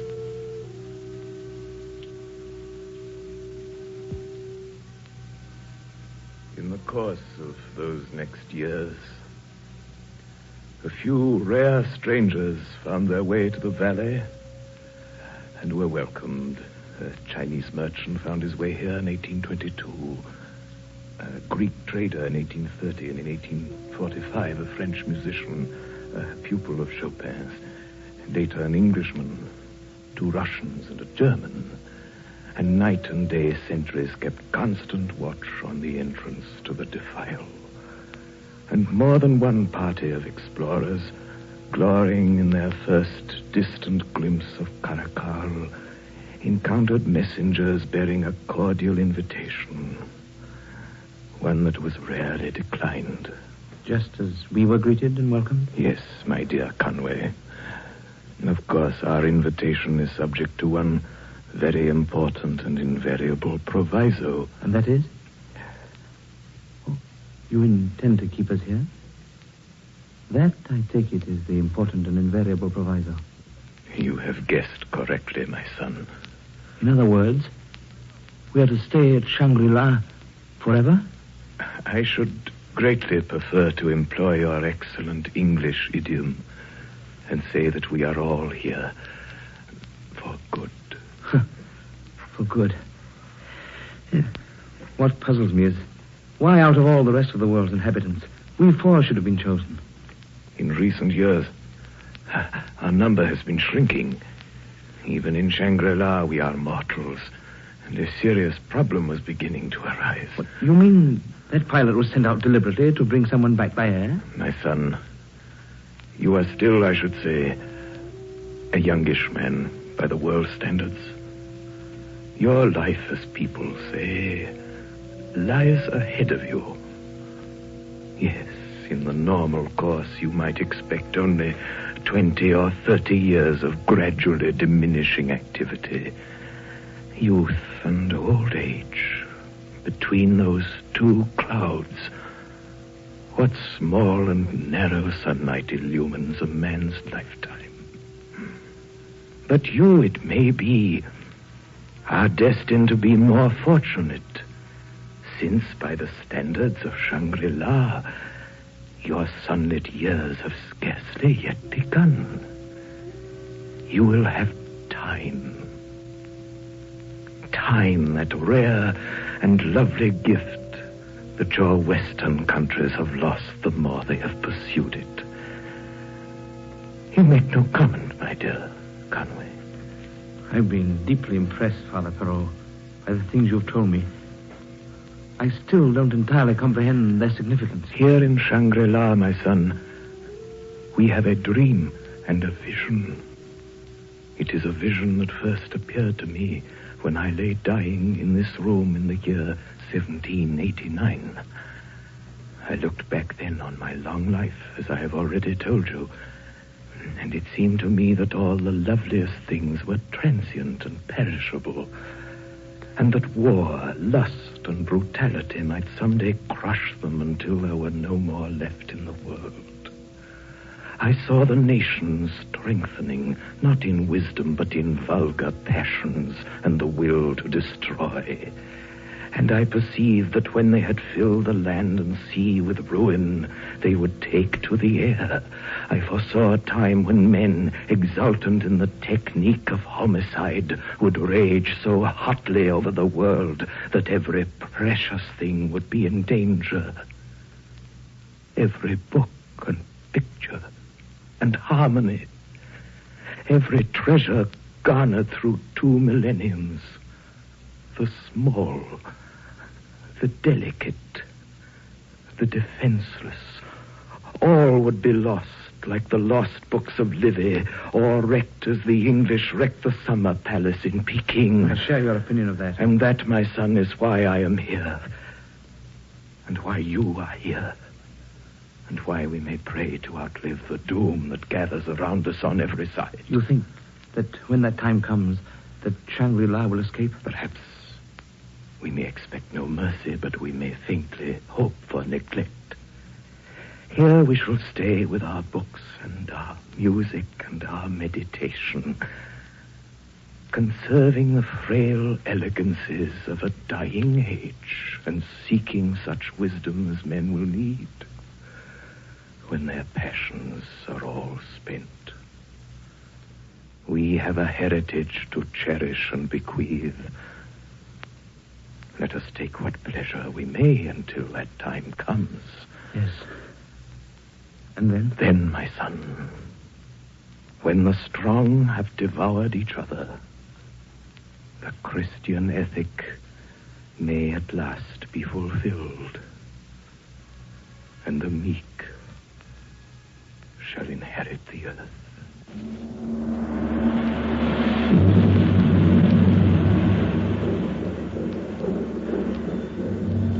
I declare There's a storm coming up. Somehow I never expected that here. I don't think it'll touch us here in the valley. Sure hate to be out there in that pass, though. That place is murder. Well, we've all got to face it sooner or later. All four of us. Those porters will be here any day now. I don't imagine we'll have perfect weather all the way to India. No, I don't think we will. That's one of the reasons why I think I'll let this first trip pass. There'll be other porters later. You mean, sir, you're not coming with us? That's it. Well, I suppose it's your own affair. Nobody can prevent you from stopping here for all your life. It's not what everybody would choose to do, but ideas differ. What do you say, Conway? I agree. Ideas differ. As a matter of fact, there's a very practical reason why I think I'll stay on. I don't know whether you people guessed it or not. He was not Barnard. Not Barnard? Never was. I'm Chalmers Bryant. Chalmers Bryant? You don't mean that Wall Street fellow? The international swindler? That's me. I had some friends in Woodstock that lost all they had through you. I'm sorry. Well, you certainly played fast and loose with a lot of other people's money. And why? Because those same people all wanted something for nothing and hadn't the brains to get it for themselves. That's nonsense. I'll tell you another thing, too. There's gold in this valley, tons of it. What's more, I've got permission to prospect it. Maybe I can give them tips on how to increase the output. Maybe even someday I'll have... a common thief, facing a life behind prison bars. No wonder he wants to stay here. Well, I'm not facing a life behind prison bars, Mr. Mallinson. And I think I'll stay on, too.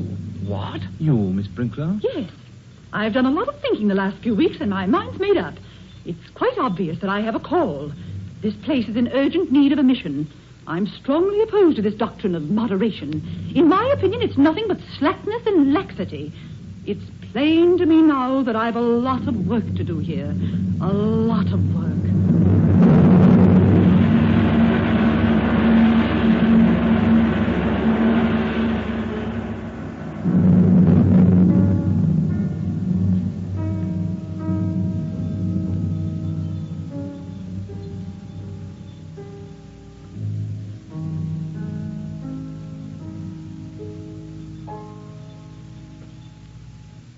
Thank you, Lutsen. It was beautiful. Mr. Conway, you have seen the High Lama. Yes. He told you everything. What do you mean? The story of Father Perot, of the Lamas, of me. The High Lama did not mention you, Lutsen. He told me a great deal about the history of Shangri-La and the work he's doing. And you found it interesting? More than that. I was thinking just now as you played how much Shangri-La has come to mean to me. How much these hours here in the music room with you have come to mean. Do the others feel like this, too? I'm afraid not. But then, we're all of us different. For each of us, I dare say, Shangri-La holds a special meaning. Except, I think, for Mr. Mallinson. He will never be contented here, Mr. Conway. Never. No, I suppose not. He has no idea, then, of what the Lama has told you. You haven't told him. Naturally not. And you believe? You believe all that you've been told? Well, I see no reason why the High Lama should lie to me. No? No, of course not. Of course not.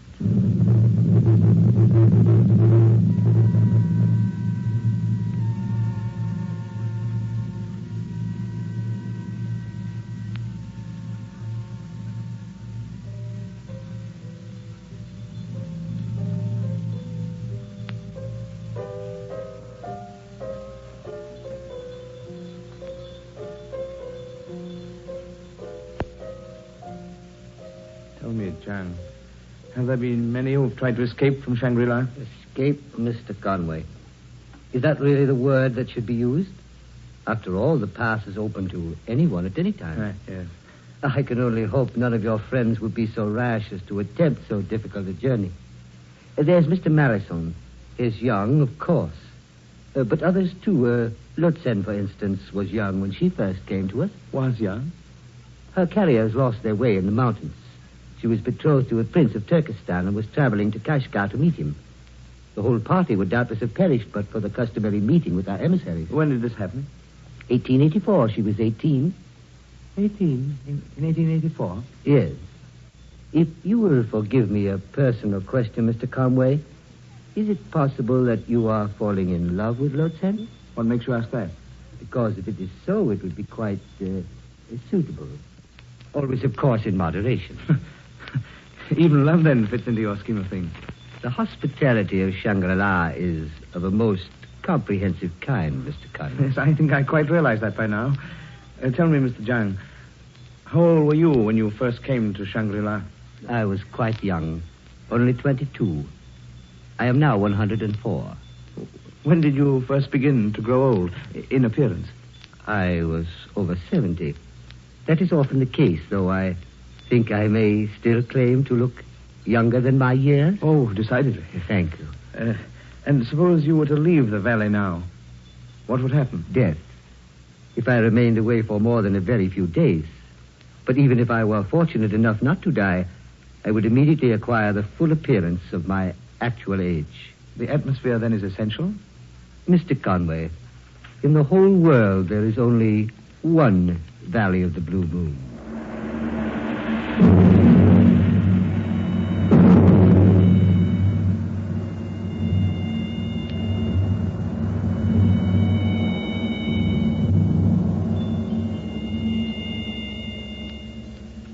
You sent for me, Father? I did. You are unhappy, my son. Not for myself, Father. I've never known such happiness as I've enjoyed here. It's as if I'd been searching for a long, long time, and at last I'd come to the end of that search. Then it is for the others you are unhappy. For one of them. The other two are quite content, it seems. Yes, Miss Sprinkler wishes to convert us. Mr. Barnard would also like to convert us into a gold mining corporation. But your friend, to whom neither gold nor religion can offer solace, how about him? Yes, he's going to be the problem. I'm afraid he's going to be your problem. Why mine? Valley storms, they are nothing. Karakul sends us storms at this time of the year, but we are quite secure. You said, Father, that Mallinson was going to be my problem. Why mine, particularly? Because, my son, I'm going to die. Yes, you were surprised. But surely, my friend, we are all mortal, even at Shangri-La. Father. It is charming of you to appear so concerned. And I will not pretend that there is not a touch of wistfulness, even at my age, in contemplating death.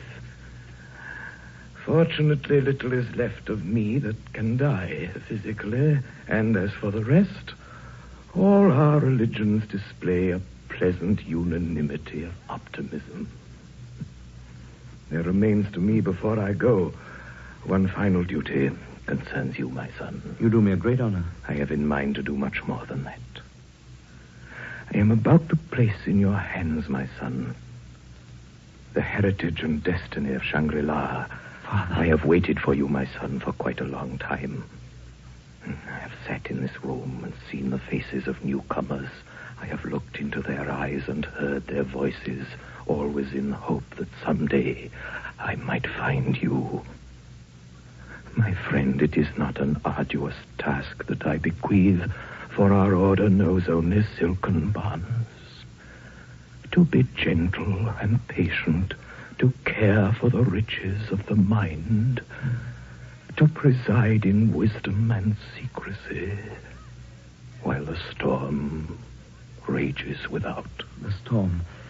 This storm you talk about? It will be such a one, my son, as the world has not seen before. There will be no safety by arms, no help from authority, no answer in science. It will rage till every flower of culture is trampled and all human things are leveled in a vast chaos. Such was my vision when Napoleon was still a name unknown, and I see it now more clearly with each hour. And you think this will come in my time? I believe that you will live through the storm and after, through the long age of desolation. You may still live, growing older and wiser and more patient. You will conserve the fragrance of our history and add to it the touch of your own mind. Beyond that, my vision weakens, but I see, at a great distance, a new world stirring in the ruins, its lost and legendary treasures. And they will all be here, my son. preserved as by a miracle. Hidden behind the mountains in the valley of the blue moon.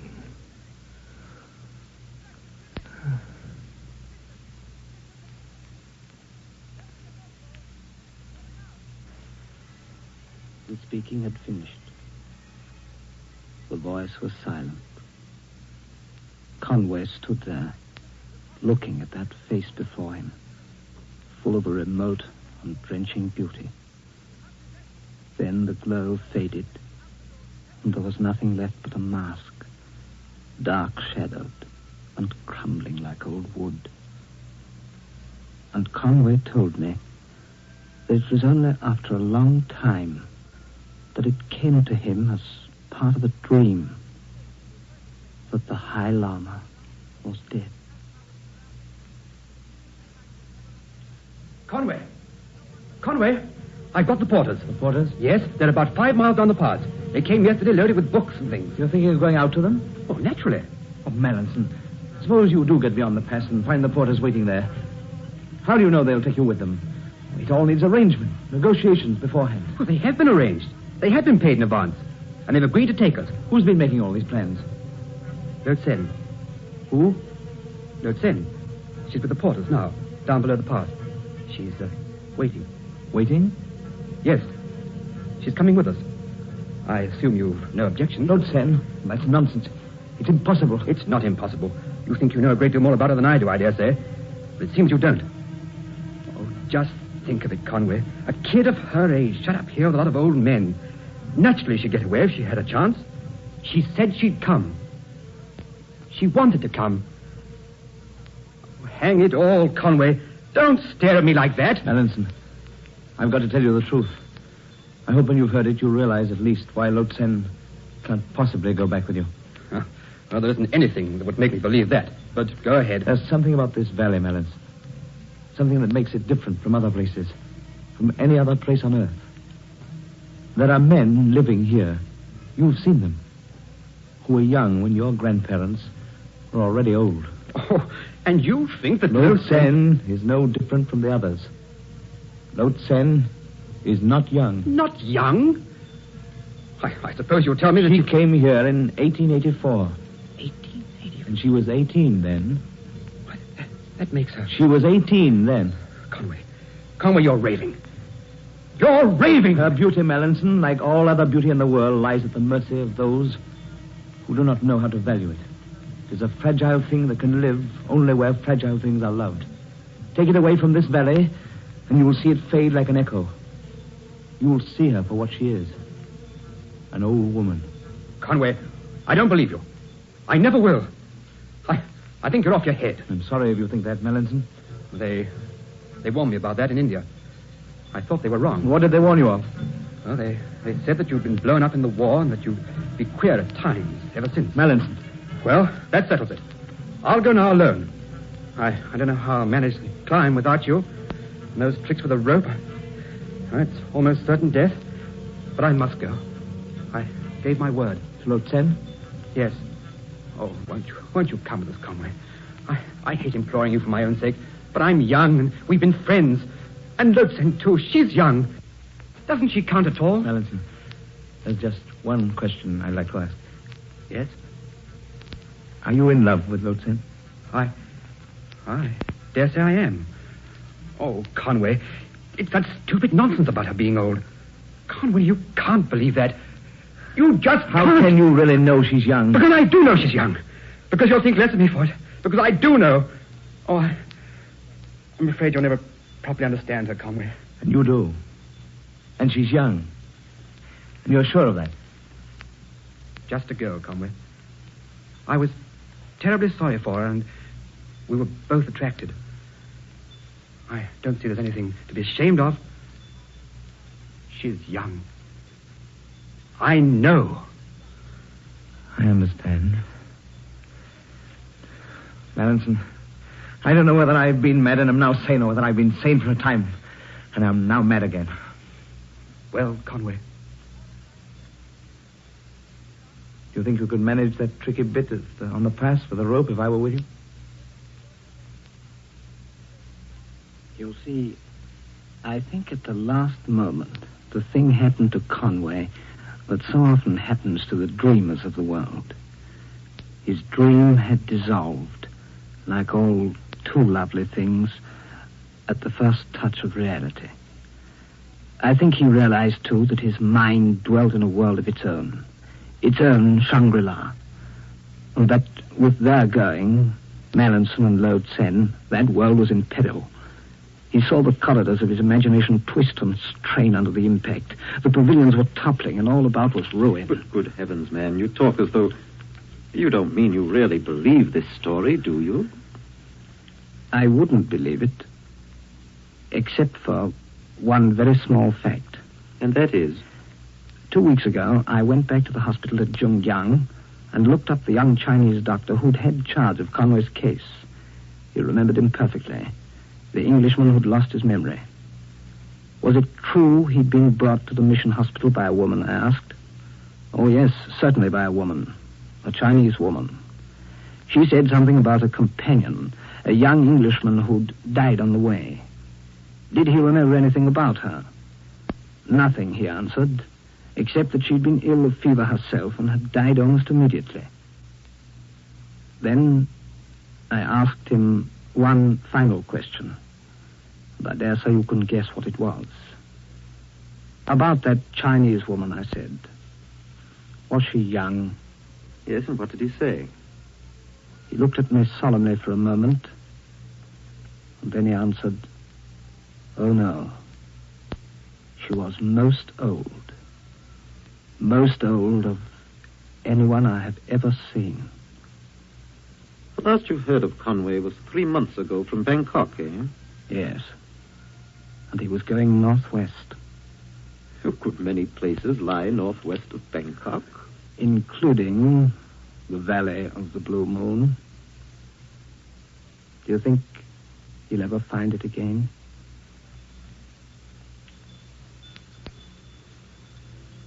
My friend,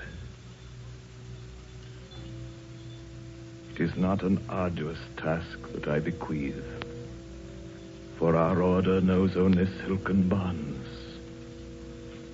To be gentle and patient, to care for the riches of the mind, to preside in wisdom and secrecy while the storm rages without. Such a storm, my son, as the world has not seen before. There will be no safety by arms, no help from authority, no answer in science.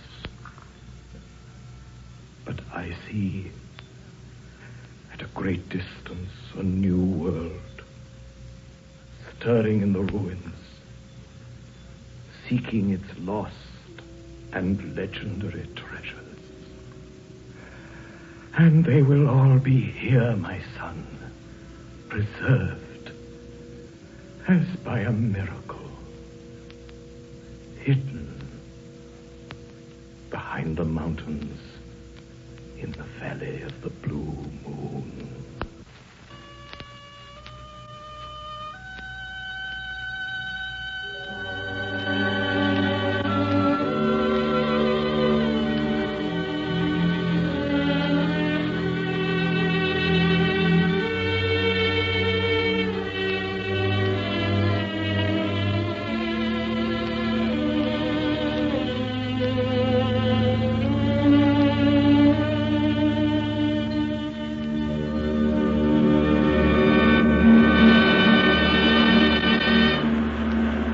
You have been listening to Orson Welles in the Campbell Playhouse presentation of Lost Horizon with Sigrid Guri. Mr. Welles will return to the microphone with his guest of the evening in just a moment. Meanwhile, one quick reminder. You'll be serving soup frequently these December days, won't you? I'm sure you will. And in letting Campbell's make your soup for you, as I hope you will, may I suggest you think often of Campbell's chicken soup? You'll find its full, rich chicken flavor will delight your family and your guests. And they'll enjoy, too, the fluffy rice and tempting pieces of tender chicken meat that help to make this chicken soup of Campbell's so homelike in taste and good nourishment. Have it tomorrow, why don't you? If you will, then I know with your very first spoonful you'll understand why I say, Just as sure as you like chicken, you like Campbell's chicken soup. And now I see Orson Welles is ready. Mr. Welles. Here by my side, ladies and gentlemen, is a lady whom you've already admired in many continents of the world. In Asia, in Marco Polo, in Africa, in Algiers, and more recently in South America, in the picture Rio. And tonight she was in Tibet playing La Sen, but for whose charms the story of Shangri-La might never have reached the outside world. The beautiful Sigrid Guri. Good evening, ladies and gentlemen. Thank you, Orson Welles. And thank you especially for inviting me here to Campbell's Playhouse. I hear your productions very often, and tonight being here in the studio with you, acting in one of them, is really an exciting experience for me. That's very nice of you, Miss Guri. Thank you. Good night, Orson Welles. Good night, Miss Guri. And ladies and gentlemen, next week, next Sunday night, our favorite and foremost guest, Miss Helen Hayes, returns once more to the Campbell Playhouse. Our production, Vanessa, Hugh Walpole's magnificent love story of modern England. And Vanessa is not only the heroine of a great love story, she is also one of Helen Hayes' favorite characters. Indeed, it was Miss Hayes' own choice for her next appearance on the Campbell Playhouse. And so until next Sunday night, until Vanessa, my sponsors, the makers of Campbell Soups, and all of us here in the Campbell Playhouse remain obediently yours. The makers of Campbell Soups join Orson Welles in inviting you to be with us in the Campbell Playhouse again next Sunday evening when we bring you our exclusive Playhouse star, Miss Helen Hayes, and the delightful love story, Vanessa. In the meantime, if you've enjoyed tonight's Playhouse presentation, won't you tell your grocer so tomorrow when you order Campbell's Chicken Soup? This is Ernest Chappell saying thank you and good night. This is the Columbia Broadcasting System.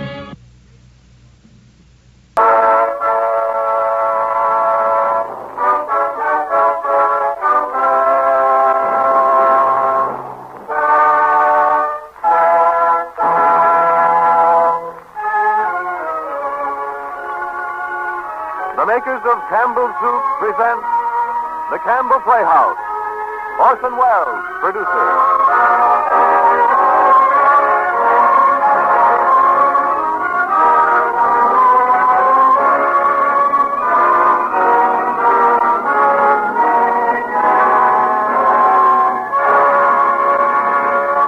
Good evening, this is Orson Welles. Our story for tonight is Noel Coward's Private Life. When first produced several seasons ago, it startled London and delighted New York, prodding the critics to rustle among their dictionaries and bring out such adjectives as scintillating, gossamer, gleaming, and hilarious. It must delight Noel Coward to look backward a few seasons and find his play has become acclaimed as one of the most famous and lasting of modern comedies. It's been played all over the world and extensively, although so far not successfully, imitated. For Mr. Coward is an astute theatrical observer, and underneath its surface brilliance, he has managed to catch the essential pattern of the modern love story. In writing about private lives, Mr. Coward has said, "It was more difficult and full of pitfalls than anything I've ever attempted. But fortunately for me, I had the inestimable advantage of playing it with Gertrude Lawrence. And so 3/4 of the battle was won before the curtain went up. Tonight we're sharing Mr. Coward's advantage. It is with great pleasure that we welcome as our guest star to the Campbell Playhouse, Miss Gertrude Lawrence, in one of her acting triumphs, Noel Coward's Private Life. The story of Elliot and Amanda, two young people who loved each other so intensely and so uproariously that they found it hard to live together and impossible to live apart. But first, on behalf of our sponsors, a message.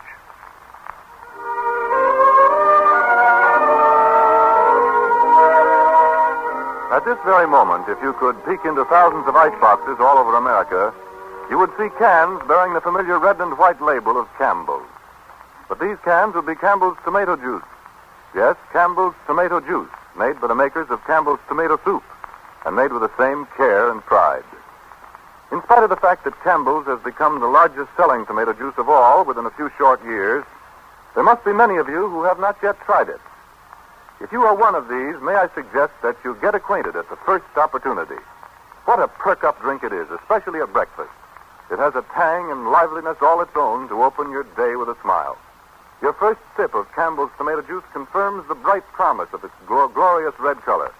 the red of vine-ripened tomatoes picked at their very peak of flavor. Have you tried Campbell's tomato juice? If you haven't, won't you order a few cans tomorrow? Still them thoroughly and give the family a treat with their Sunday breakfast. Once you know its keen, lively taste, I feel sure you'll want it regularly. And now Gertrude Lawrence and Orson Welles in Private Lives.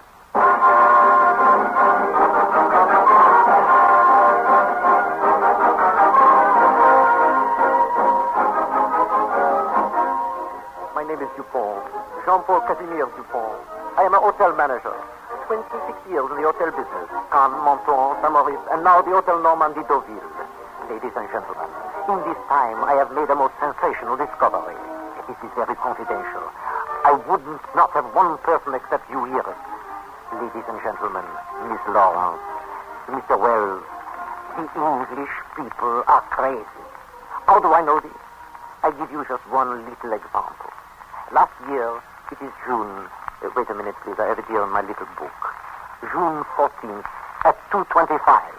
I am sitting in my office. Allô? Qui est à l'appareil? C'est Paris? Allô? Hello? Is this the Hotel Normandie Deauville? Oui. This is Elliot Chase speaking. Oui, Monsieur Chase. I want a suite of rooms for tonight. Something overlooking the sea. One moment, please. I see what I can do. Mais oui, just this morning we freed the best room in the hotel, number 21. Habitually lives there the ex-Maharaja of Rook. All right, we'll be there around 8. The name's Chase. Mr. and Mrs. Elliot Chase. Yes, oui, monsieur. Goodbye. Goodbye, monsieur. Thank you, monsieur. Allô? Qui est à la porte? C'est Paris, quoi encore? Hello. Hotel Normandie, Deauville. I say, this is Victor Prince. Pardon, monsieur. This is Victor Prince speaking. Victor Prince. I want a suite for tonight. What have you got? 1 minute, monsieur. I look. Oh, la, you are a lucky man, monsieur. Just this morning we freed the best room in the hotel, number 22. Habitually lives there the ex-Maharaja of Rook. Rook? Oh, all right. Well, we'll be in around about 8. The name's Prince. Mr. and Mrs. Victor Prince. Prince? Prince. Oui, monsieur. Merci, monsieur. Goodbye. Goodbye, monsieur. That evening, at 8:10, arrives the first couple of English, Mr. and Mrs. Chase. Mrs. Chase is very gentille, small, blonde, with blue eyes. Mr. Elliot Chase is tall, is thin, is dark. Do you sit here? Oui, monsieur Chase, number 21. This is our best suite. This is the suite of the ex-Maharaja Rook. Voila. We put your bags here in the corner, no? Thank you. That'll be very nice. And here, madame, is your balcony overlooking the sea. Oh, isn't that lovely? Yes, it all seems very fine, very fine. Now, if you send us 2 champagne cocktails, everything will be perfect. Parfaitement, monsieur. 2 champagne cocktails, tout de suite, monsieur. Elliot, dear, do come out. Out here on the balcony. It's so lovely. Just a minute. It's not so bad, this place. Oh, it's heavenly in the moonlight. And so private. With its own little rail and that band playing downstairs at the casino. Oh, Elliot, I'm so happy. Are you, Sybil? Aren't you? Of course I am. Tremendously happy. Just to think, here we are. You and I married on our honeymoon. Yes, things have come to a pretty pass. Well, don't laugh at me, Elliot. You mustn't be blasé about honeymoons just because this is your second. Oh, that's silly. Have I annoyed you by saying that? Just a little. Oh, darling, I'm so sorry. Kiss me. There. Not very enthusiastic. That better? 3 times, please. I'm superstitious. You really are very sweet, Sybil. You glad you married me? Of course I am. How glad? Incredibly, magnificently glad. How lovely. Sybil, we ought to go and dress for dinner. Gladder than the last time. Why do you keep harping on that? She was pretty, wasn't she? Amanda. Very pretty. Prettier than I am. Much. Oh, She was pretty and sleek, and her hands were long and slim, and her legs were long and slim, and she danced like an angel. You dance very poorly, by the way. Could you play the piano as well as I can? She couldn't play the piano at all. I love you far more than Amanda loves you. I never make you miserable like she did. We made each other miserable. It was all her fault, Elliot. You know it was. Yes, it was entirely her fault. She was a fool to lose you. We lost each other. She lost you with her violent tempers and carryings on. Oh, will you stop talking about Amanda? You do hate her, don't you? She had some very good qualities. Do you think you could ever love her again? Of course not, Sybil. I love you. Oh, kiss me, darling. Sybil, once and for all, will you stop talking about Amanda? Yes, Elliot, dear. I don't wish to see her again or hear her name mentioned ever again. Very well, darling. Is that understood? Yes, darling. Where did you spend your honeymoon with Amanda? Morris, be quiet. I hate St. Maurice. So do I, bitterly. Was she good on skis? Do you want to dine downstairs here or at the casino? I love you, I love you, I love you. Good, let's go in. Kiss me, sir. Yes, dear. Oh, Elliot, darling. Come on, Sybil. Getting late. So, this couple, Monsieur and Mrs. Chase, they have been in a sweet 10 minutes. Alors, bon.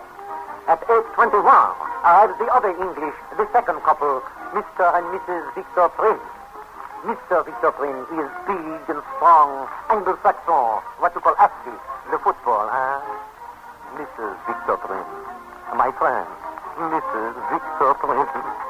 Mrs. Victor Prince, she is... Is this here? Is this in here? Oui, madame. Number 22. This is our guest suite. This is the suite of the ex-Maharaja Rook. Voila. We put your bags in the corner, no? Oh, then, they'll be fine. Here, monsieur, is your balcony overlooking the sea. Oh, I say, that's wonderful. Yes, it all seems very nice. Oh, do you do? Oui, madame. Will you send us up 2 dry martinis, 2 sweet, very dry? Parfaitement, madame. 2 martinis, very dry. 2 sweet, madame. Amanda! What? Come outside. The view is wonderful. And so private with a little rail between us and the next balcony. Come on out. Wait a minute. Where did I get a rap on? I shall catch pneumonia. That's what I shall catch. Joe! I beg your pardon? You look wonderful, Amanda. Thank you, darling. You know, like a beautiful virgin or something.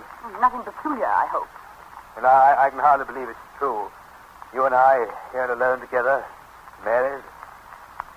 You love me? Of course, Victor. That's why I'm here. More than... Nothing. None of that. No, but you love me more than you loved Elliot? I don't remember. It's such a long time ago. God, I'd like to break his blasted neck. Oh, why? For making you unhappy. It was mutual. Rubbish. It was all his fault. You know it was. Yes, it was. Now I come to think about it. Wine. Don't be so vehement, darling. I'll never treat you like that. That's right. I love you too much, Amanda. So did he. A fine sort of love that is. He struck you once, didn't he? More than once. Where? Several places. What a cad. I struck him, too. Once I broke 4 gramophone records over his head. It was very satisfying. You must have been driven to distraction. Yes, I was, but don't let's talk about it, please. Look at the lights of that yacht reflected in the water. I wonder who's it is. Oh, you're so beautiful, Amanda. I couldn't love you more than I do now. Oh, dear. I did so hope our honeymoon was going to be progressive. Where did you spend the last one? Victor? I want to know. St. Moritz. It was very attractive. I hate St. Moritz. So do I. Did Elliot start quarreling with you right away? Within the first few days. I put it down to the high altitude. And you loved him? Yes, Victor. Oh, you poor child. You know, Amanda, I think you love me quite differently from the way you loved Elliot. I do wish you'd stop harping on Elliot. True enough, though, isn't it? I love you much more calmly, if that's what you mean. More lastingly? I expect so. Well, where did you first meet Elliot? Oh, blast Elliot. Mandy. I forbid you to mention his name again. I'm sick of the sound of it. You must be raving mad. Here we are on our honeymoon with the moon coming up and the music playing, and all you can do is to talk about my first husband. It's downright sacrilegious. Oh, don't be angry. Well, it's very annoying. Will you forgive me? Yes, Victor, but don't do it again. I promise. You better go and shave, my dear. You look perfectly awful. Well, where should we dine? Downstairs here or at the casino? The casino is more fun, I think. Kiss me. There, dear. Now hurry. I'm dreadfully hungry. Give me 5 minutes. And when the cocktails come, have them sent out here on the balcony. All right. Go along. Now hurry. I'll wait for you here. Now then, ladies and gentlemen, it is 8:41. I am standing in the garden. It is moonlight, and the music is playing. Above me is the balcony. Suite 21, Suite 22. Suite 21 is this Englishman, Mr. Elliot Chase. Suite 22 is this other Englishman, Mr. Victor Prince. Each has his wife. Now listen carefully, please. While I watch, commences on the balconies a movement. Him on balcony 21, little by little, he is moving toward her on balcony 22. She on balcony 22, she is moving little by little toward him on balcony 21. Between them now is only the little railing.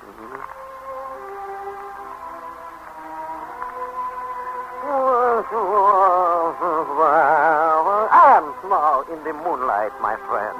Above my head, I hear.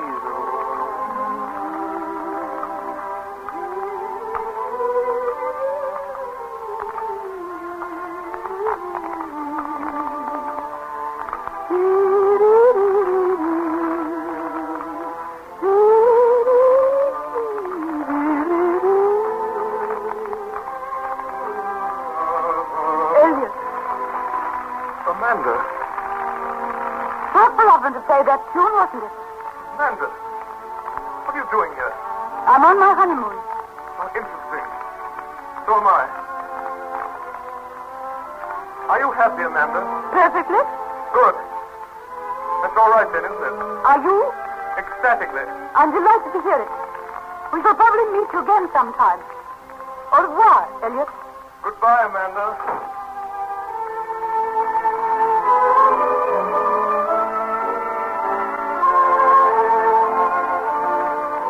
Elliot, are you still out there on the balcony? Hello, Sybil. How are the cocktails, dear? Elliot, what's the matter? Wasn't I quick? Sybil, I feel very odd suddenly. Odd, what you mean, ill? Yes, ill. What sort of ill? You must leave at once. Leave? Yes, Sybil. Leave this place immediately. He's only just come. I know that, but it can't be helped. What's happened? What has happened? Nothing has happened. Elliot, you've gone out of your mind. I haven't gone out of my mind, but I tell you, if we stay here another hour, I will. But, darling, everything's unpacked. Now, please, Sybil, I know it sounds crazy to you, but I've got a second sight over certain things. I'm almost psychic. If we stay here, something appalling will happen. I know it. You mean there's going to be an earthquake or something? Very possibly indeed. They don't have earthquakes in France. Don't quibble, Sybil. I'm asking you, imploring you to come away from this place now, tonight. But I love it here. There are thousands of other places far nicer. Well, it's a pity we didn't go to one of them. Sybil, if there's one thing in the world that infuriates me, it's sheer wanton stubbornness. I should like to cut off your head with a meat axe. How dare you talk to me like that on our honeymoon? Mother was perfectly right. She said you had shifty eyes. Well, you don't love me one little bit. I wish I were dead. Will you or will you not come to Paris? No, I won't. Well, I will. I'm going now, this minute. Elliot! Wait for me! Elliot! Goodbye. Amanda, you're behaving like a lunatic. Not at all, Victor. All I've done is to ask you a little favor. Little favor indeed. If we left now, we could be in Paris in a few If hours. we cross Siberia by train, we could be in China in a fortnight. But I don't see any reason to do it. Oh, Victor, darling, please be sensible, just for my sake. Why on earth didn't you think of this tragedy before? I forgot. Well, you couldn't forget a thing like that. Well, I got the places muddled. Then when I saw the casino there in the moonlight, it all came back to me. When did all this happen? Years ago. But it might just as well have been yesterday. I can see her now lying dead, all white and cold, with that dreadful expression on her face. Whose face? My sister's face. Amanda, I never knew you had a sister. I haven't anymore. There's something behind all this. Don't be silly, Victor. What could there be behind it? Well, for one thing, Amanda, I know you're lying. Victor! Be honest, aren't you? I can't think how you can be so mean and suspicious. You're lying, Amanda, aren't you? Yes, Victor. Why do you want to leave so badly? You'll be angry if I tell you the truth. What is it? I warn you. Tell me. Please tell me. All right. Elliot's here. What? I saw him. When? Just now while you were shaving. Now, what is? Down there in the garden in a white suit. White suit? Well, why not? It's summer, isn't it? See you? No, he was running. What was he running for? How on earth do I know? Don't be so annoying. Well, as long as he didn't see you, it's all right, isn't it? It isn't all right at all. We must leave immediately. I absolutely refuse to change all our plans at the last moment just because you think you've seen your former husband. If he annoys you in any way, I'll knock him down. That would be charming. Now, don't let's talk about it anymore. I see. I see quite clearly now that I've been foolish enough to marry a fat old gentleman in a club-bound chair. You're a pompous ass. Amanda, control yourself. Get away from me. I can't bear to think I'm married to such rugged grandson. Amanda! Go away. Very well, Amanda. If that's how you feel, I shall be in the bar. When you're ready to come down and dine, let me know. Go away. Go away. I'm going.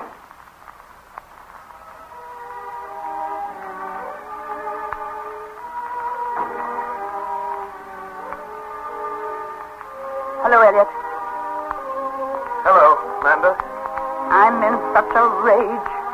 So am I. What are we going to do? I don't know. Whose yacht is that down there in the harbor? The Duke of Westminster's, I expect. It always is. I wish I were on it. I wish you were, too. There's no need to be nasty. Yes, there is every need. I've never in my life felt a greater urge to be nasty. You've had some urges in your time, haven't you, dear? If you start bickering with me, Amanda, I swear I'll throw you over the edge of this balcony. Try it. That's all. Just try it. You've upset everything as usual. I've upset everything. What about you? Ever since the first moment I was unlucky enough to set eyes on you, my life has been insupportable. Oh, do shut up. There's no use in going on like that. Nothing's any use. There's no escape. Ever. Don't be melodramatic. You want a cocktail? There are two here. There's two over here as well. We'll have my two first. Come on over. Over the rail. Here. Let me help you. Right. Thanks. Well, here's to you, Amanda. I tried to get him away the moment after I'd seen you, but he wouldn't budge. What's his name? Victor. Victor Prince. Mr. and Mrs. Victor Prince. Mine wouldn't budge either. What's her name? Sybil. Mr. and Mrs. Elliot Chase. Poor girl. Are you in love with him, Amanda? Of course. How funny. I don't see anything particularly funny about it. You're in love with yours, aren't you? Certainly. There you are, then. Well, there we both are, then. What's she like? Fair, very pretty, plays the piano beautifully. Very competent. How's yours? I don't wish to discuss it. Well, it doesn't matter. Probably come popping out in a minute, and I shall see for myself. Does he know I'm here? Yes, I told him. That's going to make things a whole lot easier. No, you needn't be frightened, Elliot. He won't hurt you. If he comes near me, I'll scream the place down. Does Sybil know I'm here? No, I pretended I had a presentiment. I tried terribly hard to persuade her to leave for Paris. I tried too. What's happened to yours? Didn't you hear her screaming? She's downstairs in the dining room, I think. Mine's being grand in the bar. Really is awfully difficult. Awfully difficult. I say that orchestra's a remarkably small repertoire. Yes, they don't seem to know anything but this, do they? You always had a sweet voice, Amanda. Thank you. Amanda, I'm awfully sorry about all this, really, I am. I wouldn't have had it happen for the world. I know.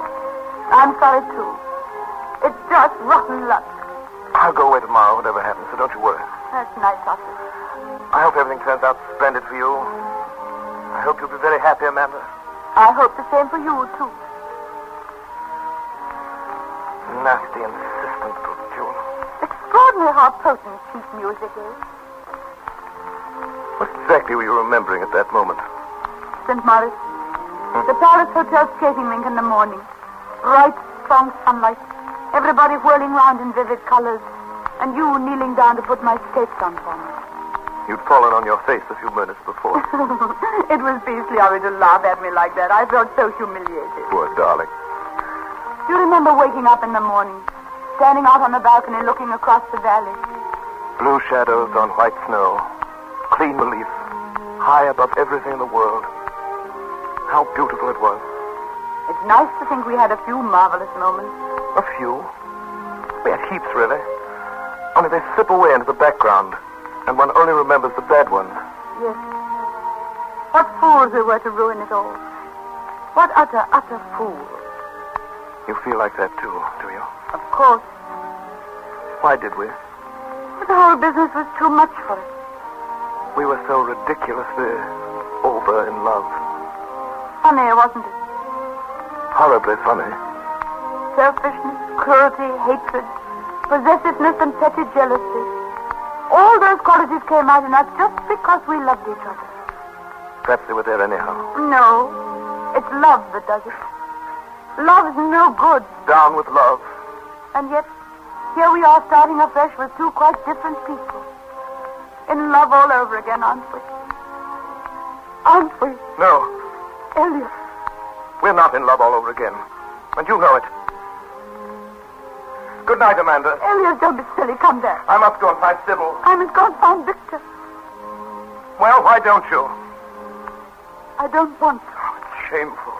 Shameful of us. Oh, don't. I feel terrible. Don't leave me for a minute.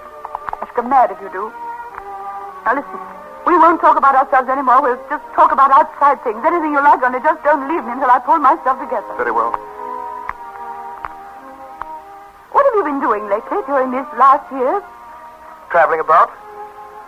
Went round the world, you know. After... Yes, I know. How was it? The world? Yes. Highly enjoyable. China must be very interesting. Very big, China. And Japan? Very small. Did you eat shark fins and take your shoes off and use chopsticks and everything? Practically everything. In India, the burning gars or gas or whatever they are, the Taj Mahal. How was the Taj Mahal? Unbelievable, a sort of dream. That was the moonlight. Yes, moonlight is cruelly deceptive. Darling, I love you so. I do hope you met a sacred elephant there, lynx white, I believe, and very, very sweet. I've never loved anyone else for an instant. Oh, no, you mustn't. Darling. Elliot, stop. You love me too, don't you? There's no doubt about it anywhere, is there? No. No doubt anywhere. You're looking very lovely, Amanda, in this moonlight. Your skin is clear and cool, and your eyes are shining, and you're growing lovelier and lovelier every second as I look on you. You don't hold any mystery for me, darling. Do you mind? I'm glad, my sweet. More than any desire Anywhere, deep down in my deepest heart, I want you back again. Please. Don't say any more. You're making me cry so that... Amanda. What now? Oh, darling, what now? I don't know. I'm lost, utterly. We must think quickly, quick. Yes. Yes, we've got to decide instantly, one way or another. Go away together now and stay with him. And never see one another again, Don't ever. be silly. What choice is there? No choice at all. Come on. No, wait. This is sheer raving madness. Something's happened to us. We're not safe. We never were. Where can we go? Paris first. My car's in the garage already. They'll follow us. That doesn't matter once the thing's done. Oh, Elliot, we're being so bad, so terribly bad. We'll suffer for this. I know we shall. Can't be helped. Starting all those awful rows all over again. Oh, no. We're older and wiser now. What difference does that make? The first moment either of us gets a bit nervy off, we'll go Now, again. stop shilly-shallying, I'm Amanda. trying to be sensible. You're only succeeding in being completely idiotic. Idiotic indeed. What about Now, you? look here, Amanda. Elliot. Darling. I didn't mean it. I won't move from here until we have a pact. A sacred, sacred pact never to quarrel again. Easy to make, but difficult to keep. No. It's the bickering that does it. The moment we notice we're bickering, either of us, we must promise on our honor to stop dead. We'll invent some phrase or catchword which, when either of us says it, automatically cuts off all conversation for at least 5 minutes. 2 minutes still, with an option of renewal. Oh, very well. What shall it be? Solomon Isaacs. Solomon Isaacs. All right, that'll be. Come on. What do we do if we meet either of them on the way downstairs? Run like stags. Oh, darling, I daren't. It's too wicked of us. I simply daren't. Solomon Isaacs. But Elliot, darling. Solomon Isaacs. Come on, Amanda. Quick, someone's coming. This way on the rail. Hurry. Hurry up, darling. Oh, but darling.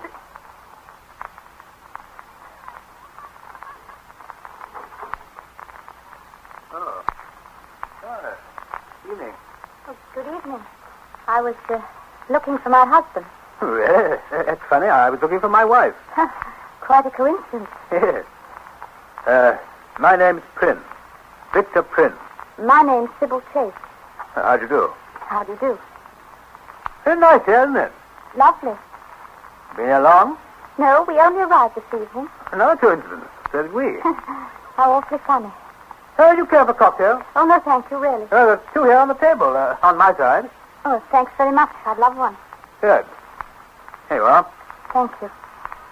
It's awfully pretty here, isn't it? The moonlight and the lights of that yacht reflected in the water. Yes. I wonder who it belongs to. Oh. To absent friends. To absent friends. Yes. Ladies and gentlemen, the life of the hotel manager, it is a storm and a living inferno. And always, nearly always, this is so, ladies and gentlemen, the hotel manager dies young. It is the fault, almost entirely the fault, of the English people. I give you now an example. On June 14th of last year, I lose from my hotel suddenly in the night 4 customers. At 6 minutes after 9 departs Mr. Elliot Chase. At 31 minutes after 11 departs Mr. Victor Prince.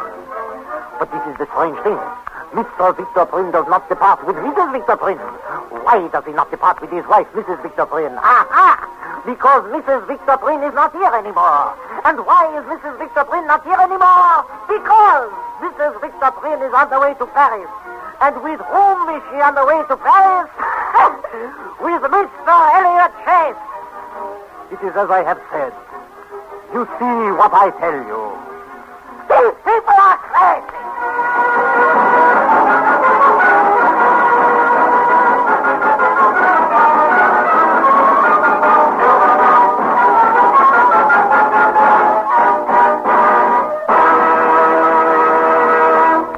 You are listening to the Campbell Playhouse presentation of Private Lives, starring Gertrude Lawrence and Orson Welles. This is the Columbia Broadcasting System.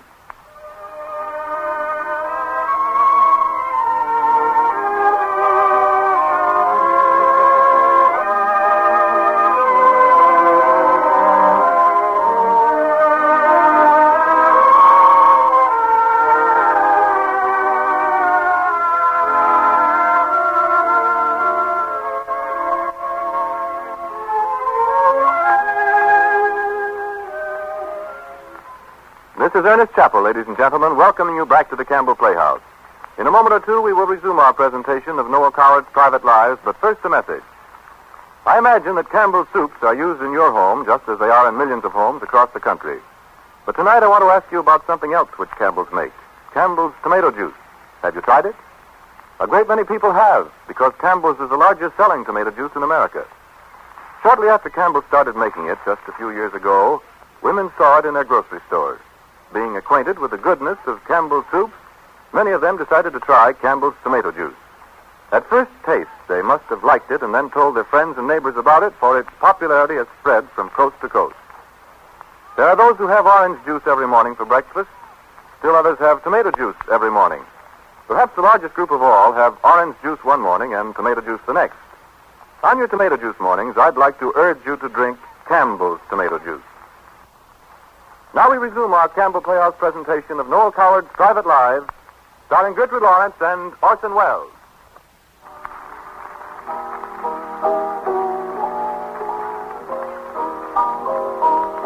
Elliot? Elliot? Yes, Amanda. I'm so glad we didn't go out this evening. Oh, so am I. Our first evening in Paris. It's nice here, isn't it? Strangely peaceful. And the drive up was lovely. How do you know? It swept most of the way. I know I did, darling, but it was lovely anyway. We've hardly used Solomon Isaacs all day. Solomon Isaacs is so long. Let's shorten it to Solid. Solid. All right. Happy, darling? Of course. To be even happier, we've had dinner. How long do you think it'll be? Oh, I don't know. The French are a very conscientious people. We may get it by 9 or 10. That's good. You know, Amanda, it's an awful bad reflection on our characters. We ought to be absolutely tortured with conscience. Yeah, every now and then. Not nearly enough. Well, we sent Victor and Sybil a nice wire from wherever it was. What more can they want? You're even more ruthless than I am. I don't believe in crying over my bridges before I've eaten them. Very sensible. Personally, I feel grateful for a miraculous escape. I know now that I should never have been happy with Victor. I was a fool ever to consider it. You did a little more than consider it. Well, you can't talk.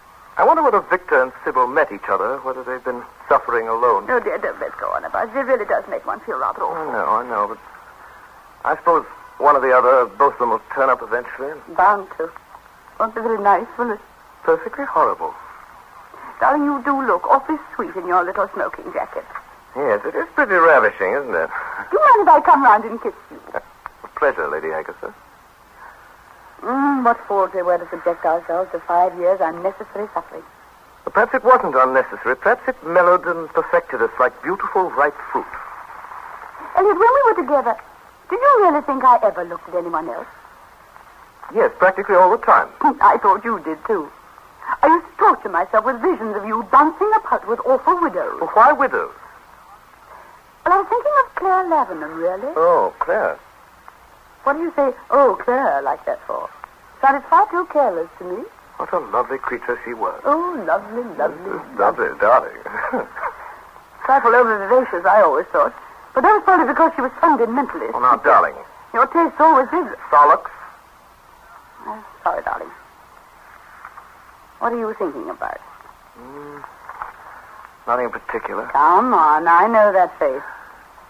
Poor Sybil. Sybil? Yes, I suppose she loves you terribly. Well, not as much as all that. She didn't have a chance to get really underway. I expect she's dreadfully unhappy. Oh, do shut up, Amanda. We've had all that out before. Well, what if we'd never happened to meet again? Would you have been quite happy with Sybil? I expect so. Oh, well, yes. You needn't look so stricken. It was the same with you and Victor. Life would have been smooth and amicable and quite charming, wouldn't it? Poor dear Victor. He certainly did love me. Splendid. When I first met him, I was so lonely and depressed. I thought that I was growing old and crumbling away, unwanted. It certainly is horrid when one begins to crumble. He used to look at me hopelessly like a lovely spaniel, and I sort of melted like snow in the sunlight. That must have been an edifying spectacle. Victor really had great charm. You must tell me all about it. He had a positive mania for looking after me and protecting me. That would have died down in time, dear. You mustn't be rude. There's no necessity to be rude. I wasn't in the least rude. I merely made a perfectly rational statement. Your voice was decidedly bitter. Victor had glorious legs, hadn't he? And fascinating ears. Elliot. I'm sick of listening to you yapping about Victor. Now listen, Elliot, once again. Oh, my dear, Solix. Solix, 30 seconds. Solix. Here it's Solix. We're in love, all right. Oh, don't say it so bitterly. Let's try to get the best out of this time instead of the worst. It was my fault. And I'm terribly sorry, darling. I was very irritating. I know I was. I'm sure Victor was awfully nice. You're perfectly right to be sweet about it. It's downright handsome of you. Yes, I think I love you more than ever before. Isn't it ridiculous? Come on, sit down on the sofa here beside me. Comfortable? Mm-hmm. Almost. Wait a minute. You know, this is far too perfect to last. You have no face.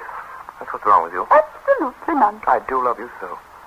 Don't breathe so hard, dear heart. It gives me the shivers. Swivel your face round a bit more. That better? Very nice. Thank you kindly. Oh, darling, you're so terribly, terribly dear and sweet and attractive. We were raving mad ever to part, didn't we? After her embassy. I realized it almost immediately. Didn't Long before we got our decrees. My heart broke on that trip around the world. I saw such beautiful things, darling. Moonlight shining on old temples. Strange barbaric dances in jungle villages. Scarlet flamingos flying over deep, deep blue water. Breathlessly lovely. And completely unexciting because you weren't there to see them with me. Oh, take me there, please. Take me at once. Let's make up for lost time. Next week. Tomorrow. Done. I must see those dear flamingos. Angel. No, Elliot, that's enough. Please don't kiss me anymore. Why not? Not before dinner. You really just... You say the most awful things. I don't say anything particularly awful about that. No sense of glamour. No sense of glamour at all. Well, it's very difficult to feel really glamorous with a crick in the neck. Why didn't you say you had a crick in your neck? Well, it's gone now. How convenient. Cigarette, please. Here. Nat. Wait a minute, can't you? Chivalrous little love. Here. Thank you very much indeed. You don't have to throw them at me. You really can be more irritating than anyone in this world. I fail to see what I've done that's so terribly irritating. You have no tact. Tact, you have no consideration. For dinner, indeed. That sort of remark shows a rather common sort of mind, I'm afraid. Oh, it does it? Very unpleasant. Makes me shudder. Makes all this fuss just because your silly vanity is a little upset. Vanity? What do you mean, vanity? Amanda, has it ever occurred to you? You know perfectly well what I mean, and don't try to pass Now, look here, Amanda. Darling, Solix. For heaven's sake, Solix. Now, listen. Solix, oh dear, triple Solix. Solix. Oh.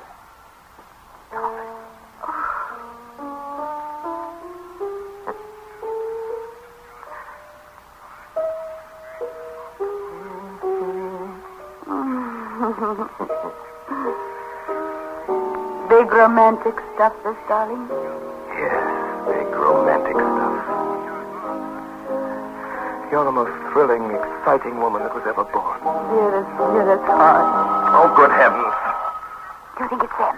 I wonder. Does Victor know this number? Of course he does. Nobody else knows I'm back in Paris. Must be them, then. What are we to do? We're all right, darling, aren't we? Whatever happens. Now and always, my sweet. I don't care, then. It was bound to come sooner or later. Hello. What? Como? Madame qui? Hello. What's that? Oh, Madame Duvalon. Oui. Sorry, somebody wanting to talk to the dear Madame Duvalon, dear. Who's she? I haven't the faintest idea. Je regrette beaucoup, monsieur. Madame Duvalon vient de partir cet après-midi pour Madagascar. Oh, it gave me a fright. What did you say? I said Madame Duvalon sailed today for Madagascar. Amanda, what should we do if they suddenly walk in on us? Behave exquisitely. With the most perfect poise. Certainly. I should probably do a court curtsy. You know, things that ought to matter dreadfully don't matter at all when one's happy, do they? What's so terrible is that one can't stay happy. Darling, don't say that. It's true. The whole business is a very poor joke. Meaning that sacred and beautiful thing, love? Yes, meaning just that. Don't laugh at me, I'm serious. You mustn't be serious, my dear, when it's just what they want. Who's they? Say all the dull and stupid people who try to make life unbearable. Laugh at them, laugh at everything. If I laugh at everything, I must laugh at us, too. Certainly you must. Well, figures of fun, all right. How long will it last? This ludicrous, overbearing love of ours. Elliot, should we always want to bicker and fight? Who knows? It all depends on how well we've played. What happens if one of us dies? Does the one that's left still laugh? Oh, yes. With all his might. I believe you're talking nonsense. So is everyone else in the long run. Darling. Do you remember that awful scene we had in Venice? Which particular one? When your curling irons burnt a hole in my new dressing gown. That was a rouser, wasn't it? That was the first time you ever hit me. I didn't hit you very hard. We were very much younger then. And very much sillier. Matter of fact, the real cause of that row was Peter Burden. Oh, you knew there was nothing in that? I didn't know anything of the sort. You took presents from him. Presents? A trivial little brooch. I remember it well, bristling with diamonds. In the worst possible taste. Not at all. It was very pretty. I still have it and I wear it often. You went out of your way to torture me over Peter Burden? I didn't. You worked the whole thing up on your own stupid imagination. You must admit that he was in love with you, wasn't he? Just a little, perhaps. Nothing serious. You let him kiss you. You said you did. Well, what of it? What of it? Well, it gave him a lot of pleasure and didn't hurt me. What about me? Well, if you hadn't been so suspicious and nosy, you'd never have known a thing about it. Now, that's a nice point of view, I must say. Oh, dear, I'm bored with the whole conversation. So am I. Bored, Steph. Want a cocktail? No, thanks. I'll have a small one, I think. I don't see why you want it. You've already had two. No particular reason, anyhow. They were very small ones. Seems so silly to go on and on and on and on and on about a thing. Could hardly call 3 dry martinis in a whole evening going on and on and on and on. It's become a habit with you. You needn't be so grand just because you don't happen to want any yourself at the moment. Stupid. Oh, really, Amanda? What? Nothing. It's a pity you didn't have another martini. It might have made you a little less disagreeable. It doesn't seem to work such wonders with you. Snap, snap, snap, just like a little adder. Adders don't snap. They sting. Nonsense. They have a little bag of venom behind their fangs and they snap. They sting. They snap? They sting. I don't care. Do you understand? I don't care. I don't mind if they bark and roll about like hoops. Not very funny, dear. You better have another cocktail. Very good idea. I will. Ridiculous ass. I beg your pardon? I said ridiculous ass. Thank you. You'd better turn that radio off, I think. Why? Quite late and it will annoy the people upstairs. There aren't any people upstairs. It's a photographer's studio. There are people downstairs, I suppose. Get away and tune it. This is no time of the year for tuners.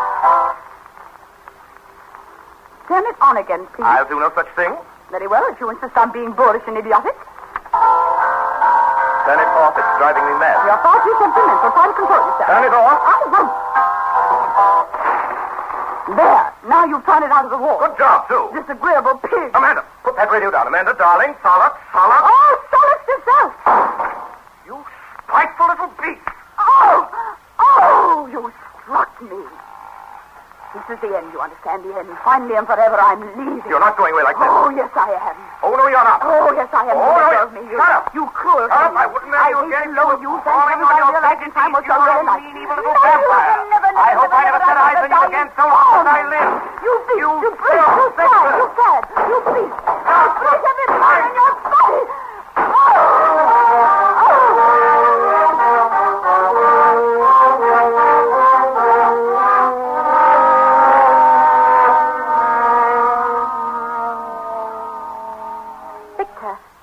This is the right place? Of course I am. This is the man of the apartment. Oh, well, that settles it. There's nobody here. Why, the door's open. Oh, that's strange. Good heavens. I say, what's been going on here? I never saw such a They shambles. tried to kill each other. Amanda! Elliot! Not a sound. I say, Sybil, this bedroom door's locked. Well, so this one. No, I don't like this at all.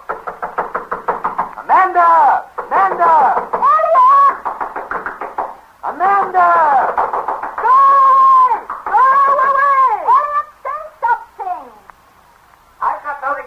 Amanda! It's me, Victor! I know it is. Go away! Dear, this is awful. Oh, I say, don't cry, Sybil, old girl. I can't help it, Victor. Oh, please don't. I say, please, Sybil. Oh, why don't they come out? It's all so squalid. I wish now we hadn't come. Oh, what's the use? Well, we've got to see him before we go back to England. We must get things straightened out, Sybil. Oh, dear, I wish I were dead. Oh, I'll try to control myself, honey. I'm so tired. That was such a long drive, and I haven't slept properly for ages. Oh, well, neither have I. If we hadn't arrived, we did, they'd have killed one another. They must have been drunk. Amanda hit him. He probably hit her, too, earlier on. I had no idea anyone ever behaved like that. It's so disgusting, so degrading. Elliot, of all people. Oh, dear. What an escape you've had. What an escape we've both had. Good evening, everybody. Elliot, how could you? Look here, old man. Does it occur to you that some sort of explanation... How do you do? I don't think we've met before. Hello, Sybil. Oh, Elliot, how could you? Sybil, I'm awfully sorry. Well, it's easy enough to be sorry. On the contrary, I find it extremely difficult. I seldom regret anything. This is a very rare and notable exception. Sort of red letter day. We must all make the most of it. I'll never forgive you. Never.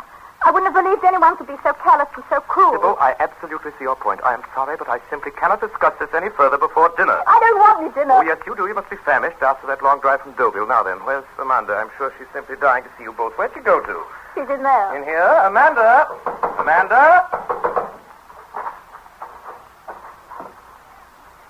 Good evening, everybody. Amanda, we have guests. Please don't address me. I don't wish to speak to you. Splendid.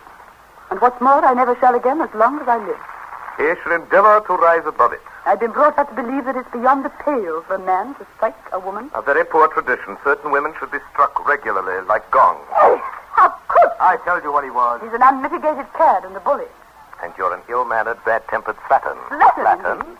Yes, slattern, and fishwife. Keep your mouth shut, you swine. And you mind your own business. What do you want? Please, stop me, Amanda. I'm not going to interfere. Let them fight if they want to. It'll probably clear the air anyhow. Yes, but Amanda... Come on into my room. Perhaps you'd like to tidy up before dinner. No, but Amanda... Come along. Oh, very well.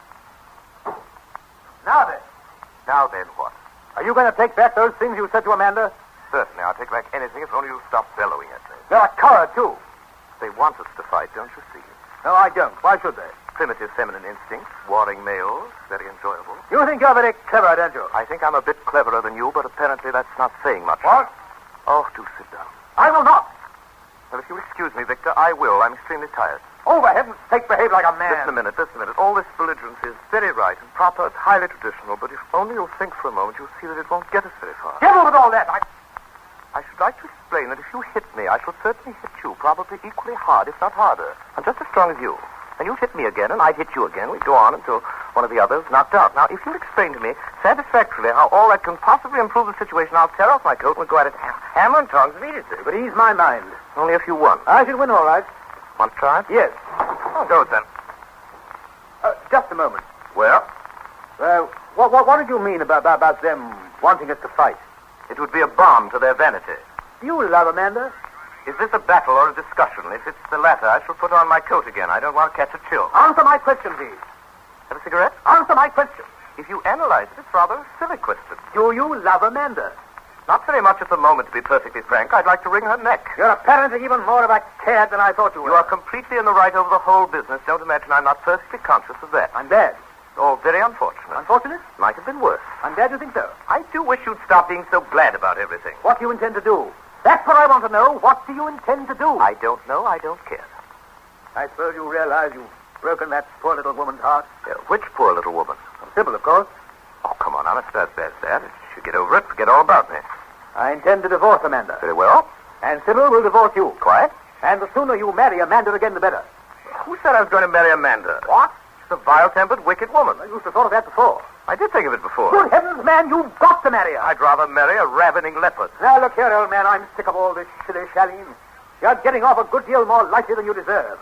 You can consider yourself lucky I didn't shoot you. Well, if you had a spark of manliness in you, you would have shot me. You're all fuss and fume. You're one of those cotton-wool Englishmen. I despise you. You despise me? Yes, utterly.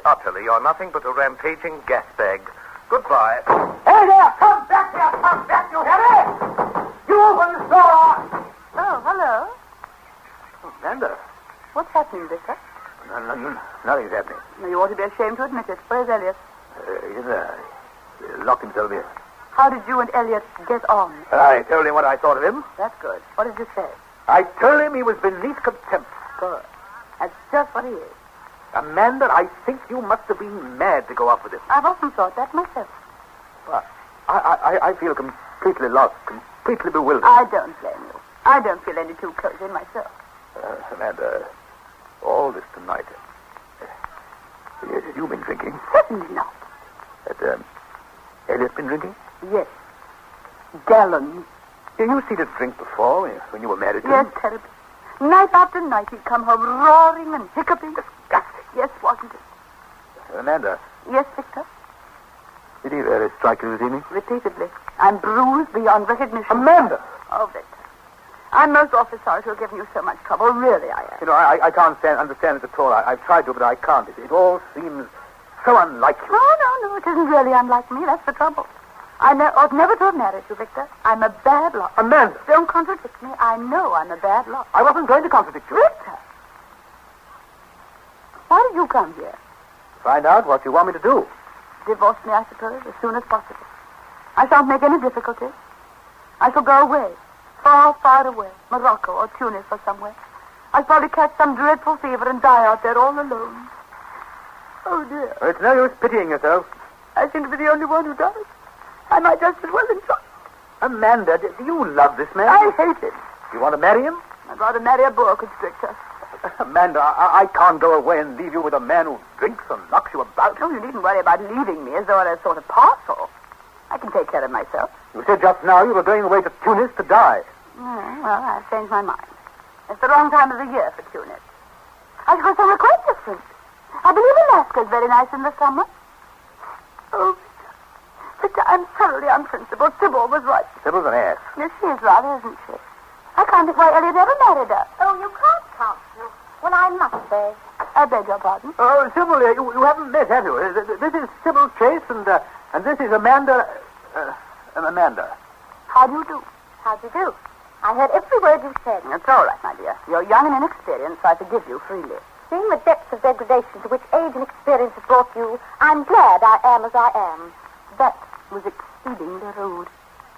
I think you'd better go away somewhere. I will not. Very well, and I will. Sybil, how dare you speak to Amanda like that? Oh, that's right. Take her side. That's what I might have expected. That's right. Stand up for him. Poor Elliot, that unprincipled roue. Nothing of the sort. Shut up. I won't shut up. When I think of all the things you've said about her, it makes me laugh. It does, really. To see how completely she's got to us. You can obviously speak with great authority, having had the intelligence to marry a drunkard. No, that's what she's been telling you. Yes, she did, and I'm quite sure it's perfectly true. I expect she admitted to tell you that she drank 14 martinis tonight straight off. And that the reason her first marriage was broken up was that she used to come home at all hours of the night screaming and hiccuping. Victor. Yeah?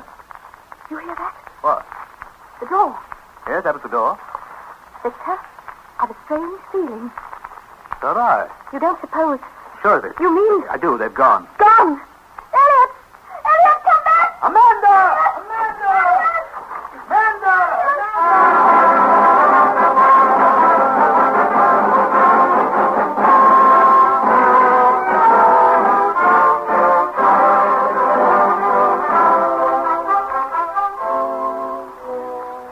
Ladies and gentlemen, Miss Lawrence and Mr. Wells, do you remember me?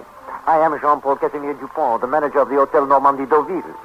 And I have said the Englishmen are crazy. You still do not believe this? You think I exaggerate? Eh bien, a year has gone by. 1 year. And I am sitting in my office at the Hotel Normandie Deauville. Allô? Qui est dans l'appareil? C'est Paris? Allô? Hello. Is this Hotel Normandy Deauville? Oui. This is Elliot Chase speaking. Pardon? Elliot Chase. Yes, Monsieur Chase. I want to reserve a suite of rooms, something overlooking the sea. 1 moment, please, I will see. Oui, monsieur, you are very lucky, monsieur. Just this morning is falling for you the best room in the hotel. It was living there the ex-Maharaja Brook, number 21. Oh, tell you what, that's fine. 22. What? Hello? 22? One moment, please. What's that, Amanda? 22. What are you talking about? Oh, Elliot, darling, I tell you, it's 22 that the Raja Rook... Oh, shut up, Amanda. Elliot, Shut I will up. not stand for this. Please, shut up. Give me Amanda. that telephone. I will not You give can't you this even telephone. speak There's to no someone earthly who reason doesn't why I know should. Oh, now, There's no reason. Hello? Elliot, now listen to this. Amanda, I will not argue any further. Give me No.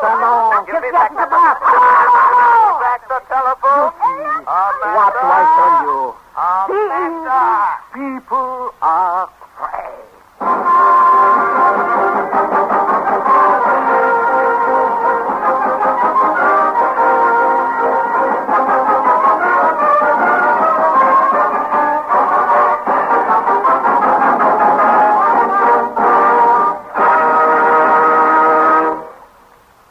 This concludes the Campbell Playhouse presentation of Private Lives by Noel Coward, starring Gertrude Lawrence and Orson Welles.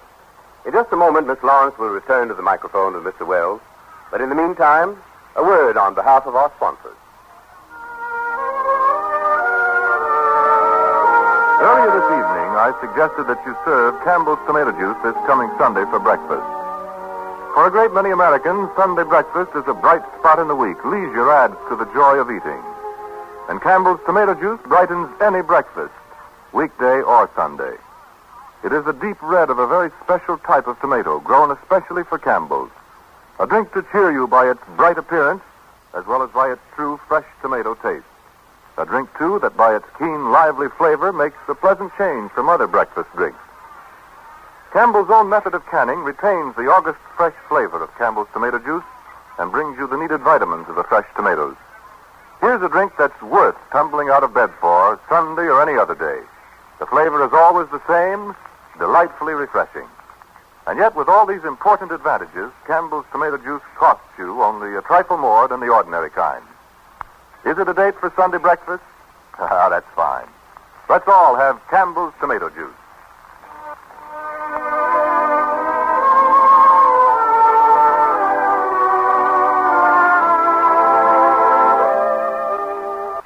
And now, here is Orson Welles. Somebody once said that every man in New York is or has been in love with Gertrude Lawrence. Which, under pressure, I might admit was somewhat exaggerated, but it would serve to indicate how audiences react to her. Miss Lawrence is that rare phenomenon, rare in life and just as rare in the theater. A person with the ability to inject the rich glamour of her own person into whatever situation she happens to be in. Not the least part of this wonderful gift of hers is the grace and effortless ease with which she does it. I'm sure some of that quality of personal magic has come over to you tonight. Certain it is that we are all deeply susceptible to it here in the studio. Thank you for those kind words, Mr. Wells, but I must rush to my own defense. Too often the life of an actress is reported in rainbow colors, a sort of dream world of continual admiration and excitement. Actually, there is more to it than this. An actress has to be a businesswoman, and it is probably the hardest working business in the world. That's particularly true in your case, Miss Lawrence, since you could hardly be described, certainly be described as the most hard-working star on the stage in America. Of course, if you've only yourself to blame in this matter, since you insist on appearing only in smash hits. I mean specifically tonight at 8:30, Susan and God, and now this new comedy of yours, the Skylark. That takes care of about 3 years of packed houses, doesn't it? And now, Miss Lawrence, dark rumors have reached us here of your doings as a young child. Oh, just what is this wild tale of you and Noel Coward making your debuts together at the advanced age of 11 in London? Is there any particle of truth in this allegation? Yes, you're quite correct. Absolutely correct. Good. Mr. Coward and I were in dramatic school together, and we did, on one occasion, appear in the same play. It was a Christmas story in London. And what did you play? We played Little Angels.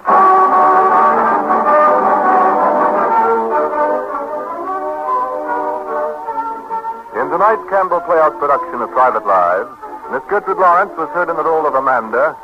Orson Welles played the part of Elliot Chase. Sybil was played by Naomi Campbell, the part of Victor by Robert Spate. The hotel manager was Edgar Barrier. Music for the Campbell Playhouse is arranged and conducted by Bernard Herrmann. And now, Mr. Wells, will you tell us, please, about next week's story?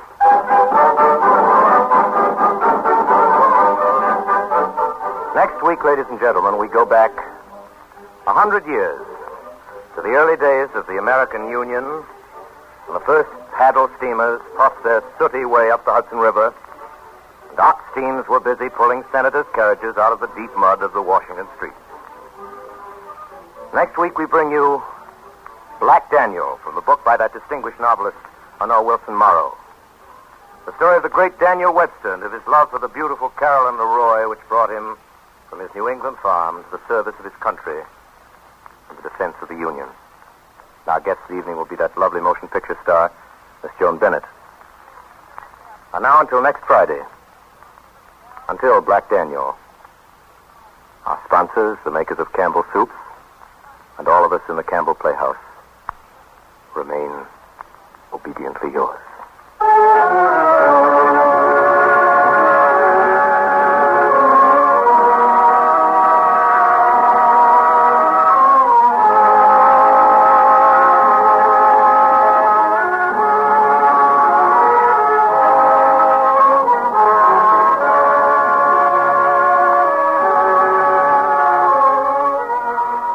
The makers of Campbell Soup join Orson Welles in inviting you to be with us at the Campbell Playhouse again next Friday evening, when that beautiful and talented screen star, Joan Bennett, joins him in Honore Morrow's Black Daniel, a love story of the days when the United States was very young.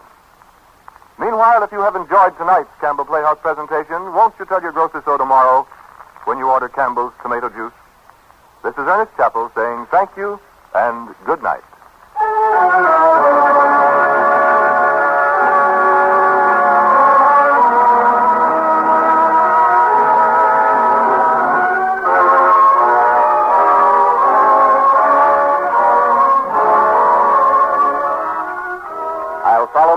Immerse was from Conversation Piece. I'll See You Again and Zigeuner from Bittersweet. And Never Again was from Set to Music. This is the Columbia Broadcasting System. But before we begin, dear listeners, let me warn you of two things. First, that this is a story without a hero.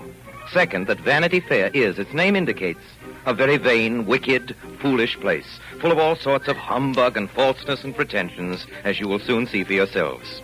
As we bring our characters forward, I will ask leave not only to introduce them, but occasionally to step down from the platform and talk to you about them. If they're good and kindly, to love them and shake them by the hand. If they're wicked and heartless, to abuse them in the strongest terms which politeness admits of.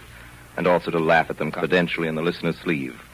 For it was to combat and expose such as these, no doubt, that laughter was made.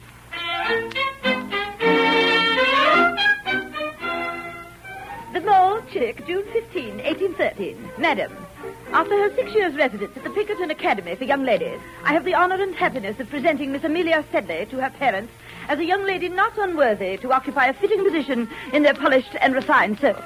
Those virtues which characterize the young English gentlewoman, those accomplishments which become her birth and station, will not be found wanting in the person of Miss Sedley. Though in geography there is still much to be desired, in music and dancing, in orthography, in every variety of embroidery and needlework, she will be found to have realized her friend's fondest wishes. In leaving the Pinkerton Academy for Young Ladies, Miss Sedley carries with her the hearts of her companions and the affectionate regards of her mistress, who has the honor to subscribe herself, Madam, your most humble servant, Barbara Pinkerton. P.S. Miss Rebecca Shop, an orphan, accompanies Miss Sedley. Goodbye. Goodbye, Amelia. Julia. Right to it. All ready to go, Miss Goodbye, Sedley. Miss Pinkerton. Oh, here, Amelia. Here's a little something for the journey.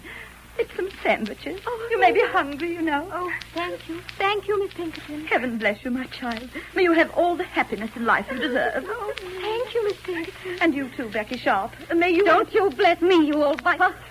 What did you say? A viper and a fiddlestick. That's what you are. You took me because I was useless. You treated me like a servant. For 4 years I've hated this place, and now I'm leaving it, and I'm glad. Goodbye!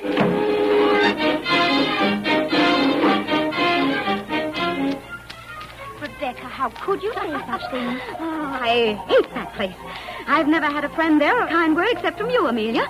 I hope I may never set eyes on it again. I wish it were on the bottom of the Thames, I do. And if Miss Pinkerton were there, I wouldn't pick her out. That I wouldn't. Rebecca! Oh, I should like to see her floating in the water yonder, turban and all, with her train streaming after her and her nose like the beak of a wherry. Oh, for shame. Why, how can you? How dare you have such wicked, revengeful thoughts? Revenge may be wicked, but it's natural, and I'm no angel. And to say the truth, she certainly was not. And though it might have been true, as Becky Sharp frequently said, that the world had used her ill, let me remind you, dear listeners, that persons whom the world treats ill usually deserve the treat they get.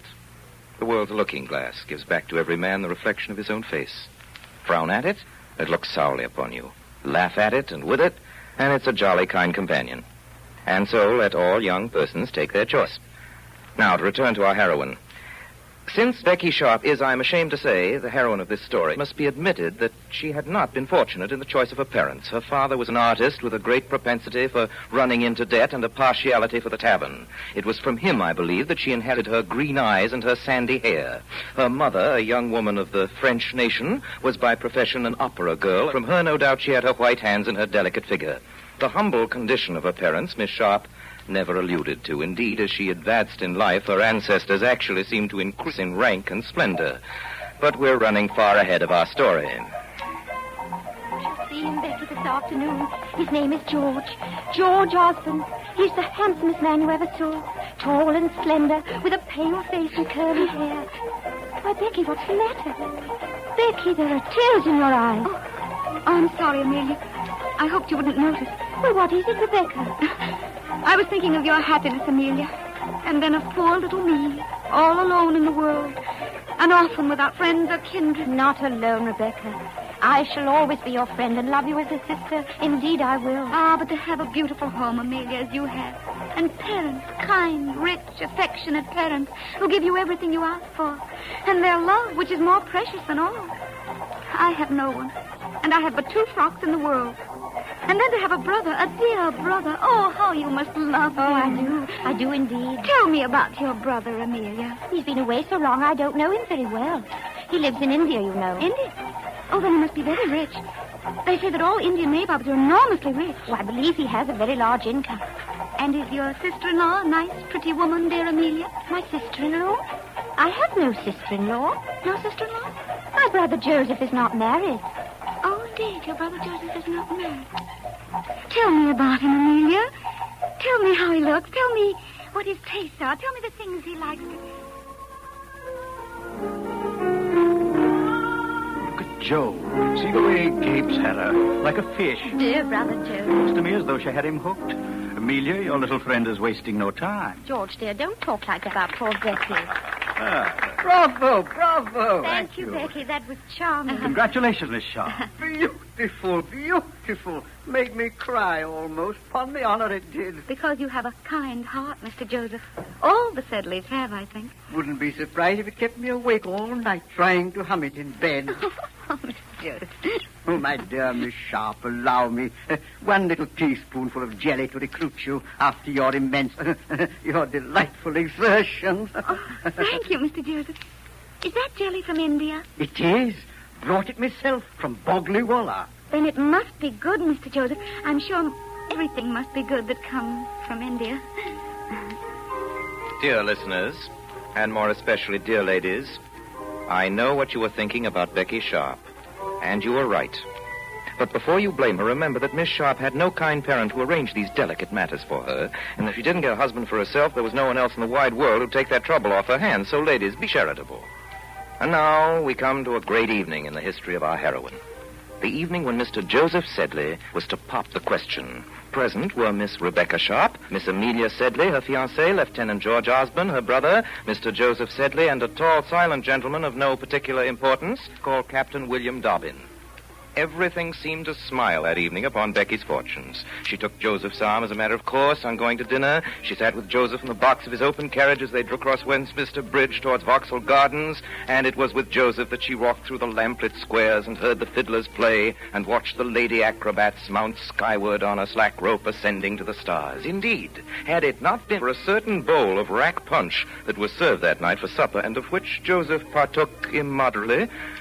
But let us draw a merciful veil over what happened then. Suffice to say that Joseph, in a very short time, drank up the whole contents of the bowl, the consequence of which was a liveliness at first astonishing and then positively painful. Before he was finally put to bed, he had sung a song, fought two policemen, and publicly apostrophized Miss Becky Sharp as his diddle, diddle, darling. The next morning, overcome with remorse, he left London for Cheltenham. 2 days later, Miss Sharp, still single and in tears, left the home of her kind friend to take up a position governess in the home of Sir Pitt Crawley Bart of Crawley Manor, Queen's Crawley, near Mudbury in Mudshire. My dearest, sweetest Amelia, with what mingled joy and sorrow do I take up the pen to write to my dearest friend. Yesterday I was at home in the sweet company of a sister whom I shall ever, ever cherish. Now I am friendless and alone. How is your dear fiancé, Lieutenant Osborne? We arrived here at Queen's Crawley this evening, Sir Pitt Crawley and I, only he's not a bit like a baronet, or rather not what we silly girls at school imagined a baronet must be like. Fancy a stumpy, short, vulgar, and very dirty old man in old clothes and shabby old gaiters who smokes a horrid pipe. All the servants came out with surly looks to welcome us into the biggest old house I've ever seen, which is not rendered less gloomy, I promise you, by having the shutters always shut. At dinner, where we had nothing but watery mutton broth served in fine old silver dishes, I met my pupils, two sad, red-eyed little girls. After dinner, Sir Pitt went off to the kitchen with Horrocks the butler to get tipsy, I believe, and we sat around the table by the light of a single candle while young Mr. Crawley read us a long, dismal sermon on behalf of the mission for the Chickasaw Indians. At 10 we had prayers in the main hall. All the servants and Sir Pitt somewhat the worse for... Oh, who is it? How dare you? Oh, Sir Pitt. Writing letters, eh, Miss Becky? Yes, sir. By the light of my candles, eh? Yes, sir. No candles after 11 o'clock, Miss Becky. Yes, sir. Go to bed in the dark now, you pretty little hussy. Unless you wish me to come for the candle every night, mind you be in bed at 11.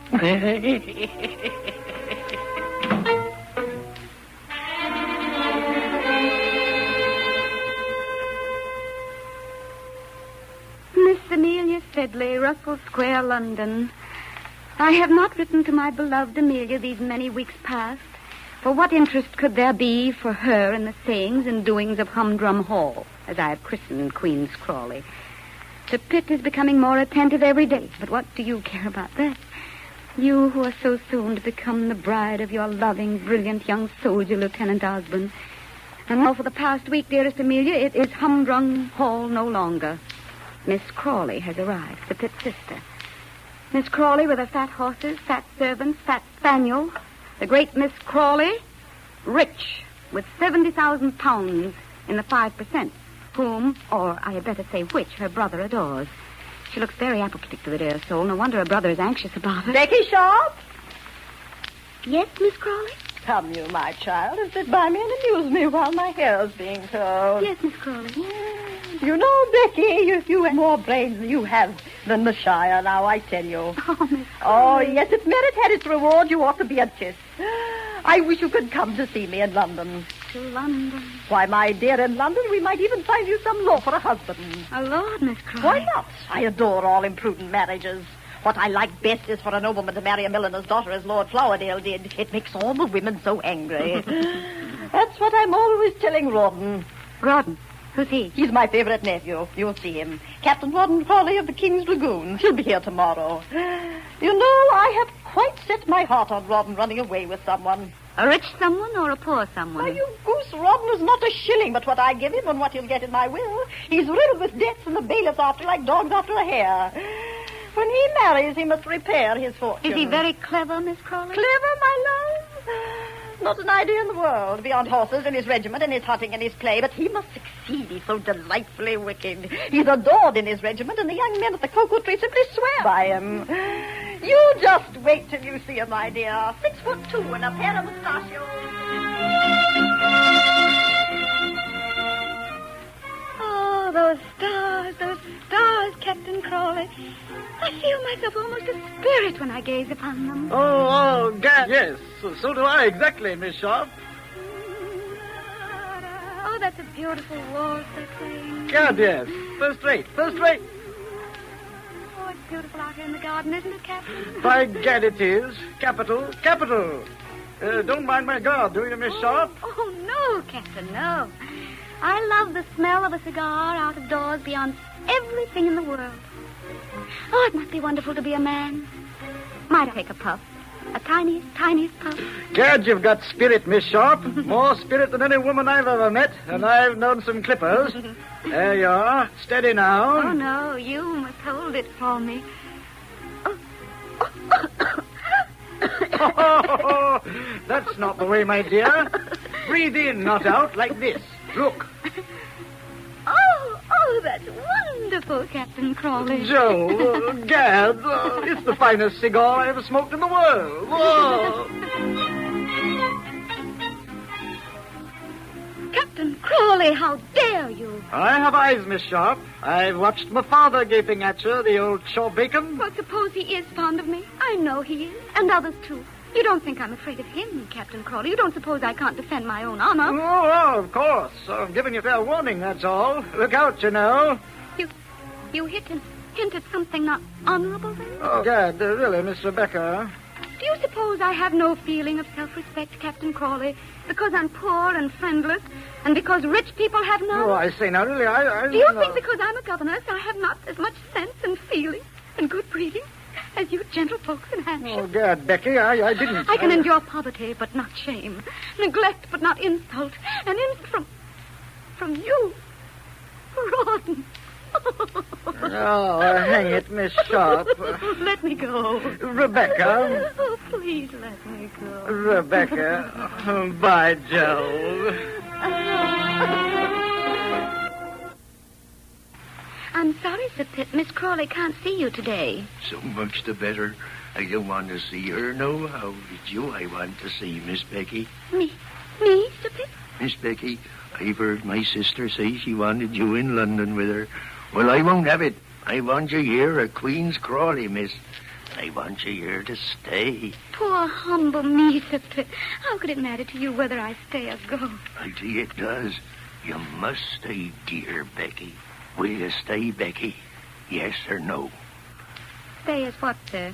Stay as Lady Crawley, if you like. Lady Crawley? Stay and be my wife. You're fit for it. Birth be hanged. You're as good a lady as ever I seed, Becky. Oh. Will he stay? Yes or no? Oh, Sir Pitt, I don't know what to say. Say yes, Becky. I be old man, but a good un. I'm good for 20 year.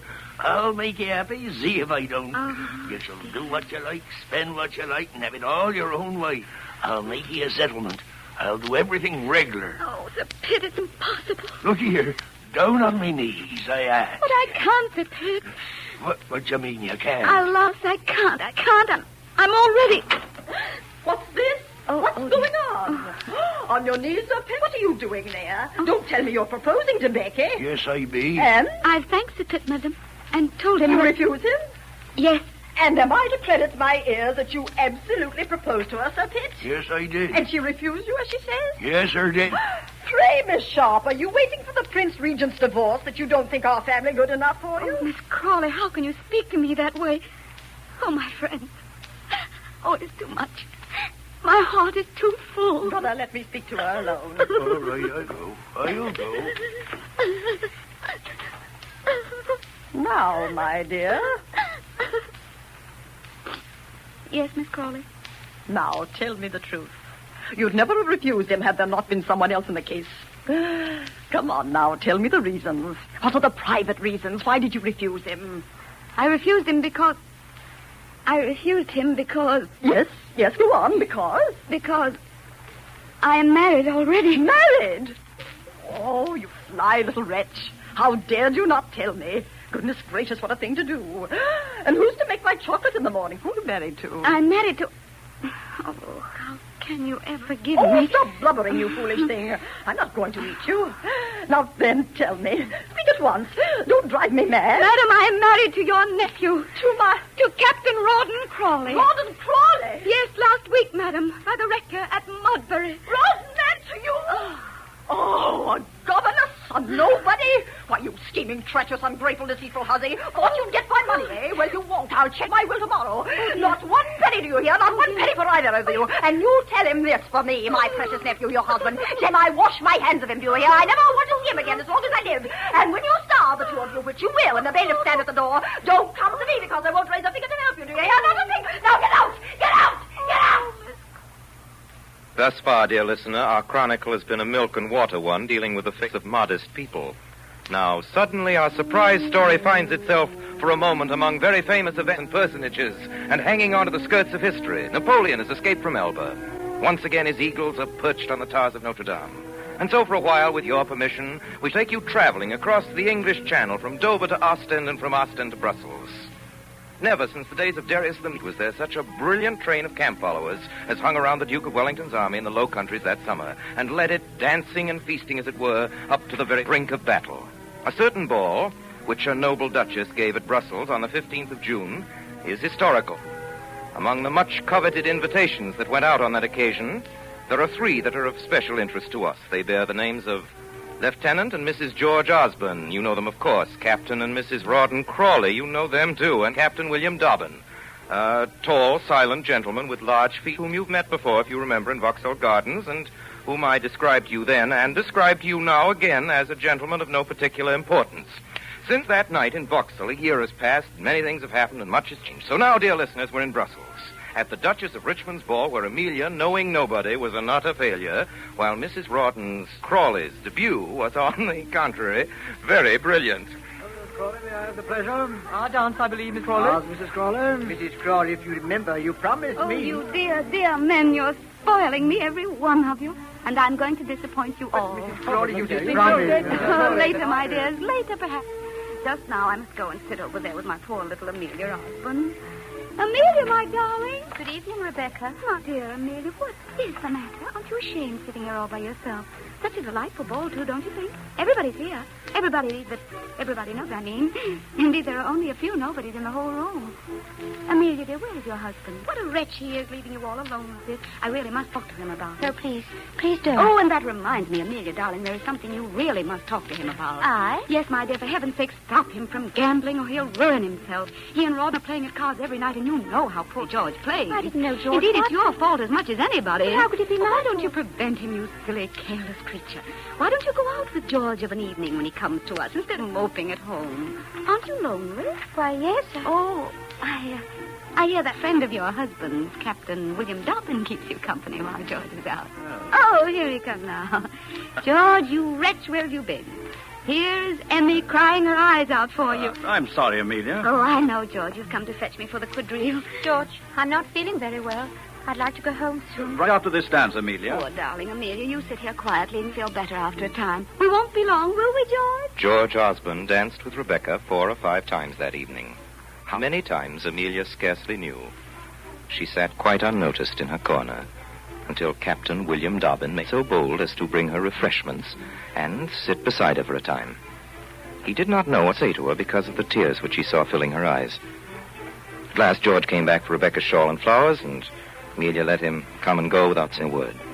Went away with the bouquet, and when he gave it to its owner, there lay a note, coiled in it like a snake among the flowers.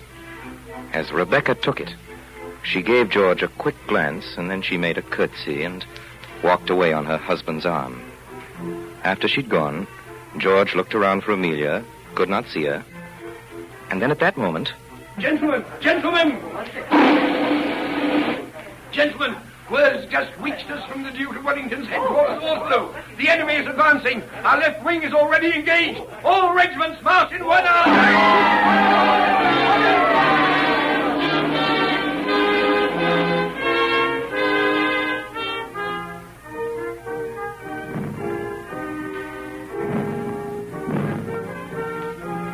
The sun was rising as the regiment began to march. Among them, the 7th of the line. It was a gallant sight. The band led the column, then marched the grenadiers, their captain at their head, in the center were the colors borne by the senior and junior ensigns, and then George came marching at the head of his company, looked up and smiled at Amelia. The Battle of Waterloo had been won, and darkness came down on the field and city. On Becky Sharp, who, profiting by a rumor of an English defeat, had just sold husband's horses for 500 pounds apiece, and on Amelia, who was praying for George, who was lying on his face, dead with a bullet through his heart.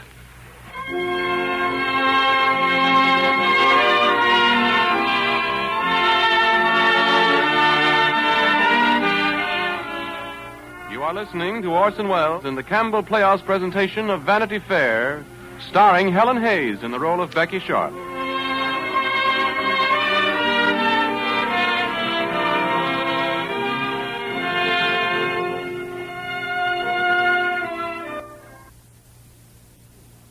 Now we resume our Campbell Playhouse presentation of Vanity Fair, starring Helen Hayes and Orson Welles. We now come to a part of our history which might be called How to Live Well on Absolutely Nothing a Year, for that is exactly what the characters of our story are doing at this moment. Those that aren't dead already. Amelia Osborne, with her little boy, has been living for some years now in a cottage in Camden Hill on a tiny income, augmented, though of course she doesn't know this, by the kindness of her dead husband's friend, Captain William Dobbin, whom you have met. As to our heroine, and I know she's the one you really want to hear about, I can only tell you this. But by the time our story finds her again, Rebecca and her husband had established themselves in a small but very comfortable house on Curzon Street, Mayfair. How she did it, I cannot tell you. But you saw expensive chariots at her door, you beheld her carriage in the park, surrounded by dandies of note, and the little box in the 3rd tier of the opera was crowded with heads constantly changing. There was, it is true, one head which for some months past had not changed, and which was not the head of her husband, Rawdon Crawley. It was a head which was to be seen quite frequently of an afternoon in the little house on Curzon Street. It was a bald head which shone under the candles, and it was fringed with red hair. It had bushy eyebrows with little twinkling, bloodshot eyes surrounded by 1,000 wrinkles. Its jaw was underslung, and when it laughed, 2 white buck teeth protruded themselves and glistened savagely in the midst of the grin. Dane, dear Dear, dear Lord Stain, you will forgive me. A poor man's wife must make herself useful, you know. I was in the kitchen making a pudding. I know you were. I saw you through the area railings as I drove up. You see everything, Lord Stain. A few things, but not that, my pretty lady. You silly little fibster. I heard you in the room overhead where I have no doubt you were putting a little rouge on. And I heard the bedroom door open, then you came downstairs. Is it a crime to try to look my best when you come here? Perhaps not. Surely it's the least I can do after what came from you this morning. Oh, how can I ever thank you enough, my lord? You mean I won't miss them, my dear. They give you pleasure. Where's your husband, my dear? Oh, out at some club gambling again, I expect. He's out so much. He leaves me so much alone. So convenient of him, isn't it, my dear? I've been thinking, Becky, about what you asked me last night. Do you still wish it? My lord, you know I do. You little devil, you. You're really bent on becoming a fine lady, and you'll pester my poor old life out to get you to society. My lord, I didn't mean For what? You won't be able to hold your own there, you silly little fool. You've got no money. It's not half so nice as here. You'll be bored there. Oh, no, my lord. I am. My wife is as gay as Lady Macbeth, and my daughter's as cheerful as Regan and Goneril. Oh, well, see for yourself. You'll be invited next week, only I warn you, look out and hold your own and beware of the women.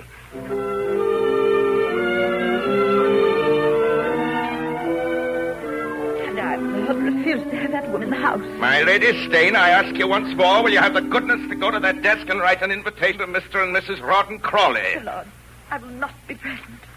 I will leave this house. I wish you would. I'd be free of your blasted tragedy airs. Who are you to give orders here? You've got no money, got no brains. There isn't anyone in this house who doesn't wish you were dead. I wish I were. That's beside the point. Tell me, are you going to send that invitation to my young friend, Mrs. Crawley? Distract me if you like, but you shall not make me receive that woman. Lady Stain, I am a gentleman and never lay my hand upon a woman save in a way of kindness. I only wish to correct little faults in your character. You mustn't give yourself airs. For all you know, this calculated, simple, good-humored Mrs. Crawley is quite innocent, even more innocent than yourself, perhaps. Oh. Remember, my dear, this temple of virtue belongs to me, and if I invite all Newgate or all Bedlam here, by heaven, they shall be welcome.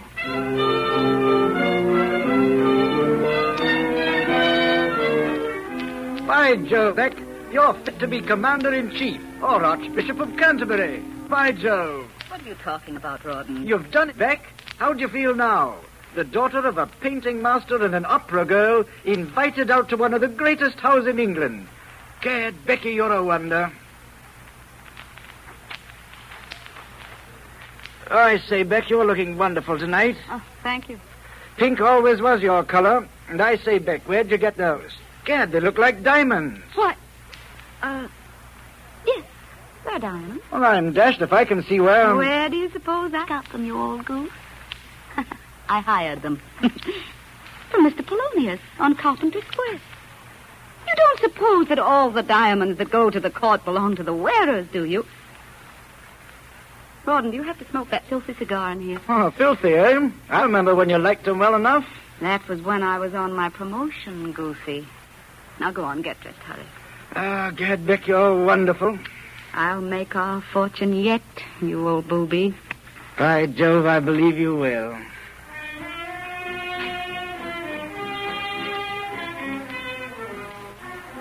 It's not my intention, dear listener, to describe to you here the brilliant and fashionable entertainment that was given in the Marquis of Stain's splendid house on that fateful evening.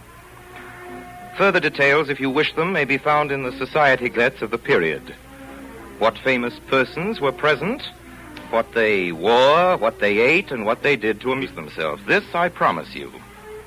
Whatever account of that evening's reception you happen to read, you'll be struck by one thing, that among all the grand names that were present that night, and half London was there, and half the embassies and celebrities of Europe, one name occurred again and again. A name unknown until this evening to that particular class of London society. The name of Mrs. Rawdon Crawley. The Marquis of Stain was her slave, followed her everywhere, and scarcely spoke to anyone in the room besides.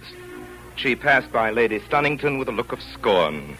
She patronized Lady Gaunt and Lady Tapeworm. At supper time, she was placed at the grand exclusive table with His Royal Highness. She was served on gold plate, and when the hour of departure came, a crowd of young men followed her, cheering to her carriage, thereby quite separating her from her escort, Colonel Rawdon Crawley. So completely separating her, indeed, that it was not until late the following afternoon that she had news of him. Dear Becky, I hope you slept well. Don't be frightened if I don't bring you in your chocolate this morning. Last night, as I was coming home, I was nabbed by Moss of Cursitor Street. You remember the same bailiff that had me this time 2 years ago. It's Nathan's got a warrant against me. 150, with costs 170. Please send me my wallet and some clothes. I'm in pumps and a white tie. I've 70 in it. And as soon as you get this, drive to Nathan's. Offer him 75 down and ask him to renew. God bless you, Beck. Yours in haste, Rawdon. P.S. Make haste and come, Beck, dear.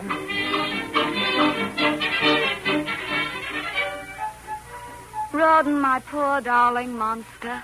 You may fancy my fate when I read your poor, dear, old, ill-spelt letter. Ill as I was, I instantly called for the carriage, and as soon as I was dressed, though I couldn't drink a drop of chocolate, I assure you I couldn't without my own darling monster to bring it to me, I drove like the wind to Nathan's. I saw him, I wept, I cried, I fell at his odious knees. Nothing would mollify the horrid man. He would have all the money, he said, or keep my poor darling monster in prison. When I got home, I found my lord there, and down on my knees I went again. He pished and pshawed in a fury and said he would see whether he could lend me the money. At last he went away, promising that he would send it to me in the morning when I will bring it to my poor old monster with a kiss from his affectionate Becky. I am writing in bed. Oh. When Rawdon read over this letter, he turned so red and looked so savage that his companions in the jail easily perceived that bad news had reached him. Then he had an interview with his jailer. What was said at that interview, what promises were made, what undertakings given, I cannot tell you. What I can tell you is that a little before 9 that evening, Rawdon Crawley left the jail.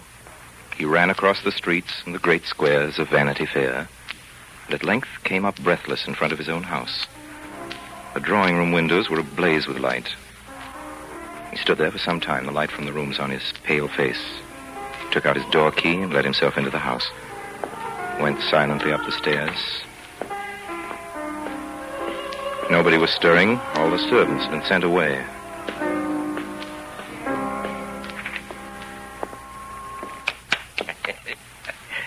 Bravo. I'm glad you're pleased, my lord. Beautiful, Becky, like you. Beautiful and desirable.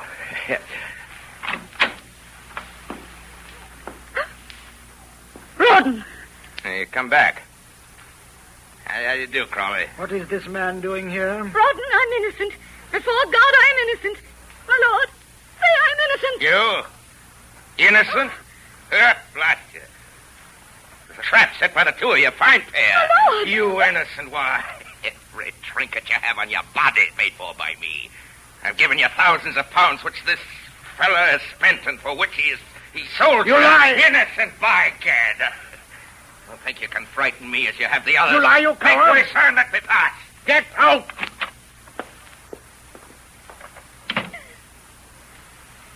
Rawdon? Come here. Yes, Rawdon. Take off those things. Yes, of course. Throw them down. Rawdon, what are you going to do? I want to see if that man has lied about the money as he has about me. Has he given you any? No. That is... Give me your keys. Where are they? They're on the desk. Oh, Rawdon. So it's the truth. You've been hiding these notes, this money for months, for years. Rawdon, I was afraid. Look at this. 1,000 pounds. Did he give you this? Yes. I'll send it back to him tonight. For the rest, I'll pay a few of our debts. Rawdon, I'm innocent. I tell you, I'm innocent. Rawdon! Come back, Rawdon! Rawdon!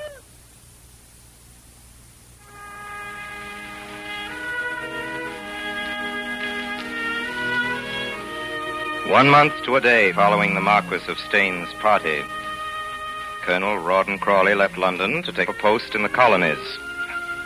His wife left London some weeks later for the continent. She was in Paris that winter, and the following year in Rome. She was in Berlin 2 years later.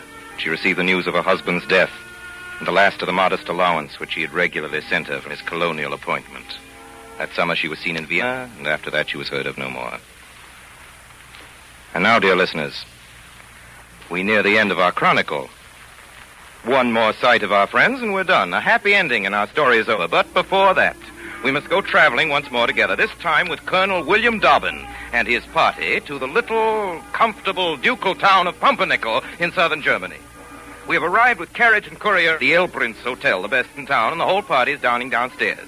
Everybody remarks at the majesty of Mr. Joseph Sedley, recently returned from India, now somewhat portly and red of face, and the knowing way in which he sips, or rather sucks, his wine. As to Colonel William Dobbin himself, you remember him surely, for you've met him before in our story, a gentleman with long legs, a pale face, very large hands and feet, which at first seem rather ridiculous, but his thoughts are just, his brains fairly good, his heart honest and pure, his life warm and humble, and he's loved Amelia for 15 years. After dinner, Amelia, the boy, and Colonel William Dobbin go to the opera. Brother Joseph, being less musical, proceeds to the casino, where a roulette game is in progress. The play games are crowded. Women are playing, some of them masked, and behind the masks the eyes twinkle. Some blue, some brown, some green. Faites vos jeux, messieurs, mesdames, rien ne va plus. Messieurs, mesdames, faites vos jeux, faites vos jeux. Monsieur. Yes, you, monsieur. What? What's that? Will you do me a little favor, monsieur? What is it? Sit down beside me, please, monsieur, and give me good luck. Oh, really? Well, now, heaven bless my soul. I am very fortunate, as a matter of fact. I'm sure to give you good fortune. Messieurs, mesdames, faites vos jeux. Rien ne va plus. See, what did I tell you? Thank you, monsieur. Do you play much, monsieur? Oh, I put down a nap or two now and then. Ah, I understand. You don't play to win.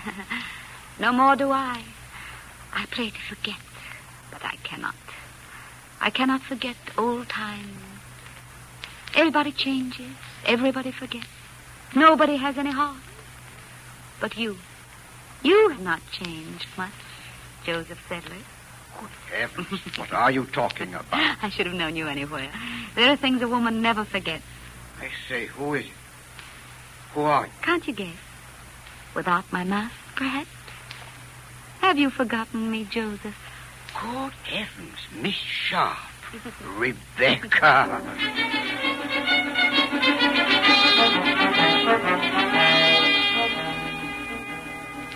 That evening, from his window in the hotel, Colonel Dobbin witnessed the arrival of Mrs. Becky and her meager luggage. He saw Amelia come out to greet her. Colonel Dobbin saw where his duty lay. Mrs. Dobbin, how nice it is to see you. Or rather, Colonel, I believe it is now. I beg Do you your remember? pardon, Mrs. Crawley. I'm bound to tell you it is not as your friend that I am come here. Dobbin, keep a subtle tongue. Amelia, do you intend to have Mrs. Crawley in your house? Dear, poor Rebecca. After all her suffering, all her friends false to her, her husband, wicked, deceitful wretch, having deserted her and taken her child away But from Amelia, her. the woman never had a child. I will not have this sort of thing in my house. I say, Dobbin, I will not have it, and I... Dear friend, do hear what Colonel Dobbin has to say against me. I will not hear it blasted. Now we are two women. You can speak now, sir. I assure you, Amelia, this is not a pleasant duty. But a lady who was separated from her husband, who travels not under her own name, who frequents public gaming tables... I swear it was the first time in my life. ...is not a fit companion for Mrs. Osborne and her son. I may add there are people in this town who know you, Mrs. Crawley, and who profess to know things regarding your conduct, about which I don't even wish to speak before Mrs. Osborne. May I remind you, Colonel Dobbin, that Rebecca is my oldest friend. She was not always your friend, Amelia. I remember a night in Brussels Colonel when... Dobbin, to allude to that, oh, it was cruel of you. Is that all you have to say against me, Colonel Dobbin? Yes, that is all, ma'am. A very modest and convenient sort of accusation, Colonel Dobbin. An accusation that remains unspoken. What is it that I'm accused of? Is it of being poor, forsaken, or wretched that you accuse me? Oh, my poor Rebecca. No, let me go, Amelia. Now, at once. It is better so. It is only to suppose that I have not met you, and I am no worse today than I was yesterday.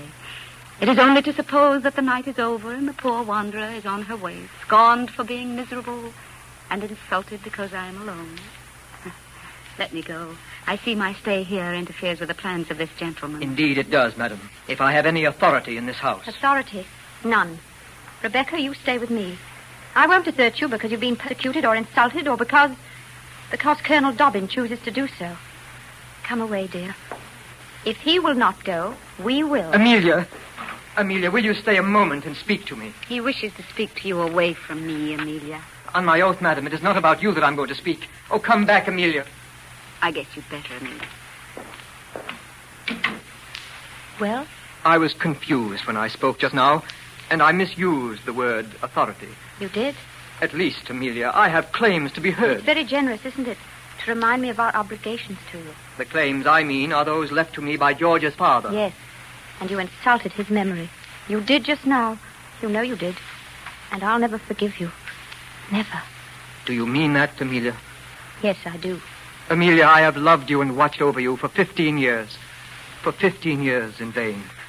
I know now what your heart is capable of.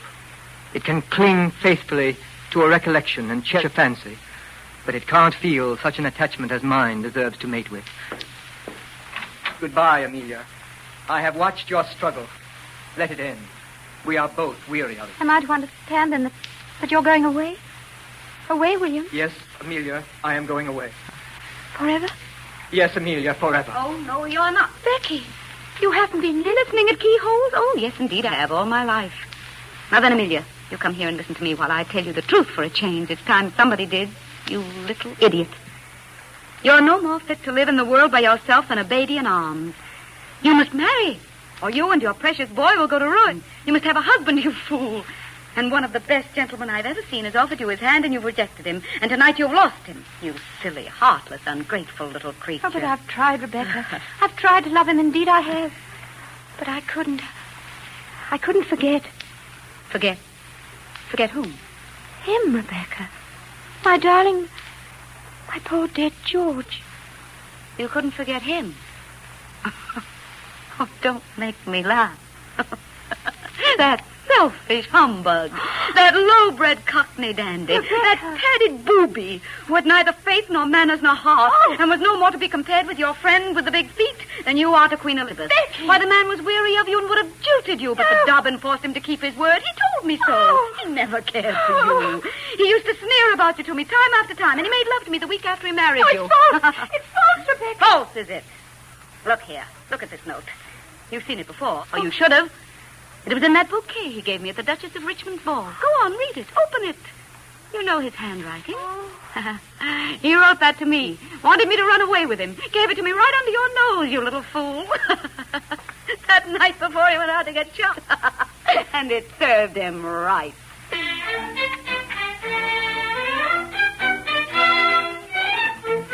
3 days later, they were married. Goodbye, Colonel. God bless you, honest William. Farewell, dear Amelia. So, there you are. You have your happy ending, dear listener. And with that, we're almost done. Joseph Sedley did not return to England with Dobbin and Amelia. The air of the continent, he declared, was necessary for his health. So also, apparently, was the presence of Mrs. Rebecca Crawley, who was seen in his company during the next few years in various watering places of northern Europe. He died suddenly one day at Aix-la-Chapelle, leaving his entire property, including a substantial life insurance he had recently taken out, to his friend and invaluable attendant during sickness, Rebecca Crawley, or Lady Crawley, as she now calls herself. She's returned to England and chiefly hangs about Bath and Cheltenham, where many excellent people consider her to be a most injured woman. She has her enemies. Who has not? Her life is her answer to them. She busies herself in works of piety. She goes to church, and never without a footman. Her name is on all the charity lists.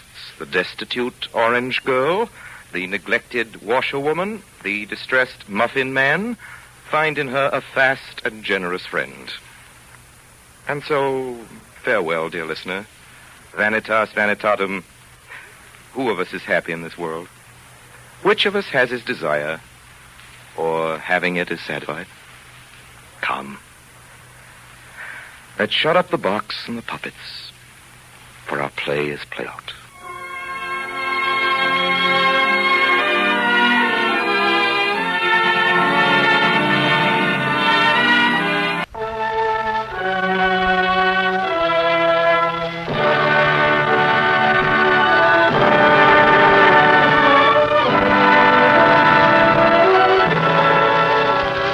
The makers of Campbell Soups present The Campbell Playhouse, Orson Welles, producer.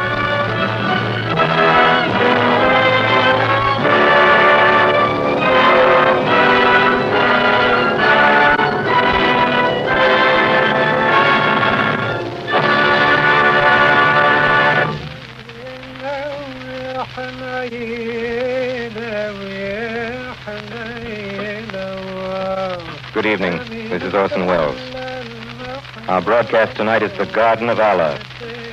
Few items of entertainment, novel, play, or motion picture, The Garden of Allah has been all three, have stood up under the test of public approval so well and so long.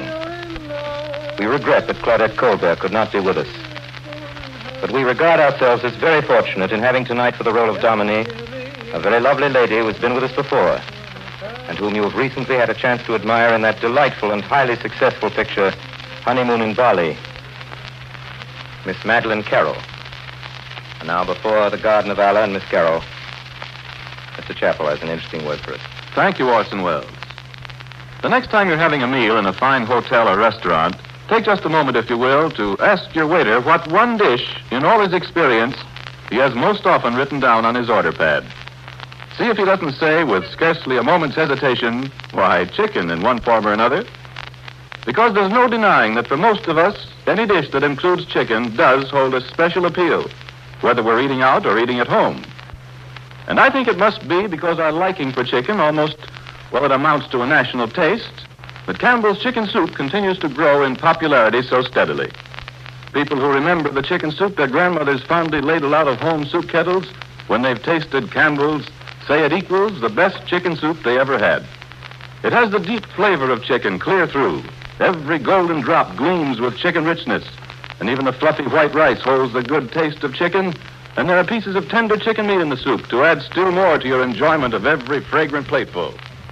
Have you tried chicken soup as Campbell's make it, in the old home-time, old home way? And if not, won't you do so tomorrow? I promise you, just as sure as you like chicken, you like Campbell's chicken soup. And now, The Garden of Allah, with Orson Welles and tonight's Playhouse guest, Miss Madeleine Carroll.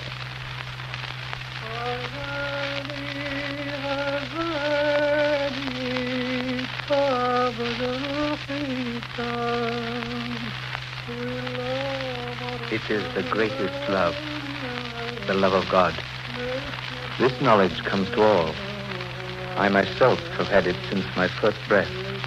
I, Father Roubier, and that is why I've been happy to serve God as his priest in all my days here in Benimora, at the very edge of the great Sahara Desert.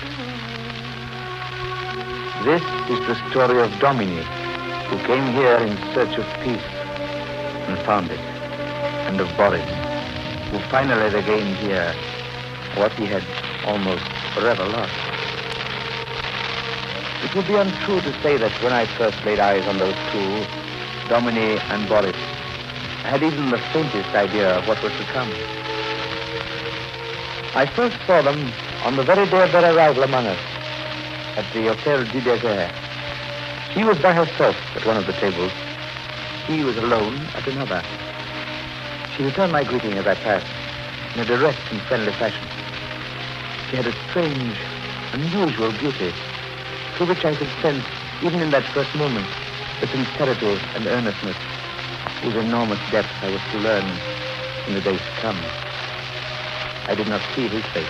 He did not look up, and I did not repeat my greeting. It is one of the early lessons we learn on the desert, that each one has a right to his own concerns, to live out his life in the behavior that seems best to him. That afternoon later, I saw her again. Good afternoon, Father. Can I help you, my daughter? Thank you. I'd like to sit here for a moment, Father. You are a Catholic? Yes. If there's anything I can do for you while you are here... There will be, I know, but for a few days I intend simply to rest. That is wise. It is a long journey here from... England. You are alone here? Yes, Father. There is someone else here who is also alone. Yes. He came in the same train with me. You don't know him? No. We traveled in the same compartment all day, and yet...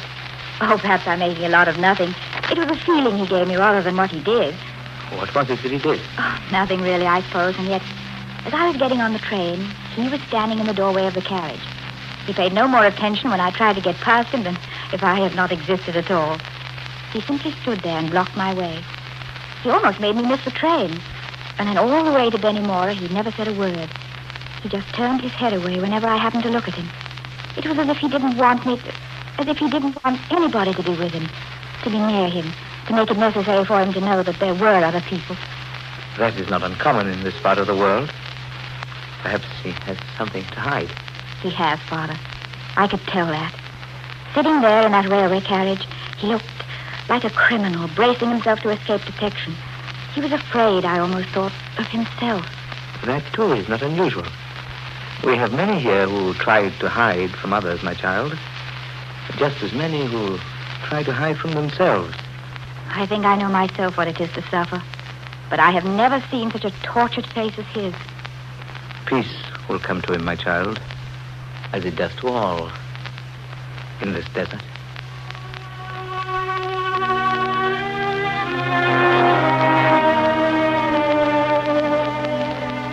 I like to pretend to myself that I have within me no envy of anyone or anything. But I have known for years that this is not so. When I think of Count Antione's desert garden, I have always a small pang of envy of the people whom I sent to see it. Nowhere else in the world is there such beauty. Since I have been in Bennymora, I've been there, 1,000 times? 5,000 times. And yet one can only see it for the first time once, as Domine saw it that day. It was good of you, madame, to come to see my garden. It was Father Ruby who told me about them, and about you, Count Antione. Yes, the father and I are old friends. Our beliefs are not the same, but he has done much good here among these people. Come, madame. Now I will show you our desert under the sun. You must see it also by night, by moonlight. Tonight I will send a guide for you. He will take you up to the tower. After that, you must send him away. To see the desert at night, one must be alone. Oh, it's almost too much beauty. This is my first visit to Africa. I don't know if you can imagine what I think of your garden, what I feel in it. What do you feel in it, madame? May I tell you something, Count Antione? Please, madame. My father died a year ago in London of a broken heart. He had been a man of devout faith until some years before, until my mother suddenly left him for a reason that nobody was ever able to discover. A month later, she killed herself. From that moment on, he lost all his religion. He tried to make me lose mine. Since his death, I have been neither with nor without belief, without the consolation of faith, without the strength of disbelief. I came here to the desert to renew my heart, to find myself. I came here to find peace. There is peace here. The desert, all peace. Peaceful. When I'm in Bennymora, I usually come here, where I can see the desert. The Arabs have... The desert is the garden of Allah. The garden of Allah. Who is that man? The diviner of the sand. He wants to divine your future for you. My future? The sand tells him secrets. Would you like to test him? I'm not sure. Mind, I do not press it if you are afraid. What is he doing now? Speaking with his ancestor. His ancestor? The sands. Can you understand what he says? The life of Madame. I see it in the sand. The life of Madame in the grand desert of Sahara. Oh, please, go on. Translate it for me. Exactly as it is. Exactly as it is. Whatever it may be. Whatever it may be. Whatever it is, you shall know it. He's speaking about the desert. He sees a great storm. Everything is blotted out. The desert vanishes. It is day, yet there is darkness like night. There is a train of camels waiting by a church. A mosque? No, a church. In the church, there is the sound of music. The roar of the wind mingles with the chanting and drowns it. We cannot hear anymore. It is as if the desert is angry and wishes to kill the music. In the church, your life is beginning. My life beginning? He sees the train of camels that waited by the church start on a desert journey. The storm has not abated. He sees them going toward the south. By what route? A long road, the great road to the south. On one of the camels, there are two people protected against the storm by curtains. They are silent. One of them is you. And the other? Manitani. He cannot see. The caravan passes and is lost in the desolation and the storm. Now you are far away in the desert. Among the dunes there is a tent. My tent? Yes, it is night and you are quite alone. But you cannot sleep. You go out of the tent upon the dunes. The jackals are howling all around you, and the skeletons of dead camels are white under the moon, and a figure among the dunes is coming toward you. Who is it? Who is it? You watch this figure. It comes to you walking heavily. The dates shrivel on the palms, the streams dry up, the flowers droop and die in the sands, the red fires fade away. All is dark and silent, and now he sees... Wait! He sees... I don't want to hear anymore. You said whatever it may be. My mind. I don't want to hear anymore. He sees it plainly, just because you don't want to listen. No, I don't. I don't want to know. Stop it! Stop it! Please, stop it!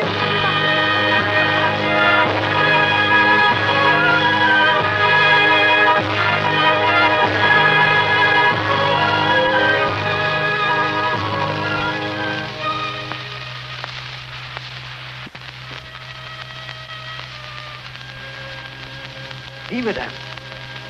The gleam of light there to the west, it is the moon, madame. Shining on the mask of cities azure. Beyond that are the roofs of the greatest caravans going south to Timbuktu. And there, madame, to the east is the great desert that has no end. And there to the north, madame, are the mountains. And beyond the sea, where are the great ships that will take you home. I feel as if I had never been home until today. What did madame say? Leave me now. Wait for me downstairs. There is someone else on the parapet. A man, madame. Where? Oh. Looks like the stranger, madame. The one from the hotel. Go down, Batush. If I want you, I will call. Yes, madame.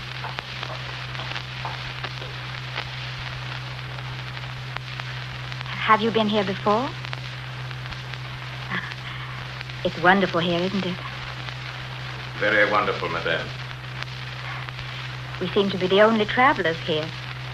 Yes, madame. There are not many here.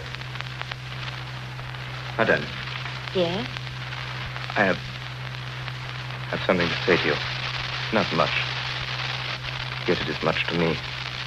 It is this. Pardon me, madame, for yesterday, my silence in the carriage. I did not mean to be rude.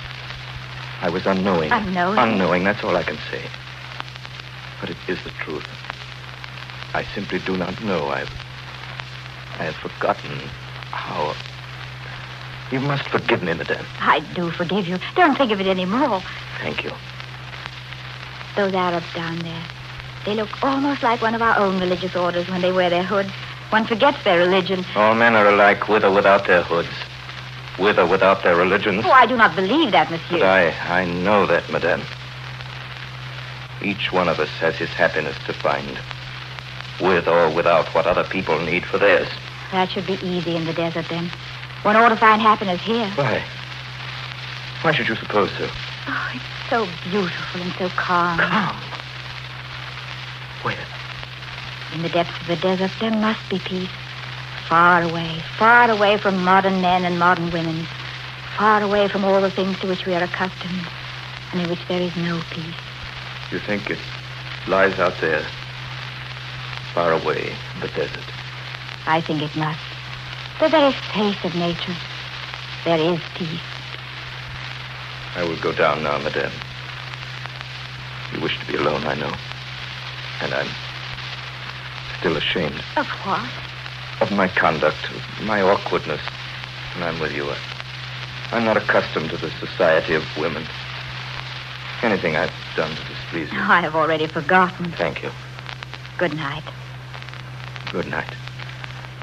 You will shake hands with me? Of course. My name is Dominique Enfilden. I don't think you told me your name. I, too, am partly English, madame. My father was a Russian, but my mother was English like you. My name is Boris. Boris Androvsky. I've learned much from you in these few moments. From me? You will never know how much.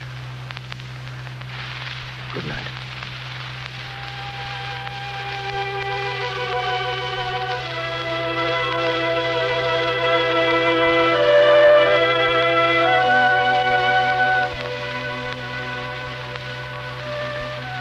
In a village like Benimora, there are no secrets. In the days that followed, it was known that Dominique and the stranger were spending much of their time together. Long rides in the desert to a neighboring oasis, peaceful walks together in the cool of the desert night. Often I saw them together on the street, his tall, dark figure beside her slender beauty. Almost it seemed to me that he was avoiding me, until we met one day at Count Antioni's. We had never spoken until that day. It was also on that day that I received a letter from a young French officer named de Trevignac, whose father I had known. If only I could have foreseen that the things he told me in that letter, things seemingly so far removed from the lives of Dominique and Boris, were someday to decide their destinies. In the letter, Lieutenant de Trevignac informed me with understandable anger of a regrettable occurrence at the monastery of El Laragin in Tunisia, which he had just visited. A Trappist monk, many years trusted with the secret of the famous Laragin liqueur, had broken his vows and disappeared. It was an offense that shocked him as it did me. I told you, madame, I do not care for priests. Still, for once, for an hour, you could surely... I prefer not to be with priests. Oh, if I had known Father Roubier was coming, I would have told you. Father Roubier hates me. How can he hate you when he has never seen you before? Madame, forgive me. I've suffered much. I'm suspicious of everybody. Forgive me. You will always suffer if you cannot govern yourself.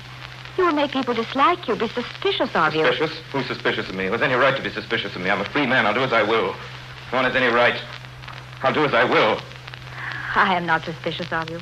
I want to help you. I know. I felt that. That's why you're the only person. Listen. There it is. That's Larby. He is always playing. Who's he? One of the gardeners. The Count says he's perpetually in love. That's why he's always playing. Is that a love song? Don't you think it sounds like one? How should I know? I must tell you something. That song, it does move me, but I don't like it. Why not? It seems to me almost like an intrusion. There are things that should be left alone. There are dark places that should be left dark. It seems to me Pardon me, I would not interrupt. Oh, please, Count Antioni. Word has come for me. I'm leaving at sundown today on a journey. I'm going to Sidi Hassan across the desert. Madame, if you'll excuse me. But I haven't yet shown Good day, Count Antioni. Thank you for having let me see the garden. I must go. Let me show you to the gate, monsieur. Thank you, but I would prefer not. As you wish. Goodbye, Monsieur Androwski. Goodbye. Your friend, I don't think he likes me or my garden. Perhaps he has something that's troubling him. I think you're right.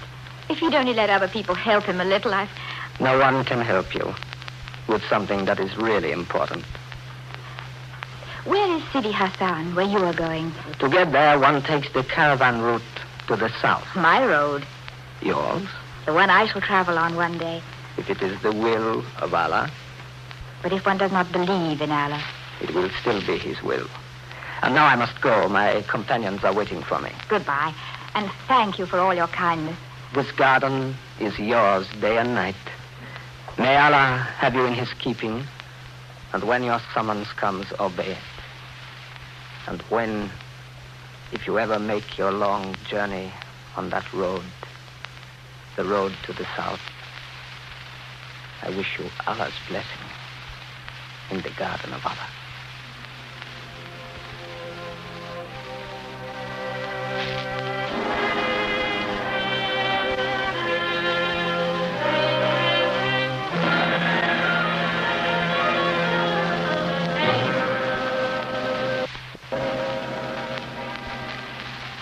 Father, may I speak with you? My child?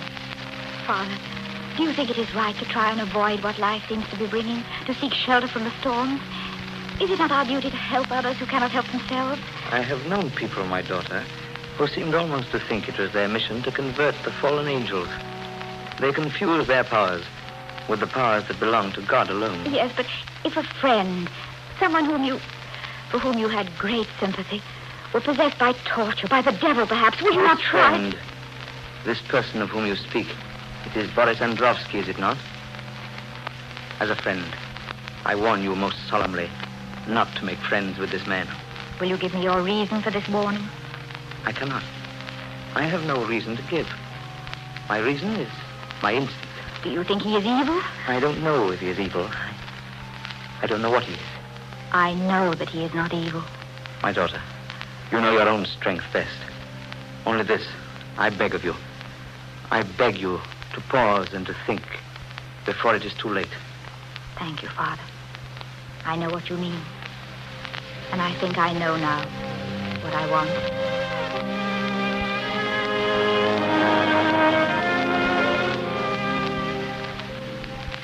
Madame, I've come to tell you. I've made up my mind. Yes? Tonight I'm leaving Benimora. Tonight? I've come to say goodbye. I think I knew That I'd be leaving? that it would be like this. That you would come here into this garden one day and bid me goodbye. And that I should feel as I do. I've been standing where you couldn't see me and watching you for a long time. Your face was not happy. You will stay here? I will not stay here. I will make my journey into the desert. Alone? What else can I do? Once you said to me that peace must dwell out there in that desert. It was on the tower the first time we ever spoke to each other. I remember. Why did you speak to me? We came into the desert together. We had to know each other. And now we have to say. Dominic, I love you. I love you. But don't listen to me. You mustn't hear it. You mustn't. But I must say it. I can't go till I say it. I must hear it. Hear it. I love you. I love you.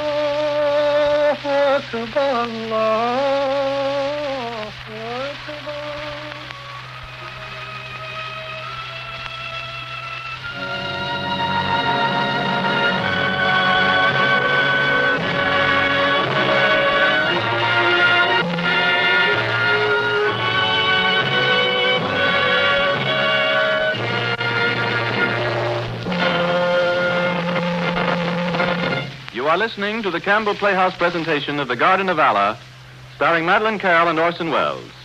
This is the Columbia Broadcasting System.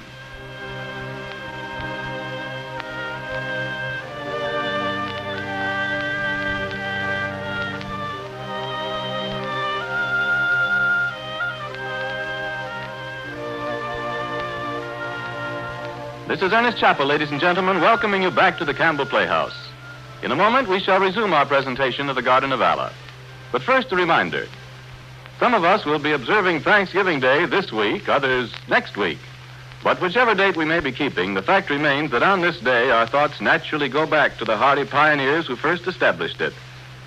And we're apt to think, too, of the simple, homey dishes that nourished our forefathers and that they delighted in. Homespun dishes like corn pudding and johnny cake and good pork and beans and hearty, wholesome soups. Soups of the kind we like today. Now, it's true that changes have come, but they are changes chiefly in method.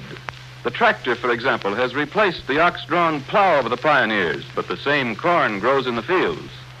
The soup kettle is fast disappearing from the home kitchen, but the same fine, nourishing soups are served and enjoyed as Campbell soups are welcomed in home after home. So let me ask you, are your family enjoying the fine flavor of Campbell soups? If not, won't you try them?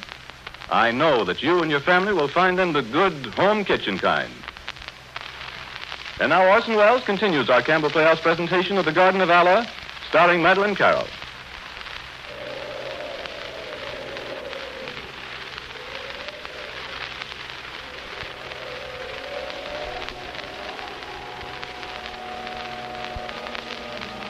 Repeat after me. I, Domine, take thee, Boris, for my lawful husband. I, Domine, take thee, Boris, for my lawful husband. From this day forward, to have and to hold. From this day forward, to have and to hold. For better, for worse, for richer, for poorer, in sickness and in health, till death do us part. For better, for worse, for richer, for poorer, in sickness and in health, till death do us part. Ego coniungo vos in matrimonium in nomine Patris et Filii et Spiritus Sancti.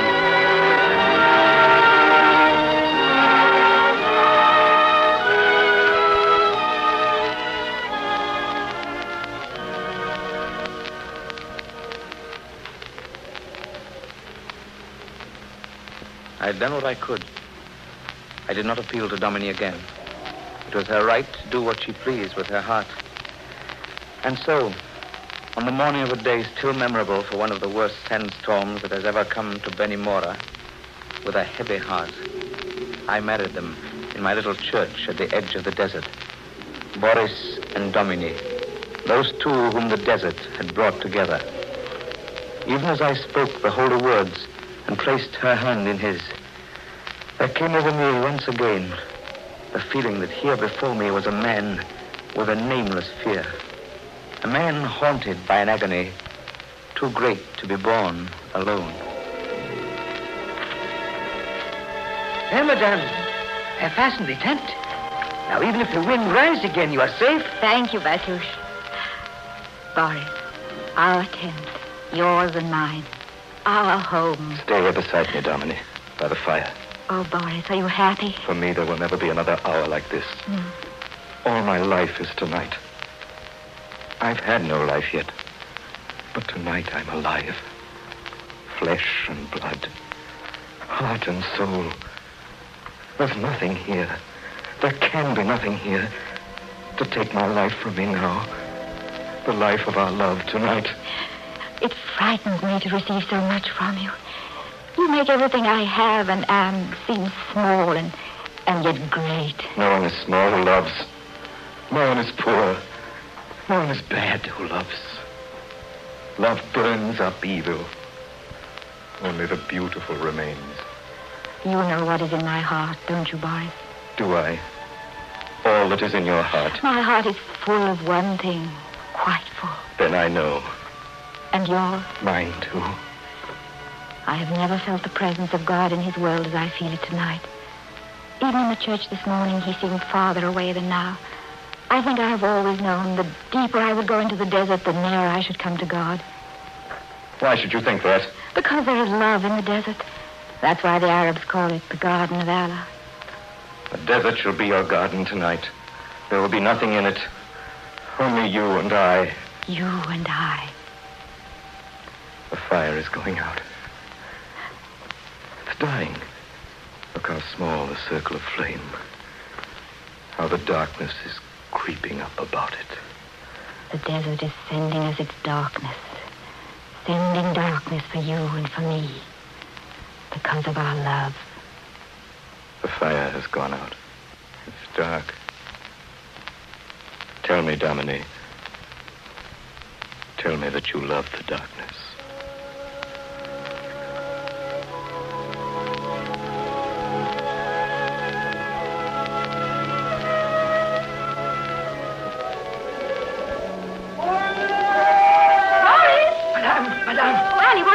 Madame, it is not the master. These are soldiers. Soldiers. Madame. Yes, monsieur? We have been lost for 3 days in the great dunes. This morning our water gave out. And just as we were giving up hope, suddenly we saw the light of your fire. Oh, you must rest, gentlemen. My husband will be back soon. He has gone out to game. Thank you, madame. These are my soldiers. I am Lieutenant de Trevignac.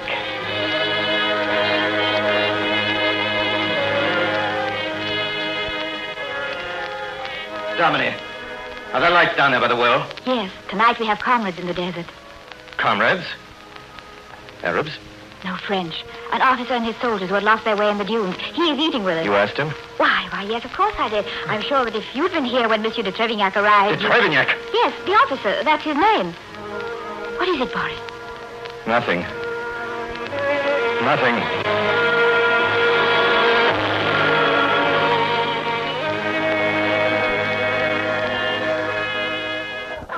I'm afraid my men are lifting their voices very loudly, madame. Oh, let them. It's a long time since we have had strangers with us. They are grateful for being alive. They owe it to you, madame. And you, monsieur. Tell me, Monsieur Androwski, haven't we met before? No. Your face seems familiar to me somehow. I seem to remember... It's impossible that we should have met. We have not met before. Then I'm mistaken. You are mistaken. You've been here long, here in the desert? 2 months. It is my good fortune. Let me offer you a toast. If you will permit me, I have a flask of liqueur. May I send for it? Of course. Batouche. Yes, monsieur. You will ask the corporal to give you the bottle of Lariguine. That is in my pack. Yes, monsieur. Lariguine? Yes. You know it, perhaps? No. It was the finest of our African liqueurs. Was? Unfortunately, yes. There will never be any more Lariguine. But why? It's a tragic story, madame. This liqueur has been made for 80 years by the Trappist monks of the monastery of El Lariguine in Tunisia. Every summer, from the first grapes, the monks have distilled a small amount of this priceless liqueur.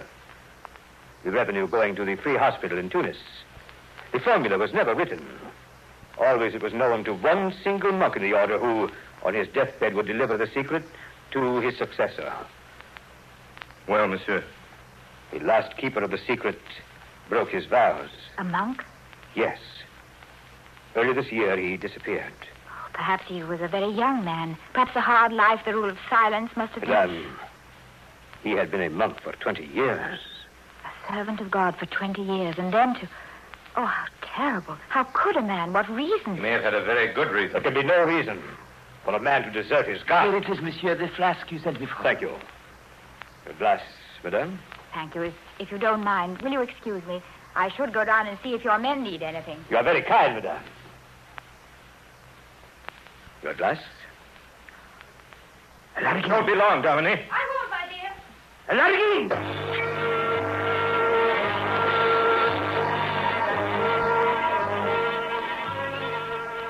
Where is he, Lieutenant de Trevignac? The liqueur. The bottle has been smashed. What is it, boys? What happened? Nothing happened. Nothing. Dominique, do you really care whether that officer is here or gone? Do you want anyone to be with us to break in on our lives? Aren't we happy alone? Dominique, have you perfect trust in me? I have given my life to you. What more can I give? I have nothing but you, Dominique. Nothing. Before you, there was nothing. If I were ever without you again... You are troubled, Boris. There is something between us. There is nothing between us.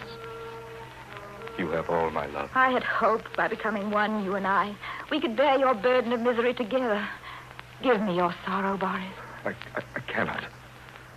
I can give you everything I have. More than I have. But I cannot give you that. There can be no happiness for us unless I know your misery, unless I bear its burden with you. Tell me what it is, Boris. You must let me alone for a while to think, Dominique. Perhaps if you pray. Pray. I'll try. I'll try to pray alone. In the night. In the desert. I'll try to pray.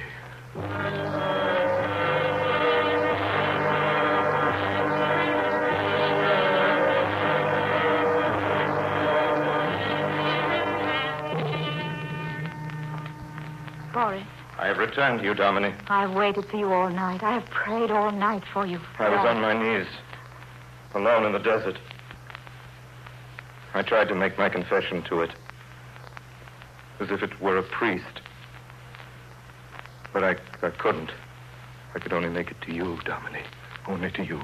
Do you hear, Dominique? Tell me, whatever it is, I will understand, because I love Dominique, you want to know what it is that makes me unhappy. Even in our love, desperately unhappy. It is this. I believe in God. I love God. And I have insulted him. I've tried to forget him. To put human love, the love of you, Dominique, higher than my love for him. But always I'm haunted by the thought of him. And from that thought has come my despair. Once when I was young, I gave myself to God solemnly. I've broken the vows I made. You gave yourself to God? How? I gave myself to God as a monk. You were right. You were right. You've had my love, not my truth. Now take my truth. I've kept it from you. Now you shall have it, Dominie. Hate me tonight, but in your hatred believe that I never loved you as I love you now. Give me your truth. Even as a child, Dominie. Even as a child, I was devout. It seemed to me that there could be nothing more glorious than that I should give up the world. At the earliest moment that I could, I went into the monastery. I was at peace there. Dominie, I was happy. Happy? It was a lonely sort of happiness, but it was happiness. When it came time to take the eternal vows, I did not hesitate. When even now and then some of the novices went out again into the world, I simply wondered that they could be so blind about their own happiness. I worked in the fields, in the garden. I lived in the sun and the rain, close to the earth, day after day. And at night, there was the long, plain chapel where I prayed, where God seemed very near. There was nothing to mar my peace. I lived in his love, simply, happily. Go on, Boris. When the old abbey died, and the new abbey put me in charge of the little house where visitors are received, they absolved me from my vow of silence. Then, for the first time in years, I saw other people, talked to other people. For the first time since I was a child, I listened to the voices of men and women. One summer, we sheltered a man who was tortured by his love for a woman. He talked to me of her day after day, of her beauty, of his agony, trying to free himself from his torture, but only robbing me of my own quiet. And then one day, the woman came to the monastery, unable longer to enjoy her own torture. Seeking him out, I saw them rush into each other's arms. Their faces were the faces of angels. At night, alone in my cell, I was unable not to think of what I had seen. The pain, the misery, the torture of love. And all of them together. The ecstasy of love. All the things that were denied to me forever. Every man, every woman. Obsessed me. What was their life? What did they feel? I would look out of the monastery walls toward the lights of the city and think, they are living there. Those people, living. For weeks, for months, I fought with my obsession. Then, at last, one night, I fled the monastery. Now I've given you my truth, Dominie. Now you know all there is to know. God help me. Now you can pray, Boris. Pray? Yes. I will pray with you. Our Father who art... Pray with me, Boris.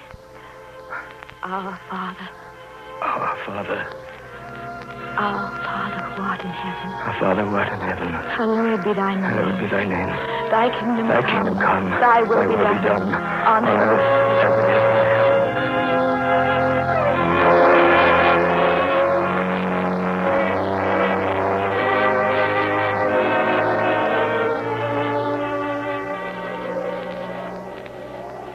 We've been journeying for days, Dominie. You must tell me where we're going. Not yet. Dominie, don't take your heart away from me entirely. Dominie, don't do that. Do you know that since I spoke, since I told you, you've never come near to me? Never touched my hand? Never... I know. And yet I have never loved you, Boris, as I do now. Now I will tell you where we are going. We are going back to Bennymore. You must attain your peace. Not with me, but with God. Dominique, take me where you will. If it is to Bennymore, I will go. But afterwards... Afterwards? We cannot think of afterwards, Boris. God knows what is in your heart and in mine. Perhaps in our hearts already he has put a secret knowledge of the end. The end? Yes, the end.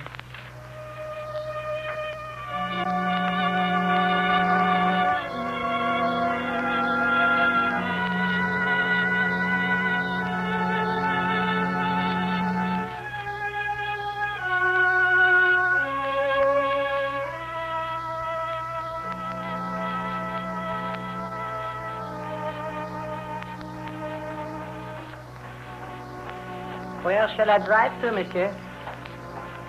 Tell him, Dominique. To Laragin. To the monastery, madame? Yes, to the monastery. Where will you be, Dominique? When I'm gone? I don't know. I can't think of that now in these last few minutes. If I could feel that I could sometimes see you, even far away, like those lights down there. But never to see you again, as long as I live. We will see each other every day in our prayers. Dominique, till the end of my life, I will think of you. Every day. Every hour. No, Boris, don't tell me, don't. Dominique, don't shrink from this. This is the truth. The truth of my soul. And you love the truth. Dominique, I cannot regret that we have loved each other. That we will love each other forever. I cannot even wish to regret it. Oh, as I knew that I was sinning against God and you, against myself, my eternal vows. But I see it now. Before I knew you, Dominique, I never really knew God. Now I know him. In the worst moments of the agony that is to come, I shall always have that hope. I shall always feel that I know what God is. Because of you. I know. I, too. Wherever I go, that will be the glory of our happiness, Boris. We will learn to say to ourselves, we are unconquered. We are unconquerable.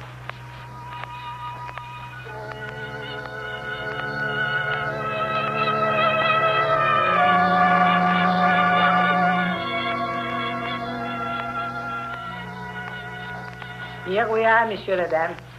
El Laragin. This is the monastery. Stop here, driver. But, Monsieur, it is not allowed. The visitor's entrance is over... Stop here. Oui, Monsieur. Dominique. Go, Boris. Quickly. Let me touch your hand. Once again. My darling. Dominique. Goodbye. Goodbye, my love.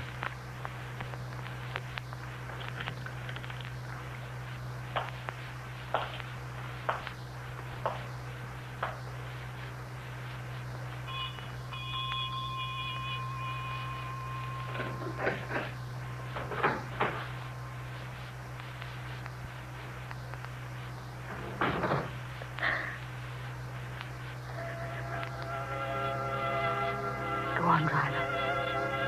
Madame. Drive back to Tunis.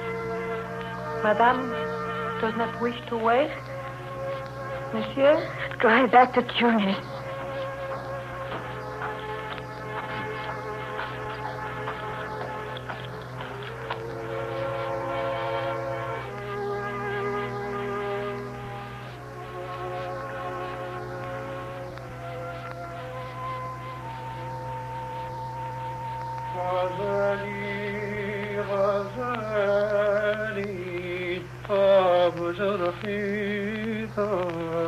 We do not count time in the desert, as does the world elsewhere.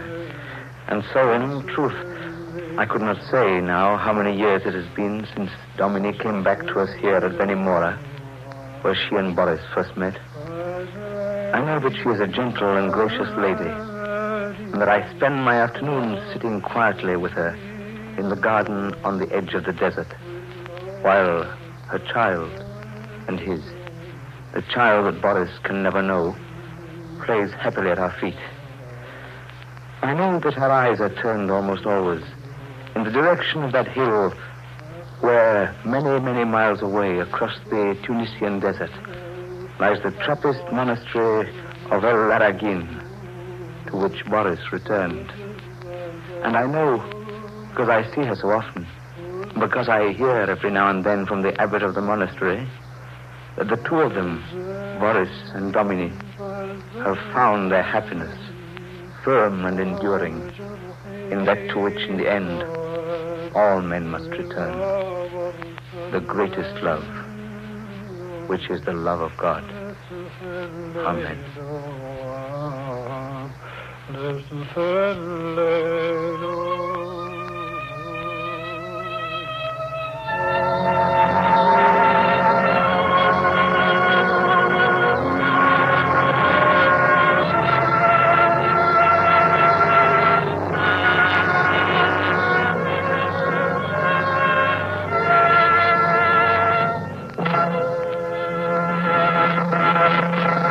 This concludes our Campbell Playhouse presentation of The Garden of Allah.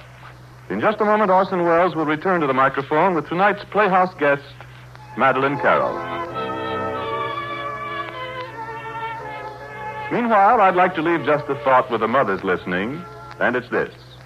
Why not build a nourishing school day meal for your children around bowls of Campbell's chicken soup? Children love chicken, and they'll taste the flavor of chicken in every gleaming spoonful of this good chicken soup with fluffy rice and tender chicken meat. Wouldn't you like to try it? See if you and your children don't take to it eagerly. Because just as sure as you like chicken, you like Campbell's chicken soup. And now, here is Orson Welles. Ladies and gentlemen, it gives me great pleasure to present to you now our guest of the evening, Miss Madeleine Carroll. Thank you, Orson. Good evening, ladies and gentlemen. Madeleine, I can't tell you how glad we are to have you with us again tonight. Ever since you did the Green Goddess last spring, we've been hoping to have you back. Back is right. I've been in jungles ever since last spring. Jungles? Paramount jungles. First I was in the Balinese jungle. In honeymoon in Bali. Yes, you were wonderful. And now I'm acting my way through the African jungle in safari. You have no idea how happy I was with you just now in that nice, clean desert. Besides, I've never been in the jungle in my life, and as a matter of fact, I have been in the Sahara Desert. Well, so have I. What a pity we never met, you and I on the great road to the south, our desert caravan under the moonlight. Did you ever ride one? I beg your pardon? A camel. Indeed, I did. It's still a matter of lively comment among the natives. Did you? That's not a matter I care to discuss, Orson. However, what I will discuss gladly is how very much I've enjoyed both the times that I've been here with you on the Campbell Playhouse. There's a very special quality about these shows of yours that makes it a real pleasure to act on them. Well, thank you, Madeleine. And next time you'll emerge from one of your jungles, you'll please let us hear from you, won't you? I certainly will. Meantime, shall I give your regards to Dr. Livingston? Good night, Orson. Good night, and thank you, Madeleine Carroll. Ladies and gentlemen, tonight in our Campbell Playhouse production of The Garden of Allah, Madeleine Carroll played Dominique and Felden. Everett Sloane played the Count. George Coulouris was Father Roubier, and Ray Collins was heard as Lieutenant de Trevignac. Boris was probably identifiable, and the music, as always, was arranged and conducted by Bernard Herrmann. And next Sunday, we bring you Dodsworth, which bears the unique distinction of having been written by a great American novelist and made into a play by a great American playwright. The work of Sinclair Lewis, the first American winner of the Nobel Prize for Literature, it was dramatized by the late Sidney Howard, twice winner of the Pulitzer Prize for Drama. First as a book, then as a play, and finally as a motion picture, this story of a successful American and his wife and their trip abroad and what happened to them has never failed to move American audiences. As our guests, we're very proud to have with us the two ladies who in the original New York production created the parts of Edith Courtwright and Fran Dodsworth. Miss Nan Sunderland, whom you've heard with us before on The Magnificent Ambersons, and that well-known American actress of the stage and motion pictures, Miss Fay Bainter. And so until then, until next Sunday in Dodsworth, my sponsors, the makers of Campbell Soup, and all of us here in the Campbell Playhouse remain obediently yours.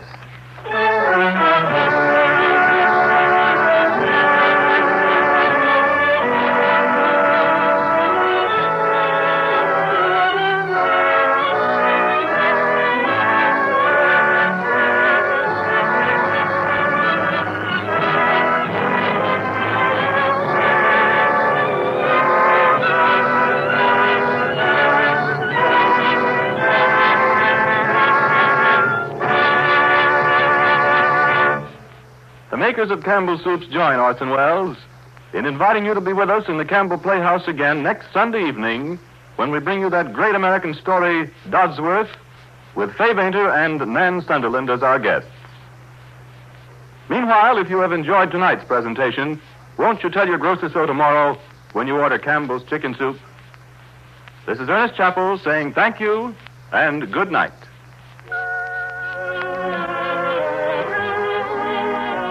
This is the Columbia Broadcasting System.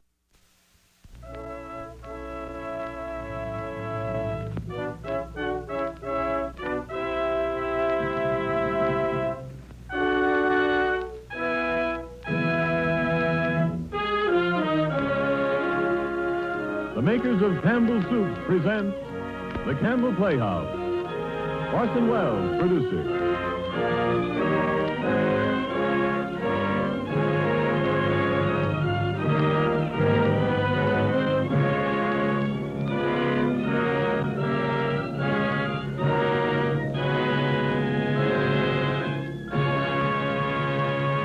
Good evening. This is Orson Welles. A hurricane, according to the dictionary, is the highest term in scales of wind forces. I quote from Webster, hurricane. Cyclones of diameter of from 50 to 100 miles, wherein the air moves with a velocity of from 80 to 130 miles an hour round a central calm space, which, with the whole system, advances in a straight or curved track, especially prevalent in the tropical regions of the Pacific. A final definition describes a hurricane as a violent rush or commotion, bringing with it destruction or confusion. Now, we'll try to leave out the confusion, and I promise you we're not doing the dictionary, but I think you ought to know, as authoritatively as possible, what you're in for. Tonight's story, which is about a hurricane, is called The Hurricane. And the aim is to show what a cyclone of a diameter from 50 to 100 miles can do to a South Sea Island paradise and to the lives of the people who are still alive after it blows over. But the hurricane isn't the star of the hurricane. Mary Astor is, as she was in the picture and as I promised you last week. The hurricane is what happens. What happens to a young couple of the South Pacific and to another couple sent down there to rule over them. The people are what count, and not the weather, and the whole system advancing in its straight or curved track will be over in a minute, and it will hurt me more than it does you.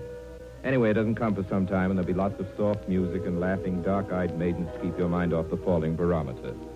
Now, just a minute before we set sail for the lands of soft music, sweet breezes, big blows, and Miss Mary Astor, Ernest Chappell hurries up our armchair gangplank with an interesting mealtime reminder for us all. Ladies and gentlemen, Mr. Chappell. Thank you, Orson Welles. It's just this, ladies and gentlemen. I'm pretty sure that many of you, at some time or other, have had this experience. You've come to the table tired and a bit worn out. Your appetite is, well, let's say indifferent as you sit down. But then your eye is taken by a bright, glowing plate of Campbell's tomato soup set before you. You catch a whiff of its fragrant aroma, inviting you to taste it. You pick up your spoon, dip it in, and take a sip. And on the instant, its tingling, deep tomato flavor takes hold of your appetite. You find yourself not only finishing your plateful down to the last delicious drop, but also eating the rest of your meal and enjoying it.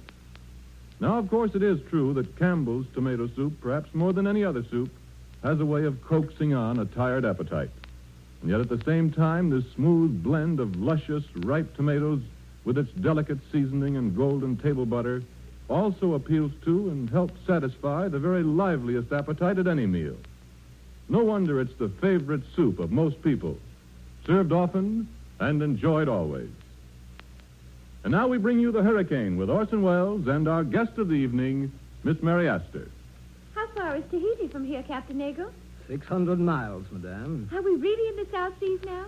Right in the heart of them. The South Sea Islands, the last hiding place of beauty and adventure. That's what all the travel folders say. Captain, what's that wretched barren spot way off there to the right? That's one of them. One of the South Sea Islands. Nothing like that in the folders. There was a time when it was mentioned in all the folders. Oh, but it's just a silly-looking sand waste. Has it a name? It's the island of Manakura. 20 years ago, that was the most beautiful of all the islands that raised their little green heads above these waters. The most beautiful and enchanting bit of paradise in all the world. I always throw it a kiss when I pass it for old time's sake. Excuse me, madame. What happened to it, Captain? It's a very simple story, madame. That island made the mistake of being born in the heart of the hurricane belt.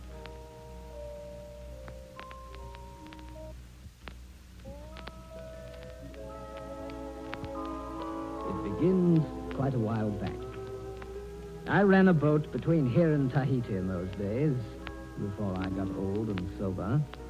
And one beautiful morning like this, I sailed up to the beautiful island that used to be, with sugar and calico and a few other things for the islanders, besides a new governor from Europe to enforce the law. Later, I wished I'd thrown him overboard. He was just about as beneficial as the hurricane. But maybe I misjudge him. It's his story anyway, and I guess his story is as good as mine. The Journal of Eugene Delage, Administrator of Manakura, August 5th, 1902. From Tahiti to here, 9 days on the Katapoa, fair wind and a calm sea. And early this morning, we sighted Manakura. Look, Eugene, the island. Yes, there it is. I never believed there was such beauty in the world. It's paradise, Eugene. Our paradise. Let's hope the residence is a fit place to live in. I understand the last administrator is very incompetent. Stubborn sort of fellow. I'm telling you what we're getting into. I'll never want to change, not any part of it. Very well, my dear. You admire, and I'll remodel. Natives are probably lazy and dirty and immoral. I've understood from other governors that these South Sea people are utterly lawless. Oh, that depends, Your Excellency. Oh, hello, Captain. Good morning, Madame Delage. Beg your pardon, Captain? It depends, Your Excellency, largely on how you treat these people. Take my mate Tarangi, for instance.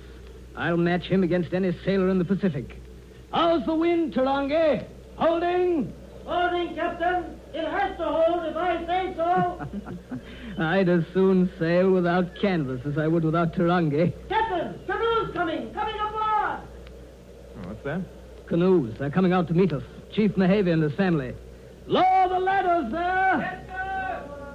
Yes, they're a fine lot, these islanders, if you'll just leave them alone. Really, Captain, you can hardly expect me to sympathize with such an opinion. Besides, I've been led to believe quite differently. Mehavy! Come up and welcome! That's him coming up the ladder, the tall one with the white hair. And with him is his brother Tavi and his daughter Marama. What a lovely girl. Welcome! Welcome, Mehavy! Great Chief, in the name of all my people, I welcome you to our island of Manakura. Thank you. May we work together, our people and you, in friendship and understanding for the benefit of all. On behalf of the colonial government of my country, remembering always that duty comes before friendship and obedience before understanding, I accept your welcome, Chief Mehavy. Great Chief, my wife is dead. My daughter will speak now for the women of our island. Like these white flowers, madame, may your life be happy among us. May beauty and love dwell with you always. What is your name, my child? My name is Marama. Thank you, Marama. I saw your island for the first time barely an hour ago, from afar. But already I feel that you and your people are known to me, and that there is love between us. Always I hope you will think of my husband and me not as strangers in your midst, but as friends. And here, Your Excellency, is our priest, Father Paul. Yes? Father Paul, this is Madame Delage. Yes, I heard what she said just now to Marama. That was a fine thing you did, Madame Delage. With one simple, gracious speech, you have done much to erase all the pain and misunderstanding that has marred the relations between the people of this island and the alien law that governs them. That's very kind of you, Father. It's against my principles, Madame Delage, to agree with Father Paul, but I'm afraid this time I've got to admit he's right. Thank you, Captain. Well, Father Paul, as soon as it's possible, I want you to show me everything of your work. As administrator of this island, I shall be... What are you laughing at? Does it amuse you, Captain? It does, rather. I'm sorry, Monsieur Delage. You see, Madame, your husband may administrate all he wants to, but do you know who really runs the people of this island? Who? Why, Father Paul. Isn't that so, Father? You marry them, you bring their children into the world, you baptize them, you bring them up, and in the end you bury them.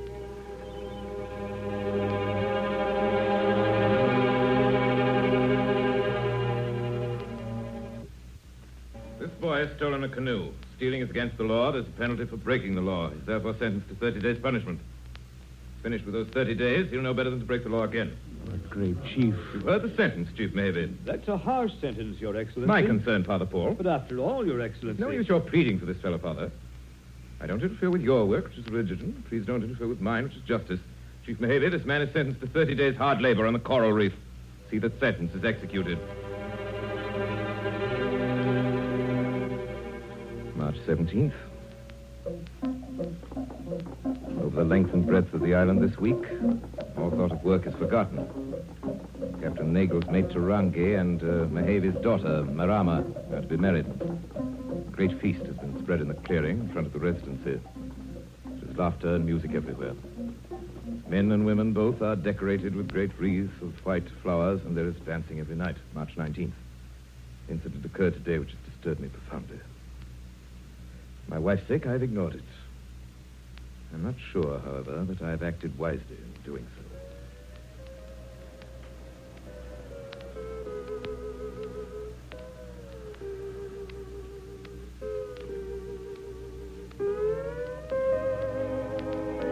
Marama, wait. You must have followed me. You know that if we are caught... Yeah, I caught you. Oh, Tarangi. It's against the law for the betrothed to be alone until their wedding day. But we've always been together, Marama. We always will be. It was meant to be so. It's written in the stars. If it is written in the stars, then it is so. And it is. You've no way of knowing. But I have. Deep inside me, I know. There is no law of God or man can keep us apart, Marama. You must not say such things, Tarangi. It frightens me. If it were wrong, then I should not say it. But it's right, and I believe it. And it shall be true. If the great water should separate us, I would swim to you, Marama. If walls are built around me, I shall climb them. And if chains hold me, I shall break them. But always I will return to you, Marama. Believe that. Why did you say that, Tarangi? What?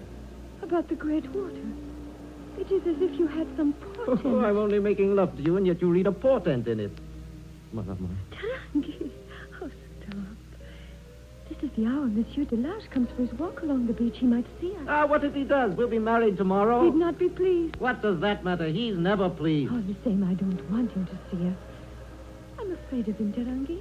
He walks so stiff and straight and looks so stern as if he always expected to catch us in some wrong. Oh, I'm glad I'm not going to be his wife. With a husband like that, Tarangi, a girl would never laugh and smile. But you're not marrying Monsieur Delage, Marama. You're marrying me. And with me you can laugh and smile and make love. And after we're married... I stood still in the long grass by the edge of the beach and heard them.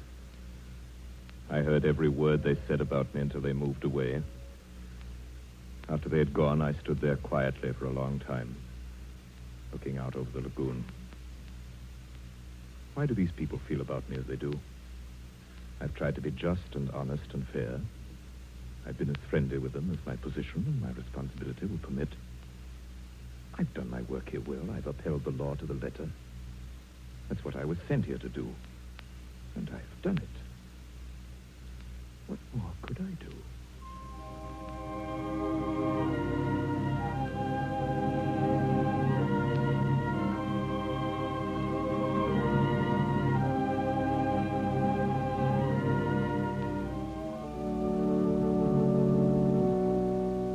By the authority committed to me, I now pronounce you, Marama, and you, Tarangi, united in the bonds of matrimony through the Saint Christ our Lord. Amen.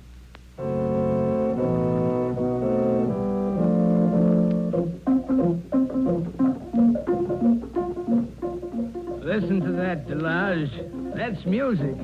Oh, come on out and watch them dancing. Forget that stiff-necked government of yours for a night. You'll permit me to remind you, Captain Nagel, that as representative of that stiff-necked government... I've seen quite enough of these marriage festivities, and I should say that you had too, Captain. Me? Me? Well, then they've just begun. Well, good night. Didn't mean to offend you, Delage. Sorry you both won't join me. Good night, madame. Good night, Captain. I'm afraid that sometimes the captain is overly fond of his cognac. I'm sure he didn't mean to offend you, Eugene. It was nice of you to join the wedding party even for that little while. It made them happy. It wasn't so hard, was it? I don't know that my government would have approved, but there's no harm done, I guess. No harm done, Eugene. And a great deal of good. If you'd only try and understand these people, Eugene, they're not like us. Why don't you let me help you to see them?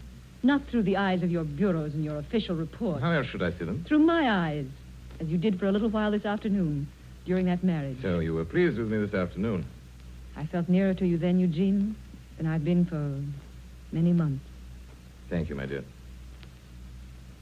I think that's the one thing I couldn't bear. Whatever happens, that we should ever drift apart.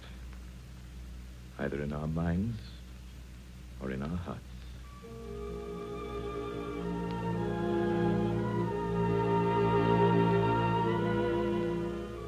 May 26th, Captain Nagel left today for Tahiti.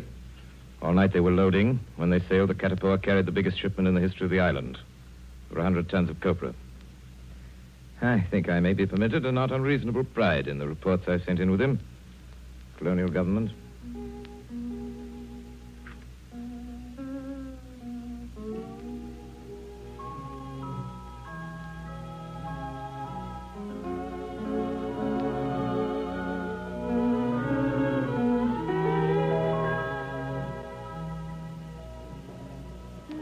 Good sailing, Tarangi. 12 days from the islands to Tahiti. Well, you can go ashore if you like. We won't be unloaded till morning. We'll start for home at the tide. Thank you, Captain Nagel. I want to get a present for Marama here in Tahiti to make her happy. Well, you go along then. I'll meet you at 6 at the bar. We'll come aboard together. Yes, Captain. Thank you, Captain.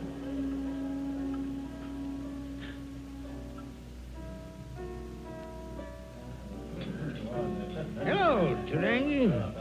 When did Catapora get in? This afternoon. Captain Nagel here yet? Not yet. Tarangi. Yes, Joe? See that man coming towards the bar? He's been here all afternoon. He's drunk, looking for trouble. Well, I'm not making any trouble. You know how white men are when they're drunk. Get away from that bar, Let it go, Tarangi. I don't drink with natives. Get away from that bar. Do as I tell you, Tarangi. I'm not doing anything wrong. Oh, you're not, eh? Well, get up. Get up when a white man tells you, do you hear me? That'll teach you to obey your superiors, you.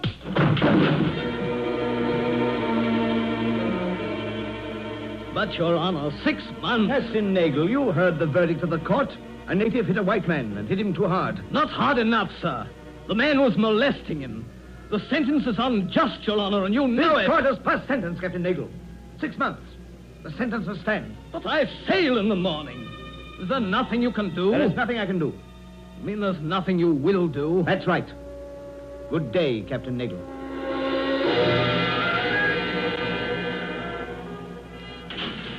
Captain Nagel, Captain Nagel. I've done all I can, Tarangi. 6 months isn't long. The time will pass quickly. You will see Marama, Captain. You will tell her how it is with me. Yes, Tarangi. And you will see that she is taken care of, please. Of course we will, Tarangi. And, Captain, tell her not to be sad. And tell her not to worry. Tell her I'll come back to her soon.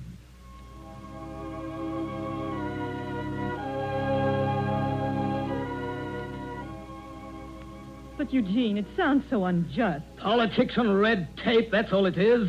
It's an offense to good government. Passion's a dangerous thing, Captain. I wouldn't criticize the government because a native breaks the law. But, Delage, even the jury was sick about it. I could see it. The magistrate, as I take it, is a just man, as I try to be. He He'll see that no unfair punishment is inflicted. Unfair If I may punishment? remind you, Nagel, I don't choose to listen to criticism of my fellow administrators. It's not easy to wield authority. The man who allows sentiment to warp his judgment fails in his duty. It's something you perhaps can't understand. Perhaps not. Sometimes I think perhaps I've been too lenient here. I wouldn't worry about that, Delage. Thank you for that assurance, Captain. Eugene. Gentlemen, it isn't worth quarreling about. 6 months isn't forever. Why, first thing you know, Captain, you'll be bringing Tarangi back in time to see me bring his child into the world. Child? Yes, Eugene. I didn't know. But that doesn't affect the case. Eugene. Germaine, there are things that concern me alone. I must ask you in the future to leave the administration of this island to me. Trust you won't make it necessary for me to speak to you again. Sorry. Now, gentlemen, if you'll excuse me, I have work to do. We shall expect you at the Residency dinner.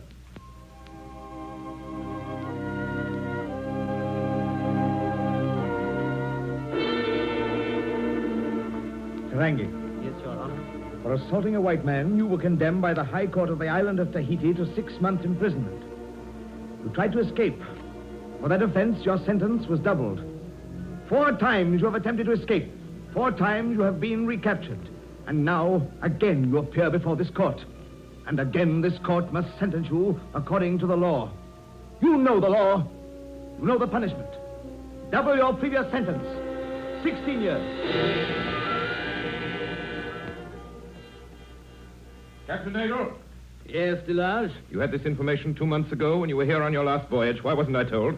What information? You know very well what I mean. Eugene, what is it? Only what might have been expected, madame. Tarangi escaped again 2 months ago. This time he got away. A guard was killed by accident. Accident? I happen to know the facts, Delage. And I have them here in this letter from the warden of the prison. Official facts. You thought I wouldn't find out, didn't you? You thought you could shield a murder. Oh, I'm sure that's not true, Eugene. She's right, Delage. That boy wouldn't commit a deliberate murder. And we all know how the captain feels about Tarangi's misfortune. Misfortune? He brought it all on himself, Father, by his stubborn defiance.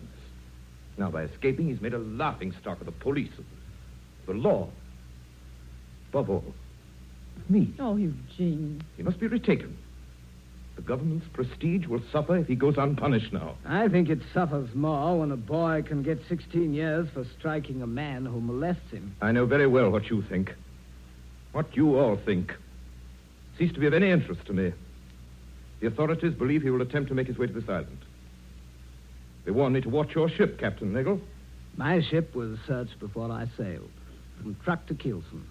And anyway, don't you know that Tarangi wouldn't implicate me by stowing away? Where would he hide on a boat the size of the Katapua? Your crew would hide him. I only ask you to remember your duty, Captain, as I attempt to remember mine. Eugene, judged by God's law, Tarangi has done no harm. Isn't that true, Father?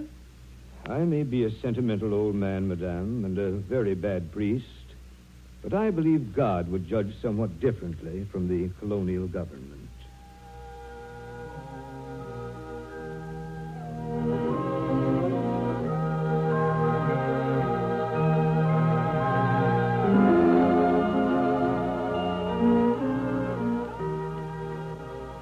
You are listening to Orson Welles in the Campbell Playhouse presentation of The Hurricane with Mary Astor. This is the Columbia Broadcasting System.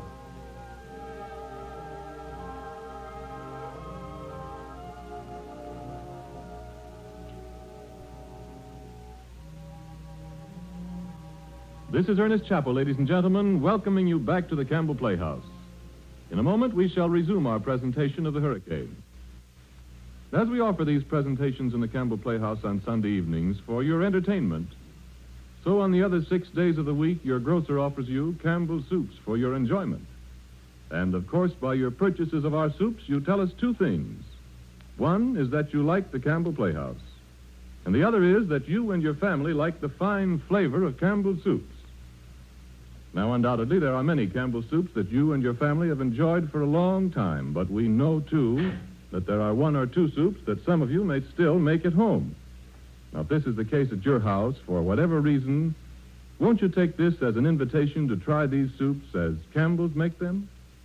If you'll try them just once, I'm confident that their flavor and good nourishment and your family's enjoyment of them will prompt you, too, as women everywhere are doing these days, to say to yourself, After all, why should I trouble to make any soup anymore when these fine soups of Campbell's are waiting at my grocer's?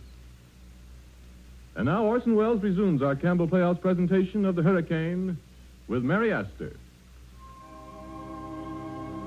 Journal of Eugene Delage, Governor of the Island of Manakura, 1902-1909, August 5th, 1909.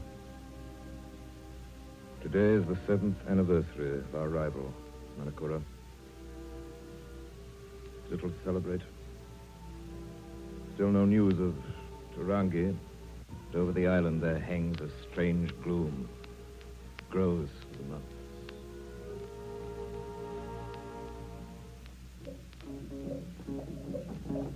What's that confounded noise? I don't know, Eugene. It sounds very gay. It's months since they played like that. Why? Why? Yes, for months this island has been like the place of the dead. Now suddenly, tonight, there's no festival this time of the year. I'm going to find out. What are you going to do? I'm going to find out what it is.